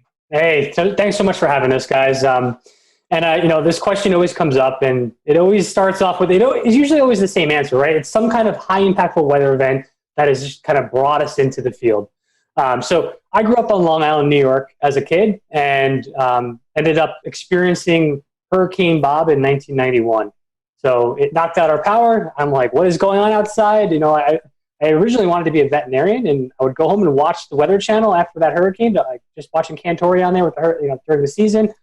And I realized I should probably change profession pathways and go into that meteorology just because of how nerdy I was, just kind of sitting out under an umbrella watching a thunderstorm. So, but it was Hurricane Bob that really got me into that passion, and that's pretty much why I ended up getting a PhD in tropical meteorology.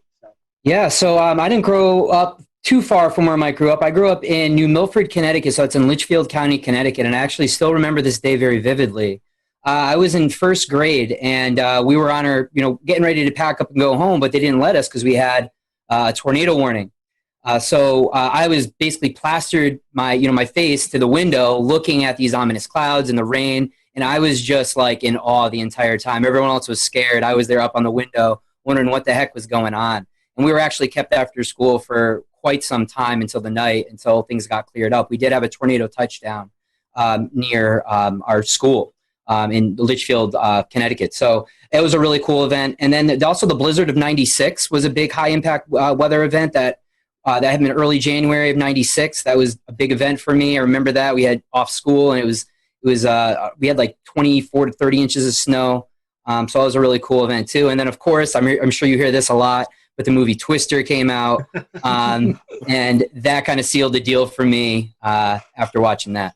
We were talking off air, but we've done this show for a while, and it seems like that there's a common denominator there with Twister and how many people is brought into this industry because of the movie. Yep.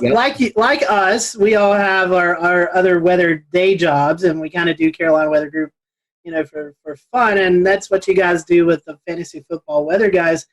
Tell us about what you do in your daytime jobs. I know you guys are both connected in the weather industry as well. Yeah, so I guess I'll start off. And so I work currently for the Weather Company, which is owned by IBM.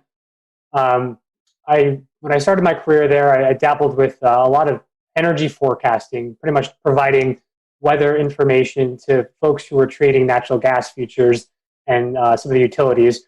But since IBM has stepped into the picture here, I've been transitioned into more of a I guess you could say an analyst. My title is a meteorological engineer, essentially, where my main goal in the company now is to make sure that our forecast offerings are the number one most skillful product out there. So it's been a lot more of data engineering, software engineering, and playing with Twitter on the side, pretty much. It's kind of how it's evolved. For me, I'm actually I teach AP Physics at a school called Lane Tech here in Chicago. So I teach honors in AP Physics, and then I also teach at the College of DuPage. I teach some weather and climate courses there. This is very cool. And so, Sean, that's something, weather, it seems like a lot in, but you're actually teaching these kids. We'll get into fantasy football, but I find this really unique. Yeah. What is it like teaching kids weather? I mean, it's something I know we all get to go out and do school talks, but you're actually maybe talking to high schoolers, college kids. Yep. What's the field like right now? I mean, is there a lot of interest in weather? Yeah, so I have taught at the high school level and the college level. And in both of those cases, people are just kind of taking it as a gen ed, right, to take that credit. But one of the things that I found is the application of the content really goes a long way. So if you're going to sit there and just read off some slides, they're going to go to sleep. But really getting them involved with the weather, looking at current events, looking at maps. I had students typically do their own map discussions, run their own map discussions once we get into forecast mapping and all of that stuff. And they really seem to enjoy that. And there are a lot of students that have become avidly interested in weather as a result. I have a few people really interested in climate, some more in synoptics and mesoscale meteorology. That's been really cool. We also do kind of like these little trips. The National Weather Service locally here will do balloon launches. And they'll kind of go and kind of experience that, which is a really cool experience for them. But it's really cool. I mean, really just, it's a really cool science to bring to life because you experience it every day. And students really enjoy that aspect of actually being able to experience the weather, make your own forecasts, and kind of making it come to life. That's very true. Well, let's talk about fantasy football, weather. I told you guys before I play fantasy football, but never really put the concept together until I came across your product. So tell us how did you guys become about? I mean, how did this website blog? I know you guys do a podcast now. How did you guys come about putting the product together? Yeah, Sean and I have been talking about fantasy football and the weather component for a number of years. We've kind of gone back and forth and just saying, hey, did you see that snow game? You know, like Roethlisberger threw 4 interceptions. He was projected to be the #1 quarterback of the week. What just happened there? It's been, just kind of this informal thing for a while. Yeah. And it's kind of evolved throughout the year, a couple of years now. We've been essentially, in a nutshell, Sean and I are probably the most competitive people you'd ever meet. And we need to be, essentially, we're competitive with everyone else, but also really competitive with each other. So we want to try to find any edge that we can when essentially trying to optimize our lineups on a given week. And I think this is kind of how it spawned out, Sean. What would you think? It's kind of funny because Mike and I first started listening to this fantasy football podcast, and we would be always going back and forth. And there's one thing that they always brought up, like, hey, you could become a part of our league of record, meaning you can join their fantasy football league. And these guys are big time. They're all over the place. Everyone knows them. That's in the fantasy football community, the fantasy footballers. And we were like, hey, I wonder what would it take for us to actually be able to be part of their league? And we were like, well, we're really in tune with the weather and what's going on week to week. Maybe we can trade our experience with weather and letting them know what the forecast is, and maybe they'll let us be in our league. And so Mike and I were actually kind of just pitching this idea, and we're like, wait, as Mike explained, we were thinking about all these events in which weather has played a major role, and we're like, we may have something here. And so last August, essentially, we were like, hey, let's do this. So Mike threw together a website. He's like, all right, we're going to meet at this time every week, do a forecast, and make projections for players. We had a data set we were able to work with at the time, and then we brought on our friend Colin, who's kind of our producer and behind the scenes guy, and our host, exactly. And he's been kind of doing stuff on the side, and it just kind of gained momentum during big weather impact games. We would get people on Twitter and asking us for advice and what was going on, and it's kind of built. And now we're at a point where we brought on Nick Schiraldi, who also has a PhD in meteorology, and he's working on our quantitative statistical analysis package and user interface on our website to really kind of nail down those numbers, and as Mike mentioned, to kind of give you the edge. So it's just a really cool thing that we kind of were like, hey, let's just try it out, see what happens, and it's kind of getting some momentum over the last year or two. I just want to say one quick thing. All the fantasy football weather guys we just mentioned, we're all University of Albany alumni guys. So that's our deep root connection. Well, I'm going to go ahead and share your website. Let's take a look at what you guys have created here. And I mean, this is pretty impressive because it looks like you guys have developed your own modeling within for the continental United States, what we call CONUS. And so you have U.S. winds and precip primarily for these, with the key, of course. And it looks pretty simple to understand for the average person, right? I mean, for lay terms, this will show a forecast. If we take like west wind, if we have games out west, I assume there's a little bit of a learning curve here, but who came up with this idea, and how does it help enhance your the experience for fantasy football if folks want to get plugged into the weather to maybe determine their outcomes? Yeah, so when we were thinking about these to try to bring up some kind of weather maps here, the first thing we thought about is how do we identify where the stadiums are for people to see what type of weather impacts they could actually be. So essentially, wherever you see those circles with the X in the middle, that's essentially the location of a stadium that actually is predicted is in the upcoming week of games. So you can see here that the Titans there must have a game coming up here. So those stadiums will actually change each week depending on where the home game is. So if you see a little circle with a dot in the middle, that's actually a game where a home game that usually has like a cover on it, so a dome or some kind of retractable roof, so weather won't be an impact there. But the way that we wanted to really get these maps to be helpful is when there are high weather impacted events, those circles will change colors. So you can see often when an area of heavy precipitation or some stronger winds moves in, you'll see that circle turn to an orange or even a red. So like the orange would represent there's a possibility of some impactful conditions from weather. If there's a football game taking place during that hour forecast lead you're looking at, if it turns red, it means there's a high chance for some impacts. If I were to pick east wind and go forward, we would see there's orange right there. So we're showing the folks out there, if you just hit forward on these buttons, you'll see these impacts in time. And I'm trying to see how far out these go. Do these go out? Yeah. They'll go all the way to Sunday. I think recently, the most recent model run, 18Z on Sunday.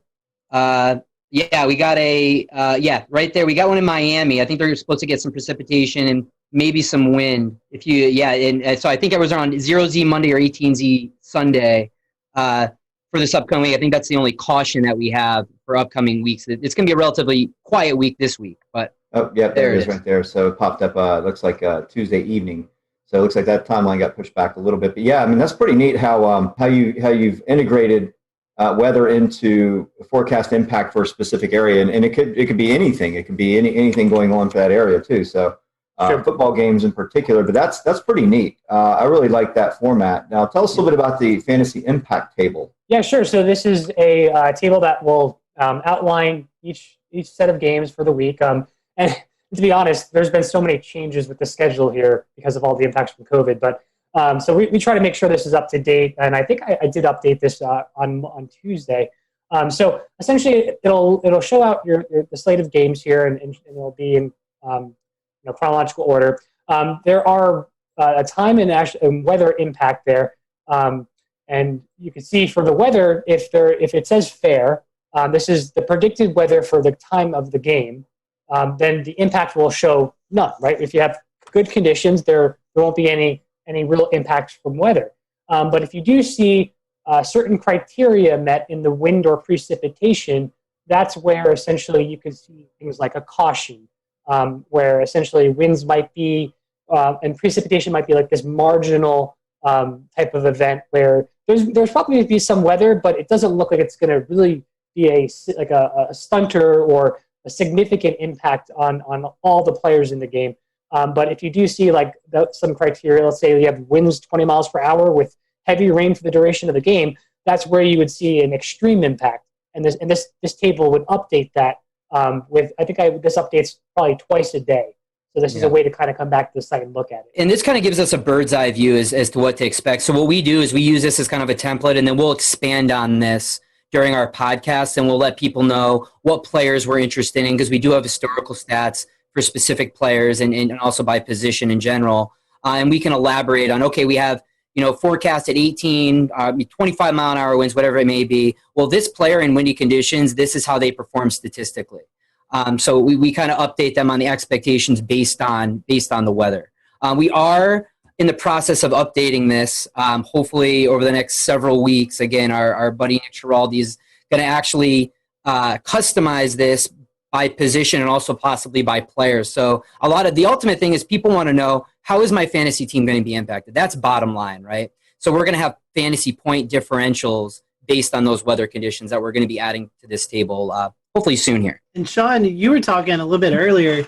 You guys actually are doing a lot of analytics and numbers, and you're talking about specific players who may see the effects. You're talking about Roethlisberger throwing 4 INTs in a snowstorm, or it could be Denver. It's an extremely windy day, so Drew Lock, the wind may affect his performance. So how do you guys talk to us a little bit about that? How you're breaking down how it's affecting individual players? Yeah, I can lead on this one. So we have basically archived data that we're able to use that breaks it down basically almost every play for every game going back to 2009. So what we're able to do is look at those fantasy stats. So we have fantasy point projections for half-point PPR, full-point PPR, standard leagues, and we're able to look at how that player has performed statistically during those weather-like events. So, hey, how has this quarterback performed in 20 to 30 mile-an-hour winds? Okay, well, we see a decrease in fantasy points by 4, and they throw their TD or their touchdown interception ratio has changed X, Y, and Z amount. And then we also kind of have another stats package that we'll use based on weather conditions as well. So what we try to do is say, all right, our forecast is this for the weather. Let's look at the specific players and the positional players that we're interested in for that game and see if there's actually going to be an impact. Because quite frankly, for some players like an Aaron Rodgers, maybe we don't see as much of an impact for them, so we're not going to be as concerned about that player. For other players like a Jared Goff or something like that, or Kirk Cousins, for example, who played in Seattle this week during rainy games, there's an impact there we've seen statistically. So we really got to kind of decipher. We just, we kind of do this by position, but even a little bit more specifically by player when appropriate. That's really awesome. You guys have been doing this. Obviously, you started the website last year. When we're recording this, it's October 14th. So we're about week 5, I think, into the season, maybe week 6. I can't remember with COVID and all that stuff going on. But talk about how the fans, how have you guys, the outreach? I mean, have you got a lot of positive responses from fantasy footballers? How's that went? So I think our biggest interaction with folks right now is on our Twitter handle at FF Weather Guys, where it typically the interaction is most prevalent during. We'll return to Best of the Carolina Weather Group in a moment. Now your Carolina weather forecast. Here are today's forecast high temperatures for North Carolina. Here are the forecast lows for tonight for North Carolina. Here are tomorrow's forecast high temperatures. And here's forecast rainfall across North Carolina tomorrow. Here are the forecast highs for the day after tomorrow.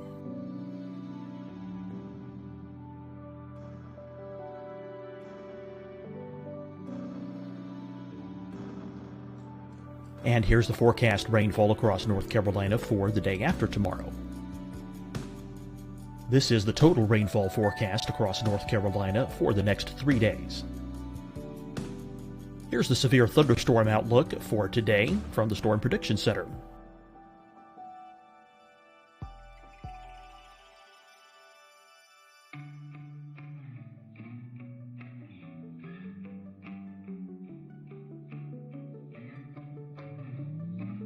Here are the forecast high temperatures for today for South Carolina. Here are the low temperatures for today for South Carolina. Here's the probability of precipitation forecast across South Carolina today. And here are the rain chances across South Carolina tonight. Here are tomorrow's forecast highs across South Carolina. Here are the forecast low temperatures for tomorrow for South Carolina. And here is the probability of precipitation across South Carolina tomorrow. Here's the precipitation chances across South Carolina tomorrow night. Here are the forecast highs for the day after tomorrow in South Carolina. Here are the forecast low temperatures across South Carolina for the day after tomorrow. And here are the rain chances across South Carolina for the day after tomorrow. and South Carolina's probability of precipitation for that night. Here's the Storm Prediction Center's severe thunderstorm outlook across South Carolina for today through tonight. Here's the Storm Prediction Center's severe thunderstorm outlook across South Carolina for tomorrow and tomorrow night. And here's the Storm Prediction Center's severe thunderstorm outlook across South Carolina for the day after tomorrow through that night. Here's the severe thunderstorm outlook for today from the Storm Prediction Center.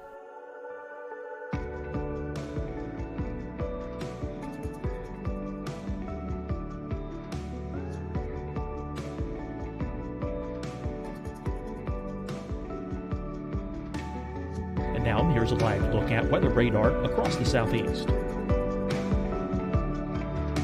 Fight the spread and take a stand against coronavirus. Wear a mask in public. Stay at least 6 feet apart from others. And get tested. Join us and fight the spread. Visit scdhec.gov/COVID-19. Getting tested for COVID-19 helps you to take the steps needed to protect yourself, your loved ones, and your community. Find the testing location at scdhec.gov/COVID-19 testing. Hi, everyone. I'm Dr. Mandy Cohen, Secretary of the North Carolina Department of Health and Human Services. And when you follow the 3 W's, you protect your family and your neighbors from COVID-19. When you leave your home, practice your W's. Wear a cloth face covering, wait 6 feet apart, wash your hands often. Wear, wait, wash. We're in this together. Stay strong, North Carolina. Deciding when to wear a mask isn't about who you know or how well you know them. Just ask yourself, will I be with anyone I don't live with? If the answer is yes, get behind the mask. Help slow the spread of COVID-19. Get behind the mask. Learn more at covid19.ncdhhs.gov. You'll see your Carolina weather forecast at 25 and 55 past. And now back to the best of the Carolina Weather Group on the all-new Carolina WeatherNet.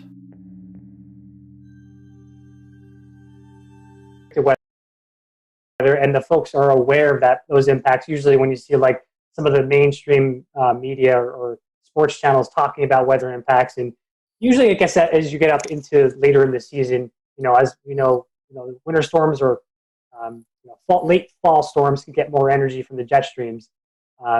That's where we typically see those larger weather impacts. And I think that's where the draws start to come in, especially when people are fighting for those playoff positions, right? They want to make sure that they don't make a mistake and people start to get really meticulous with their lineups. And we're speaking more specifically on like these redraft leagues, essentially where you have like a draft at the beginning of the season and you have your team throughout the year. So that's where we've seen the most interaction with regards to our fan base. Yeah, and during those weeks, I mean, we'll broadcast on our Twitter feed like, hey guys, this is what we're forecasting. Here's are the impacts, and people will reach out to us. So like, hey, I'm deciding between playing this player and that player. What do you think? And we'll say, hey, based on what we've seen in these weather conditions, this player has a discrepancy of this. We would side with this guy. And so we've seen this for a variety of weather events. Most people think of the big rain or snowstorms. This also applies for a high impact wind events as well. We had 1 week last year that we had 4 big wind events, whereas 25, 35 mile an hour winds, we saw considerable impacts. Yeah. One of those games was the Kansas City Chiefs, and people who were starting Tyreek Hill and Patrick Mahomes, they were really intent on getting some of those deep bombs that just never happened. They didn't get any passes over 20 yards. Yeah, you literally see these coaches' plans. They change their game plans essentially based off of some of these weather conditions. Yeah, when it's bad enough. And even more recently, like Mike and I used this information. We were expecting rain for the Washington game and for the Washington football team. And so we actually steered away from Terry McLaurin, and he only had 3 catches for 26 yards, I believe, on Sunday. So, which I mean, it wasn't wet for the entire game, but enough where it played an impact. So, yeah. You mentioned mainstream media. You don't have to drop any names, but have you found maybe a few of those folks sliding into the DM saying, "Hey, what's the weather going to be like?" Everybody's always asking for fantasy football advice.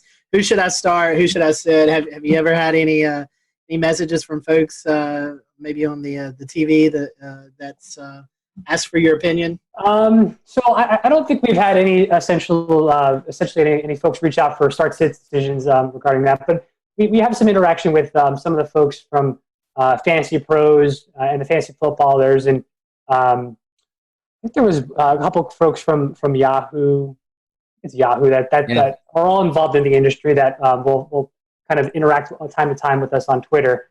I think last year, one of the guys from the Fantasy Footballers, Jason Moore. Jason Moore, yep. Yeah, he reached out, and it was literally a question about weather, and he's just like, is there any weather experts out there that would understand to know, like, if, what the actual forecast is here? Because it was during that time of year where it was really high impactful for the people watching for this particular game, and he did reach out to just put a general question. A lot of our fans CC'd him or tweeted at him with our handle, so we can kind of go in there and provide some information. Hey guys, we touched on this a little bit with talking about individual position players and the impacts on them. I was wondering a little bit about the kicking and punting game. I mean, that seems to be an area of the game that could really be influenced by wind in particular, but also precipitation as well.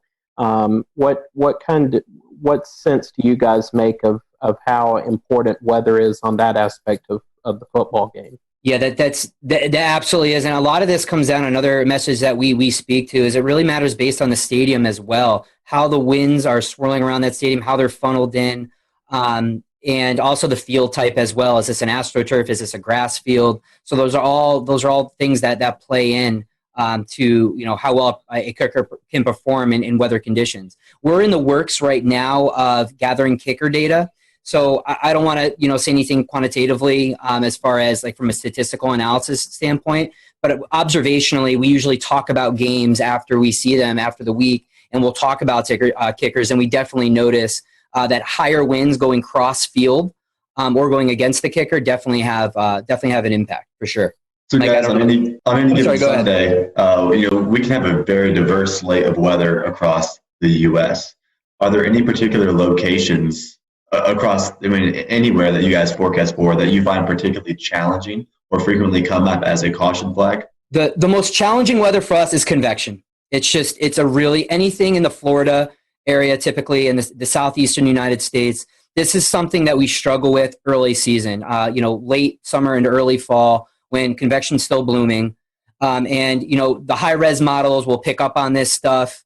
And, we're out 72 hours out. We're like, all right, it's looking like it's going to happen. And we literally have to update people like hourly on Sunday to be like, all right, guys, this is the recent model run. This is what we're expecting. Because, those are mesoscale features that are incredibly hard to predict for a 3 to 4 hour window of time during a ball game. But at the same time, those could be incredibly impactful because you got heavy rains and a lot of wind typically associated with those as well.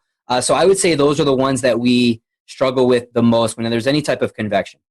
Yeah, those are the events that typically trip our algorithms in our fantasy impact table and some of our maps. If you look at those circles and when we change different colors, you'll see certain model runs show the impacts, and then all of a sudden they take them away because the models are having a hard time resolving the convective features. And sometimes they can sneak under the radar.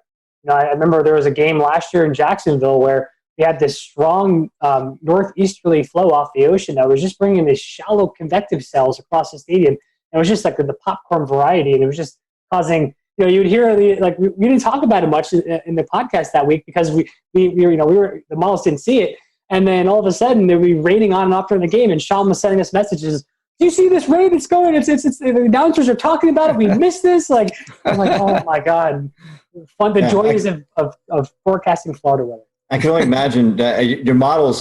Is it like a blended run? Is it like a high resolution, like her 3 kilometer going into the NAM 3 and 12, and then to the GFS out to the 7-day? Do you layer it in that manner? That way you get the higher resolution or the RAP in the first couple of days. So this is something that we're still working on, and right now, as we were kind of spinning up things here, we've been relying mainly on GFS data at first, but we are shifting over to leverage the national weather blend of models from the National Weather Service.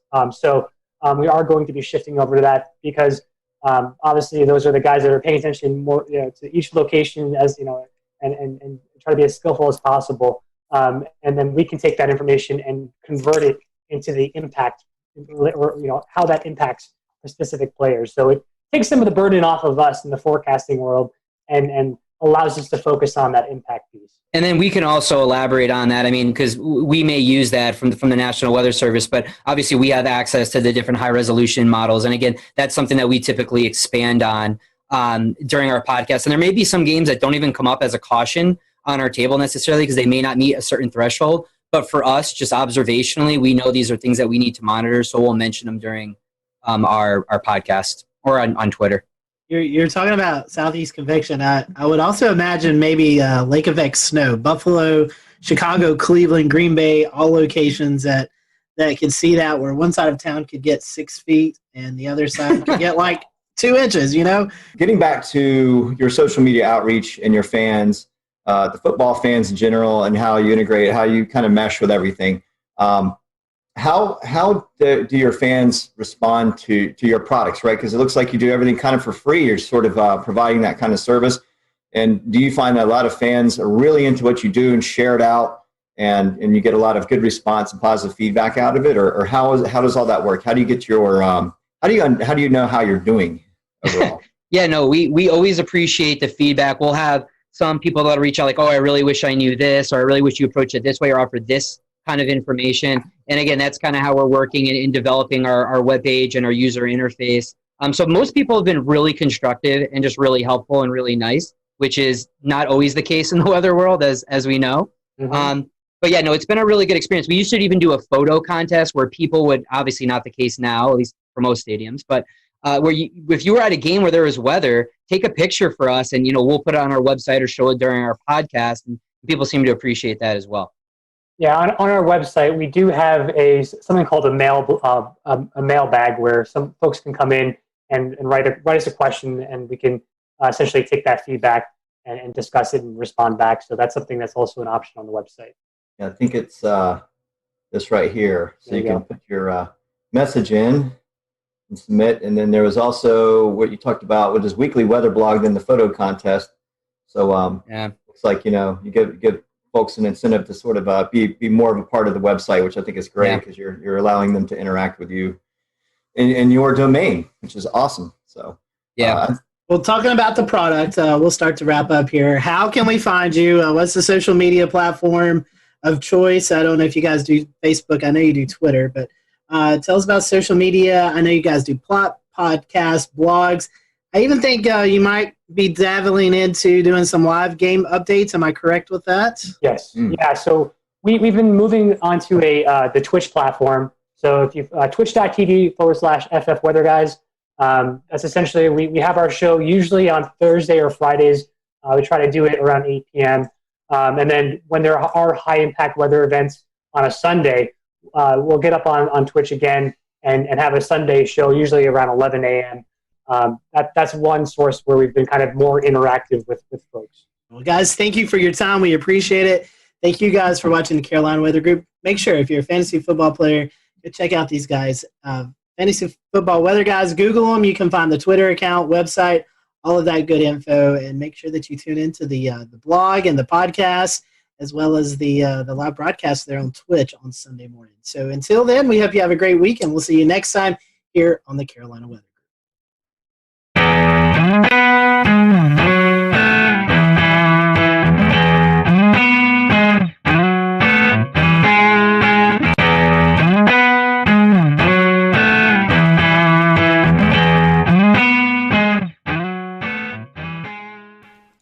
Good evening from Charlotte. It is June the 17th, 2020. I'm James Brierton. Did you get a chance to see the sun today at all? Maybe kind of, sort of. We have been cut off from the rest of the world. No, I'm not talking coronavirus. I'm talking about this low pressure that has just parked over the Carolinas today. It's very pretty on this satellite image that our friend Brad Panovich captured. You can see it there just spinning out over like Fayetteville, Fort Bragg, between Charlotte and Raleigh, just spinning and spinning and spinning, but that just socked us in with clouds. I did see just a little bit of sun today here in Charlotte before the sun went down, and that was a nice change of pace after a couple days of cloudy and cold weather.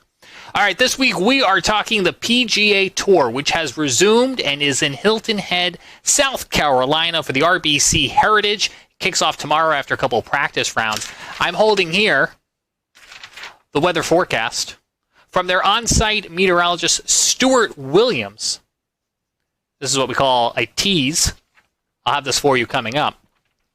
What we're going to get to first is a piece of tape that has been very patiently waiting in the wings. So Stuart sat down with the Carolina Weather Group in February to record an interview that at the time we thought was going to air alongside the Wells Fargo Championship here in Charlotte.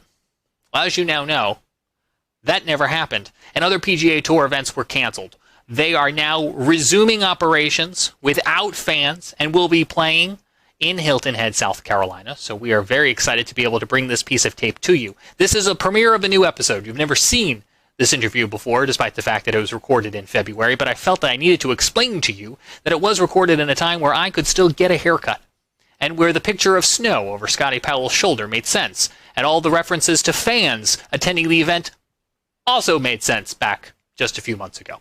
So without further ado, we'll get on over to this, and then coming up later on in the program, about 30 minutes from now, we'll get a check of your weather headlines this week, including that PGA Tour forecast, an update on Sharpie Gate, and we'll take a look at the tropics as well, too. But without further ado, here is our interview with Stuart Williams, the on-site meteorologist for the PGA Tour, and he'll tell us a little bit about the company he works for as well. Hello, everyone. Welcome to the Carolina Weather Group. We're happy to have you this evening, and we present Mr. Stuart Williams, meteorologist for the PGA Tour, which is a really cool job that I would love to have. As a big golf fan, I think it's a really unique job that Stuart has, and he's going to talk to us a little bit about that tonight and let us know what all his duties are as he travels across the PGA Tour. And we'd love for you to interact with us tonight. So if you have any questions or comments, feel free to drop them on the social media platforms, and we'll address those. And we'll let Stuart give out some of his social media information towards the end of the interview tonight. That way, if you want to follow him on Twitter, you can do that, or just get more information. So we appreciate having Stuart with us tonight. Stuart, welcome back to the show. I know we had you on a couple of years ago, fellow North Carolinian, and it's great to have you with us tonight. Glad to see that you're actually home and not out on the road right now. So for those who may be introduced to you for the first time, tell us a little bit about you. I know you live here in North Carolina. You went to school here in North Carolina, so kind of give us a brief background about who you are. Yeah, I grew up in Winston-Salem. I currently live in High Point, North Carolina. And I got my meteorology degree from UNC Asheville, so I was actually there from 1988 to 92. So that kind of dates myself there. So 50 years old now, so I'm getting older. But after that, I started working for a company called Mobile Weather, and we started doing golf tournaments, weather for golf tournaments. So it started like with the Crosby Celebrity Tournament there in Winston, and the Vantage Championship, which was a Champions Tour event in Winston. And after that, I was interning then at that time when we started those, probably about 91 or so. And then as I graduated, we kind of formed a company called Mobile Weather, and we started doing more and more golf tournaments. So individual tournaments would hire us. And then from there in 1995, we signed a full-time contract with the PGA Tour doing all their events. So, and it just kept snowballing from there. And then, so I was working with a company then called Mobile Weather. And so we were doing golf tournaments. I was traveling all over the country. And then in 2005, I started working for DTN. And ever since then, I've been with DTN, and we just keep growing and doing more and more events. So, you know, we have all the PGA Tour, Champions Tour, Korn Ferry Tour. We do the LPGA.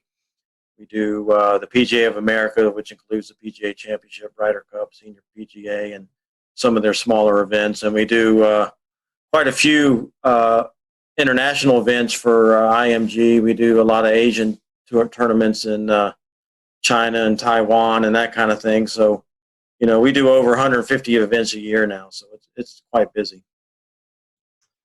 Well, sort of. I know you're not the only one. I mean, that's a lot of traveling. So, yeah. Tell us a little bit about your team. How many meteorologists do you guys have, Is it just you that goes out to a tournament, or is there kind of a team aspect for you guys? Yeah. How's that going? Yeah, we've got we've got 7 or 8 guys that travel all the time, and we usually just send one person to each tournament or event that we cover. Because we also do outdoor concerts, and we do some other events like that we have a meteorologist go to and that help out. But there's one guy per tournament, and so basically, on the PGA Tour or any golf tournament or any outdoor event that we do, lightning is the number one concern. So that's why a meteorologist is on site. We set up an electric field mill. We have 2 laptop computers that have obviously the Doppler radar, lightning detection.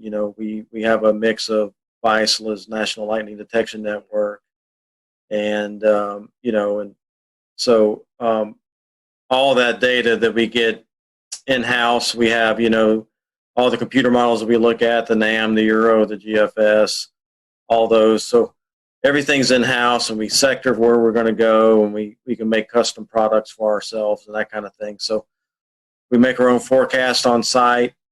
So using all that technology, as an official comes in wondering what the weather is, if we do see a threat, we see a storm developing, the officials can come in, we can show them exactly on the screen what is happening, and based on what we're showing them and what our opinions are, what's going to happen, then the officials can make very good decisions of, okay, when do we need to stop?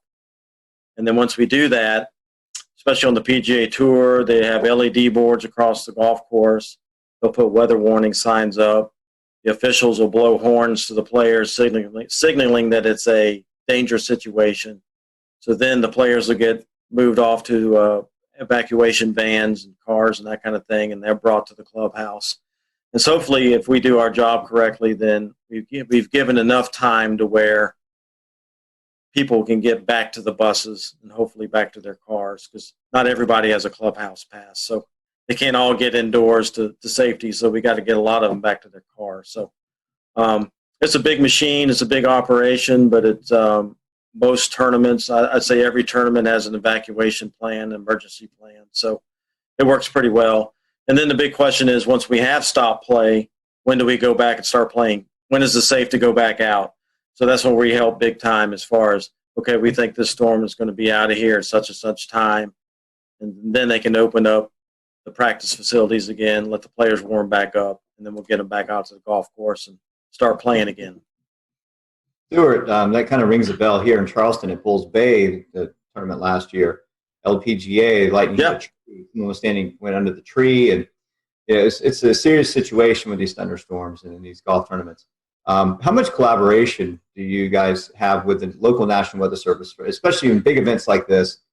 In the last few years, there's been a little bit more collaboration because, with Homeland Security and a lot of these big, government agencies and everything, a lot of these agencies are using golf tournaments as their training grounds for big events and things like that. So I know down at the RBC Heritage down in Hilton Head, the FBI shows up and all the government agencies, the Weather Service, and so they do a lot of practice at these at that event, since it's such a large event. And so I do coordinate with the Weather Service there. We'll talk what we're thinking, and kind of bounce off ideas off each other. But for the most part, I'll maybe read a forecast discussion or something like that from the Weather Service. But like I said, having everything in-house, all of our own computer models and that kind of thing, we basically do our own thing, to be honest with you, make our own forecast. Because I think in a lot of ways, sometimes we do a better job because we know what golf wants and we know what golf needs. So we know what they're looking for as far as a forecast goes. Whereas the Weather Service, they may be a little more general because they have a bigger area to cover.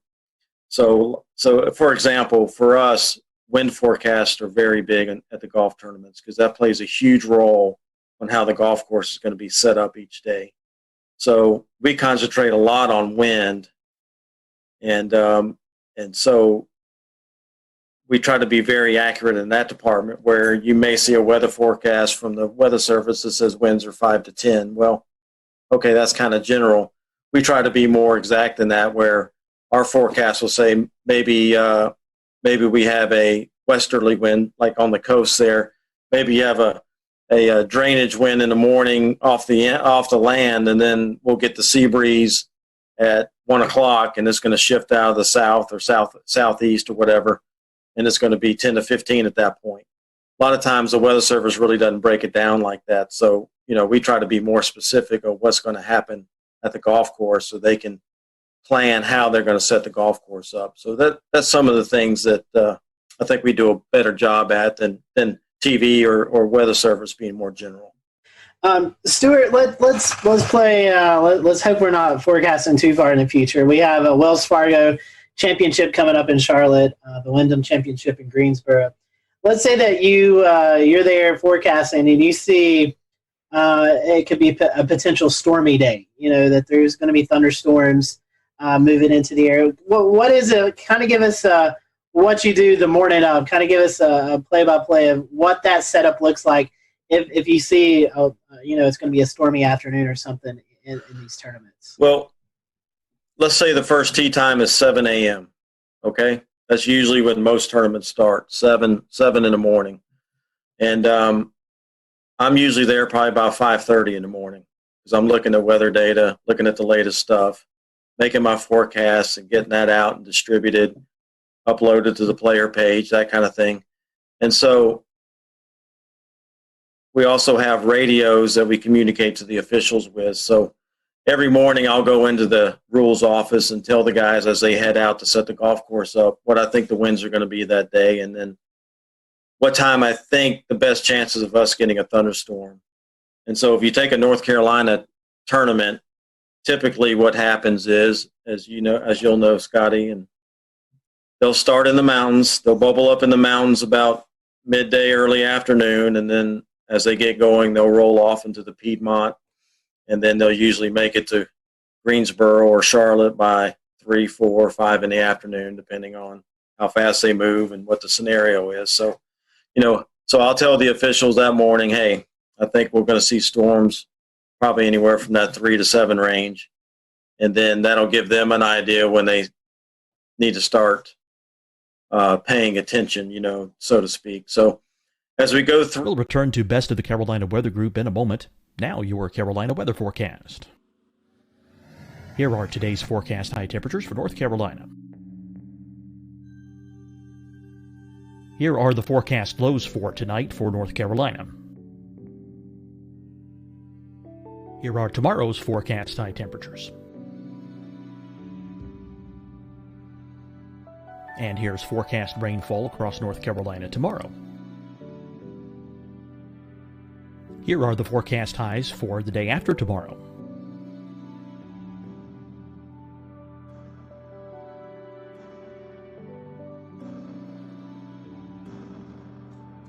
And here's the forecast rainfall across North Carolina for the day after tomorrow. This is the total rainfall forecast across North Carolina for the next 3 days. Here's the severe thunderstorm outlook for today from the Storm Prediction Center.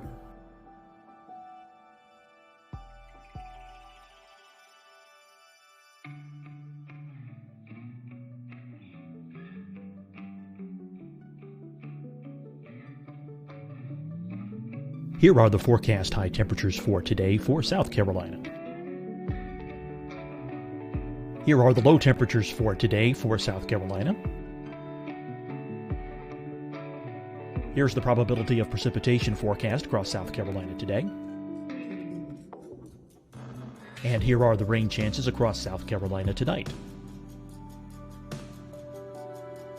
Here are tomorrow's forecast highs across South Carolina. Here are the forecast low temperatures for tomorrow for South Carolina. And here is the probability of precipitation across South Carolina tomorrow. Here's the precipitation chances across South Carolina tomorrow night. Here are the forecast highs for the day after tomorrow in South Carolina. Here are the forecast low temperatures across South Carolina for the day after tomorrow.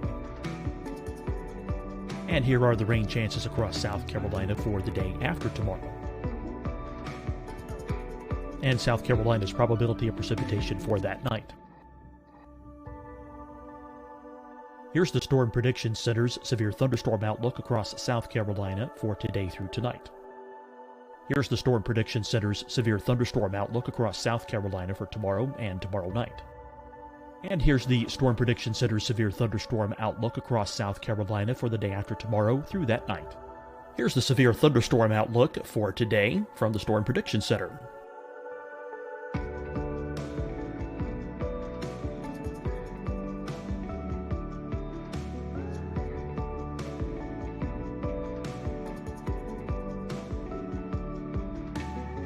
And now here's a live look at weather radar across the southeast. Fight the spread and take a stand against coronavirus. Wear a mask in public. Stay at least 6 feet apart from others. And get tested. Join us and fight the spread. Visit scdhec.gov/COVID-19. Getting tested for COVID-19 helps you to take the steps needed to protect yourself, your loved ones, and your community. Find the testing location at scdhec.gov/COVID-19 testing. Hi, everyone. I'm Dr. Mandy Cohen, Secretary of the North Carolina Department of Health and Human Services. And when you follow the 3 W's, you protect your family and your neighbors from COVID-19. When you leave your home, practice your W's. Wear a cloth face covering, wait 6 feet apart, wash your hands often. Wear, wait, wash. We're in this together. Stay strong, North Carolina. Deciding when to wear a mask isn't about who you know or how well you know them. Just ask yourself, will I be with anyone I don't live with? If the answer is yes, get behind the mask. Help slow the spread of COVID-19. Get behind the mask. Learn more at covid19.ncdhhs.gov. You'll see your Carolina weather forecast at 25 and 55 past. And now back to the best of the Carolina Weather Group on the all-new Carolina WeatherNet. Keep looking at the new data, see if there's anything we need to update. And then obviously I keep watching the screens. I'll have the radars going and that kind of thing. And then as soon as I see something that has a potential of getting to us, that's when I'll get on the radio and tell the officials, hey, I'm seeing some thunderstorms over, let's say, Yadkinville, and they're going to be moving across Winston and the Greensboro here in the next hour, hour and a half. So that'll give them the heads up that, hey, I'm starting to see some stuff that could impact us here in the next hour or two.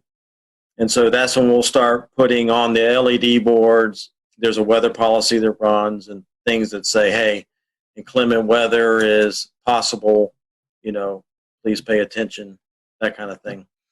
And then as the storm keeps moving closer, then I keep updating the officials. And then when I think is within, less than an hour, usually the head rules official, which would be Mark Russell or Slugger Wyatt, who are in charge of the competition, basically, they'll come into my office. I show them exactly what's happening. And then we try to give at least 30 minutes notice before the storm's going to hit the golf course so that we can blow the horns and give enough time for people to start trickling out and get the players in. And then obviously, as the storm gets closer, hopefully we've gotten everybody off the golf course, and then the storm will hit. And then, like I said, then we have the conversations. When do you think it's going to be out of here? When is it safe to resume? And so they'll already start making the plans on when that gets out of there, when we're going to let them to go back out and warm up on the range and then get them back out on the golf course. So, it's kind of a lengthy process, but as with weather, you guys, we have thunderstorms that can't pop up right on top of you. So that's why we also have an electric field mill that we set up on site that measures the electrical charge. And so if we're seeing something develop real close to us, hasn't produced lightning yet, and we're wondering, is it going to, that electric field mill gives us the heads up that, hey, charges are building. And also looking on the radar, you look at the cloud tops, you kind of know what those cloud tops keep growing, and you know what the freezing level is. And when it gets a certain height above that freezing level, that's when you start seeing the lightning. So using all those things together, using all those things together, we can get a good idea that, hey, this cell will probably going to produce lightning. So that electric field mill is crucial in that aspect. So it may give us 10 or 15 minutes that we wouldn't have had if you waited for the first lightning bolt to come out. So, we may only have 10 or 15 minutes to get them off, but that's still better than having no warning and all of a sudden there's a lightning bolt. So, yeah, technology plays a huge role in what we do. That's pretty fascinating. I didn't realize that much went into it. That's pretty sophisticated and really good coverage on your part. Stuart, once y'all blow the horn, this is kind of going back a few minutes, but once y'all blow the horn to warn there's a tornado or tornado warning storm or even a severe thunderstorm on its way, the players, they're coming off the course, but for bystanders that are sitting alongside the course or even in the stands, is there a safe place for them to go? Unless you have a clubhouse pass, and generally no. So, if you're having a severe weather event, obviously you don't want to keep them in the tents and the skyboxes because those are temporary structures and big lightning rods as well, just, with the poles and everything. So, we try to get people to go back to their cars, go back to the buses, get back to their cars. But, it doesn't always happen that way. There's always stragglers. There's people that try to hide and wait it out. And because, as soon as we start back play, then they can run out and get a good spot on 18 or whatever. And they're in a good spot to get a good position to watch golf again. But, it happens. We put weather warning signs up. We do the best we can. The PGA Tour and all these events try to do the best they can to get people to leave. But, stragglers that always try to stand under a tree, and, it's not recommended, but it definitely, it happens. No, I was just going to say that I'm sure that's a problem at a lot of these outdoor sporting events, whether it be air shows, I would imagine, have a big problem with that, or even like you mentioned earlier, concerts. I think it was just last year we saw some video went viral of a concert tent just taking off. And downdraft, outflow wind of a tornado, thunderstorm. There's my brain. That seems like a real problem. Yeah, it is, and there's a lot of outdoor festivals and concerts and stuff that don't have a meteorologist, and the people in charge really don't know weather. So I think that's when you have more of the mistakes made or decision making, not poor decision making, when those things happen. So, fortunately for us and my company I work for, DTN, we do a lot of consultation. We have a lot of customers that call in and get opinion from a meteorologist. So I think it's getting better and better as far as people hiring meteorologists or at least weather companies to help them out and make good decisions.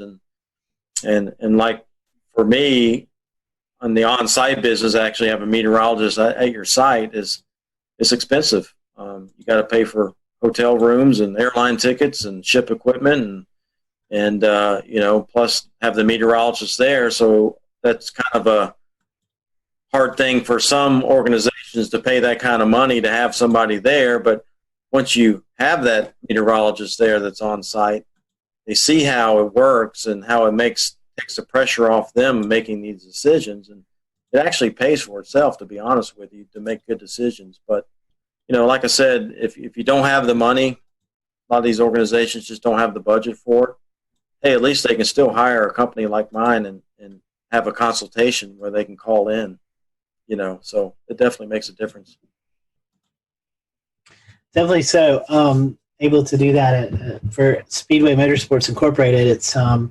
It definitely, I tell them, I'll worry about the weather. You guys worry about running the event. And it's just, I think it's a peace of mind for those folks. Well, I say it all the time myself is I'll tell you when you need to worry. Yeah, I'll do the worrying for you. Exactly. I'll tell you when you need to worry. So, I want to get back to what you mentioned about winds, right? So we talked about wind size, right? And we get into the nitty gritty of it, right? You're talking about sea breezes, you're talking about things at the coastline, even inland, where you can have wind shifting or building, stronger pressure gradient, higher winds from certain directions. Do you get into the science of saying, you look at the course, you look at the direction of wind, the dominant direction of wind for the day, and the speeds? Do you talk about which links are going to be more difficult than others? When you look at long-range trajectory shots or higher iron shots, do you speak about look for a lean to the left or hooking or anything like that when you get into the wind forecast? Yeah, the rules officials, the guys that are setting up the golf course, they're the ones that's more concerned with which holes are going to play.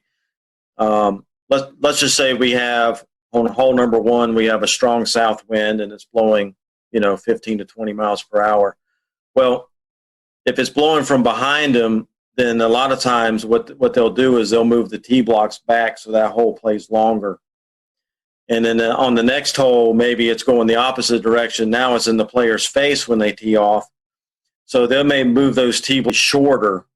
That way they're trying to keep everything moving, but they're also trying to make it not hard, but they're trying to make it fair too. Not necessarily hard, but fair, and keep things moving. So, crosswinds play a big role, especially near the greens, where if there's a lake or a big sand trap or something that's on the right side and it's blowing from left to right, well, they may put that hole location more towards the left side of the green, so guys aren't dumping in the lake the whole time trying to get it to the hole. That's so all those strategies play a role in how the golf course is set up. So definitely wind direction definitely is important, how strong the wind is. So they're actually changing distances and layout.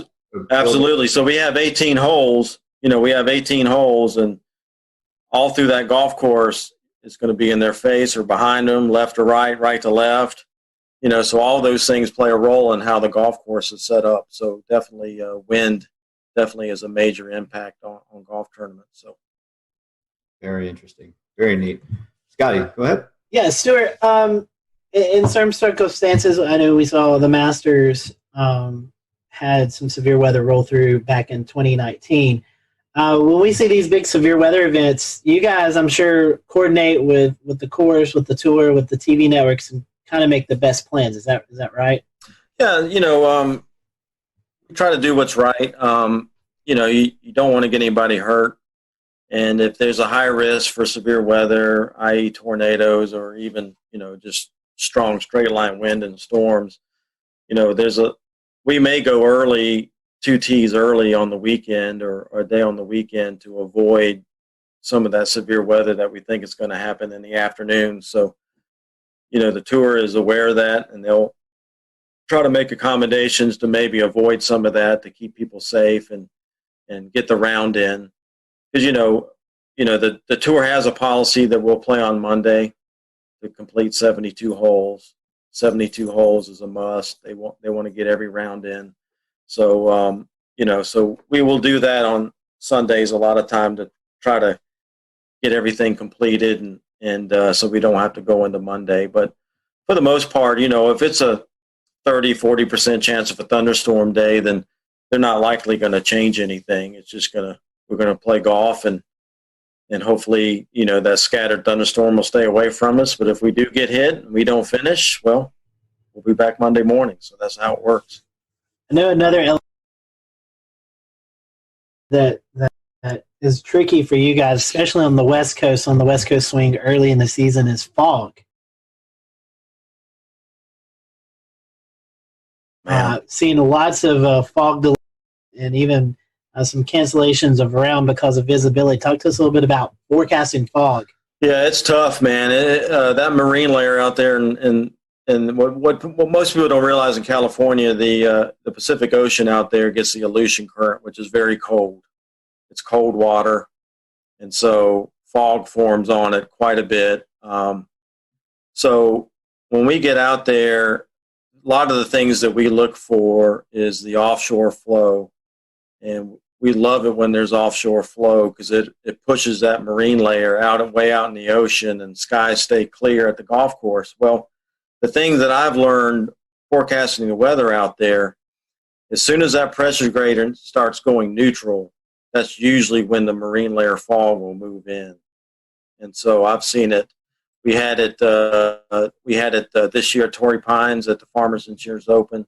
One day the fog rolled in early in the morning, and it stuck around till about 9:30 in the morning. So we had to delay for a couple hours, and then the sun finally ate through it and broke it apart, and it pushed offshore. So, it's just a tough thing because with fog, you just don't know how long it's going to stick around. How thick it's going to be. We get the marine layer out there too. Sometimes it lifts and it's just a cloud deck, and you're fine. It's just a cloudy day. But at Torrey Pines, we do have some elevation. I think we're up at 400 or 500 feet there, and so if it lifts up to 500 feet, we're in the cloud and we get socked in, and then obviously you go other places along the coast there that's not elevated, and it's fine. So it's definitely tough, but something we deal with, and we just try to help the best we can with that. So I know we're getting late on the interview. A fun question here: any favorite PGA Tour stops, and any of the PGA Tour players really weather savvy that we might not know about? Well, I mean, favorite weather stops. I mean, as far as any tournaments go, Hilton Head's a big favorite of mine. Any Hawaii tournament's great. Pebble Beach is awesome if the weather's good. Same thing with Torrey Pines in California. So yeah, we go to some great places. I mean, this past year I went to Japan and South Korea. I went to Shanghai, China. And this year, later in the year, I'm going to Australia. So, yeah, I mean, we go to some great places, and it's a lot of fun. So, yeah, it's good. I was going to say, you have to go to these areas and actually learn the weather in these areas. You probably would have to understand it before you even go. Yeah, believe it or not, I mean, everywhere I go, I start paying attention to where I'm going a month or two ahead of time. So I know when I get there what's been happening. So you kind of got a feel for what's been going on. So, I've already been keeping tabs for the next couple of weeks when I go to Tucson and California again.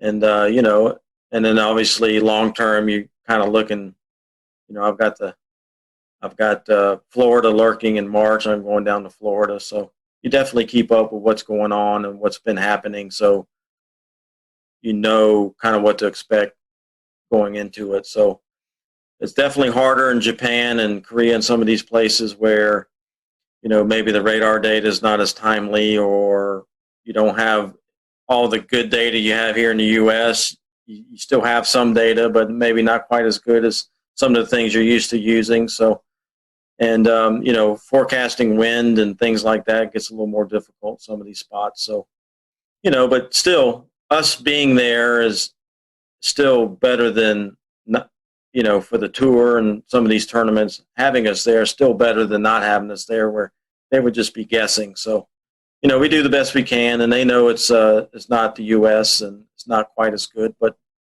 we still send our electric field mill over there, and we still have that and the detection network and that kind of thing. So, oh, wow, I bet that's interesting, transporting that equipment across seas to foreign country. Yeah, the tour sends a lot of containers and things, so it goes on with a lot of the scoreboards and that kind of stuff. So it helps. One more question from me is as far as golf and the weather. Talk about course saturation. We're talking about frost in the morning, dew on the grass, dew points, humidity, right? How does it factor in your forecast for when the starting time is? Does that sometimes get pumped up because of the ground's just wet and needs time to dry out, or? Well, obviously, if it's totally saturated, there's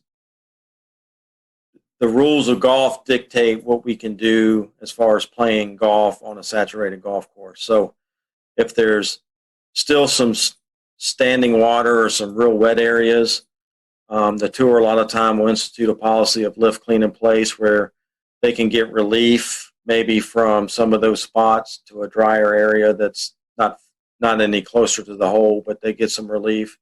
And then they can pick up mud on their ball, so they can pick the ball up and wipe the mud off and place it back down and then hit it. So that that helps us out quite a bit. But if we still have water running down the fairways, or there's puddles on the greens, and you can't put the ball through a puddle, so then obviously we can't play in those conditions. But golf courses are made to drain, so typically once the standing water is gone, then they institute that policy of maybe lift, clean, and place. That way we can still play and not be stopped under the rules of golf. So as far as frost goes, we do try to do frost forecasts. It does come into play a lot of times when we're in the desert of Arizona in February and March, because it can get really cold there in the mornings and then warm up pretty quickly for the mid to late mornings. So we try to help them out with frost forecasts. Obviously, you got to just wait for it to melt before you can get on there, because you don't want to kill the grass stepping on it. So usually frost delays are not that long. They're usually 30 minutes to an hour, and then we can get out there and play. As far as late in the year, a lot of places where we go is Florida and the Southeast and that kind of thing. So typically we don't deal with frost too much in the fall, but definitely early in the year.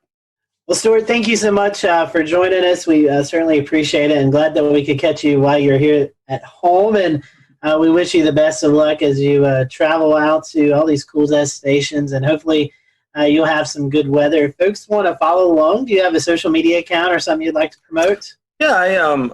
You can follow me on Twitter. It's at PGAWXMAN and the number 1. So it's PGAWXMan1 on Twitter. And I'm on Facebook, just Stuart Williams. You'll just have to find me on that. But that's the only 2 social medias that I'm on.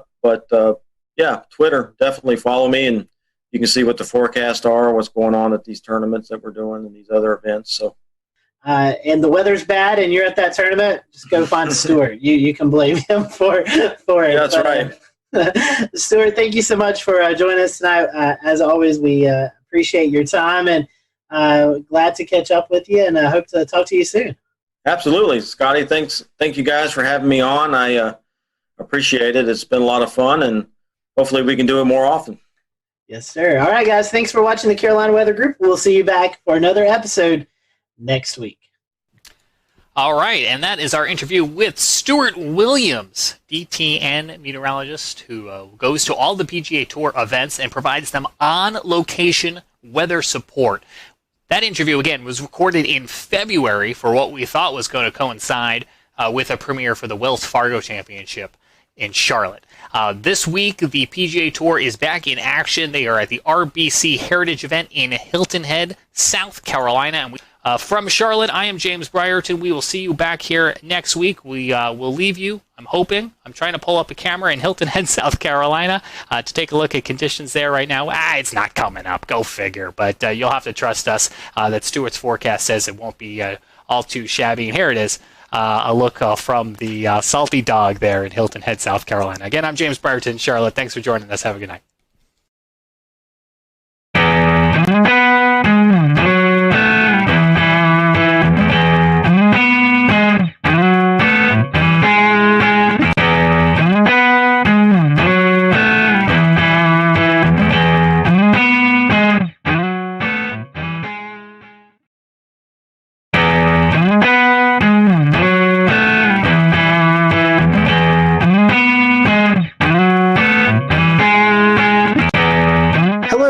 Welcome to the Carolina Weather Group. We're happy to have you this evening. Tonight, we have on meteorologist Jim Gandy. If you've been a follower of our show, you've probably seen Jim appear on the show a few times during these bigger weather events with hurricanes and winter storms. So Jim is joining us tonight from Columbia, South Carolina, and we're happy to have him. He was at WLTX there in Columbia, but has since retired. He retired, in fact, last year. Actually, Jim, I think we're coming up on the 1-year mark. Is that correct? Just passed it. It was okay. June 1st of last year. Yeah, so we've just passed that. So I know retirement life, we were talking a little bit before we started recording here, has been good to you. So we'll talk a little bit more about that afterwards. But 45 years in the business, you're known as South Carolina's weatherman. Tell us how it started. How did your love for weather transition you into being a meteorologist on TV? nothing happened the way it was supposed to. My introduction to weather, ironically, was something that just scared me to death. I was probably maybe 4 years old. My dad was going to take me across the street to our house, and all of a sudden, the sky right before me just lit up with lightning. And it scared the living daylights out of me, as you can imagine. And from that time on, I was scared to death of lightning. Now, this was in Memphis. Then he got transferred to Jacksonville, Florida. And if you know anything about the weather in Florida, thunderstorms are pretty frequent. And so I got really interested in weather living in Florida, still scared to death of lightning. Really didn't control my fear until I went to college. I got my degree at Florida State.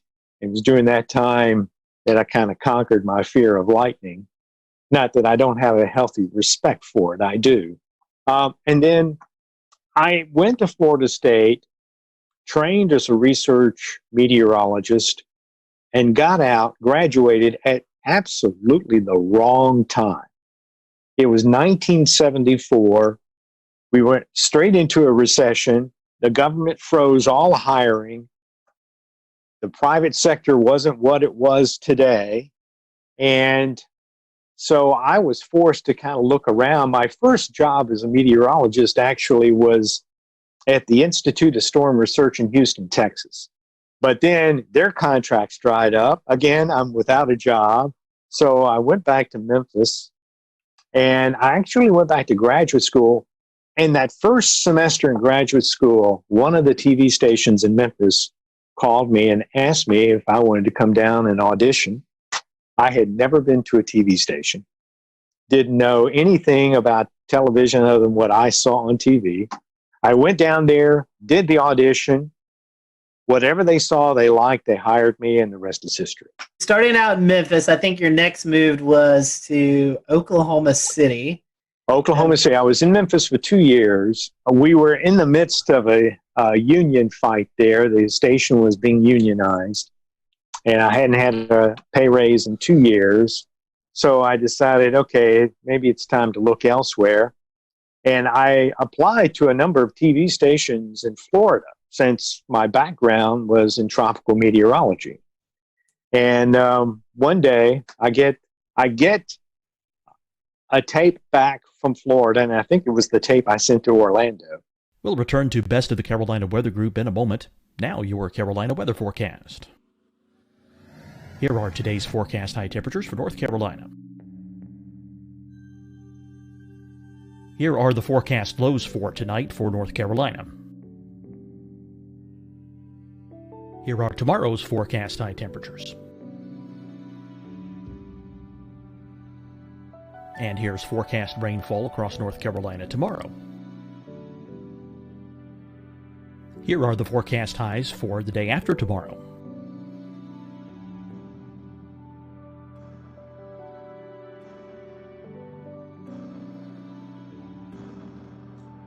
And here's the forecast rainfall across North Carolina for the day after tomorrow.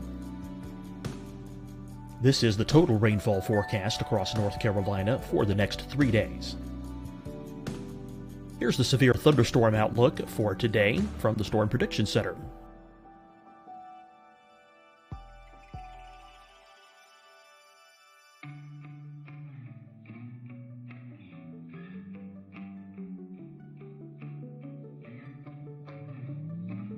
Here are the forecast high temperatures for today for South Carolina.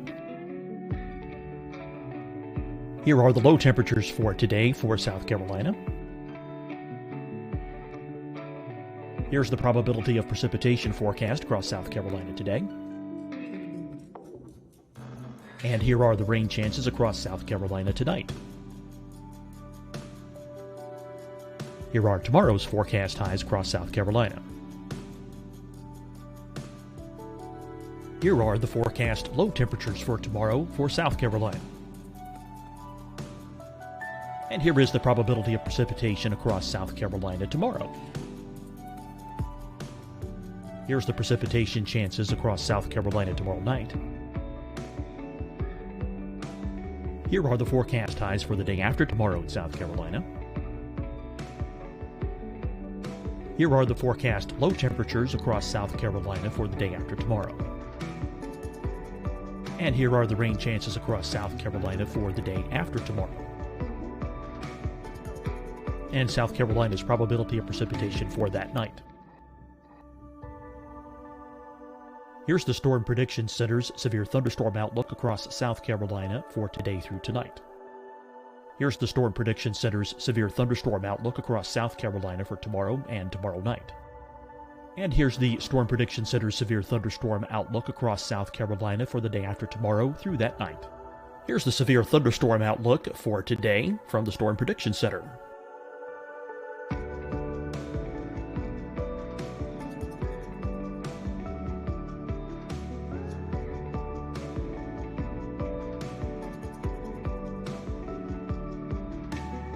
And now here's a live look at weather radar across the southeast. Fight the spread and take a stand against coronavirus. Wear a mask in public. Stay at least 6 feet apart from others. And get tested. Join us and fight the spread. Visit scdhec.gov/COVID-19. Getting tested for COVID-19 helps you to take the steps needed to protect yourself, your loved ones, and your community. Find the testing location at scdhec.gov/COVID-19 testing. Hi, everyone. I'm Dr. Mandy Cohen, Secretary of the North Carolina Department of Health and Human Services. And when you follow the 3 W's, you protect your family and your neighbors from COVID-19. When you leave your home, practice your W's. Wear a cloth face covering, wait 6 feet apart, wash your hands often. Wear, wait, wash. We're in this together. Stay strong, North Carolina. Deciding when to wear a mask isn't about who you know or how well you know them. Just ask yourself, will I be with anyone I don't live with? If the answer is yes, get behind the mask. Help slow the spread of COVID-19. Get behind the mask. Learn more at covid19.ncdhhs.gov. You'll see your Carolina weather forecast at 25 and 55 past. And now back to the best of the Carolina Weather Group on the all-new Carolina Weather Net.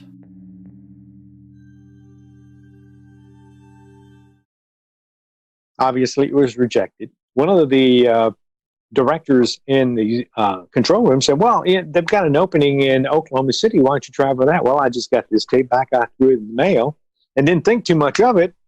But then I would say just a few days later, I got a phone call from Jim Williams at KTBY, now K4 in Oklahoma City.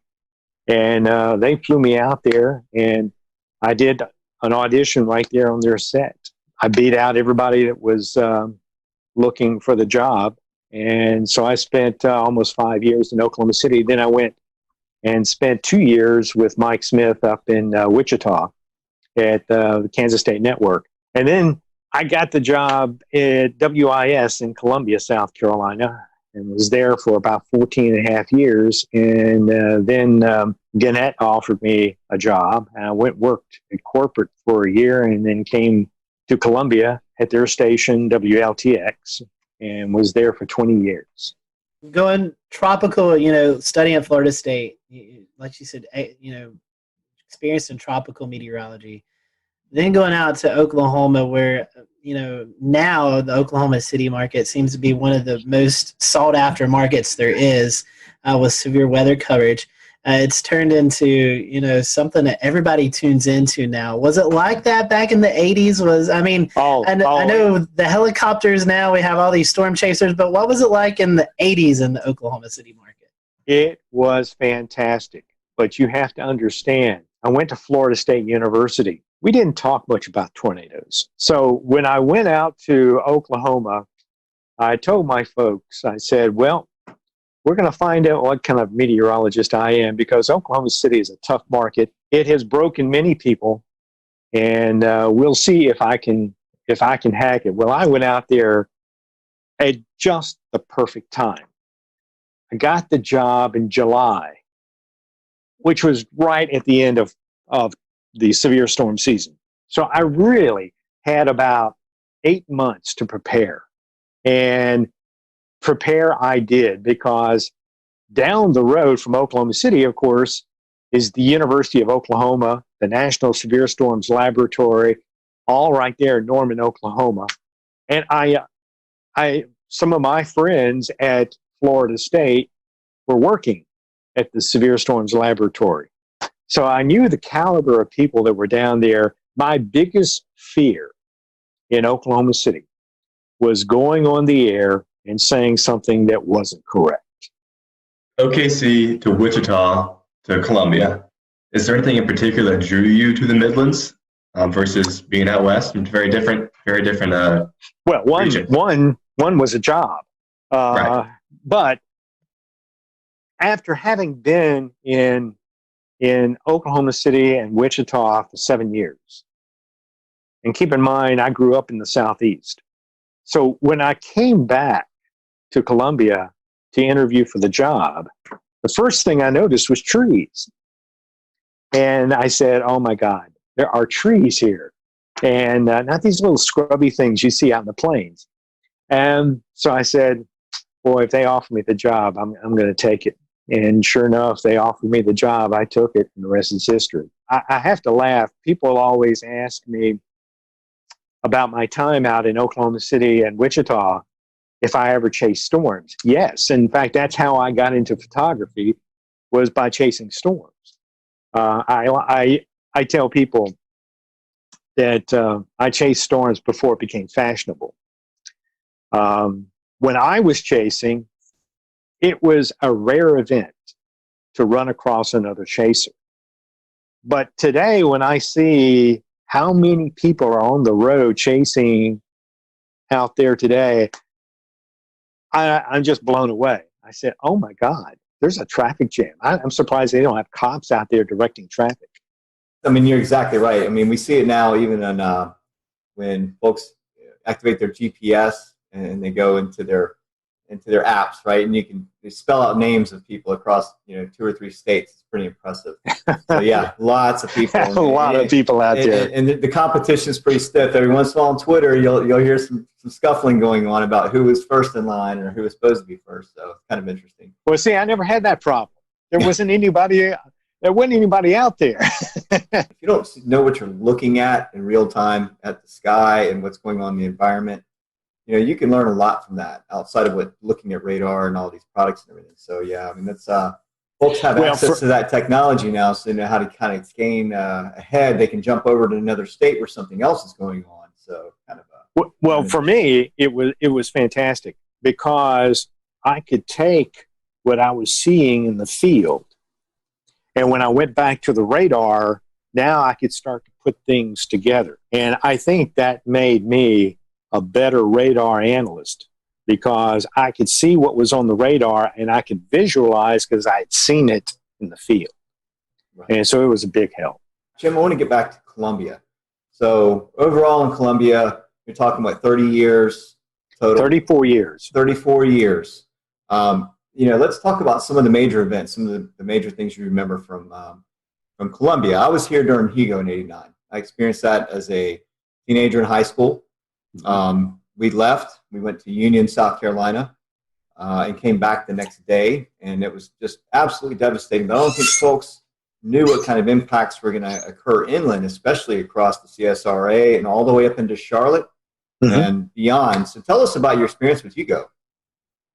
Well, that was an interesting one, because when I came to Columbia, what I had not had to do when I was out in the Plain States was make a 5-day forecast. When I came to Columbia, they insisted on a 5-day forecast. Well, this is 1989. Everybody's doing 5-day forecasts, but granted, they weren't that great. So I had been watching Hugo off the African coast, and I had been reading some of the analysis coming out of Washington. And going into the preceding weekend, they said the weather pattern is shaping up for this hurricane to affect the southeast, which caught my attention. So over the weekend, I'm following it pretty closely. And so I went into work early on that Monday, and I did my analysis. The one thing that struck me was that the computer models were having some trouble. They kept wanting to keep the storm going west. When it came off of Puerto Rico, though, it was moving northwest. But the models kept wanting to turn it west. I have a rule, and I developed this rule in Oklahoma. And that rule is, when it comes to computer models and reality, reality always wins. So I looked at the situation, trying to figure out, why would the storm turn west? I could not find any reason for it to turn west. So I decided there isn't much out there to move this storm. So I pretty much interpolated from the 500 millibars right into South Carolina. So on Monday, that Monday night when I went on the air, I said, I think this is a hurricane that's going to hit us in South Carolina. And I was projecting mainly the low country. And the next day, I expected, that was, it hit after midnight on Friday. So you're more than 3 days out. So I expected, okay, I'll have to change the forecast Tuesday, but we can make corrections along the way. Well, when I came in Tuesday, I was within 25 miles of the projected path. So I decided, if things aren't changing, why change the forecast? So I stuck with the forecast, and it came right into Charleston, South Carolina, and it did quite a number on South Carolina. It was the strongest hurricane to hit South Carolina since the storm in 1893. I want to touch on another major weather event topic, which was the October flood of 2015, which affected not only us at the coast, but again, the connection to Columbia and the tropics and an upper low. And it was just the perfect kind of combination. And so I know that there was dams that broke in Columbia. There was all kinds of flooding issues, you name it. So talk a little about your experience with that. Well, that was an interesting one, because if you'll remember, it was Joaquin that came into the Bahamas and went stationary and sat there for a while. And of course, we were all watching it. One of the things early that week that bothered me was that the projection for rainfall for this area seemed to be unreasonably high. Unreasonably high because every computer model had the hurricane passing well east of us, offshore, maybe going into North Carolina, but certainly that would still leave us on what is traditionally the dry side of the hurricane. So, we're talking about this on the air, and of course I was talking with my colleagues there in the Weather Center, and I said, something just does not add up. And so we kept looking, and I kept analyzing stuff and still couldn't figure it out. I knew that there was some information that we weren't getting. So the National Hurricane Center decided on that Wednesday night they would start flying the high altitude aircraft out toward the storm. And I said, and by the way, I was on conference calls with our corporate people. Tegna owned our TV station. So I was on the conference call and I said, look, we can make all kinds of projections we want, but the National Hurricane Center is going to fly that high altitude aircraft tonight. When that data gets into the computer model, we will know what this storm is going to do. And that was a Wednesday night. Thursday morning, it wasn't so much a surprise, but the projections for the hurricane had it staying offshore. But it did not change the rainfall prediction for our area. And at that point, I realized we're looking at the wrong thing. The hurricane is not the threat. It is the upper level low that is coming down through the Tennessee River Valley that's going to slow down, almost stall over the Florida Panhandle. It's going to tap tropical atmospheric river, and it's going to direct it right into South Carolina. We've talked about hurricanes, snowstorms, and flooding. Were there perhaps any tornado events that you particularly recall from your years in Columbia? Oh, yeah. In fact, probably the most memorable one was from a tropical depression, 1994. And it was Hurricane or Tropical Storm Beulah. It hit along the Florida coast, came into Georgia, southwest Georgia, and was heading up toward the Athens area, the center. It happened that we were on the east side at just the right point in the heat of the afternoon. So I went in early to work in preparation for, I guess I got to the station around 11:30. And while Joe Penner, who was doing the weather for the midday show, as he was doing the weather, right after he got off, they issued a tornado warning, and it was for Barnwell County. I thought, tornado warning. Now, keep in mind, back then, the Weather Service had Doppler radar, but we did not. So I'm thinking, okay, so we went on and gave a warning and everything. And I'm looking at everything as best I can. And all of a sudden, they happened to say that there was circulation in Lexington County. It was down near Pelion, I think it was, or something like that. I went, oh my gosh. So I notified the assignment desk. They said, where do we need do we need to send someone to Pelion? I said, no, don't go to where it's been, go to where it's going to go. So we sent a photographer out on I-20, and I just said, go toward Highway 6, and then we'll see. Well, he gets to Highway 6, and he misses the turn, has to turn around. When he does, he sees the tornado. And that was the first of something like 28 or 9 tornadoes that day. Switching gears a little bit, Jim, climate change has been something you're very vocal about. Can you talk to us a little bit about that? It goes back to in 2007. This is when TV stations were starting their websites. Everybody was kind of green back then, so we really didn't know what we were doing, what we wanted to accomplish. And I convinced the TV station. I said, let's do something. Let's start a science and technology page. But I was also at the time on the station's scientists committee. It just so happens that Joe Whitty, a meteorologist who was on the air in Washington, D.C., made a recommendation to Ed Maybeck at George Mason University. And they wanted to see about educating people about climate change. Joe sends a note to the chairman, who was Paul Gross at the time. And Paul then relayed that message to all of us on the committee.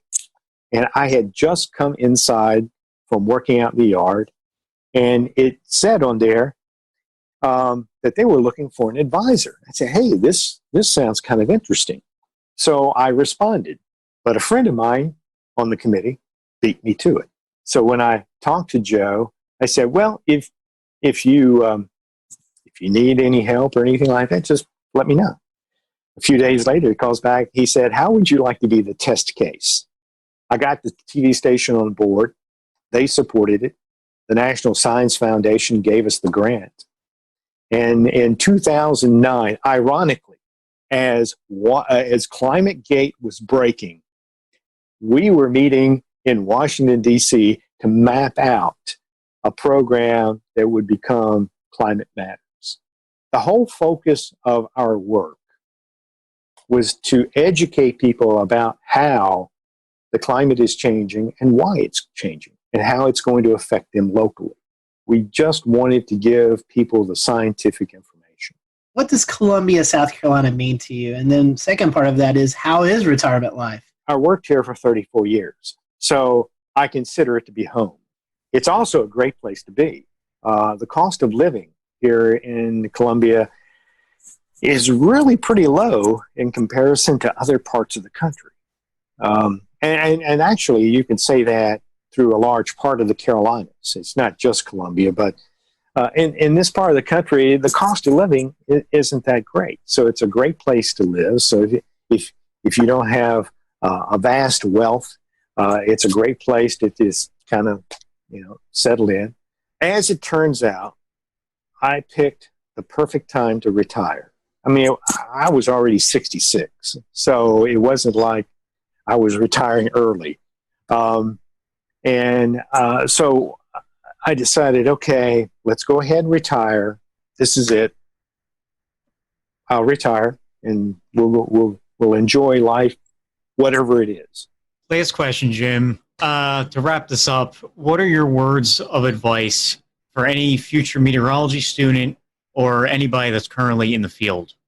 I read something the other day that kind of struck me. It was a young meteorology student who was struggling or had struggled at Florida State, had gone to another college, had some problems there, but was really passionate about weather. And I thought about it because I felt bad that she was struggling, but I sent her a tweet back, and I said, this might surprise you and will surprise some, but I'm not the sharpest tool in the shed. I struggled as well. I often joke that I enjoyed the course atmospheric radiation so much, I took it 3 times. And you just have to work hard and persevere. When I graduated, I wasn't at the top of my class. But my parents instilled a work ethic. If you want something, you got to work for it. So in many cases, I wasn't the best person on the air. Certainly, I wasn't always the best looking person on the air. I don't have the best voice on the air. I don't even know why I'm on the air, but I work harder than anybody. One of my colleagues once said, you are the hardest working meteorologist I have ever been around. And it's true. When I go to work, I'm there until it's done. 8 hours, 9 hours, 12 hours, it doesn't make any difference. I get the job done. And I always wanted to be the best forecaster. Very thankful for you to join us tonight. You're still following a little bit of weather. Are you doing any updates on social media? If so, how can folks follow you? Follow me on Twitter and Facebook at Jim Gandy WX. That's awesome. Well, Jim, we certainly appreciate it. We hope that you and your wife can get out and travel soon. Hopefully this pandemic mess will come to us soon or end soon, and you can get out there and enjoy the traveling. And we certainly appreciate you joining us tonight. And from all of us here at the Carolina Weather Group, thank you for your service that you've dedicated to the folks of South Carolina over the thank you. Years. Thank you for having me. You're welcome. Everyone, thanks for watching the Carolina Weather Group. We'll see you next time.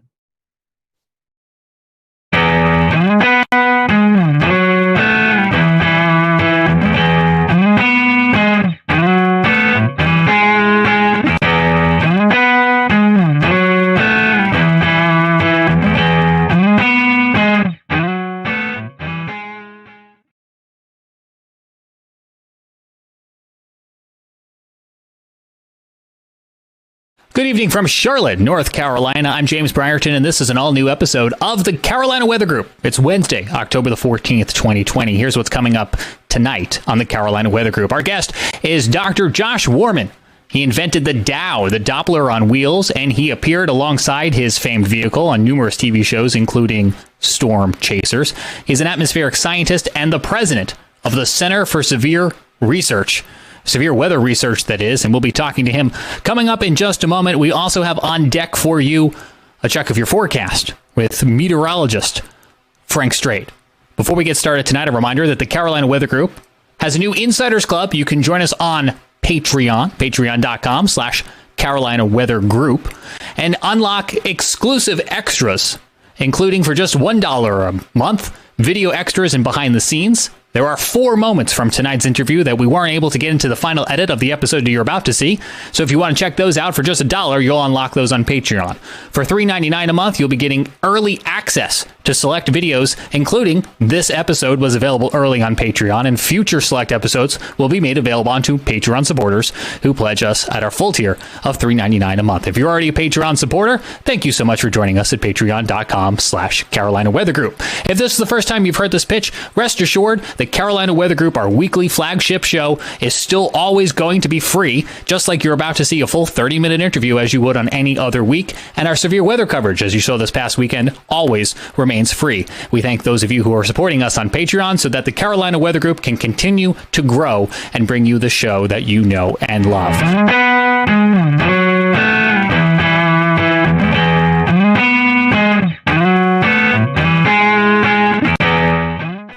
Welcome to the Carolina Weather Group. We're happy to have you this evening. Tonight's guest is Joshua Werman. He works at the Center for Severe Weather Research, and you may have seen Josh on a few storm chasing shows on TV. We're going to talk a little bit about that as well tonight with all the research he's been doing lately with the active tropical season and just kind of generally talking about his career. So we're happy to have Josh with us tonight. Towards the end of the show, we'll let Josh give out some information, social media websites. That way you can follow more of his content.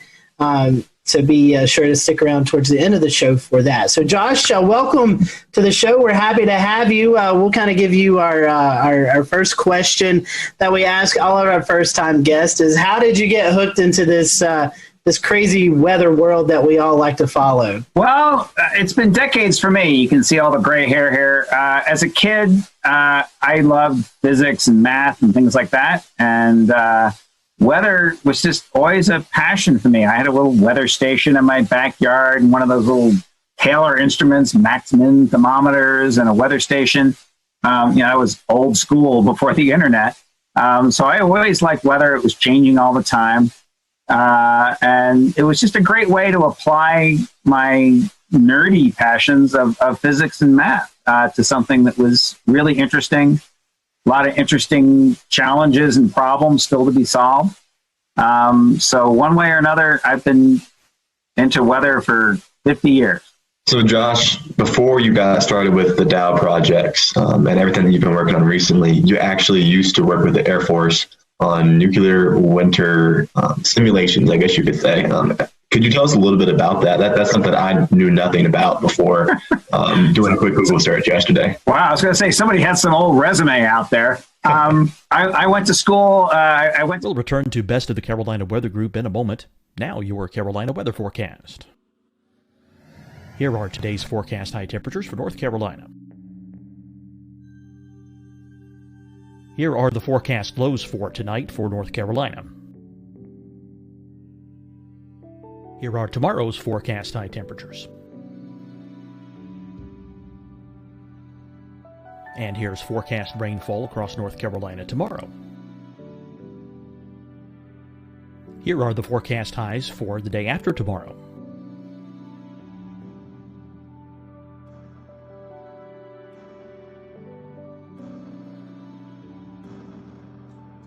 And here's the forecast rainfall across North Carolina for the day after tomorrow.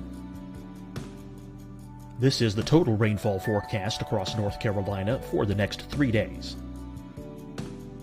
Here's the severe thunderstorm outlook for today from the Storm Prediction Center.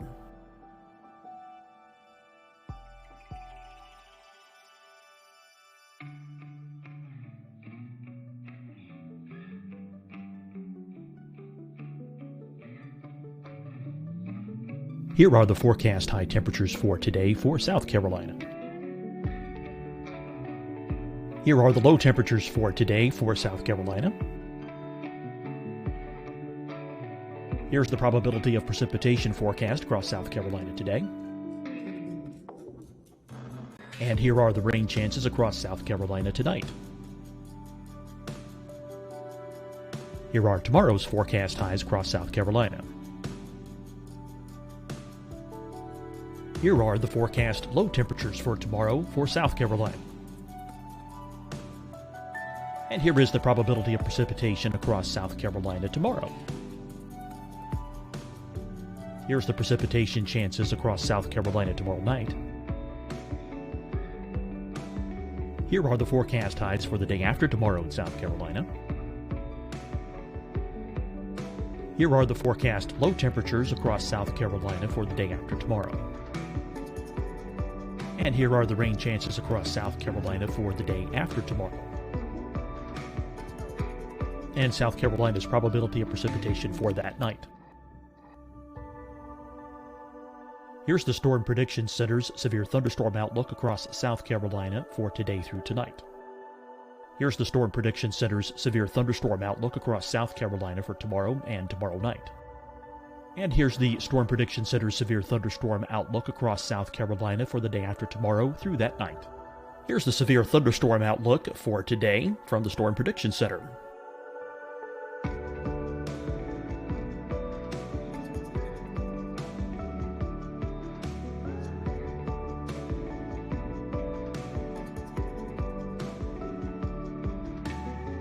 And now here's a live look at weather radar across the southeast. Fight the spread and take a stand against coronavirus. Wear a mask in public. Stay at least 6 feet apart from others. And get tested. Join us and fight the spread. Visit scdhec.gov/COVID-19. Getting tested for COVID-19 helps you to take the steps needed to protect yourself, your loved ones, and your community. Find the testing location at scdhec.gov/COVID-19 testing. Hi, everyone. I'm Dr. Mandy Cohen, Secretary of the North Carolina Department of Health and Human Services. And when you follow the 3 W's, you protect your family and your neighbors from COVID-19. When you leave your home, practice your W's. Wear a cloth face covering, wait 6 feet apart, wash your hands often. Wear, wait, wash. We're in this together. Stay strong, North Carolina. Deciding when to wear a mask isn't about who you know or how well you know them. Just ask yourself, will I be with anyone I don't live with? If the answer is yes, get behind the mask. Help slow the spread of COVID-19. Get behind the mask. Learn more at covid19.ncdhhs.gov. You'll see your Carolina weather forecast at 25 and 55 past. And now back to the best of the Carolina Weather Group on the all-new Carolina WeatherNet.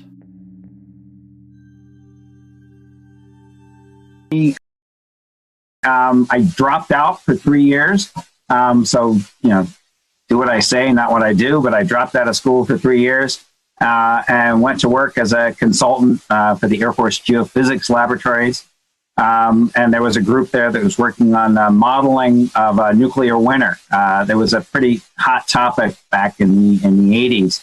And the premise basically was that if a lot of nuclear bombs were dropped, this was a different world back then. We were really thinking about the Soviet Union and the fact that some giant nuclear war would happen with thousands of nuclear bombs dropped.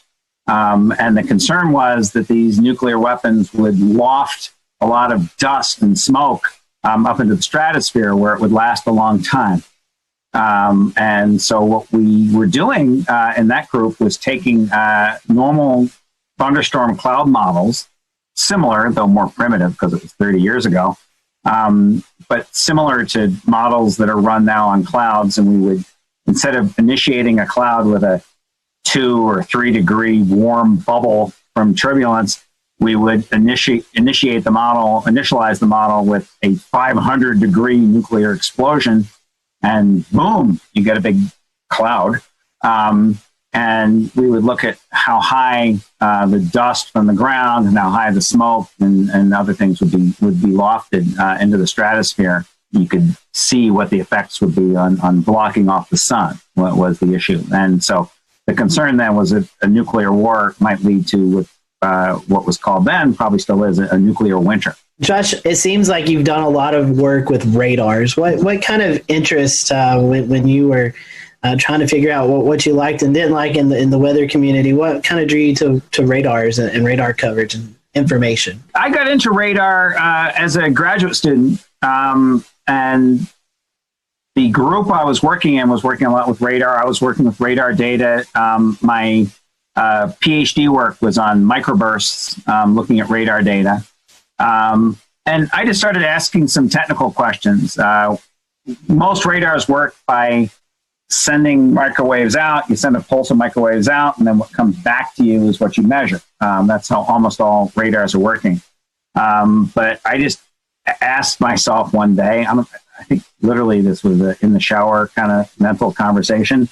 What happens to all the other stuff? You know, some of the radiation hits the raindrops and comes back, but a lot of it goes other directions. What happens to all that? And so it turns out really interesting things happen to that, and you can measure that.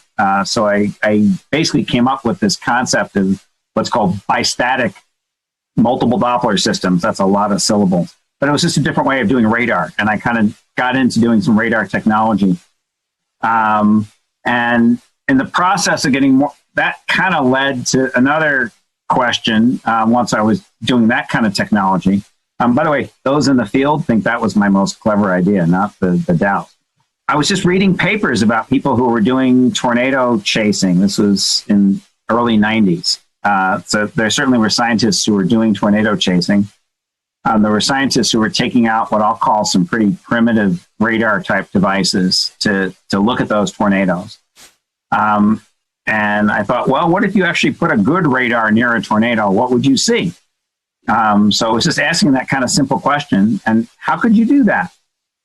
So I had what, in retrospect, wasn't a great idea of putting a radar in a van, just a regular old passenger van with an antenna in the back, and you would open the back doors and expose the antenna. And literally we would just do donuts in a parking lot to scan. It wouldn't scan. We would just do donuts facing the tornado. That was my original idea. And we would just do donuts and see if we could take some slices through a tornado.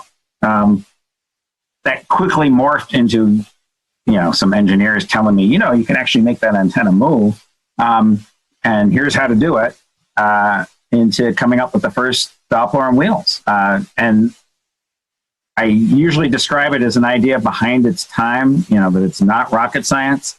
The first Doppler on wheels was just a weather radar. We did a few slightly clever technological things to make it fit on a truck and make it not break when you drive it over railroad tracks. But basically, it was a radar on a small box van. And the main thing is we just got closer. So we just drove it up to tornado. So we had a pretty good radar, not as good as an 88D, but a pretty good radar. And by getting it 50 times closer, we had a 50 times smaller beam that way. We had a 50 times smaller beam that way. So it's already 2,500 times better. We were a little bit clever and sampled in the third direction better. But I could get 10,000 pieces of data where an 88D would typically get one. And if you have a microscope or telescope or something, it's getting 10,000 times better data. It's easy to get new science out of that. And that's what we did. The whole thing was just getting closer, getting finer scale data, looking with a better microscope, with a better telescope at tornadoes and anything else. I know you mentioned tropical stuff, and we just came back from Sally and Laura. Well, we got in the eyes of those storms, in the eye walls of those storms, and with a better microscope, we got up close. And so we're seeing lots of things you just can't see from farther away with our technology. I guess for the viewers and the listeners who aren't as familiar with what the Doppler on wheels looks like and kind of, what is the epitome of that now?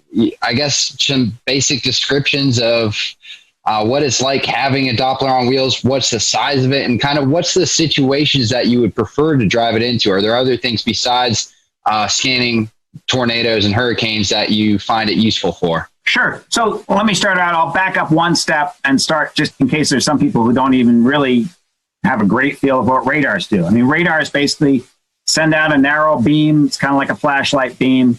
as narrow as you can get it. And they're scanning through storms of whatever type and trying to get the smallest details that you can by scanning that flashlight beam back and forth. The Doppler on wheels is basically putting all that radar stuff and that flashlight on a truck so we get closer to things. I was just explaining how if you get 50 times closer, you're getting maybe 10,000 times better data.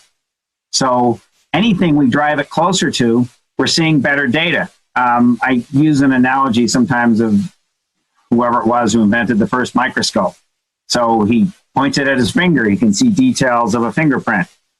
He can point it at pond water and sees parameciums. You can, almost anything you point it at, you're going to see much finer scale detail. So that's what we do with these Doppler on wheels on trucks. So the fundamental concept is just a pretty good radar. Actually, lately we've made very good radars on trucks. So the first ones were just pretty good radars on trucks. What we've done is we've made our trucks better, but we've also made the radars a lot better. So now we have dual polarization radar, so we can see the difference between hail and rain. If they're making, rain has kind of hamburger-shaped raindrops, whereas hail is these big ugly things that are tumbling. We can tell the difference with dual polarization. We have two different frequencies, so we can look at what happens at two different frequencies. We also have pretty good if you're driving over railroad tracks, like I was talking about. And if one frequency goes down, we still have the other one. So it's just more reliable. So we've done a lot to make the radars better. Getting closer is great for tornadoes. We can make maps of tornadoes and multiple vortices and what's happening near the ground, all kinds of stuff you just couldn't see before, just like looking at a paramecium in a pond. But that's true of all kinds of different phenomena. We've had these radars up on mountain peaks in Idaho and Wyoming for winter storm projects, where we're looking at what happens with snow bands and what happens with snow bands when you see them in really remote areas. Well, for a radar that's 100 miles away in Boise, you can't see what's happening in that remote area, Idaho. But we put the radar right on the mountains where we're doing the seeding, and we can see what's happening close up. We just took the radars, just a year and a half ago. We took them down to South America to look at storms down there. And by getting up close and targeting those storms, we can see the small scale details of what's happening. They weren't making tornadoes pretty much. They were just making big hail, actually huge hail, and torrential rains, just horrible flooding. Some of the biggest, strongest storms are happening down in Argentina, northern Argentina. We've taken the trucks up to New England to look at coastal storms there and watching all the small scale details and banding and other phenomenon that we don't even understand what they are. We're still trying to get funding to go study what those things. We've seen some things we don't understand. And so what our normal course of action is, we see something we don't understand, then we go and ask the government, can we have some money so we can go do this better and understand it? So we're still in that middle phase right now where we're trying to get the money to go do the project better to understand it. We just went to Hurricanes Laura and Hurricane Sally. And we're trying to get in the eyes of those hurricanes to see the small scale details. So I invented the first Dow back in late 94 and 95, got some hurricane data in 95. In 96, I just thought, hey, I wonder what you'd see if you went inside a hurricane. Nobody had ever, I know now hurricane chasing with chasers, recreational chasers is reasonably popular, and there's several scientific teams that do that. Back then, 1996, no one did that. The idea was basically a hurricane was a zone of death. You just don't go in. But we thought, well, it's not so much worse than an RFD or something. Maybe we can do it, right? So we went in really kind of scared. We were pretty anxious, and we went to Hurricane Fran back in 1996. We deployed, I think, 5 miles from the coast, really far from the coast, something I just wouldn't do by choice anymore. And deployed on a runway at Wilmington Airport, really scared. We had all these emergency ideas of running into the shelter at the airport if anything bad happened, if we flipped over or went airborne. We just didn't know what would happen. But we got amazing data. We discovered a whole new phenomenon. It turns out the wind in hurricanes doesn't just blow straight. It's actually blowing like a corkscrew. There's these boundary layer rolls. And those rolls are mixing strong winds down to the ground where you get these streaks of stronger winds. But over the ocean in particular, it's mixing the warm, soupy air up from the ocean surface and feeding the storm, and measuring that flux of not only momentum downwards, but warmth energy upwards is really important, critical for these hurricane intensification models. If you've noticed from actually Sally and from Laura, the track forecasts are pretty good. Even 2 or 3 days ahead of time, you pretty much know where that storm's going to go, but you don't know what the intensity is going to be that well. And rapid intensifications happen both in Laura and in Sally right before landfall that weren't really that well forecast. So understanding that course crewing is really important. So just by going in, we discovered a whole new phenomena, which was quite exciting for us going into a hurricane. How do you deal with the potential for, radiation issues coming off of the radar? Because obviously you don't want to be in the dome of an 88D while it's running. I'm pretty sure similar situations with the Dow, you don't want to be right in front of it, obviously. How do is there anything special you have to do to mitigate that? So in very loose terms, radiation comes in two types. One is ionizing radiation, the other is non-ionizing radiation. Ionizing radiation is basically ultraviolet and shorter wavelengths, so ultraviolet X-rays, gamma rays, things of that sort. And those hurt you because the individual photons hit your DNA, ionize it, change the molecular structure, and then you get mutations and cancers. But that only ultraviolet and stronger or shorter wavelengths, higher energy photons can do that. Non-ionizing radiation, which is visible, infrared, microwaves, radio waves, those can also cause harm. What those do is they interact, they don't actually hit the electrons and knock them off the DNA molecule. What a microwave or a radio wave or an infrared coming off your fireplace does is it shakes your molecules, mostly your water molecules, and it makes your water molecules shake and bend and do things like that.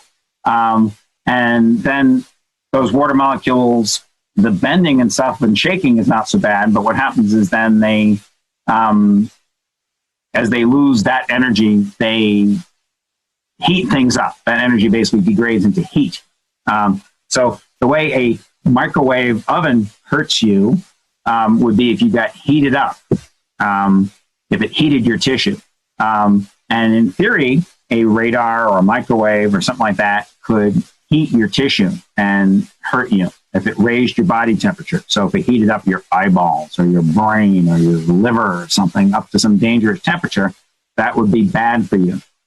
But it takes a lot of energy to do that. Now, and a lot of energy focused in a small area to do that. So your microwave basically makes about 1 kilowatt of energy, but it's focused on a small area like that to heat up your muffin, right? Or whatever you're trying to heat up. A radar, so let's say the Dows, they might put out on the average 1 kilowatt or 2 kilowatts of energy, but it's spread over this huge dish. So in fact, an 88D, I would stand in front of the dish of an 88D. It would not heat me up that bad because sure, it's putting out an average of 1 kilowatt. It puts out 1 megawatt for a microsecond, but on the average, it does that 1,000 times a second. On the average, it's putting out about 1 kilowatt. Now that kilowatt compressed in this much space, if you put your hand on the waveguide of the 88D or a Dow, it would be like holding a light bulb. It would hurt you because of that heat. Actually old style light bulbs. See, now I'm going to date myself. Not these LEDs you kids use, the old incandescent light bulbs like we used to use. But an old incandescent light bulb, if you held it, it would hurt you, right? But if you stood 2 meters away, it would not hurt you. The brightest light bulb 2 meters away is not going to hurt you. Pretty much these radars, when you're a couple meters away, like an 88D or a Dow, are not going to hurt you by heating you up enough. Now, there can be exceptions. There are some military radars which have more power if you got super close to them. I think cell phone towers, microwave links, there's some things where you can get an energy density that's pretty high. And if it's an energy density that's enough to heat up your eyeballs or interior, several degrees, like a fever, then that would cause harm. But in general, we don't believe, the best medical knowledge that we have is that this low degree of heating from 88Ds, from Dows, from things like that, from light bulbs, from standing out in the sun, you get heating from standing out in the sun, probably doesn't hurt you. Now, that said, as with anything, if you Google on the internet, and there's 6 billion people out there, you'll find some people who have some alternate theories about anything, right? Google Flat Earth Society if you want to prove that theory. And so there are people who believe that these pulses and things like that can cause harm in some other ways. I don't think they're right. There really isn't medical evidence that they're right, but there are some concerns over that. I had a question. I wanted to kind of switch gears a little bit away from hurricanes and tornadoes and maybe talk a little bit about your work with lake effect snow. I was curious just, how is the DOWs used to look at lake effect snowstorms, and what are some of your favorite places to set up along the Great Lakes? So we did 2 lake effect snowstorm studies in the last several years. The most recent was called OWL, which I forget what it stands for, Ontario something, lake effect snow. And they were fascinating to me. I was really interested. I'd grown up in the East Coast, and so been up there a little bit and seen some lake effect snow, but not really experienced it in that way. We based in Oswego, New York, and the idea was to look at Lake Ontario lake effect. Lake effect snow happens. I'll say very very loosely. Cold air comes over a warm lake. You get moisture and heat coming up from the lake, and you get convection. Lake Ontario is deeper. Lake Ontario, Lake Erie get a lot of lake effect, but Lake Erie freezes over in the winter, and basically that warmth and moisture coming up stops. So the lake shuts off. Lake Ontario is deeper, has more mixing, so it stays open for business. They say for most of the winter, usually the whole winter. So we based in Oswego, which was on the southeast side of the lake.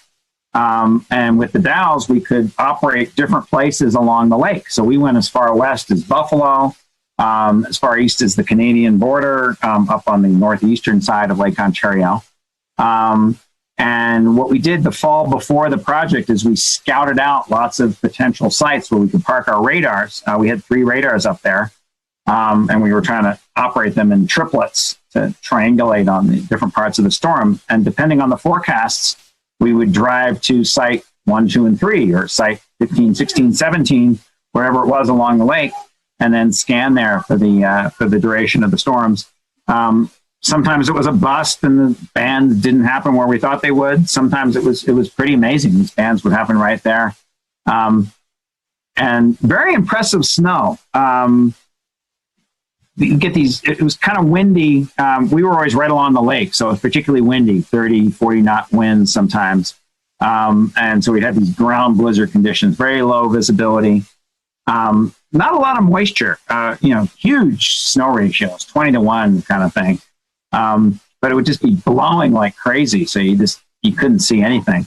And the snow rates, I remember one day, we're getting 6 inches an hour. I mean, it's just, you can't believe that. I couldn't. Just amazing amounts of snow coming down.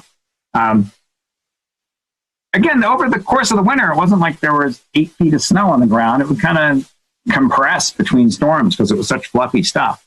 But these bands were quite impressive.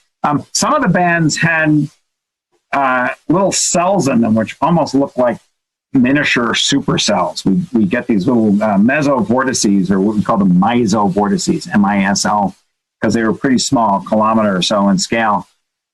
Weaker than tornadoes, but these pretty pronounced spin-ups. So we were mapping those out. It seemed like those were associated with some enhancements in the snow and changes in the type of snow crystals. So those were pretty interesting. So Josh, as we wrap this up tonight, let's just talk briefly about some of your TV appearances. People may remember you from the Discovery Channel show Storm Chasers and other shows that you're on. So let's talk about some of those experiences and any memorable moments from those shows. Yeah, so tornado work, that gets, off and on, kind of ebbs and flows, gets a lot of media attention at times. It's pretty interesting. It's dynamic. It's people out there next to danger. I was going on at great length again about, potential risks and dangers in El Reno. Discovery Channel was a very different character of show because instead of just doing a documentary type of thing like we've done with History Channels and Nat Geos and Novas, they wanted to film something which was kind of documentary-like, but then evolved into being more reality show-like, and multiple seasons of reality show. And so that was an interesting kind of thing to do. I think both cultures struggled with that. I think we managed to do some things which were worthwhile. Discovery Channel funded and supported a lot of our science, and they stuck with us during uncertain seasons where we weren't getting a lot of data, but other seasons where we got good things. I think we were probably very difficult. Reality shows thrive on people who want to be on TV and who want to act up, and it's known that the more crazy you are and the more outrageous and the more you scream or have fights or do whatever, the more you're going to be on TV and the more it's going to be interesting. That is the opposite of what boring scientists like me want to do. I mean, we are just not into that. And so getting enough interesting TV out of people like me, I think is a real challenge. Dealing with people who are trying to make a drama show and not do serious business like I want to do is a challenge for us. But that match was made, and it worked pretty well. Now, eventually, I think they got tired of us. We were in there a lot in seasons 1 and 2, and then in season 3, they were trying to bring in more interesting people. And in season 4, I don't know if I'm catching these seasons right, but we basically were out of it. Maybe we made some cameo appearances, but they just wanted more exciting chaser type activity, and the science aspect wasn't as important to them. I wish they kept doing science more, but that's not what they're trying to sell pickup trucks and pills or whoever advertises on Discovery Channel. It's a business. So I'm sure they were making commercially sensible choices for what's good there. As we were making choices for what was good for our science. I mean, we didn't care about pickup trucks. What we cared about was getting good data.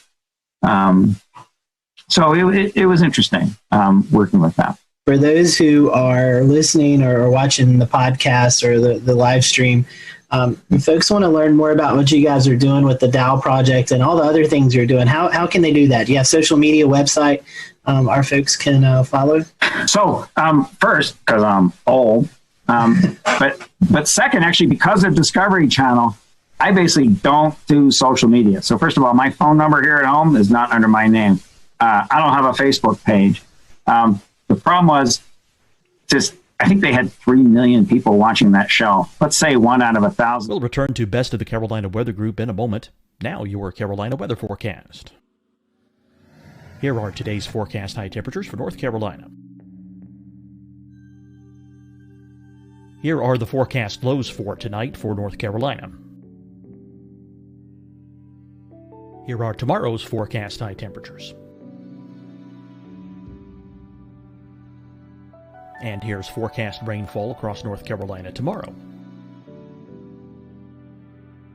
Here are the forecast highs for the day after tomorrow.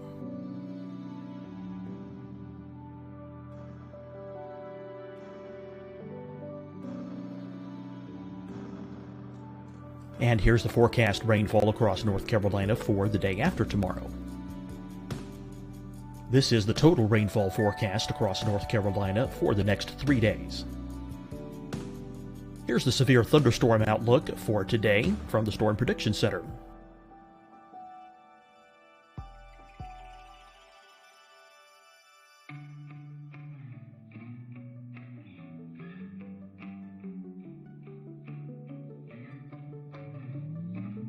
Here are the forecast high temperatures for today for South Carolina.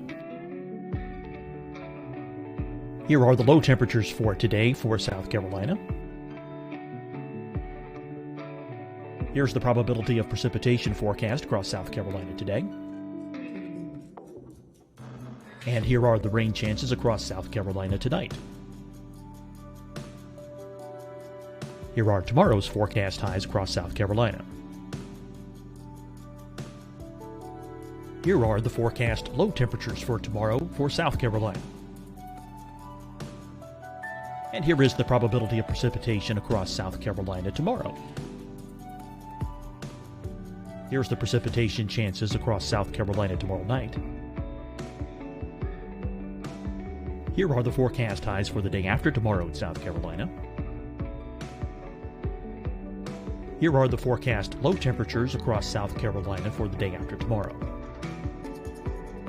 And here are the rain chances across South Carolina for the day after tomorrow. And South Carolina's probability of precipitation for that night.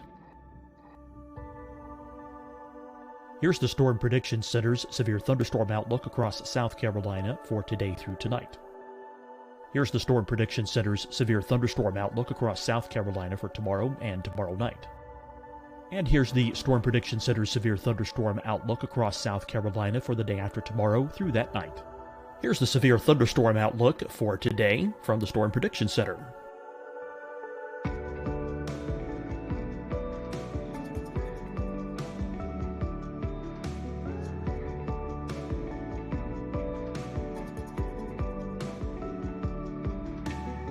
And now here's a live look at weather radar across the southeast.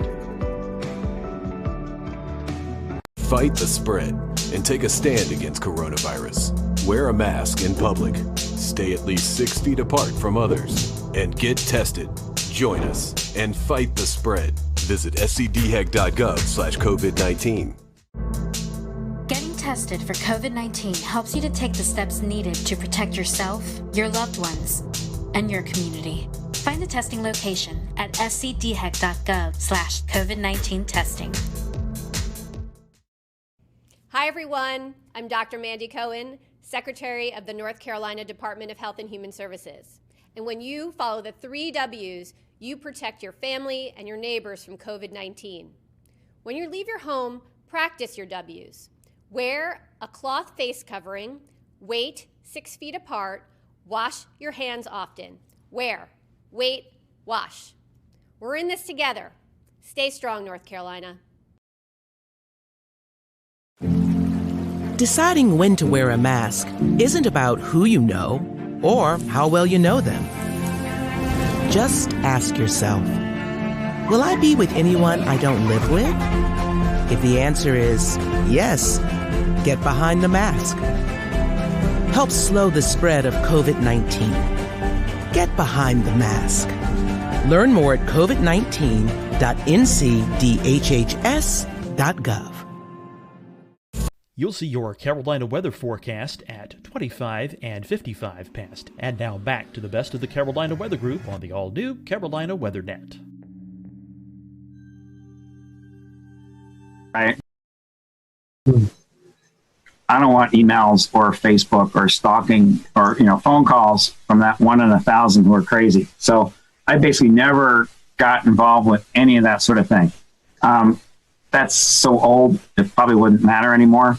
But so how can they do it? I mean, we're just not good at publicizing our stuff. We have a bad web page that's mostly out of date. Every so often we update it with something. I think we put some Hurricane Laura stuff on it. Like I said, I don't do Facebook. Maybe some of my team members do. We're I don't know, boomers. We don't do that kind of thing much. I will say this. I'll give you a plug for your website. It's cswr.org. And I do see the article there about the Dows being deployed during Hurricane Laura. So if you want to check out the website, in fact, that's how I got in touch with you, Josh. So okay. Check that out. So, but we appreciate you. Go ahead. Sure. I said that's the best formal thing is that website, and I don't even do it. I mean, actually, back in the day, I used to actually type HTTP, which also was probably a boomer thing. But I have somebody on my team, and I say, hey, put some link to our Washington Post article on there if you can. So sometimes we get some things like that. Maybe there's something about our fire, but so we went to this Cameron fire and got data, and I don't know if that's on our webpage. I don't know how you find out about it. I mean, we're just not good at publicizing ourselves. No way. We need some influencers on our team. I think. Well, hey, I know a group right here that would love to help you out. But in all seriousness, so Josh, we appreciate the work that you and your team do and the valuable research that you provide to all of us here in the weather community.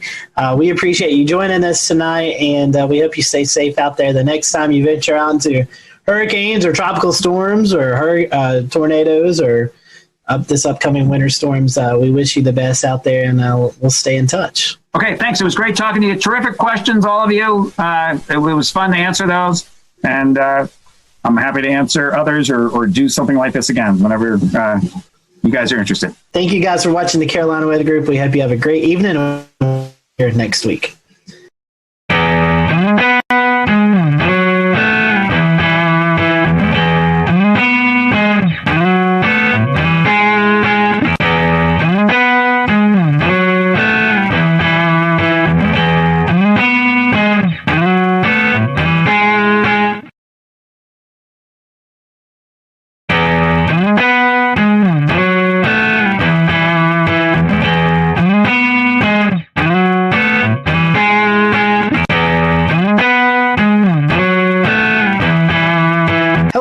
Welcome to the Carolina Weather Group. We're happy to have you this evening, a Wednesday evening, closing in on the end of 2020, and we just closed the book on the 2020 hurricane season. And tonight we have with us our friend Mark Sudduth. Seems like this has become an annual tradition where we kind of get together with Mark in the first part of December as we close out hurricane season to kind of look back on the season. And my goodness, we have so much to look back forward.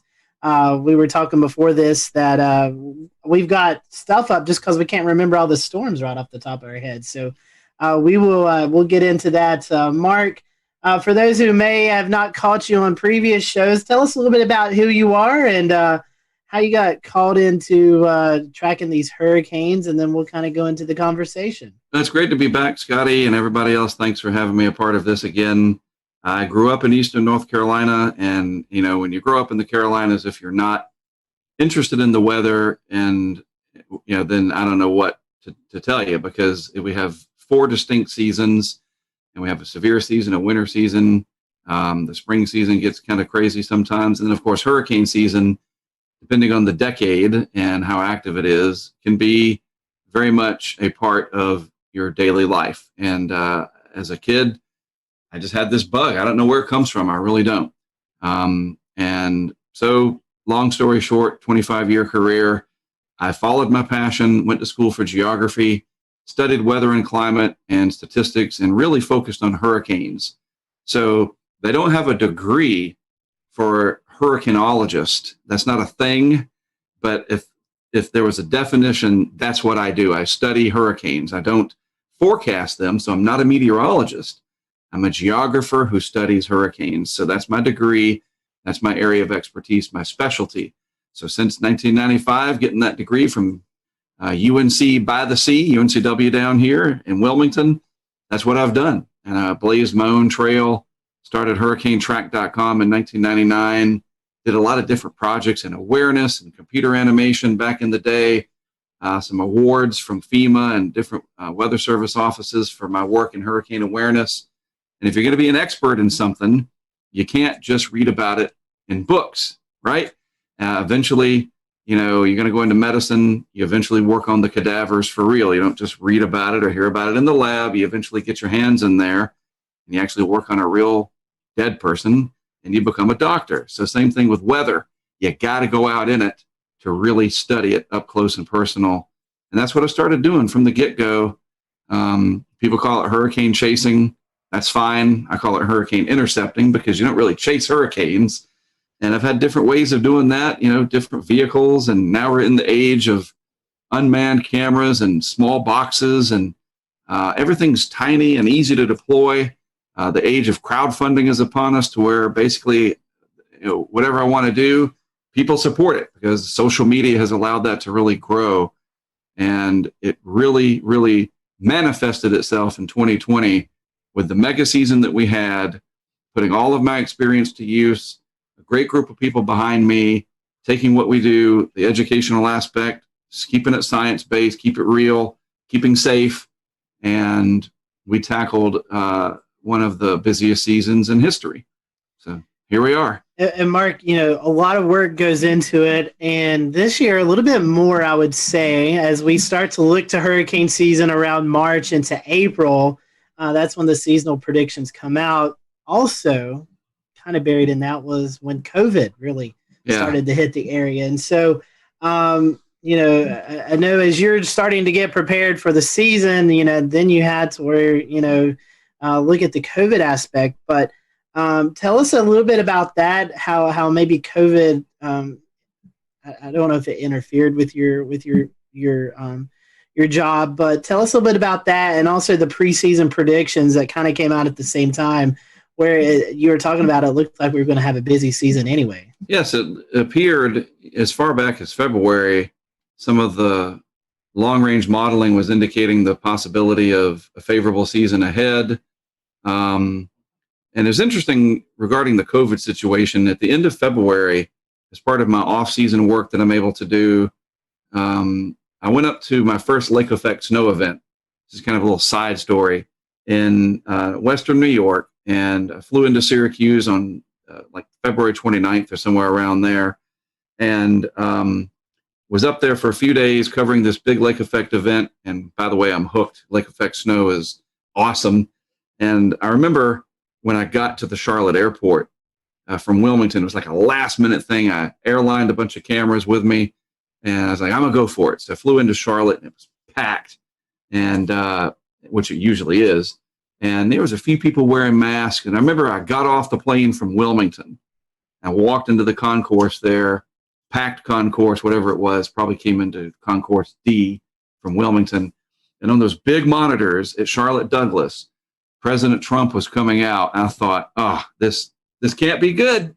This cannot be good. If he's going to come to the podium while I flew that 45-minute flight from Wilmington to Charlotte, something bad has either happened, internationally, or this COVID thing is finally going to break loose, because I had been watching it and learning about it. My wife's in the medical field, and that was it. And so I got back like March 3rd or 4th or something like that, and the world changed within 2 weeks. Basketball got canceled. Our lives turned upside down.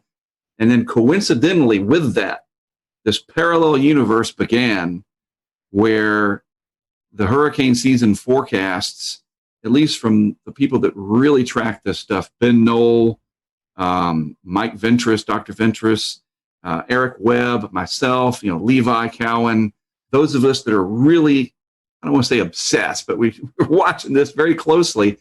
We saw it. It was like, oh man, the modeling showing this standing wave over the Indian Ocean in Africa, and the potential of La Nina and the warm Atlantic. I mean, just the signals were overwhelming. All the while, this COVID thing looked like it was just going to get out of control. And we were very worried that it would get so bad that we might not be allowed to travel interstate-wise. And it's interesting, though, isn't it, that once we got to Memorial Day, it's kind of like the country threw up their hands and said, okay, Uncle, we had to deal with the economy. And that's a whole other thing. And as it turns out, we were able to travel just fine. Kind of get to the punchline here from the COVID side. We took precautions. We were smart. If we were in an area where they mandated masks, we wore them. I don't like it. I had to do an interview with a mask on with CBS this morning, and it was the weirdest thing in my entire career. I've got a hurricane track branded mask, at least I did that. In the interview, I think it was Omar, I can't remember his last name, sorry.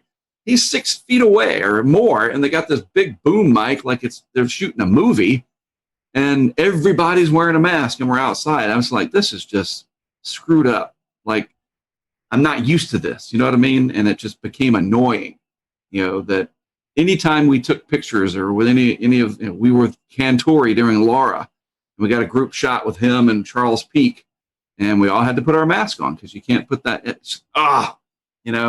So the COVID thing was ever present, always there.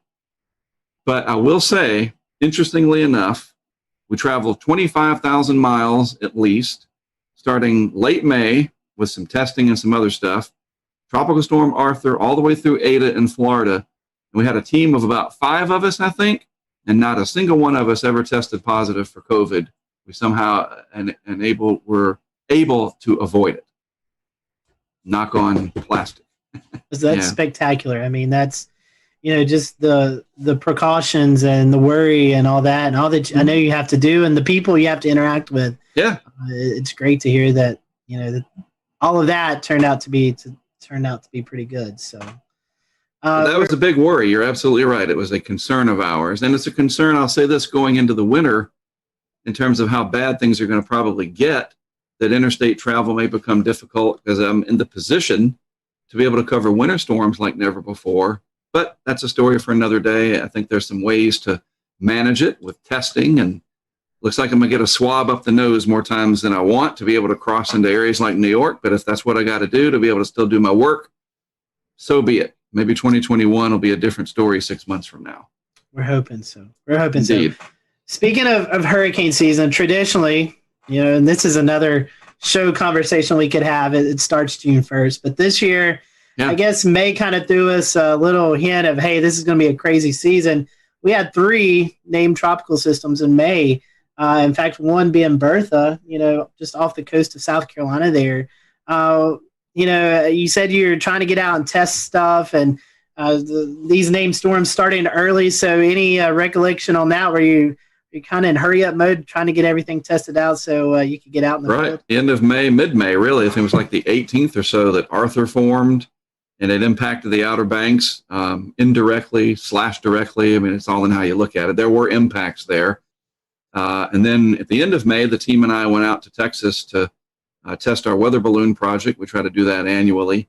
And we also kind of dabbled in some severe weather ideas that we're going to put forth this coming May of 2021.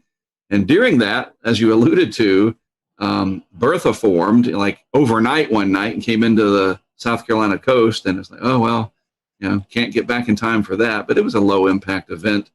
And then when I got back after Memorial Day, it was time to immediately leave and go to the Mississippi coast and meet up with Greg Nordstrom for Tropical Storm Cristobal. And then we had a little bit of a break for landfall action. And I decided, because I really like to study the monsoon out in the desert Southwest, that at the end of July, I thought, okay, and you guys know this, typically July is when there's the most SAL present, Saharan air layer. The pressures are usually pretty high. We hadn't had any big time main development region like 05 mirroring yet, right? Remember in 05 we had Dennis, early July, Emily, Cat 5. I mean, we didn't have that this year. So I thought, all right, people are starting to fly again. I'm going to take my chances. I took some equipment out there and I went out to the desert Southwest. And what happens? Hannah. And I'm like, I can't. What am I going to do? I'm not going to just fly into Houston and drive down to Kennedy County where there's more cows than people and just stand in it. I don't have any equipment. So Hannah got past me, and I hate it. I hate it when one gets past me. But if there's anyone to miss, it was Hannah. Because look, it came into a county where the cow to people ratio is 1,000,000 to 1. We made it all the way to H, Hannah, and if we're going in alphabetical order, and if my alphabet correctly, we're going to have Isaias next. That is the most prominent storm that affected the Carolinas this year. Could you go into just some kind of conversation about how that went for you and what you saw in the eastern half of the Carolinas? First of all, it was a challenge pronouncing it, and it's funny because now I can say it just fine. And I even had a friend of ours down in San Juan send me a video, and we are getting ready for Tropical Storm Isaias, and I couldn't say it. It was so annoying. And then, of course, after it made landfall, I was able to say it just fine. We thought, that was the end of July into early August, and kind of a little earlier than we expect them around here in terms of the peak. And it struggled and probably kind of left over in that unfavorable mid-level dryness left over from the big SAL events of earlier in the season. But then again, boy, that last 12 hours right before landfall in Brunswick County, Isaias took off. And it was very, very surprising. And another 12 hours over water for that, and it absolutely would have been a Category 3. And it pushed a massive surge up the Cape Fear River. It's interesting because I could have just stayed here in Wilmington. I went down to Florida. It was another one of those ones like Dorian. And we all remember it looked like it was trying to do kind of a Dorian redo, right? And, you know, it kind of got everybody spooked. But the models weren't as aggressive with it as they were for Dorian, so there was some doubt. But Isaias was impactful, massive surge up the Cape Fear River compared to, I think it was another record. The record before Matthew, I think it was Matthew, starting to get to be too many of them, was Hazel. And I think Matthew broke Hazel's surge record at the Cape Fear River in Wilmington, not Wrightsville Beach, not the Brunswick County beaches, but the actual Cape Fear River gauge. Matthew broke Hazel's record, Florence broke Matthew's record, and Isaias broke all of them. That is incredible.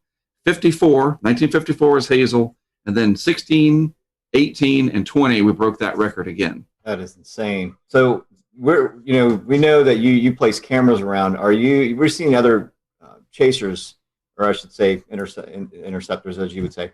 Tim Reed, for instance, they're starting to bring they're bringing more gadgetry into the chase, right? So are you bringing anything else? Like they have the Surgeonator. Are you bringing like water level meters or anything like I know you have anemometers on hand and cameras, but what else are you bringing for your equipment for these interceptions? Well, first of all, it's great that other people are able to fund and do these things, and no matter what you name them and who they are, if it benefits the science at the end of the day and creates public awareness, it's a big enough world that, hey, bring it. That's great. The more, the better. I wish I had time to sit back and watch what some of these people were doing more, but we're all so busy, we hardly even get to see each other, especially in a season like 2020.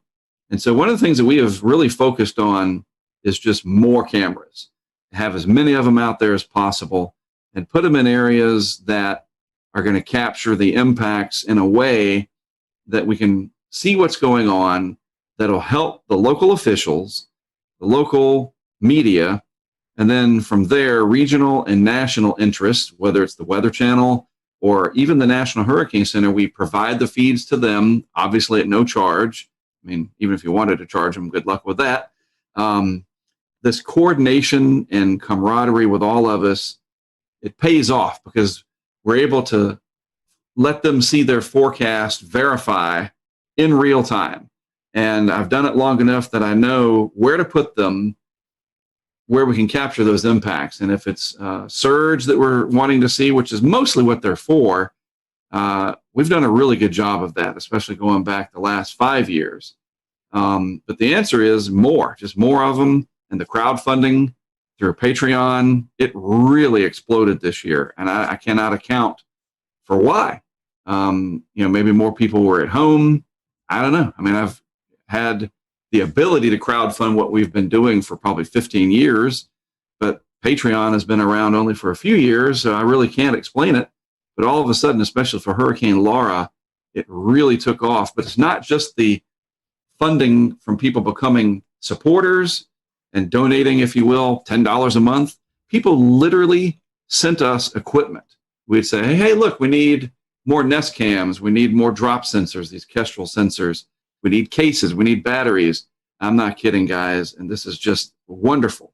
I would open my door and there'd be just stacks of boxes from Amazon or from B&H Photo, from people that sent stuff. And it was people from all over the world, not just the United States. And we would go put that equipment into place. And we'd literally hold the boxes of, hey, Pete, this is the box you sent. And that's amazing. So we had the funding to create more stuff than we've ever had before. And the only thing I would say, though, that stunk this year was that a majority of the landfalls were at night. Big thumbs down for that. Mother Nature owes us one. And that was really horrible, and that limits the ability to see the effects. Because here's what I say about the video. Video is data. And that's a real thing. It's called photogrammetry. And we use that very much in our work to see patterns, just simple things like seeing high water marks, to the timing of everything, the direction, and we can extract data from that video for years to come. Altogether, if you are one of the people that is helping you set up equipment, what does the kind of average day look like for you all as a storm approaches? And the morning starts, and what does it look like from that point out? That is a great question. Nobody's ever asked it that way before. I'll say this year, it was the most well-oiled machine that we've ever had. And I owe that to the tremendous amount of support that we had through crowdfunding, that we were able to afford hotel rooms for each individual team member. Because, and you say, well, why is that important? Because sleep, or the lack thereof, is your biggest enemy. And you start making mistakes when you're sleep deprived. And that becomes a safety issue, and it becomes an operational issue that you can screw something up and you don't get another chance at it. But safety is the primary concern. So everybody gets a good night's sleep because everybody's got their own room. So you're not having, Brent over there or Greg over there messing with his phone, or I'm trying to watch the latest Office episode on my iPad to take my mind off of things and I keep him awake or whatever. So when we get up, we all get together and we just kind of see what's happening. What's the latest track show? What's the latest from the Hurricane Center? We have people from the outside feeding us information. And it's just amazing, Dan, how laser focused we are. It's like, it's so organized and so, like I said, well-oiled, especially this year because there were so many pieces that came together perfectly that we work together well as a team. We all respect each other's opinion. We're all experts for the most part at what we're doing. We have experience. Certainly Greg and I do.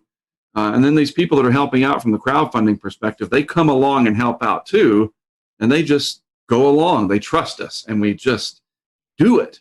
And it's crazy because you're counting down to zero when landfall is coming. There is no timeout.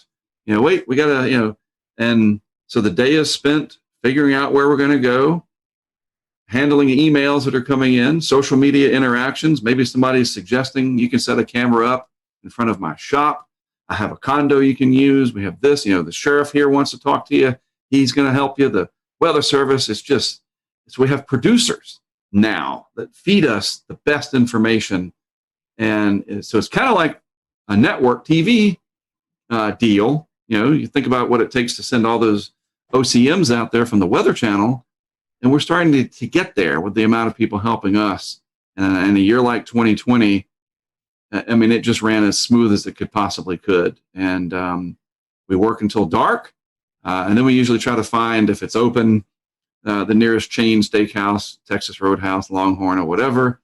And we go there, and we have a good meal, and we recap everything, and we get another good night's sleep.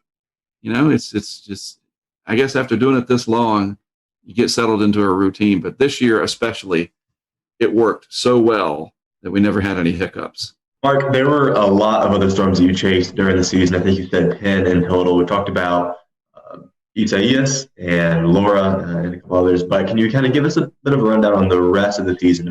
There were other heavy hitters that you guys observed. So what were some of your biggest stories? So after Laura, we got back and there was not much time to rest. The season just kept spinning. We'll return to Best of the Carolina Weather Group in a moment. Now your Carolina weather forecast. Here are today's forecast high temperatures for North Carolina. Here are the forecast lows for tonight for North Carolina. Here are tomorrow's forecast high temperatures. And here's forecast rainfall across North Carolina tomorrow. Here are the forecast highs for the day after tomorrow.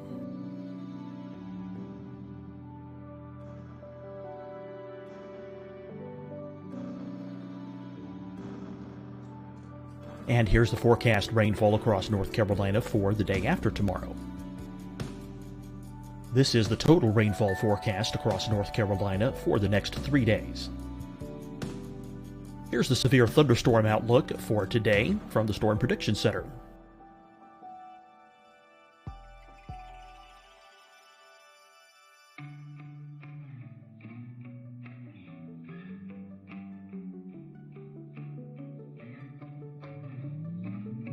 Here are the forecast high temperatures for today for South Carolina. Here are the low temperatures for today for South Carolina. Here's the probability of precipitation forecast across South Carolina today. And here are the rain chances across South Carolina tonight.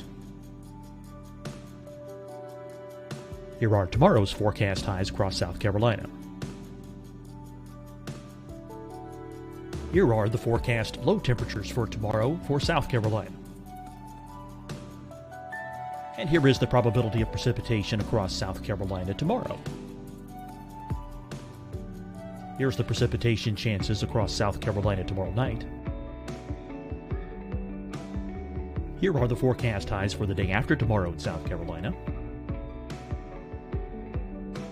Here are the forecast low temperatures across South Carolina for the day after tomorrow. And here are the rain chances across South Carolina for the day after tomorrow. And South Carolina's probability of precipitation for that night. Here's the Storm Prediction Center's severe thunderstorm outlook across South Carolina for today through tonight. Here's the Storm Prediction Center's severe thunderstorm outlook across South Carolina for tomorrow and tomorrow night. And here's the Storm Prediction Center's severe thunderstorm outlook across South Carolina for the day after tomorrow through that night. Here's the severe thunderstorm outlook for today from the Storm Prediction Center.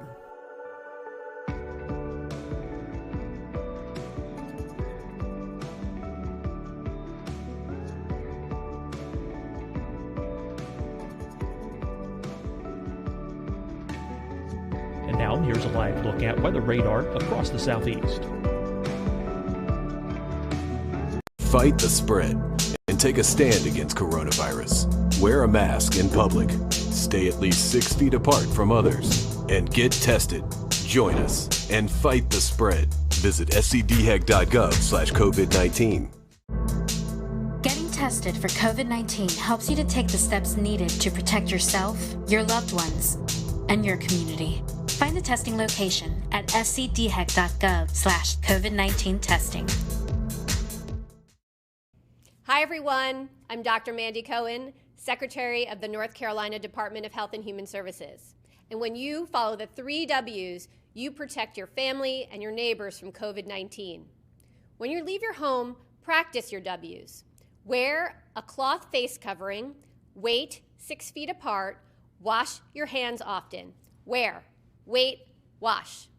We're in this together. Stay strong, North Carolina. Deciding when to wear a mask isn't about who you know or how well you know them. Just ask yourself, will I be with anyone I don't live with? If the answer is yes, get behind the mask. Help slow the spread of COVID-19. Get behind the mask. Learn more at covid19.ncdhhs.gov. You'll see your Carolina weather forecast at 25 and 55 past. And now back to the best of the Carolina Weather Group on the all-new Carolina WeatherNet. The next significant one for us was Sally. And Sally was one of these ones that had a lot of potential and it rattled a lot of nerves. And it really looked like it was going to threaten Mississippi in a big way. And then it kind of played cat and mouse with everybody. It was very slow. Is it going to strengthen? Is it not? And, and now it's headed towards Mobile Bay. And, maybe even western panhandle of Florida. It was very challenging because it was so darn slow moving. And the intensity guidance was just crazy. It was like, nobody could figure it out, literally. So that was the most challenging because it kept us on our toes in a very familiar area. I mean, I know the Central Gulf Coast very, very well, and yet it was still very challenging. But at the end of the day, the success that we had with that, because it was another nighttime event, and this is where my experience came into play, I focused on the river flooding that was coming, and I worked very closely with some of the Weather Service offices down there, and even one of the meteorologists for the state of Florida. And, we don't have hundreds of cameras, but we had enough that we put some on the coast to see what the coastal impacts were from surge. But again, Sally, 4 o'clock in the morning or something, landfall, another thumbs down for that. But the flooding during the day was going to be this rapid rise and then a pretty rapid fall, unlike the Carolinas where it's like a week later. Sally's flooding was going to be much quicker. So we put a camera system on the Fish River in Alabama. It's just a small river system down there. People in the area, they know it well. And then up on the Perdido River, just inside the Florida line. And boy, what we captured there was one of my bucket list, like, I want to do this. The river forecast was for, like, record-breaking crests, in excess of 20 feet for both of these, if I'm not mistaken. So we purposely put both camera systems at about 7 feet. And exactly what you think happened, happened. They went underwater. And the one in Fish River kept going. It was a GoPro camera. We didn't have enough. The live signal was not strong enough there. And that camera, you see the water come up, it submerges the camera, and then because of all the red clay and the soils down there, the water turns blood red. And we estimate, because the camera was 7 feet, the Fish River crested at like 20, 21, that the camera was more than likely under 5, 6, 7 feet of water for about 8 hours.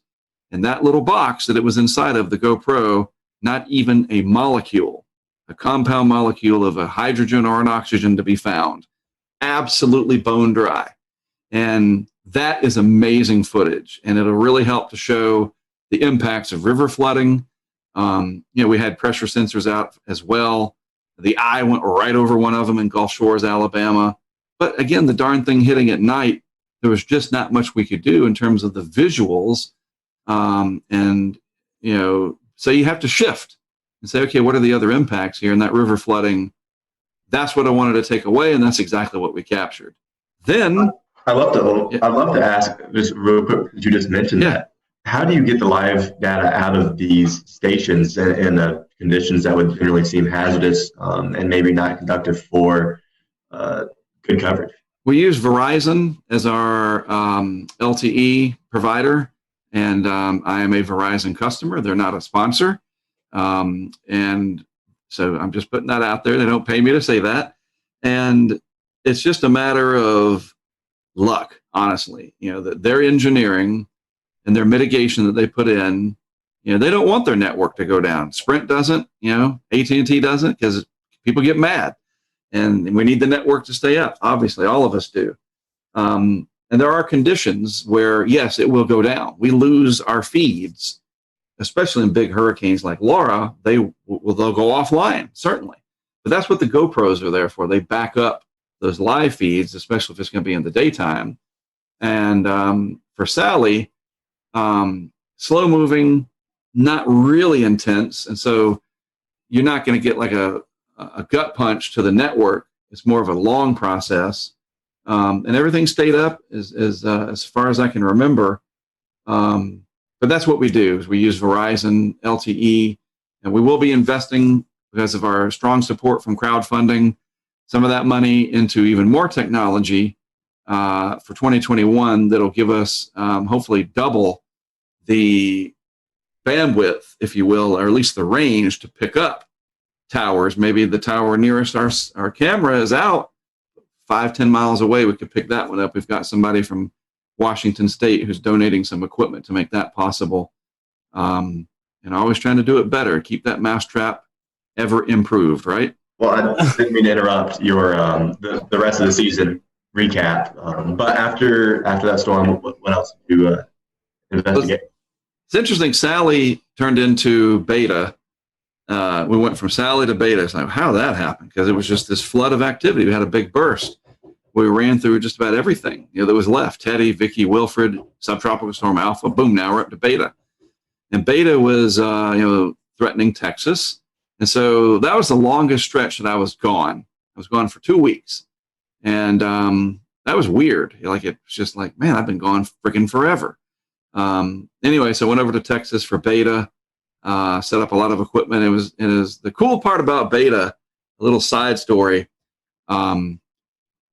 I put one of the remote cameras on the piling of a house in Surfside Beach of one of the executives that works for the Weather Channel. He's a friend of mine, and it's no secret. His name is Tom Lee, and he's one of the he's up there, right? And he has a house. His family has a house in Surfside Beach, and I was like, "Hey, you got a house down here? Where is it?" And I looked it up, and I was like, "Whoa!" I drove down there, and it was pretty exciting. They had some waves coming in, and I even flew the drone down there, and it was pretty remarkable. And I put a camera right on its piling, and it turned out it was a really good shot because the power didn't go out, and these Nest cameras do really well at night, and you could just watch the Gulf come in and out on the tides from one of the executives of the Weather Channel, right at his house. And he thought, hey, pretty good way to keep an eye on my house. And we met a lot of cool people down there, as we always do. And the people that we meet is remarkable. And we just started thinking, this is a Greek name.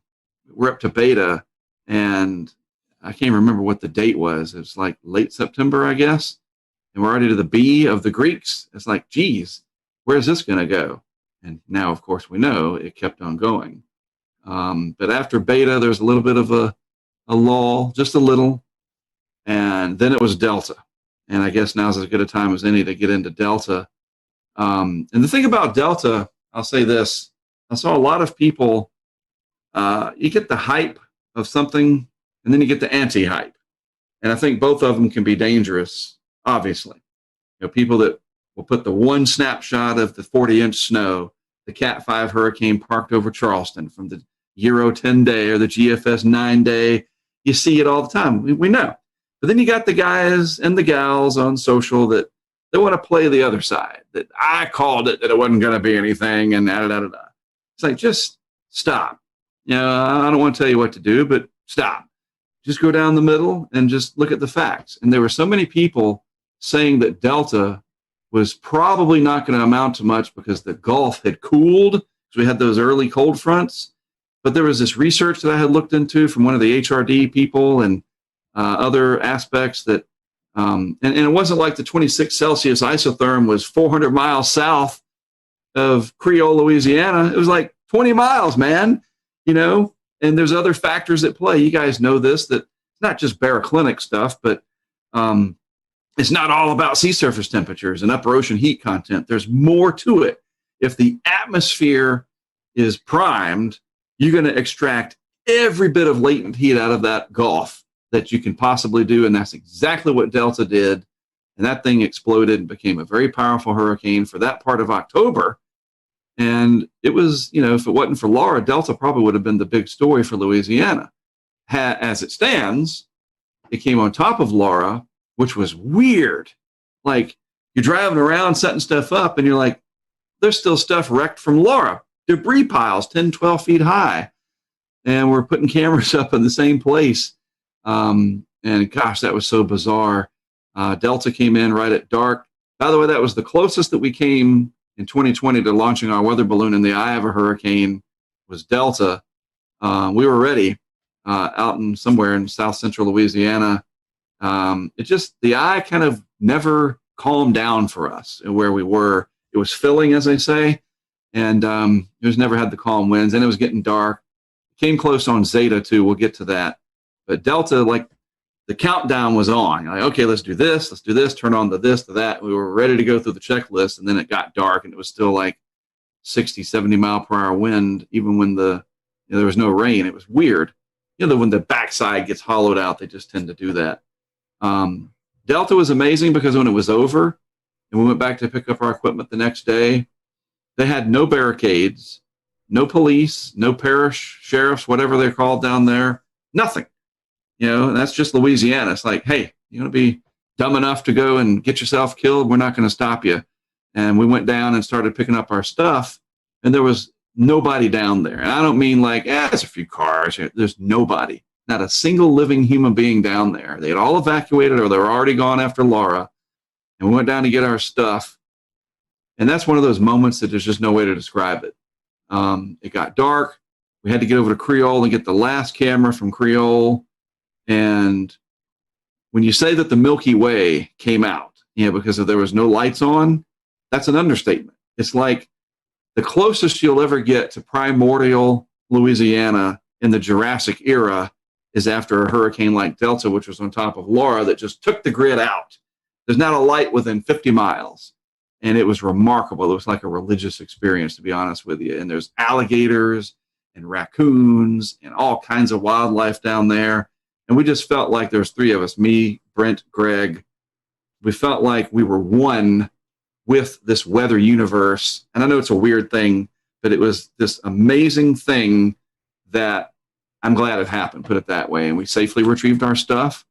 And it was one of the greatest adventures I've ever had. Couple more things, Mark. Zeta and Ada, I think I pronounced that right. Impacts here in the United States. But after that, we had a couple of storms, Theta and Iota, that just wreaked havoc on Central America. I mean, these were strong hurricanes. So as we kind of round out the Greek alphabet, what's your? I mean, I know Ada and Theta, Ada and Zeta, you were able to be a part of, but not the last two. But what's your memories of those last four storms? Well, Zeta was a surprise because it overachieved. The Gulf was cooler by then, and yet, I mean, it came close to becoming a Category 3.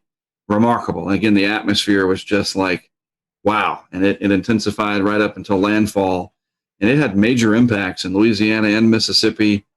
Greg Nordstrom has damage to his house. Nothing significant, and it's all insured and so forth. But he became the hunted. And we were in the eye of that one down in Slidell. That was amazing. Just the surge, though, that's the thing I'm trying to remember. The surge, even though Zeta came in at night, this came in right at dark. The storm surge in Mississippi was remarkable. And there's a couple of instances there where our cameras are going to provide some very telling data to the National Hurricane Center Storm Surge Unit as we work through that to turn the video into data where we can find still water elevations in that surge. And you know how we're going to do it, even though it got dark, we're going to use the transformer explosions and freeze frame that at some of these peak surge times and enhance the video and try to find the high water mark on a building that we can definitively go out and survey and say, oh, look. And as an example, we had a camera on the backside of the Hard Rock in Biloxi. There's a little marina back there. And that camera box was at 4 meters or 3 meters, 4 meters above the water. And the camera went underwater. And it actually took out the camera. And some of that was wave action. But in those waves, and Shay, all of you know this, you smooth it out and you can get that high water mark from video. And we're really looking forward to helping the Hurricane Center Storm Surge Unit with that as we go forward. So Zeta was very successful. Surprising, again, because it getting on, it was freaking 2 days before Halloween, right? And very strong hurricane into the Central Gulf Coast. And then Ada, boy, what Ada did down in Central America, and I will be on record as saying that I am 100% in that they will upgrade Ada to a Cat 5 in the post-analysis, because you remember the recon planes were going down there and they had to turn around and come back, and we missed a lot of data. But then when they finally got in there, there was some to support. I just think in the off season when they do their analysis that the wind and the Doppler and the SFMR data will show that Ada was our second Cat 5 of 2020. I'm 99% sure of that. And then, it looked like it could come around and be a real big problem for Florida. Luckily for Florida, it was not a real big problem, but it gave me an excuse to go down to the Keys. So I did. And that was, honestly, I really wanted to go down and kind of know the lay of the land for a future event. I've never been to the Keys for a landfall, believe it or not, in my entire career. And so I went to the Keys. We dealt with it down there. Wasn't too big a deal. And then we went up to Tampa, St. Pete, another place that I haven't been to, and set up camera equipment around there, worked with some of the locals that knew the area really well. That helped a lot, and we nailed it. We got some amazing storm surge shots right along some of those causeways, and I felt like Ada was another one of those warning shots that was a November tropical storm, and if it had been a month earlier, it would have been a lot stronger if everything else was equal, and Tampa Bay would have had an 8 to 12 foot surge, not 2 to 4 that they had. And it just shows you, bypass them and then it kind of died out going into Cedar Key. Man, it just shows you how vulnerable Tampa Bay, St. Pete are, those areas are to hurricanes. And you never know, sometimes the end of the season kind of shows you where you're going to pick up the next year. I've learned that. It's not always a good match, but sometimes you can get some clues from that clustering, and especially if we're going to happen to have two very similar years to each other. Maybe that's a warning shot. And then it was Iota. Theta, I think, was like I don't even remember, didn't do much out in the Eastern Atlantic, I think, but Iota, wow, that was, poor Central America. And I was in touch with a guy on, I guess, Facebook Messenger for the Hurricane Track page who lives down, it's the island that's south of Providencia. He was real worried about it, and it reminded me of Irma when I was communicating with a guy on Facebook that lived on St. Bart's. He was scared for his life because 185 Irma was coming for him. And this guy was down there on that island south of, I think it's San Andres or something, south of Providencia. Of course, that island, Providencia, these are Colombian-governed islands, was just annihilated. We saw the devastation from there, and that was it, thankfully. Iota capped off 30 named storms, the ace of around 180, right? 13 hurricanes and 6 of them, whatever it was, major, right? Something like that. Start to even remember. And maybe that's it. Maybe we'll be done for the whole, we won't be like 05 and we're still naming these things in January, but I wouldn't be surprised if we get something in the subtropics at this point. Well, Mark, one more thing to kind of wrap up this hurricane season. We talked a little bit about it earlier, is how many storms we saw this rapid intensification. Yes. A day and a half before landfall. What's your thoughts? I'm not asking for scientific or just what are your thoughts about that? I mean, because you've mentioned previous, sometimes these seasons kind of foretell what's going to happen next season. This is a scary trend, and it's a trend that really needs to be watched. Well, the simple answer is it's concerning, because we look at the ACE, and some of that ACE, the accumulated cyclone energy, was generated, like we look at Laura, it was a 150 mile per hour hurricane, but it did so in that last day before landfall. And Michael did the same thing in 2018. Matthew rapidly intensified on approach to Florida, and it was very fortunate for Florida that it just scraped by 20 miles offshore. Dorian stopping, I don't know, whatever it was, 180 miles short of West Palm Beach, our vicinity, as a rapidly intensifying Category 5. And we're getting real close here to some absolutely mind-boggling disasters, because these hurricanes are intensifying close to land. Eta and Iota both intensifying real close to South America like they did. That was a similar theme in 2005. Now, we had a much higher ACE score in 2005. And you say, well, yeah, there's a lot of, we had 4 Cat 5s that year. Well, think about it. All 4, here's a similarity. All 4 of those Category 5s in 05, yes, they were much stronger than what we had in 2020, looking at the big picture. But Katrina, the entire life cycle of Katrina was about 5 days, the whole thing. And in that 5 days, it became a Cat 5. Rita, same thing. Tropical storm in the Bahamas, Cat 5 in the Central Gulf, makes landfall as a 3.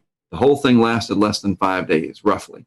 Wilma, a little longer, but it rapidly intensified.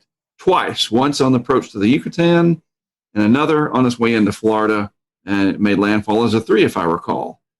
Emily, Dennis, both, Dennis almost was a Category 5, rapidly intensifying. And here's the common thread. They all did so probably west of 75 degrees longitude, not like Irma, which was a Category 5 way out in the Atlantic.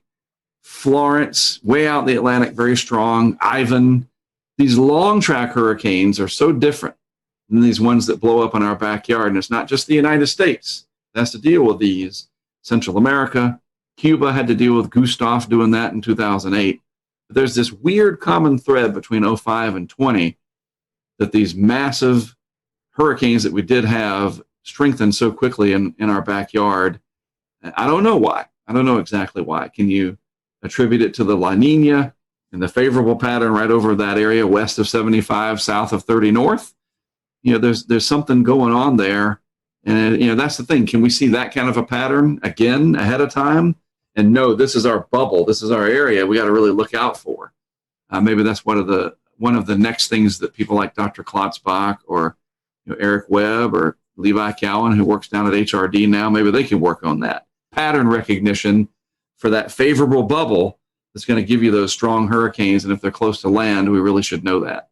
Kind of piggyback off that, we've had a few Twitter questions come in. Matthew Harding wanted to know, do you think we'll see something similar in 2021 that we've seen in 2020? I mean, I guess to kind of piggyback that, what is your outlook as we go into next year's tropical season? Well, I think and this is so easy to understand, it's highly dependent on the state of the ENSO, I think more than anything, the El Nino Southern Oscillation phenomenon. Right now, we are in at least a moderate La Nina. It's like negative 1.3 or higher or something. I mean, the index is pretty low.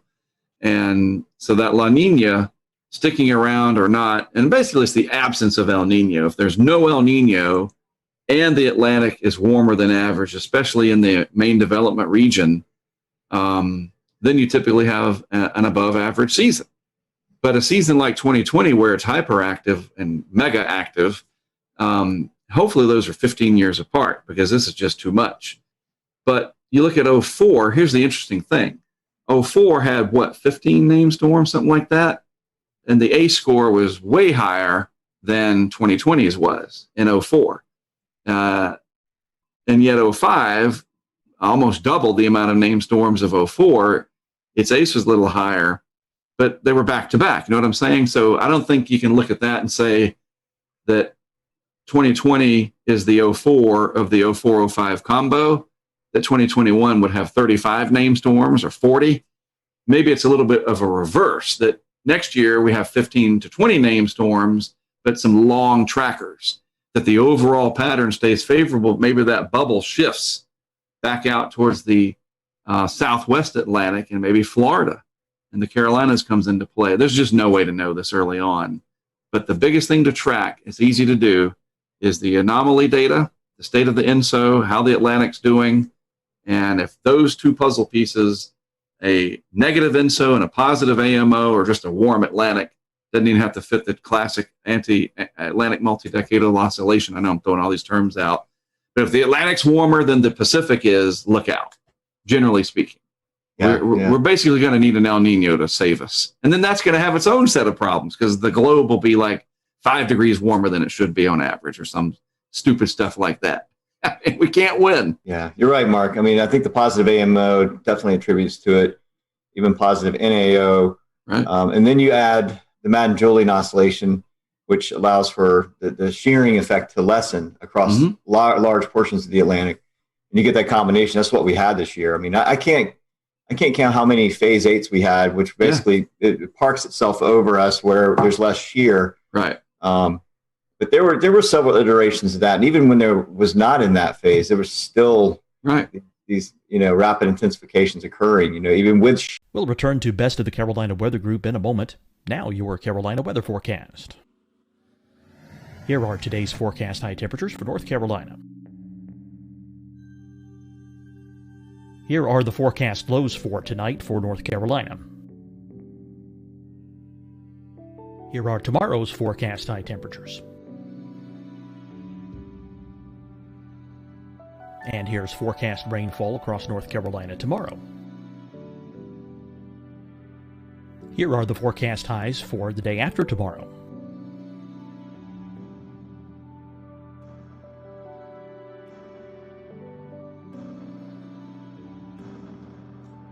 And here's the forecast rainfall across North Carolina for the day after tomorrow. This is the total rainfall forecast across North Carolina for the next 3 days. Here's the severe thunderstorm outlook for today from the Storm Prediction Center.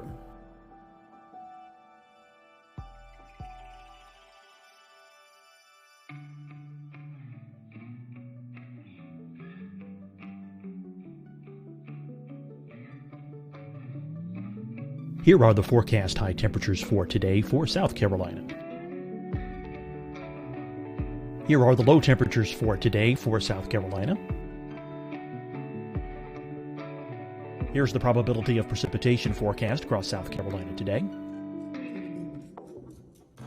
And here are the rain chances across South Carolina tonight. Here are tomorrow's forecast highs across South Carolina. Here are the forecast low temperatures for tomorrow for South Carolina. And here is the probability of precipitation across South Carolina tomorrow. Here's the precipitation chances across South Carolina tomorrow night. Here are the forecast highs for the day after tomorrow in South Carolina. Here are the forecast low temperatures across South Carolina for the day after tomorrow. And here are the rain chances across South Carolina for the day after tomorrow. And South Carolina's probability of precipitation for that night. Here's the Storm Prediction Center's severe thunderstorm outlook across South Carolina for today through tonight. Here's the Storm Prediction Center's severe thunderstorm outlook across South Carolina for tomorrow and tomorrow night. And here's the Storm Prediction Center's severe thunderstorm outlook across South Carolina for the day after tomorrow through that night. Here's the severe thunderstorm outlook for today from the Storm Prediction Center.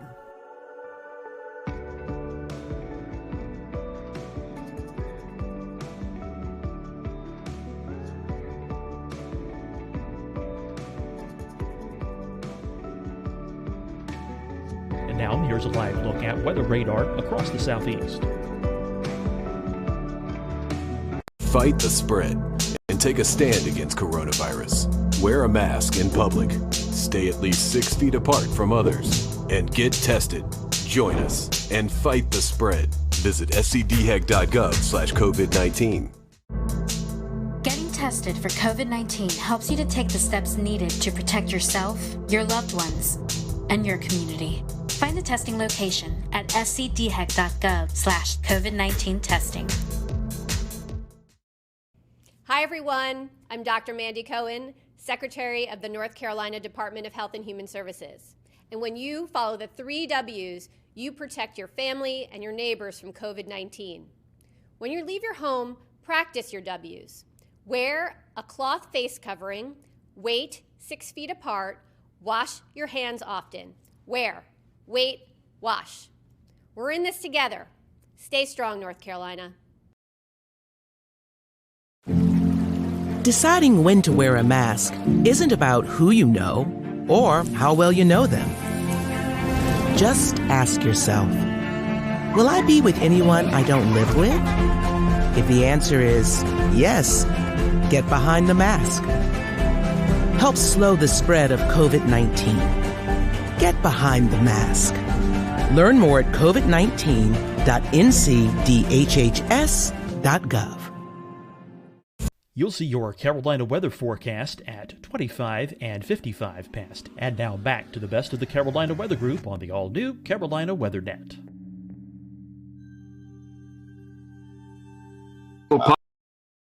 Pockets, yeah, and take advantage of that. But 2021 will probably be another active season because I've never seen that we have an El Nino after a strong La Nina. I cannot recall the last time that happened. There's always a first, and we know that the Euro. We talked about this before going with the taping here, or the recording. Who tapes anymore, right?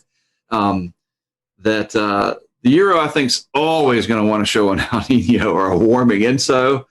It's just the way it is. It's got a warm bias for that. But we'll keep an eye on stuff like the Southern Oscillation Index. And as long as that stays wildly positive like it has been, that's literally a good barometer, quite literally, to follow that. There's ways to watch. That's what's so neat now is we can actually watch it. It's kind of like watching the NFL in the off season. The Super Bowl is over, and then the Pro Bowl is over, and it's not like, oh, that's it. There's an entire network dedicated to the NFL, and we have a network dedicated to weather. That's the Weather Channel. There's other channels too, but it doesn't all end on December 1st. We're on top of it until the next season, and we're getting better. I'll go back to the start of this whole thing. We saw this coming in March and April. Not to this extent, and you can never get the details, but the overall pattern was very well telegraphed I think, the best in any of the modern age of numerical weather prediction. Yeah, I'd certainly agree. Speaking of 2021, hurricanetrack.com. What are you looking forward to next year, Mark? Any exciting projects? I know you've this year I've been seeing you've been doing some discussions with several guys in the tropical world and doing some off-season discussions. Mm-hmm. So what's going on over at hurricanetrack.com, and what are you guys working on for next year? A lot of projects. We had a great group of people that volunteered to help out this year. That really helped our back end, and we grew the crowdfunding substantially, which was a very pleasant surprise, and especially to be able to reinvest into more equipment to do more things. Obviously I want to be able to support my family and have a career out of this, and that helps that. Since I'm independent, this is what I do for a job. But it's the way it grew and how fast it grew, and to the extent that it did, meant that we were able to afford more stuff. And we put that stuff into action, and that's what we want to keep doing. And we're definitely going to have a much stronger initiative in the off season, to the extent that we even have a new logo, a new branding. And it's my Twitter handle logo right now. I think it's on Facebook as well. Haven't changed YouTube yet. I'll have to do that. But it's like it says Hurricane Track. It says off season, but it's a winter look. It's got a snowflake instead of a hurricane, and some wintry colors. And it's funny because it was a high school kid from Illinois that designed that for us. I don't have time to learn Illustrator and do that. I used to do that many years ago. That's that whole idea of people helping out, man. It's incredible. So our goals. I want to have the opportunity to go out if let's assume these events happen, first of all. A really big bomb cyclone nor'easter kind of deal. Is it New England? Is it the Northeast or the Mid-Atlantic proper? I don't know. I don't care. I just want one of those. My favorite is Situate down to the Cape. Those are my favorites, to be honest with you. I want one of those. I'd like to put it in order for a big bomb cyclone, winter storm, preferably in February. A big lake effect event in Western New York, where I was last year, from Syracuse up to Watertown through the Tug Hill Plateau. I know there's other areas, Cleveland, Buffalo, etc., but I really like that part of upstate New York. So I want a big lake effect event. Then a high plains blizzard, one of those bomb cyclones that moves out of the Front Range, 980 on the pressure, big comma shape out over the Great Plains. I got a good friend and colleague up in Sioux Falls, Derek Thompson, who's got a nice Mesonet truck. I'm going to send him some cameras. He's going to put them out. My goal is to fly into Denver, rent a vehicle, bring some cameras with me, scatter them around South Dakota, out in the Black Hills. Nobody's ever done that. You got traffic cams and you got storm chasers, and again, they do great.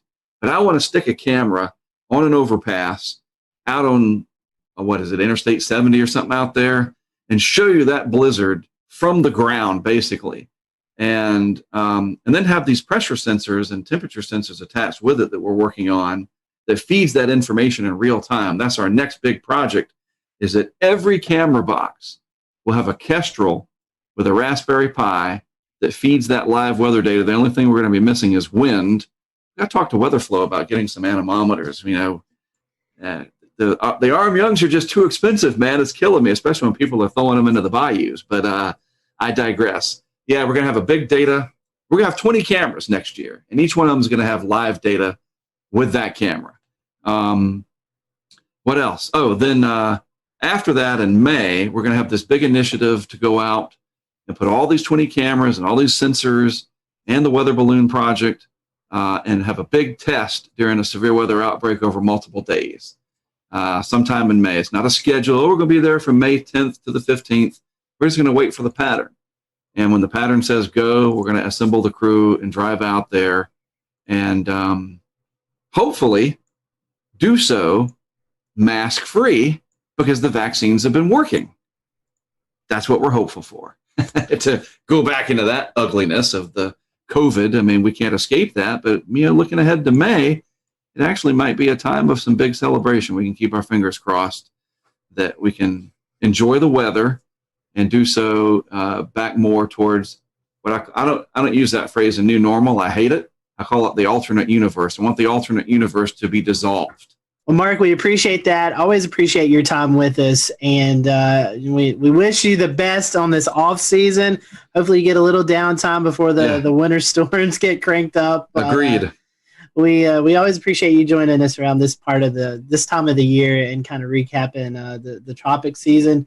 I don't know how you want this. Hopefully, it's not as active, or maybe you do want it active next year. But whatever you want, we hope you get it. Well, the way I look at it, if there's going to be hurricanes, I look at it like what Jack Nicholson said in A Few Good Men, and where he said, and I'll do the phrase without the cuss word, where he says, "You want me on that wall," right? You want me there. If there's hurricanes, you want us out there. You want me, and you want the others that do this to do what we do, and the support from the social media world and the crowdfunding world allows that to happen. And my passion for the hurricanes and the extreme weather doesn't mean that I don't have empathy for the people that are affected. I absolutely do. As long as they don't get mad at me for being passionate about what I do, you would never get angry with the firefighter who's headed off to put out the fire.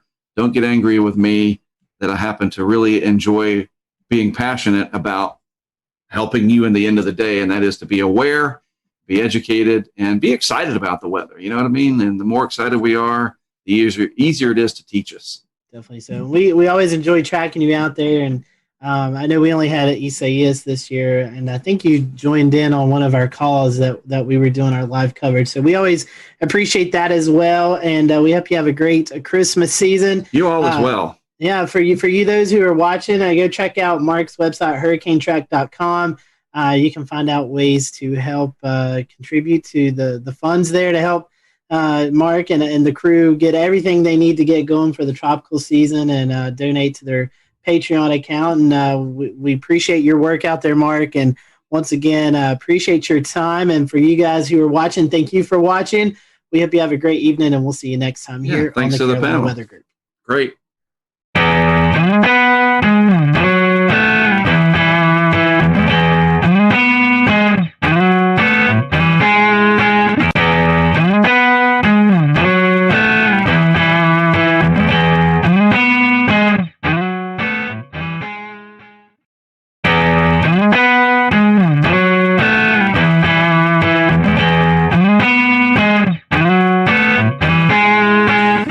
Welcome to the Carolina Weather Group. We welcome you to our latest edition of our little podcast, Weather Live Stream. And we're going to be talking about an interesting project tonight, the Snow Impact Project.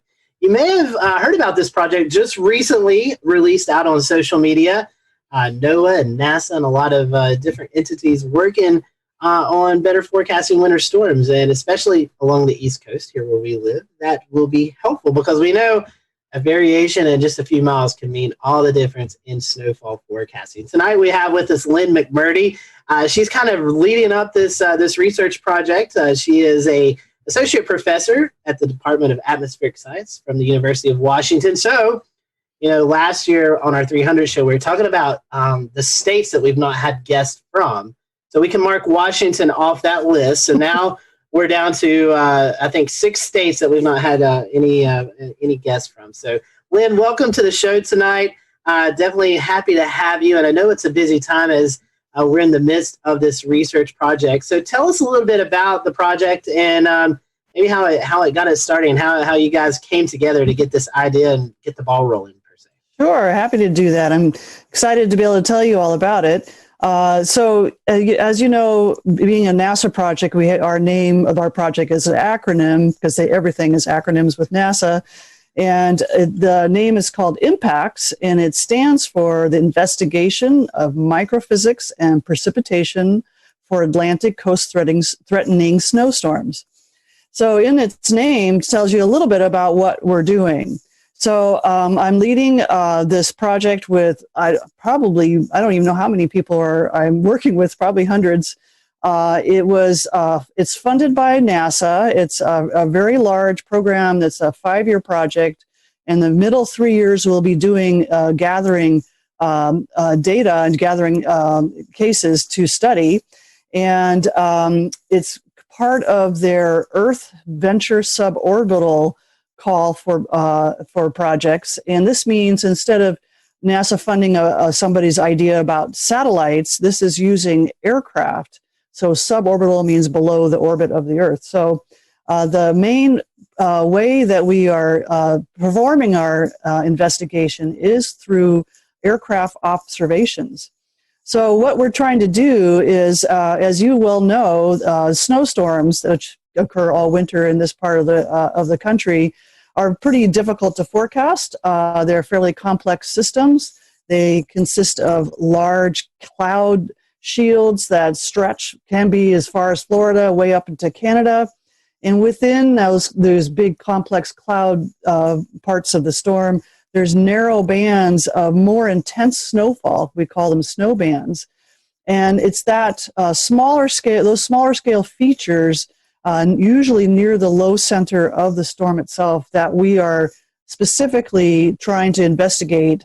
We're trying to understand the processes that form the snow bands, that make how they change as a storm evolves, and why some storms have a lot of snow bands and others have like absolutely none, yet they both are producing snow. So that's kind of the science focus of it.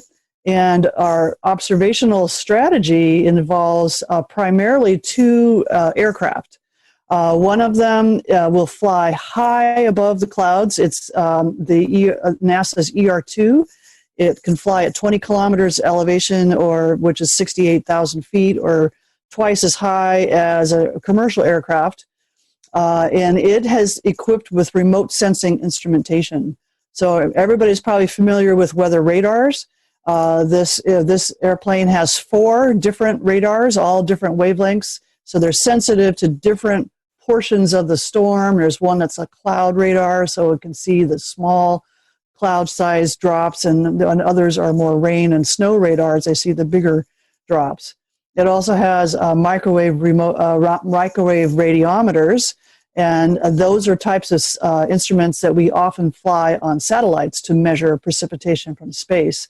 So that ER-2 flies above the clouds way up high and looking at the storm remotely, and underneath in coordination, observing the same portion of the storm, is the NASA's P3 Orion, and it flies inside the clouds, and it has a multitude of instrumentation, and the major ones are these cloud and precipitation probes, which actually essentially take pictures and count the sizes and the pictures of the snowflakes as they form.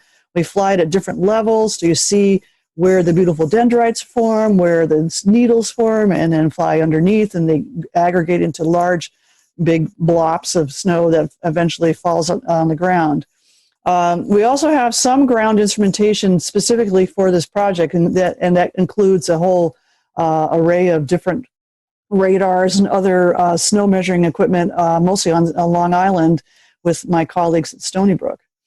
So one of the things you asked me to mention is like who's involved. So obviously I have a large crew of people involved with NASA, but the National Weather Service is also involved. They are sending up extra rayon-sondes, so we measure the profile of the atmosphere more frequently during these snowstorms. We just request them to, can you please put up some more at Albany and at their usual places. They'll add more rayon-sonde launches when we're flying, at the time periods that we're interested in. So they've been really helpful, and they're also been extremely helpful with helping my student and grad student and postdoc forecasters, trying to give them some local expertise. Flying in a winter type of storm, does it present any additional challenges versus like the hurricane hunters who fly in warm core systems? Well, that's a good question. The two different systems are pretty different. The hurricane hunters typically fly fairly high, and what they're doing is trying to get different profiles of the environment of the hurricane and try to get a good estimate of what the central pressure is. So they're kind of after a different kind of problem, and they fly fairly high, so they're well away from any kind of icing problems.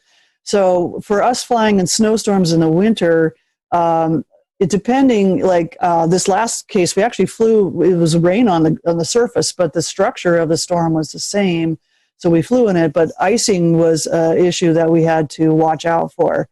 I think our main challenge is getting airspace to do the maneuvers that we want to do to sample these storm systems. But so far, the air traffic controls have been extremely helpful and very accommodating.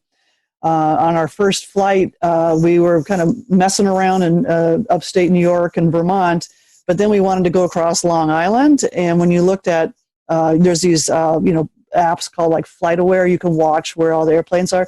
They kind of cleared out a corridor and let our plane go through. It was like, oh man, that is very that was really great of them to do that for us. So that, even though it's challenging and we're trying to do our best to not demand too much and we do whatever they tell us to do. Is your aircraft on FlightAware? Is it something people can track when you're on these? Yeah, it is something people can track. Yeah, definitely. According to the website I found, which is a NASA website, it's November 806 NA and November 809 NA. So I just couldn't remember where the N and the NA were. So we like to make it difficult in aviation.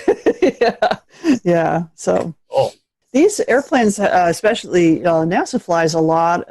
So does NOAA, and my colleagues who get National Science Foundation funds can also request the NOAA or NASA flights. And so they're very experienced crew in field campaigns like this. And each one has its unique way of doing operations. I think we're not doing anything really clever, fancy, different, and never been done before. And a lot of our instrumentation has been used in many other projects. And in some ways that's good. It's kind of less risky. And we'll get good data right away. And so it's, banking on the experience from other campaigns. So I know specifically the focus of this project is for snow bands, but does some of this data also feed into freezing rain and sleet forecasts as well? It might, yes. I think what we're doing at this stage is we're first looking for any storm we can find. The banded structures can result in different things at the surface. The bands form aloft. So at those levels, that's always below freezing. And then the structure at the very lowest levels, the airplanes can't, observe because you're going to crash them because you're flying so close to the surface. So if it happens to be a situation where there's pre-existing cold air down at the surface, and that happens to turn into freezing rain instead of snow because it's warmer aloft, then yes, we will inform that. So I've told others that snow bands are our wish list, are the main thing we want to get for. But if the storm happens to be warmer than your usual winter storm, the structures are similar and we can still learn the science of what makes those structures. Why does it organize in these narrow bands that are maybe related to the low pressure center deepening or maybe not? There's different hypotheses that we're testing. And we can test them with a variety of storms, including ones that have freezing rain and things like that. Lynn, just off the cusp thinking, this may, correct me if I'm wrong, may be able to help predict or maybe forecast where we could actually see those intense bands set up where we see thunder snow. Is that? Oh, that would be, thanks for mentioning the thunder snow. Because for this year on the ER2, we do have an instrument that measures the electric field, which then relates to lightning. So if thunder snow happens to occur, we will actually learn some really fascinating stuff. They've never flown this instrument in situations where in winter storms. So you're correct that one of the applications of the data that we're collecting should help us improve forecasting in a variety of ways. The first way is, we will understand the processes much better. So the science will elevate our knowledge base. But then the direct measurements of those snow crystals and the environment they're forming in and with the liquid water content, the temperature, all these other parameters, these are things that our numerical models are also predicting. But we have to do that, what we call using microphysical schemes. It's kind of like an algorithm that figures out how to do this. And they're invariably wrong. So that we don't have that portion of our numerical model very well constrained. And by having these direct measurements, we can see which one of these variety of microphysical schemes that you have a choice to use when you run a forecast model, which one is the most correct for these kinds of storms. They make assumptions like how much is made into snowflakes, how much is made into solid ice, how much remains in cloud liquid water. There's those things are assumed in the numerical models, but we will measure those so we can tell the models, no, you're wrong. I don't care how much snowfall comes out of that model, you're still not getting it right for the right reason. So that's one of our key applications is hopefully down the road making improvements in our numerical models. What's it like? I mean, this has got to be probably the most difficult part of the research. Yes, it is. Where it takes us all week to figure out, like, how would we fly this forecast that's 85 hours out. So far, everything's gone great. We've been lucky, but we haven't flown a lot of cases yet. As you know, it's been kind of a quiet winter, but maybe that's a good thing. So we will be back again next year, and we hope for a really active year, and we really know how to go about this. So this is, even if we don't fly a lot this year, we'll have learned a lot. We will have gotten pretty good data, and we're ready for a better year in the next two. Some of these ideal winter storms can be quite massive and stretch all the way from the southeast to the northeast. Right. Mm-hmm. Is it possible for the planes to cover the southeast on day one and then get to the northeast in time for the deepening low pressure? We would love to do that. The trouble is that these storms kind of move a little too fast. The way when you work with aircraft, there's a certain amount of time that they can fly because of how much fuel they can take, and also for crew duty. So they're very, very strict with how long a pilot can be operating the plane. The ER2, the one that flies really up here, high, is there's only one person on the plane, and that's the pilot. So, and he wears a spacesuit. He's almost beyond the atmosphere. He's so high up. So he has to, we have to be sure that that person is within the safe range. So total crew duty is 12 hours. That includes the pre-flight routine and then landing and the post-flight routine. And then we are required to give them 12 hours off before we require them to show up again. So if my storm would move really slowly, I could probably do that. Well, and I know you mentioned that next year, the project's still going to be going on. How mm-hmm. long is it set for at the moment? We're here now, and we're here to the end of February. And then next year, approximately the same, another 6-week window, we'll be out here in the following year. So 3 winters. Emergency management. Maybe if they, we get this research about where these heavier snow bands, like forecasting, maybe emergency management, that's where they put their assets at. I was just wondering if, who all you can see the benefits from this research. Yeah, so I can see like the public at large, and of course the emergency management is part. We'll return to Best of the Carolina Weather Group in a moment. Now